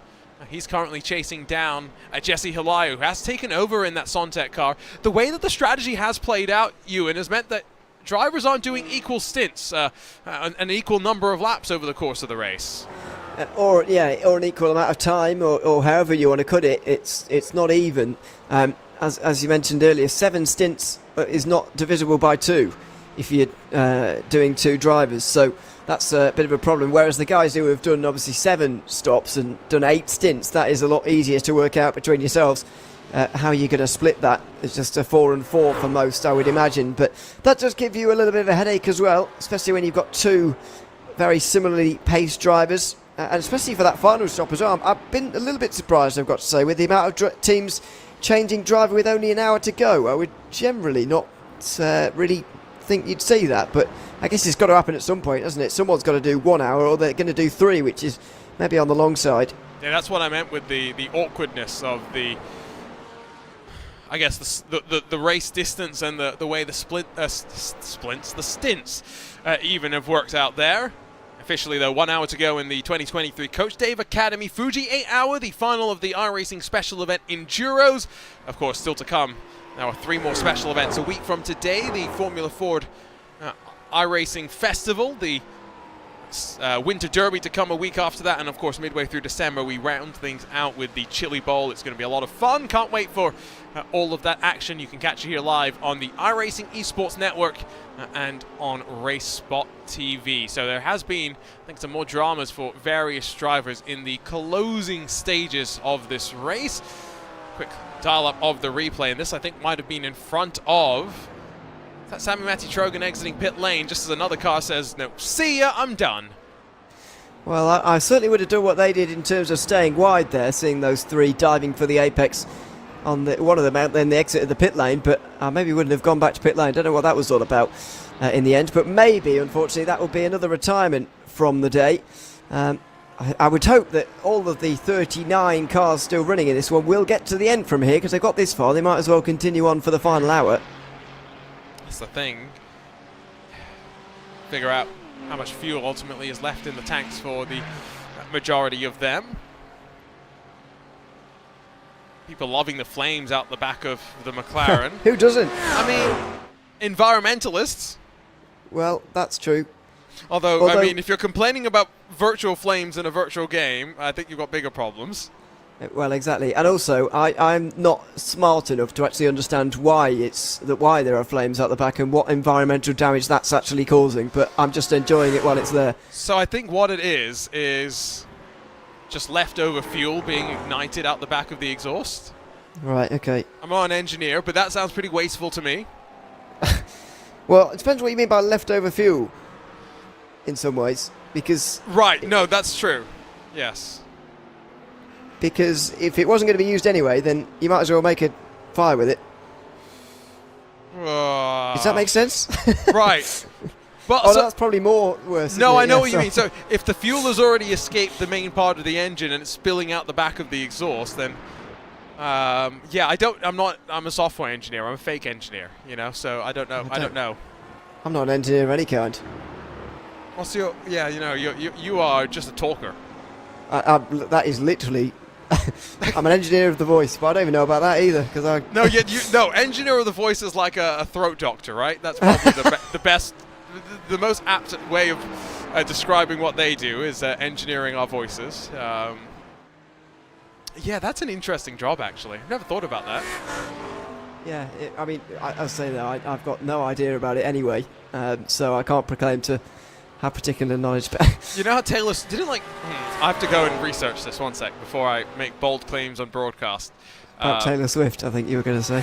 Yes, well, I thought Taylor Swift, like...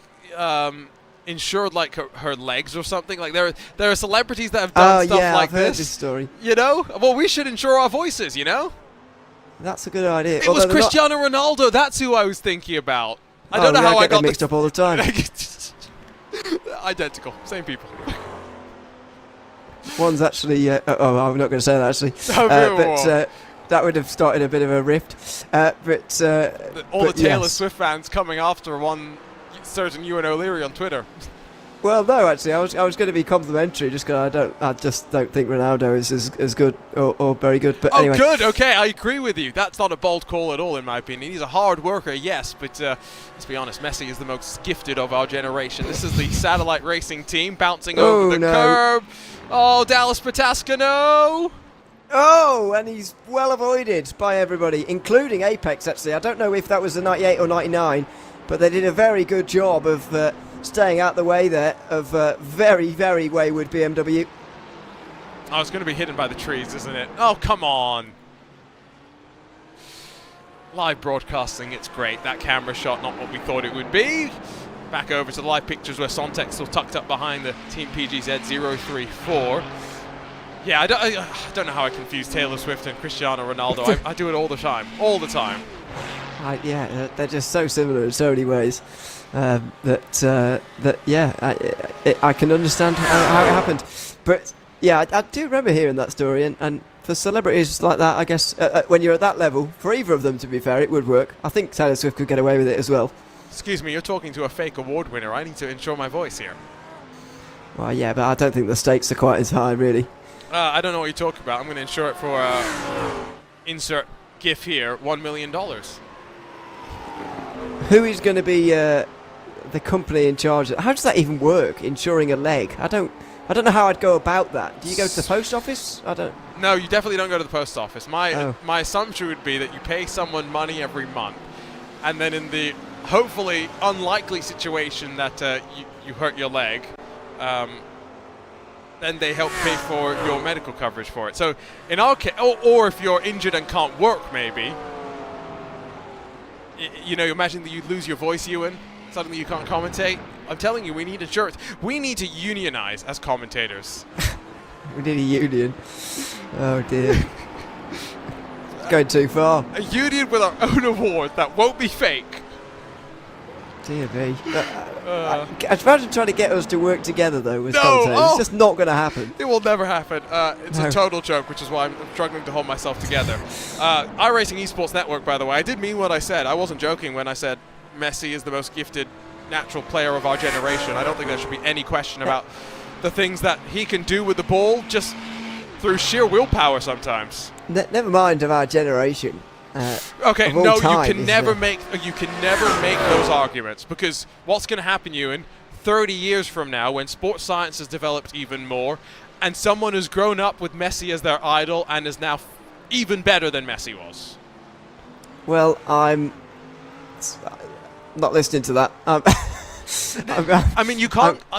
It's why I feel like it's unfair for us to compare Pele and Maradona to Ronaldo and Messi, because they just lived in a different era where we judged people differently in what they did in the pitch, how they played the game, some of the ethics as well. Here's the thing, right? People always talk about those two, but if you think about the time there was between Pele retiring and Maradona being a big name, it wasn't like instantaneous. And insert any other big player into the Jared Muller, etc., etc. You know what I mean? Yeah, but those they're not inserted into those conversations. I think there's a reason for that. That's where I Gerd Muller, one of the most underrated players. Period. Well, what's his record? I have to go back and look this up. I don't know. We don't normally laud German records in England, particularly. 365 goals in 427 games. And that was in the Bundesliga, which I know you'll think, oh, Bundesliga, oh, look at Harry Kane now. Well, yes, at the international level, he scored 68 goals in 62 appearances. That's better, yeah. Yeah. The international record. The Bundesliga might have been better back then, to be fair, than it is at the moment. I mean, even 10 years ago, the Bundesliga was better than it is now. Yeah, it is. It's quite counterintuitive, given that the league itself and the teams are the healthiest that they could be from a financial perspective in many different ways, but that the football itself is maybe at its least competitive overall, given the dominance of one particular team. Yeah, to be fair, I don't always look at dominance of a team, and this goes for any league, actually, or any sport where leagues compete against each other in a way, if you see what I mean, in these competitions. It's that which leagues can produce the clubs that go longest in these competitions, if you see what I mean. And at one time, the Bundesliga Bayern made the final twice of the Champions League in 2 years, and they had an all-Bundesliga final in 2013 or whatever it was. So I would say that's pretty resounding success for them over those couple of years, but since then it's not been as good. Yes, no, exactly. Even Borussia Dortmund somewhat falling off. Well, what happened to the rear wheels there on that Audi? That was interesting. Besides the point, the Dortmund have somewhat fallen off. You've had other teams that have come, somewhat sprung up since then, but yeah. We're talking a lot more about football, a lot more about golf, a lot more about cricket than I think anyone expected when they entered into a stream called the Coach Dave Academy iRacing Fuji 8-hour. This, though, is the crucial stop. Sven Haase in for the final time today. And where is he going to come out in relation to the rest of the field? That's the really big question here. We suspect it's a race between himself and Sami Trojan, but surely there's only one winner in this drag race with 50 minutes to go. There is the Grid and Go Kart on its jacks again. For the final 50 minutes, it's not going to be as long of a stop as it has been normally, but only 10 seconds in and Trojan is already through. And so is it going to be closer to La Fuente? That's still an open question. Don't forget that the run for Haas are going to be quite short to when he releases himself from the limiter itself. Not going to give the car back over to Nicolas Rubel. La Fuente is through. Brody Kostecki does still owe us a pit stop through as well. And finally, Haas is off and away, and going to be just in front of the second Sontec car. So there's a marker of how the fuel mileage game has worked out. The 113 about 5 seconds behind the 001. The 13 a good 29 seconds in front of the 001. And this is what I was saying earlier on. It's not just the fuel-saving game that's won that Sontec car the race for Sami Shogun and Machi Sipala, or got them in the lead of the race at the moment. It's also their speed, because some other teams, at least 3 other teams, have chosen this strategy of only doing 6 stops today rather than 7. But it's only worked out for these guys. Only these guys have finished ahead of the fastest 7 stoppers. That says all you need to know, in my opinion, about where this race was won, if you like. So it is going to be a small disadvantage for La Fuente, I think, in terms of can Lafuente get to the end or not? That's the real question. No. Well, I'm not giving him a chance. He can lose 15 seconds on track if he can save enough fuel is the thing. Well, is he going to be able to save 4 laps of fuel in 15 seconds of track space? You were saying there's a 100% chance of them winning earlier, the number 13. I'm saying there's 0% chance of them making it. So here's Williams. Here's what I'll say then. If that's the case, Sontek are on for a double podium here. Yeah, they've got a lot around them on track, which could throw that off. But yes, at the moment they are. So let's say it's going to be a splash and dash for Strogan. Let's say it's 40 seconds in pit lane. He's coming out just inside of the top 10. He's going to be a full 20 seconds back from Jesse Hilario as things are running right now. Alessandro Lao as well as Aaron Vasquez, hypothetically, have also made their final pit stops. Sontek may have pulled a blinder here, I tell you, and I can't wait to hopefully chat with them post-race because haven't had a chance to talk to them much since this team has been formed. People are linking up with the likes of Urainen for the most part in the majority of the efforts over 2023, and yes, I know that people will say, but the red lines, the Coanders may not have been around, but they're doing this with strategy and they're beating some of the best that iRacing has to offer. Exactly. Urano are here, Apex are here, Williams are here, Grid and Go here, along with PGZ as well. Some of the big teams, especially in GT3 racing on iRacing, and you can only beat who's around you and who's on the track with you after all.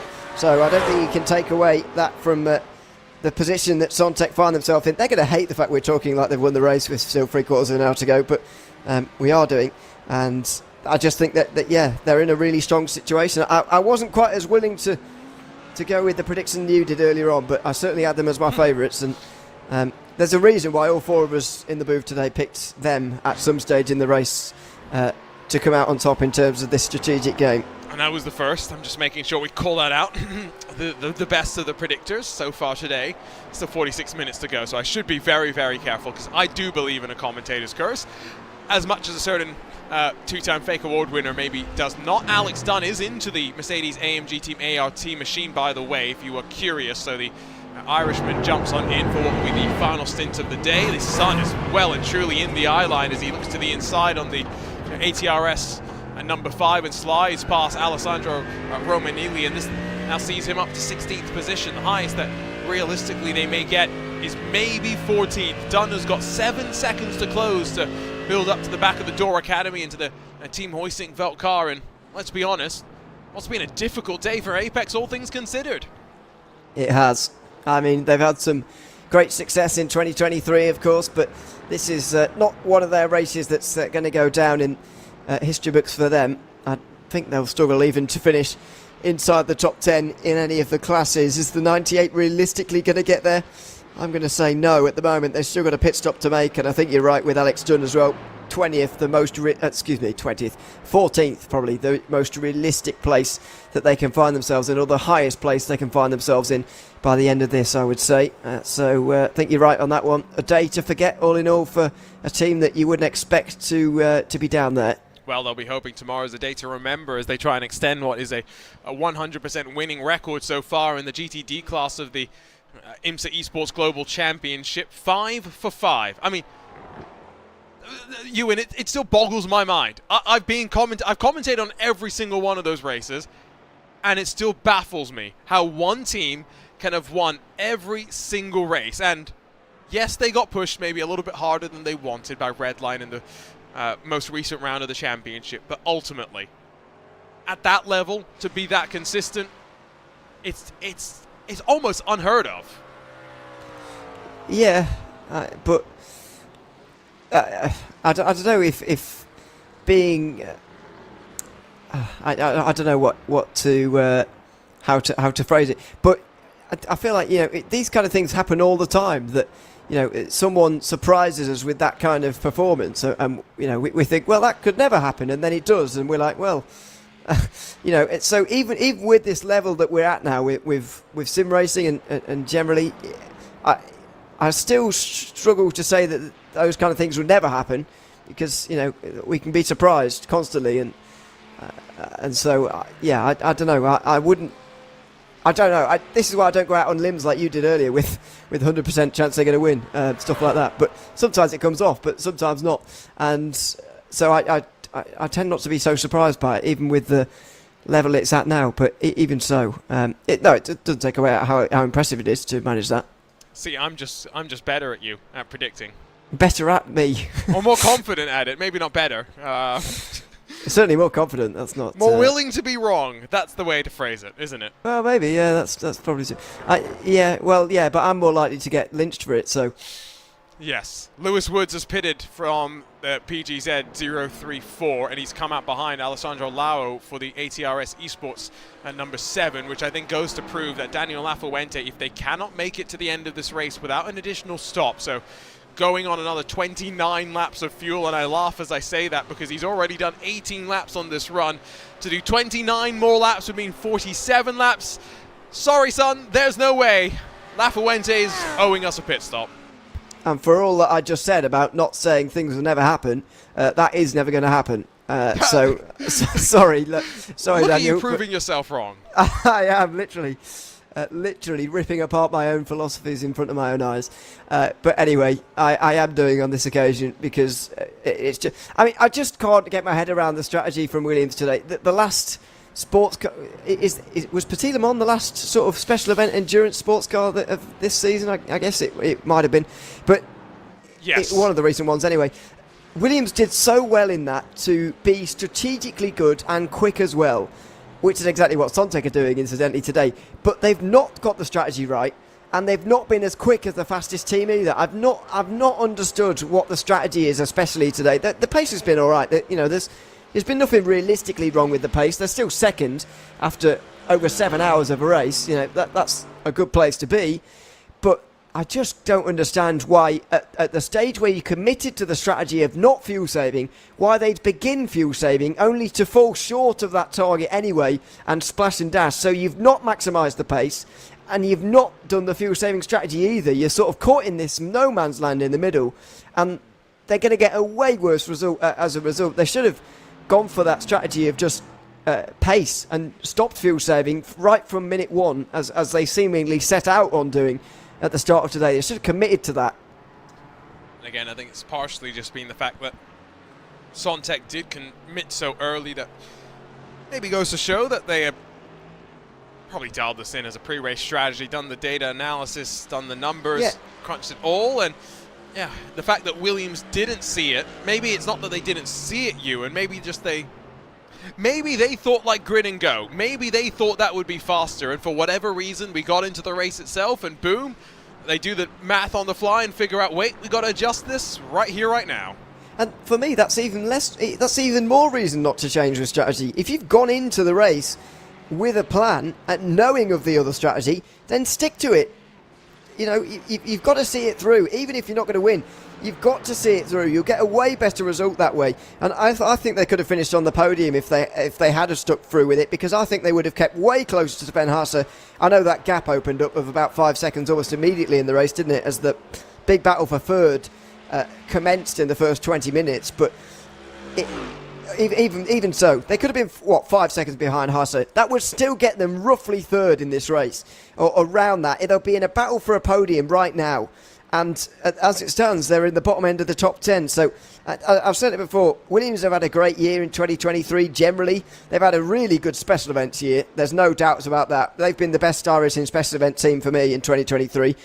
But they've got this one wrong catastrophically, really. And it's especially a surprise considering the great showing they've had at Petit Le Mans and winning the major 24-hour races of the year. They've had a great year, and that's why it's so surprising to see what we've seen today.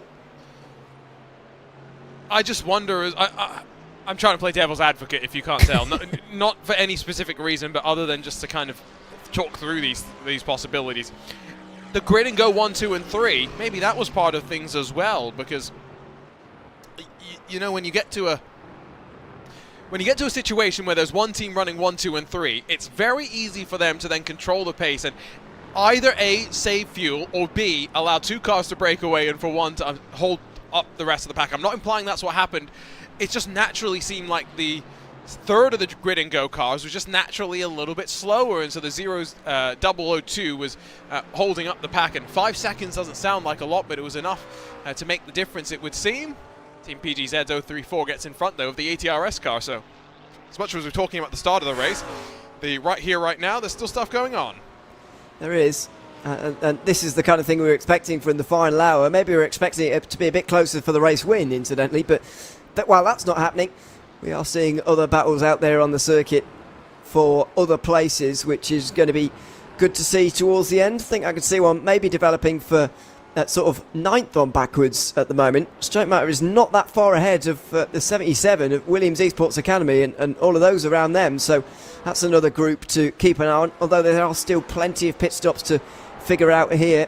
I reckon about a couple of the top 10 maybe. I think Apex maybe have another stop, don't they, in 10th place. They might just be slightly short, but other than that, mostly we've got the final pit stops out the way and the battles are commencing. It's slowly starting to cool on, or rather pick on up in some ways, it feels. But klaxon goes off, I heard the pit entry alarm sound for Impulse Racing, so still plenty of drivers trying to figure things out. So, Team PGZ's number 2 has just come out of pit lane, and this is the car that I have been watching on with Brody Kostecki and company, working their way on through. They were about to get into a fight with the Mercedes-AMG Apex Racing team, but nope, straight down to the pit lane, and Racine Fazui has his final pit stop underway as well. So now we just wait for Daniel Lafuente, for Dora Academy in the 20, for the number 99 Mercedes-AMG Apex Racing team. And I think that's it. I think everyone else, at least inside the top 20, is probably good to the end. Other than Williams, I guess, yes. I would agree at this stage. It does seem that those who have gone for the 7 stop today have sort of known that, you know, they've sort of got caught half in the middle. Instead of doing a splash at the end where you don't change tyres, of course, or you lose time if you end up changing tyres, they've decided to even it out a little bit more, if that makes sense. So they've taken a few laps off the fill throughout the day, so that they've had a bit more evenly, and so their final stop is just long enough so that they can change all 4 tyres and still only be limited by fuel. You know, in V8 Supercars they call it covered by fuel, don't they? When even if there's a fumble on the tyres, if the fuel's still going in, you've actually not lost any time because you would have been there anyway. So they've all made sure of that, and that means that actually these pit stops are figured out quite early compared to where if they were changing tyres and doing fuel at a different time, then you would probably see a lot less people with their final pit stop complete at this stage in the race. Yes, I think that is probably a fair way to look at it as well. All of these teams as well, for the most part, do have not just the drivers working on strategy, they'll also often have a helping hand, whether that is just another one of the team members or another one of the team members being drivers or a specific dedicated strategist, engineer. There are some people that contribute to these bigger teams outside of just the driving. It's a true operation, and knowing how to work together is part of the challenge that everyone kind of has to get up to speed with when they are focused on the tasks at hand. So Sven Haase was just trying to watch and see if there was any chance of them closing, but it's a 27-second gap with 34 minutes to go. The Grid and Go 001 is just now hoping and waiting to see if Lafuente is going to have to come down pit lane. If you look at the lap times for Lafuente, they have been relatively consistent, so it's a pretty encouraging marker for the Mercedes-AMG Williams camp, albeit an encouraging marker that the splash and dash will be an inevitability. It will, but yeah, look at that consistency. That is consistency that I could only dream of. Look at lap 254 in the next couple. Unbelievable. That's within half a tenth of each other. Absolutely amazing. But I guess it's just normal for these guys, isn't it, really, to see that level of consistency over the course of a race like this. Only 1 minute 40 so far in this entire stint, which is quite remarkable. So he's been doing a great job, Daniel Lafuente, in that respect. But as I say, they're on a course to well outside the podium places, which is probably less than they deserve realistically with their driving, but unfortunately that is where they're going to end up. Motorsports is maybe the most cruel of sports in general, and I controversial. I don't think it is. In the Premier League, for an example, you have. I wasn't about to argue football's the cruelest of sports, but I truly think it is. Even go to tennis as an example. Tennis is probably a more close analogy than this, right? Because you'll get, let's say, 100 people entering a tournament and only one winner. It's the same way in motorsports, right? Yes, in a multi-class race there may be multiple winners, but you break it out to all the drivers, the team members that contribute to making that car go out there.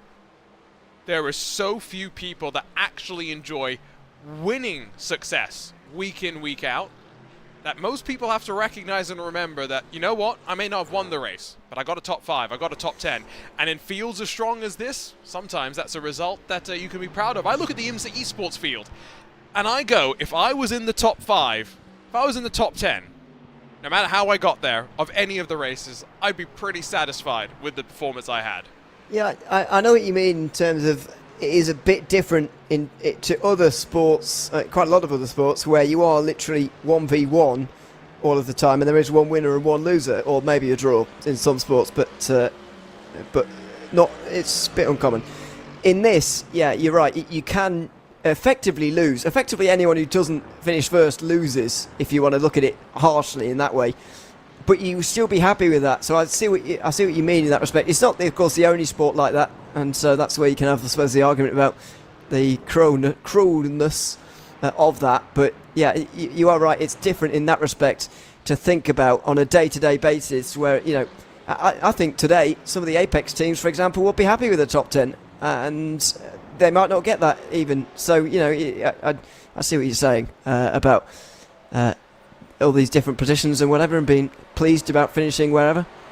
It's less of a factor, I guess, on the sim as well, but maybe it partially plays its part. But, in the real world, even if you're both in Mercedes, look at the Williams and the Apex cars as an example, one will just be faster than the other. Maybe one has less wear and tear on it, one has got an engine that needs a revamp and therefore is maybe down on power or whatever.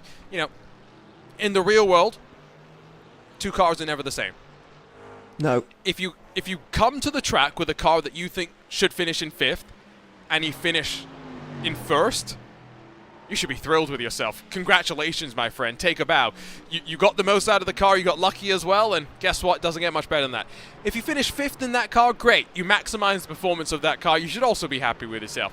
The only time you should really be disappointed is if you think, okay, I had a 5th place car, but because of something I did, we didn't finish in 5th.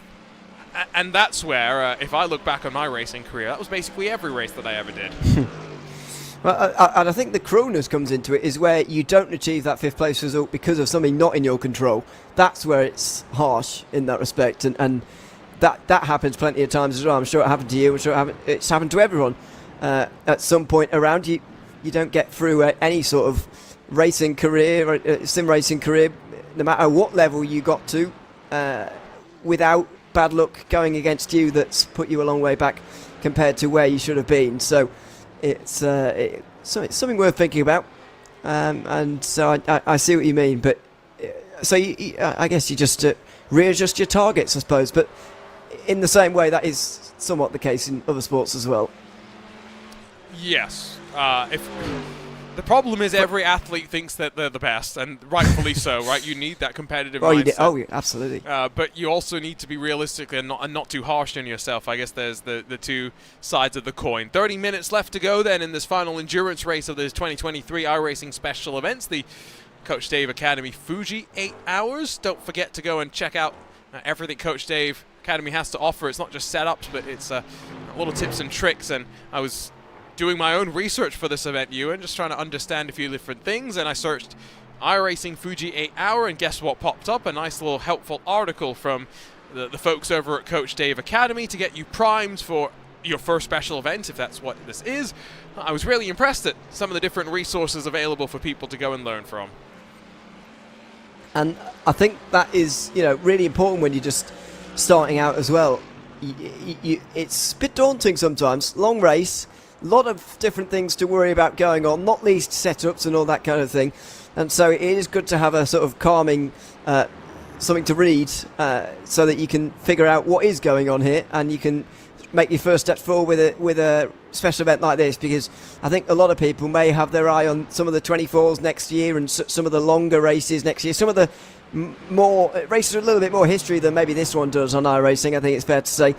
And so it's a good place to start, and maybe that's what a few people in the Fuji 8 Hours in down the splits have been sort of looking at. Get myself into a special event with this one and then go for one of the big ones next year.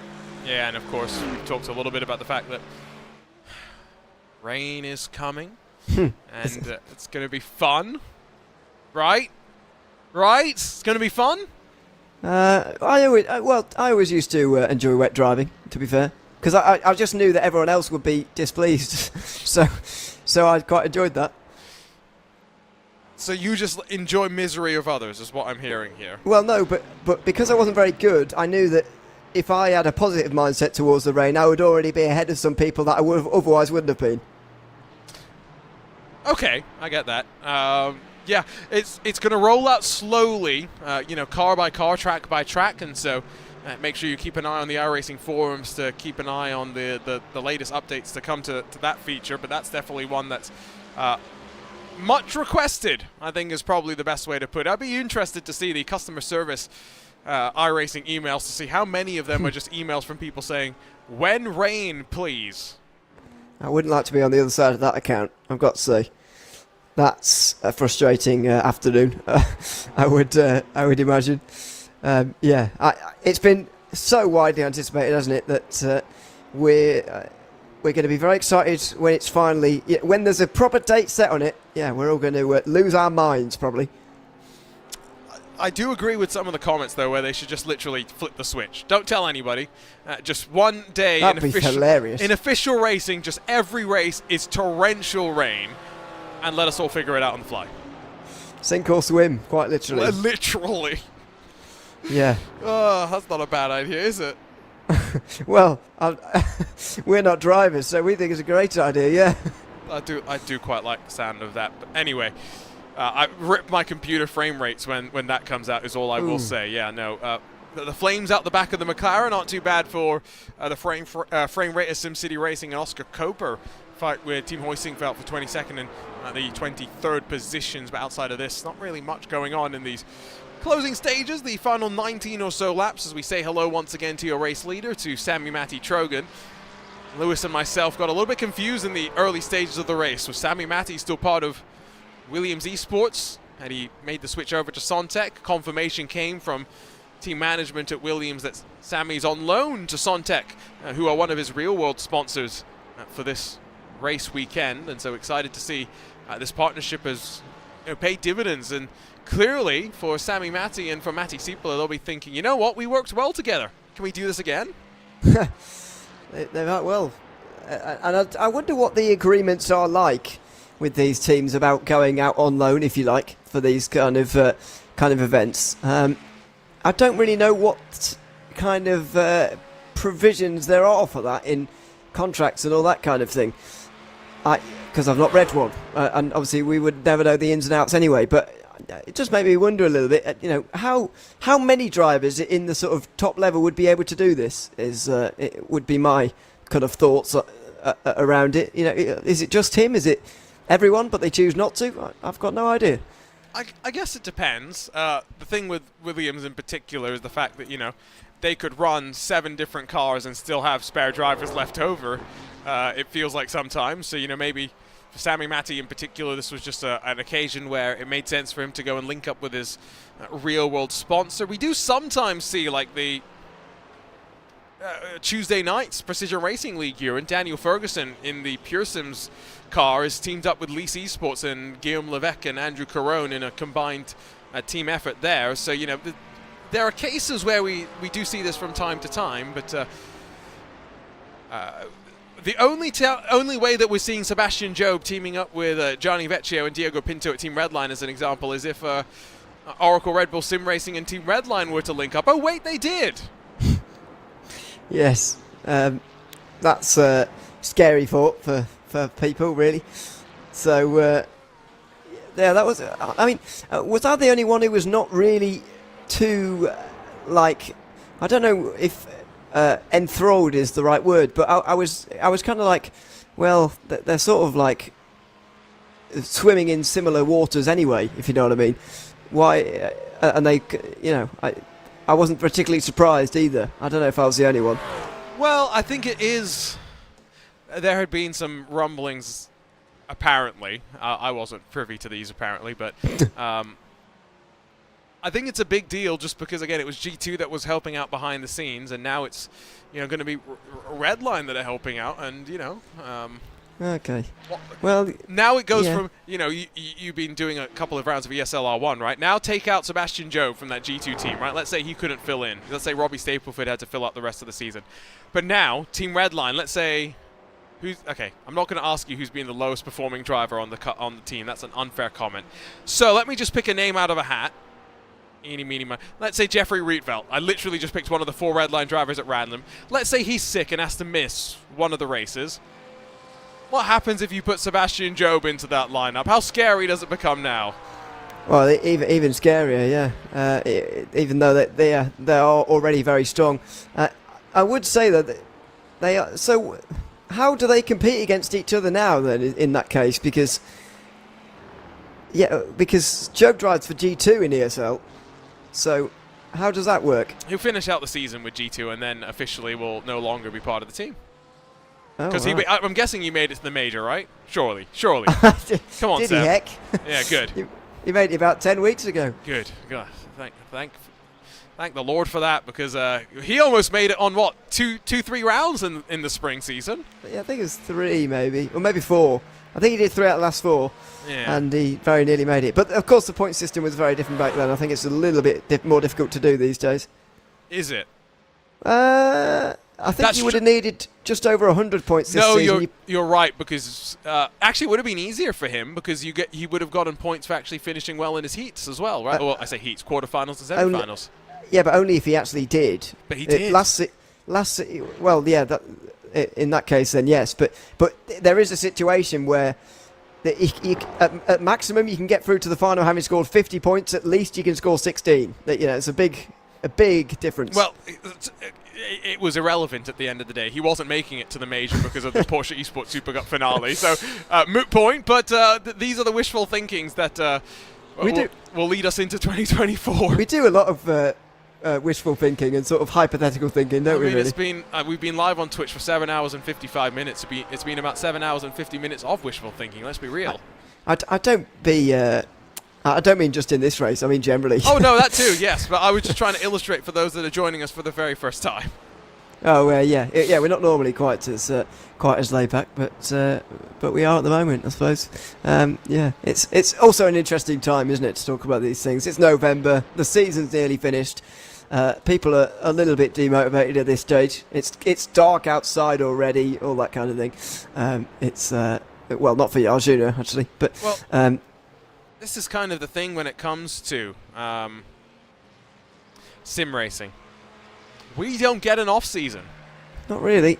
We're basically just go, and we don't stop ever for anything or any time. No. I would say the next maybe December is a quietish month, but yeah, you're right. It's not that quiet when you consider other sports that have a complete washout. You say for quiet. Some months of the year. I look at the schedule and I see two rounds of IMSA Esports as an example. There was meant to be a round of 24-hour series that's been rescheduled, so that's going to be moved off from December the 16th as a result of that. And I'm almost 100% sure that I'm doing a broadcast on like January the 3rd for the Lionheart Retro Series or something like that. So yeah, it's pretty relentless, and I know for a fact I've got 2 broadcasts currently provisionally scheduled on the same day as the the real Daytona 24. So yeah, we'll see. That is true. We were talking about this, and I've got a weekend coming up in December with 5 broadcasts that I had noted down. Not that I was going to do them all, but just so that I knew they were happening. And that's all in one weekend. So I guess you're correct, and I'm. I mean, no, you're not wrong, because like I was thinking about it. I don't have like a lot of my PRL commitments on RaceBot. take a step back, so we're not doing 7 broadcasts a week anymore, whatever ridiculous number that we have to deal with. I say deal with, it's just a lot of work for us to keep on top of behind the scenes. We always enjoy doing them. Yeah, December is going to be a bit of a quieter month. It doesn't mean that there's going to be nothing happening. Most importantly, Ewan, are you representing RaceBot? No. Oh, boo. Bragging Rights 3 is coming up, and we don't have Ewan O'Leary in the car. I don't think he'll miss me much. You said it, I'm not being me. totally honest. Well, you could have done if you wanted to, because yeah, I'm not a very good driver. Really, it very much would depend on the car and track setup. But the suggestions that are going around at the moment, I would not have done well at. What are the suggestions? Oh, well, I wasn't going to say, but. What are the suggestions? I mean. Oh, was I seeing this in the right place? I thought people were throwing around the idea of doing dirt stuff and whatever. I was like, definitely not for me. Oh, we were talking about doing the short course trucks on road courses. Maybe we should bring the Pro 4 trucks to Fuji. See, this would just not be. That would be a meme race. It's actually a lot of fun. Like, genuinely, Ewan, a lot of fun. Because here's the thing. What makes a race good? Well, that's a lot of things can do. So if I was going to make a combo for a commentator's race, what do you want to have? What are the things that you need to check off the list? A good track that's also possible to race on, and a car that is susceptible to a lot of slipstream where people stay close. See, I don't agree with you on the slipstream one, even though people think that's what keeps people close together. Well, I think you want. Well, look at GT2 as an example, right? As in the GT classes that are coming out nowadays, where you've got a couple of those things. What do they have? A lot of power, not a lot of downforce.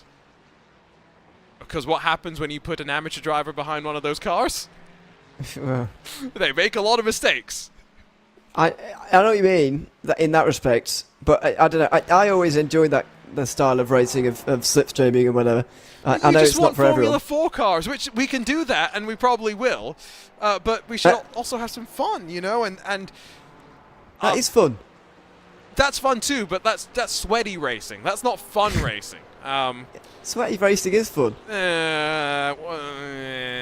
No, by definition, sweaty racing is not fun. It can be. Do you know what the definition of sweaty is?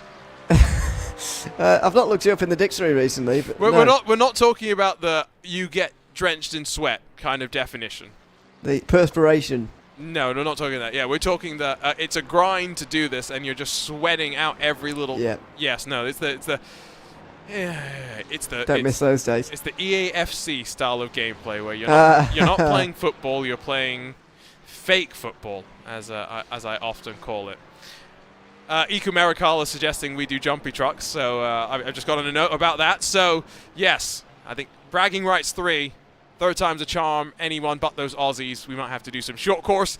We might have some contact, much like they're doing here. It's Grid and Go, it's Team PGZ. These are two teams with no loss between the two of them. Amuthan just about held on to it. Stripe Matter gets back into line, back up the inside, in towards Coca-Cola, all in the fight for ninth.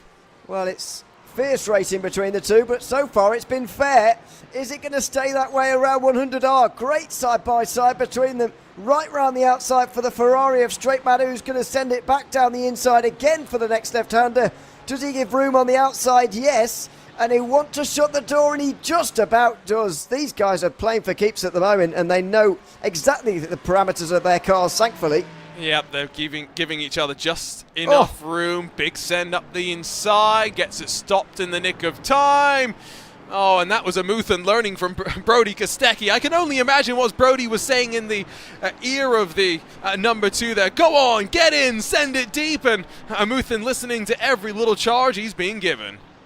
And straight through down the inside. I actually thought the Audi was going to go way deep into turn 10, actually, when he got on the brakes there. But he pulled it up fantastically. And this is a great battle between the two. I mentioned earlier on that there was going to be some good fights in this little train here, and it has finally transpired. It's been a little while since we've seen two drivers so unwilling to give up a single place, but that's exactly what we get from this strategic kind of racing, where you have to wait for the final hour, and then stuff like this happens as we enter it. And so we get 14 minutes more of racing as we fizz past the line. The static camera perched in a very precarious position if anyone was to run a little bit wide and dip a couple of wheels into the grass. But we're not back in Spa last year, don't you worry about that. The drivers keep their tyres on the straight and narrow, back up the hill and towards that flick to the left through turn 3. It's the ATRS McLaren that again started up rather in third, is down in 8th position, but that's a pretty decent recovery after how it was being somewhat pushed around in the opening hour of the race to be able to bring it home in this spot. Claxon went off. Who's into pit lane? It's the Apex Racing team. Yeah, I thought they might be. And Alex Dunn has seen his chances, his slim chances, albeit, of a top 10 go away pretty immediately, as Outer Sea Sports, I think, have made a mistake with PGZ and Grid and Go going through there for 8th place and 9th place now. I think that's been a mistake there from Alessandro Leao. Or was it a slowdown, maybe? Not sure. I mean, a mistake is technically could then result in a slowdown, so maybe both. That is true. If you want to be that pedantic. I was just agreeing with you, Ewan. I was giving you your props, your kudos, and look at you, not willing to take it. I mean, shame. We'll have to call your dad, Lewis McClade, to speak to you. Here's a look on board, though. Trying to cut to the inside. Looks okay so far. Yeah, this is all fine. It's the exit of this corner I'm worried about. Looks okay. But he's lifting off, you can hear it. It might have been turn 3 then, but it's just leftover slowdown, if you like. Like a meal in your fridge. Let's go. Let's check it out then. Yeah, leftover slowdown. We're not going to be able to tell, though, because they've kind of been doing this kind of thing all day. I think we'll be able to tell. I mean, is that a lot worse than what we've seen so far? That looks pretty normal to me. Come on. Yeah, exactly. Do we need to go from up above and slow it down once more? We might need to. Well, my eyesight's not good enough for that, but there you are. I mean, just compare it to those behind. I mean, is he really that much further over than those behind? He's dropped off more, you know. This could be a bigger problem. So is he worried about fuel? The ATRS car pitted 1 lap later than Sontec at the front, stopped for about 2 seconds shorter. Fuel is going through my mind as well. Yeah, and it's going through his mind at a rate of knots. Not his car, unfortunately. No, not enough of it anyway, because that's a real disaster, and it's going to cost them a top 10 as well. It's been a good race from ATRS Esports, actually. I would at the start of the race, I wouldn't have put them in the top 10 in this field, I've got to say, but they're in there on merit right now, and they probably could have been a bit further up. You see, they qualified in 3rd. They've dropped 7 places so far. It's going to be a real shame to see them lose this top 10, but fair play to Williams Esports Academy for gaining so many places to get into it. The Williams Esports Academy has been, along with Sontec, very committed to the cut out a pit stop strategy of this race, and has on occasion been amongst the last to actually make their way down pit lane. Not seeing the pit stop come just yet, though, for the number 7, so just keep that in mind, as it's going to be a look to the inside. Beckham Jasir, after switching over from the team at Fiercely Forward, links up with the Williams Esports Academy, up the inside, grabs that final spot in the top 10 away from the number 7 machine as we flick back on over, and you can already see these two pulled a considerable margin as Strike Matters Amuthan locked in battle once again, and I'm hoping they treat us to more of that same great side-by-side action that we got to see a little bit of slightly before. I'm hoping so as well. Oh, and they are! Straight down the inside, and that was contact. It felt like it from on board of the Ferrari, and the Audi just cuts back underneath and goes straight back through again. These two are going to, well, I hope they don't hit each other at any point, because they are just absolutely going for it, and that's exactly what you want to see. Through the chicane. I'm just once again looking for some damage. I know you couldn't quite see the damage on the front splitter of that 2 slightly earlier, but it seemed darker. It's so difficult to tell anyway, and I don't see anything right now. So I think they both have relatively clean cars, but we see how much of the curbing that they run, how much of the sausage curves that sometimes they take as well. They got to be careful of those track limits. How many laps to go? That's the question. The Sontec number 13 is not far away from that battle for 8th and 9th position and putting them a lap down. He's coming into the final sector right now, so correct me if I'm wrong, as Sami Matti Trogan heads up towards the 1.3, 1.4 kilometer long main straightaway here at the Fuji International Raceway. Close. Is it 5? Is it 4 laps? I can't do my math. It's 5 or 6, It's I would 5 or say. 6, that's what I meant to say, yes. 5 or 6, and I think it's quite close as to which one it's going to be. And Daniel Lafuente's still there. I mean, he's hanging on for a while here, making us wonder a little bit, but surely not. I'm actually surprised he's made it this far, and here he is. He's on to the 38th lap of his stint, and he's peeling off to the right. He's into pit lane. He's coming in. Yeah. So that will mean Grid and Go's 001 will grab the second step of the podium. Expect Jesse Hilario and Sontex 113 and to grab the third step of the podium, but Lafuente 8 minutes short. It's going to be a quick pit stop. Where's it going to put him out? It's going to be a very quick pit stop. I reckon he's going to be ahead of Lewis Woods in 6th, or 5th, sorry. I guess he'll be, won't he, Daniel Lafuente? Or indeed, there may well be a fight for the position that he finds himself in very quickly. The Sontec car now makes its way through. The number 1 for Drago Racing also going to go through here to put that car into 4th place. And then it's going to be Lewis Woods. It's actually going to be a bit closer with Lewis Woods actually than I thought. So it is still maybe going to be a top 5. Yeah. But there's Lafuente back into some clean air, fortunately. Finds a brief pocket to drop himself into. And now a quick blast at the end of the race. 25 seconds the margin up front, though, between Sontec and gridandgo.com. I think it's clear that if you executed the strategy perfectly, one of these strategies was quicker than the other. As Sontec's other car, though, proves, if you lost a bit of time, the push, the pedal to the metal strategy from the drop of the green flag did work out pretty decently, all things considered. Exactly. It's striking that balance between pace and strategy, as we've talked about all day long. It's striking that balance, and you kind of got to. You feel like you kind of got to do extra when you're going on to that other strategy. You're going for the six jobs. You feel like you've got to do a bit more. And basically, something like Drogon and Matty Siepel have been the only team on that separate strategy who have been able to do that.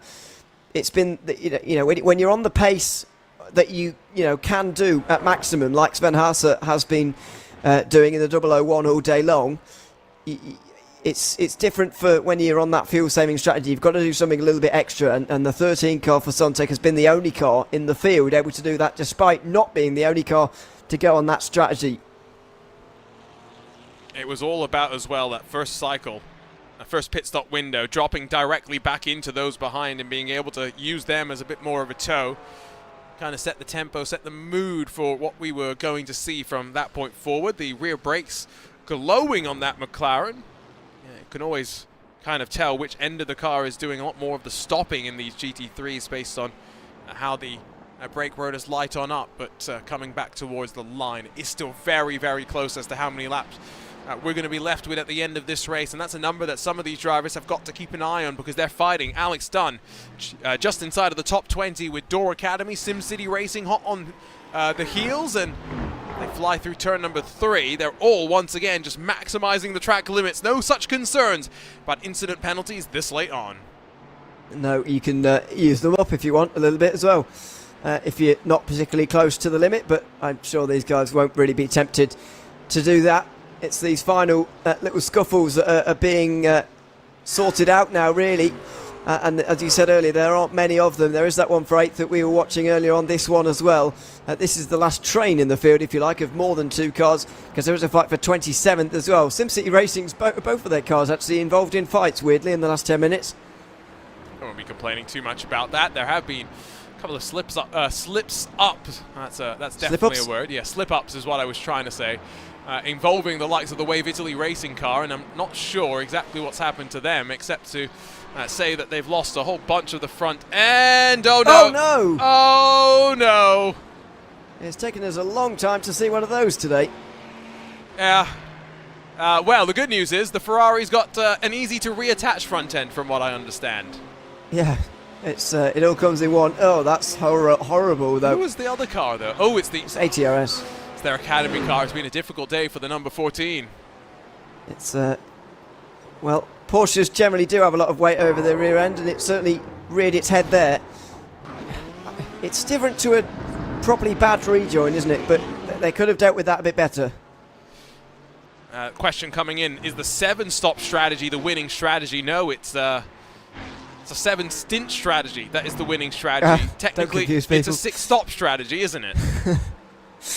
If you wanted to be confused, then there you are. Yes. Yeah. Six stops versus 7 stops. It was 6 that won out eventually. But as you were saying, Arjun, it's not only about that strategy, is it? It's about the speed of Sontek as well that has sort of won this race. But as you were kind of making the point, the 6 stop, if you maximise it, is better than the 7 stop, even if things can go wrong there, which, well, not necessarily go wrong, but you can be not quick enough, as is the case for the 113 and also the number 1. The thing with I get myself confused about stints versus stops. The thing to think about with stints is you have to include the fact that before you've had a pit stop, you've already done 1 stint, right? The number of stints includes the one before the first pit stop. So yes, it's going to be 7 stints, 6 stops, which will be the winning strategy today. At least, knock on wood. No commentators curse this late in the day, please. No, that would be drama, wouldn't it? With what we're presuming is maybe the penultimate lap that... oh no, probably not. Coming towards the penultimate lap. Coming towards the penultimate lap probably for Sontek Racing. But they won't mind that. Bit of a lap of honour, if you like. Less pressure towards the end here, just bringing it home. Is there pressure right now? You've got 25 seconds not. behind. I hope there's no pressure, because if there's any pressure, they're just putting it on themselves as they come around to take what will indeed be the white flag for this inaugural edition of the 2023 iRacing Coach Dave Academy Fuji 8 Hours. It's 284 laps complete.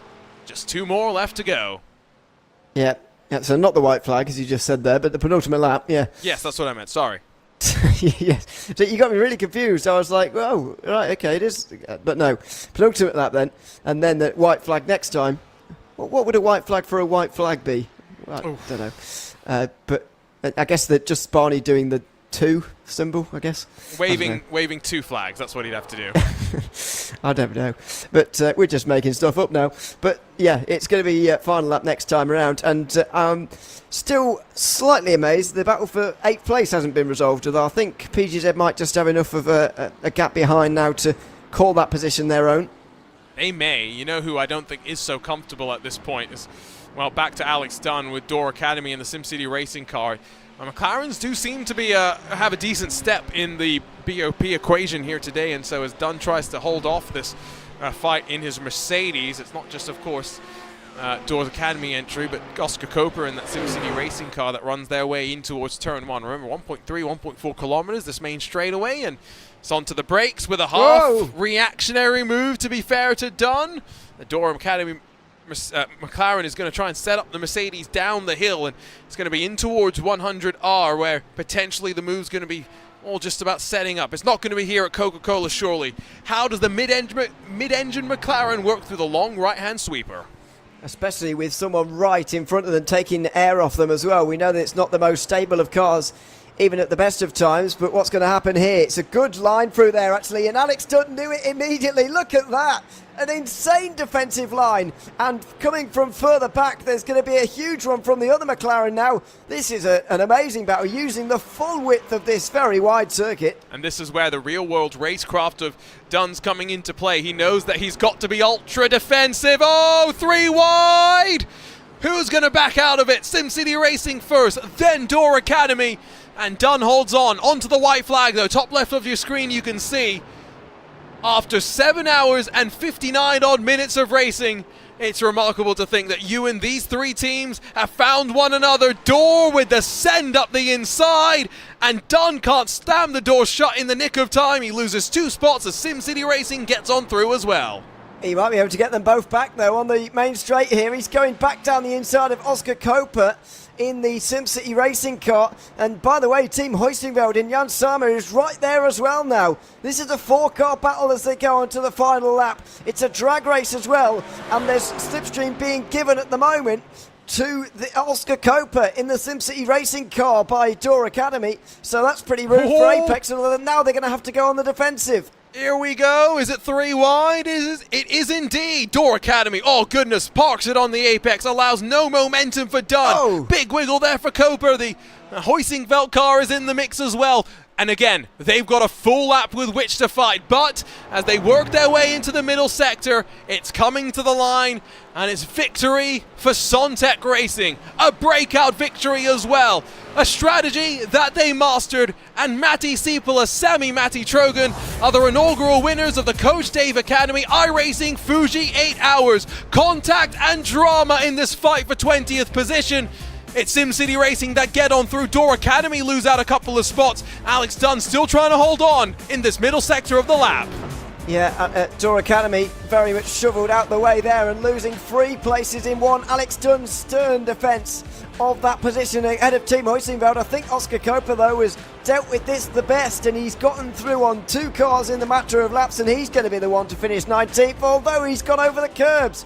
And there's a drag race to the line for other places. Everywhere you look, there is some interesting action being pushed on wide. SimCity Racing have no option as Alex Dunn bullies them out of 20th position. Not sure how that's going to be looked at in the post-race aftermath debriefs across all of the different teams. A drag-out brawl to the end, reminiscent of what Tyson Fury and Francis Ngannou displayed a couple of weeks ago. It's Alex Dunn with the tenacity to bring home a much more beaten Apex Racing Mercedes than I think he anticipated across the line in 19th position. Cooper for SimCity Racing in 20th with Hoisingveld and then Door Academy through the rest of that battle. Drag-out fight to the end, sign me up, and the rest of the drivers close their way out to the end of the race, and indeed, in many ways, Ewan, to the end of the iRacing special event calendar for these teams and drivers. Yeah, for these sports car teams and those who race in this category of motorsport most often, then that is certainly the case. But I've got to say, if I was racing Alex Dunn there as I was in one of those other cars, I would be making a few complaints about him there, I've got to say. Especially if I was Oscar Coper, I've got to say, actually, I think he was pushed wide onto I know he got over the first curbs himself. That was a bit silly, really, for someone of Coper's ability through turn 13. But on the exit of 15, Alex Dunn did not need to shove him into those curves, but he did. And I wouldn't be very best pleased about it if I was Oscar Coper. So you're going to the steward's office, is what it sounds like right now. Well, I would have done, yeah, if I was him. But it's just my least favourite thing in motorsport when someone doesn't give enough room on the outside in those side of battles, really. These are some victory burnouts for Sami Matti Trogan and for Sontec Racing. And again, maybe some of the big teams missing, the Red Lines, the Coanders, but don't be fooled. They beat some of the best that iRacing has to offer, and what's a bit of a statement breakout win for Sami Matti Trogan and for Matti Sieppula in that Sontec outfit. You'd be curious to see how they take this momentum, Ewan, moving forward into 2024. Yeah, and you wonder what kind of special events how they can compete against the likes of the Red Lines and Coanders of this world. But as I said earlier, Williams, Urano, Apex were all here today. I know they're all Mercedes teams after all, and so maybe that's held them back slightly in the order today. But Williams still managed to finish 5th, and I think they could have finished on the podium today if they'd have gone for the grid and go strategy of just flat out all day long. So I think they'll do well next year if they can keep this kind of form up. It's always good to end a year on that kind of result. At the end of the day, I don't think that they recognized early that the strategy was going to play out in the way that it did, but once they recognized it, they tried to adapt and overcome. It was unfortunately not to be. Let's take a look then at those race results, and yes, it was McLaren 1, 3 and 4, but it was Sontec's fuel-saving strategy that ultimately saw them build the margin. What a drive for Trogan and Sieppula to grab the victory in the inaugural iRacing Coach Dave Academy Fuji 8 Hours. Sven Haase and Nicholas Rubelar, though, will be happy with their second place effort in the Lamborghini for gridandgo.com esports. Sontec second car third in a double podium for them, while Aaron Vasquez recovers for Drago, and they'll be thinking, what if they hadn't had their early issues in this race? Daniel Lafuente, the last stint extra pit stop meant that he dropped down to the edge of the top 5, but in front of Lewis Woods for the lead of the Team PGZ Audis. It's Alexander Thieber for Urano after they had to climb their way up 16 positions over the course of the race after a poor qualifying performance, and they're in front of the second 002 Grid and Go car, while Williams Esports Academy Beckham Jasir cut out a pit stop, gained 22 positions, tick on both those boxes for them. Team PGZ round out the top 10 in the car that Brody Kostecki, Pablo Arujo and Anjana Muthan shared amongst the three of them. Last car on the lead lap was ATRS's number 7, 1 lap down for the likes of Team Hoisingveld for ATRS Esports and the Alistaro Esports screen machine. Astro Racing gained 24 positions. Racine Fazui and the Mercedes Apex Racing team car gained 25 positions to finish in front of Carl Jansen for the Mercedes Williams Esports crew. Altitude, another one to make up some big grounds. They were gaining 28 positions over the course of the day, while Dunn just edged out SimCity Racing, although admittedly with the lack of Stewart's review to change the results post-race. Hoisingveld, Door Academy, PGZ, Absolute Motorsport, the Boost in VDS by Undercut team, and then SimCity Racing, Impulse Racing, the Versus Esports team with Drapigy, Door Academy, and Precision Racing Esports cars all make their way through the rest of the top 30 and see the checkered flag, as could be said, for Satellite, Fiercely Forward, Delatraz Automotive by ATRS Academy, the DRS Esports team, Impulse, Wave Italy Racing, and Paceworks, both in their Porsche and in their sole farewell Ford. Retirements for the likes of the 07 Racing team, along with Texaco Racing by TK after a hardware failure for Gustavo Ariel, Boost in VDS by Undercut Mercedes AMG Team Urano, 2 Pure Sims cars, and the Grid and Go third entry that had more technical issues for Go Mancini, and Max Monterman for the Leipert Esports team, amongst the earliest of our retirees. So look top to bottom, at the race results, and was hoping and waiting to see if any of the drivers are going to grace us with their presence for some post-race coverage, but it doesn't seem as though Sammy Matti Trogan or Matti Siepeler are going to come and chat with us in the immediate aftermath of the race. So instead, we can look on forward to you in a new special event only added a couple of weeks ago. I think one that's going to be quite exciting, the British Racing and Sports Car Club iRacing Formula Ford 1600 Festival, as we head to Brands Hatch and its Indy layout for a multi-phased afternoon, evening, morning of madness of racing wherever you are around the world. Yeah, it's going to be just early in the afternoon here in the UK by the looks of things, and be very much looking forward to that, because it's going to be a format not often seen in road racing, as we were talking about earlier on. You don't often see that kind of knockout style racing for road racing, but that's exactly what the Formula 4 Festival is, after all, in real life. And so it's going to be coming to iRacing, this kind of format at Brands Hatch, and I'm very much looking forward to seeing how that pans out. And so that's, again, same time and same place at 12:30 p.m. UTC on the iRacing Esports Network on RaceSpot TV, that you can catch all of that action. That is, though, officially, Ewan, our endurance special events done and dusted, as we take a look at the schedule. Of course, those 3 more special events to come, but look back to the start at Daytona, where all things began in January. We're not far away from getting to do it all over again for 2024. Yeah, very much not far away. If you look at the date at which we started the special events this year, gives you obviously a rough idea, even without knowing, what we're going to see in 2024. So realistically, you're probably going to have to wait about 4 weeks or a month or so for the next special event calendar to start. And what a calendar it's been. I've thoroughly enjoyed it. There's still a few to go, of course, and a lot of variety. Just look at the last 6 or 7 or 8 or so. Even just look through the whole calendar and look at the variety. It's absolutely fantastic to see. That's the reality of these special events. It's a great way to be introduced into the world of motorsport if you already haven't had the opportunity to dive into some of the sub-disciplines that iRacing can introduce you to. But at least for now, it's, time to bid you farewell. What an exciting way to close things out. 8 hours here at the Land of the Rising Sun, and boy, did the drivers put on a bit of a showcase for the GT3 machinery.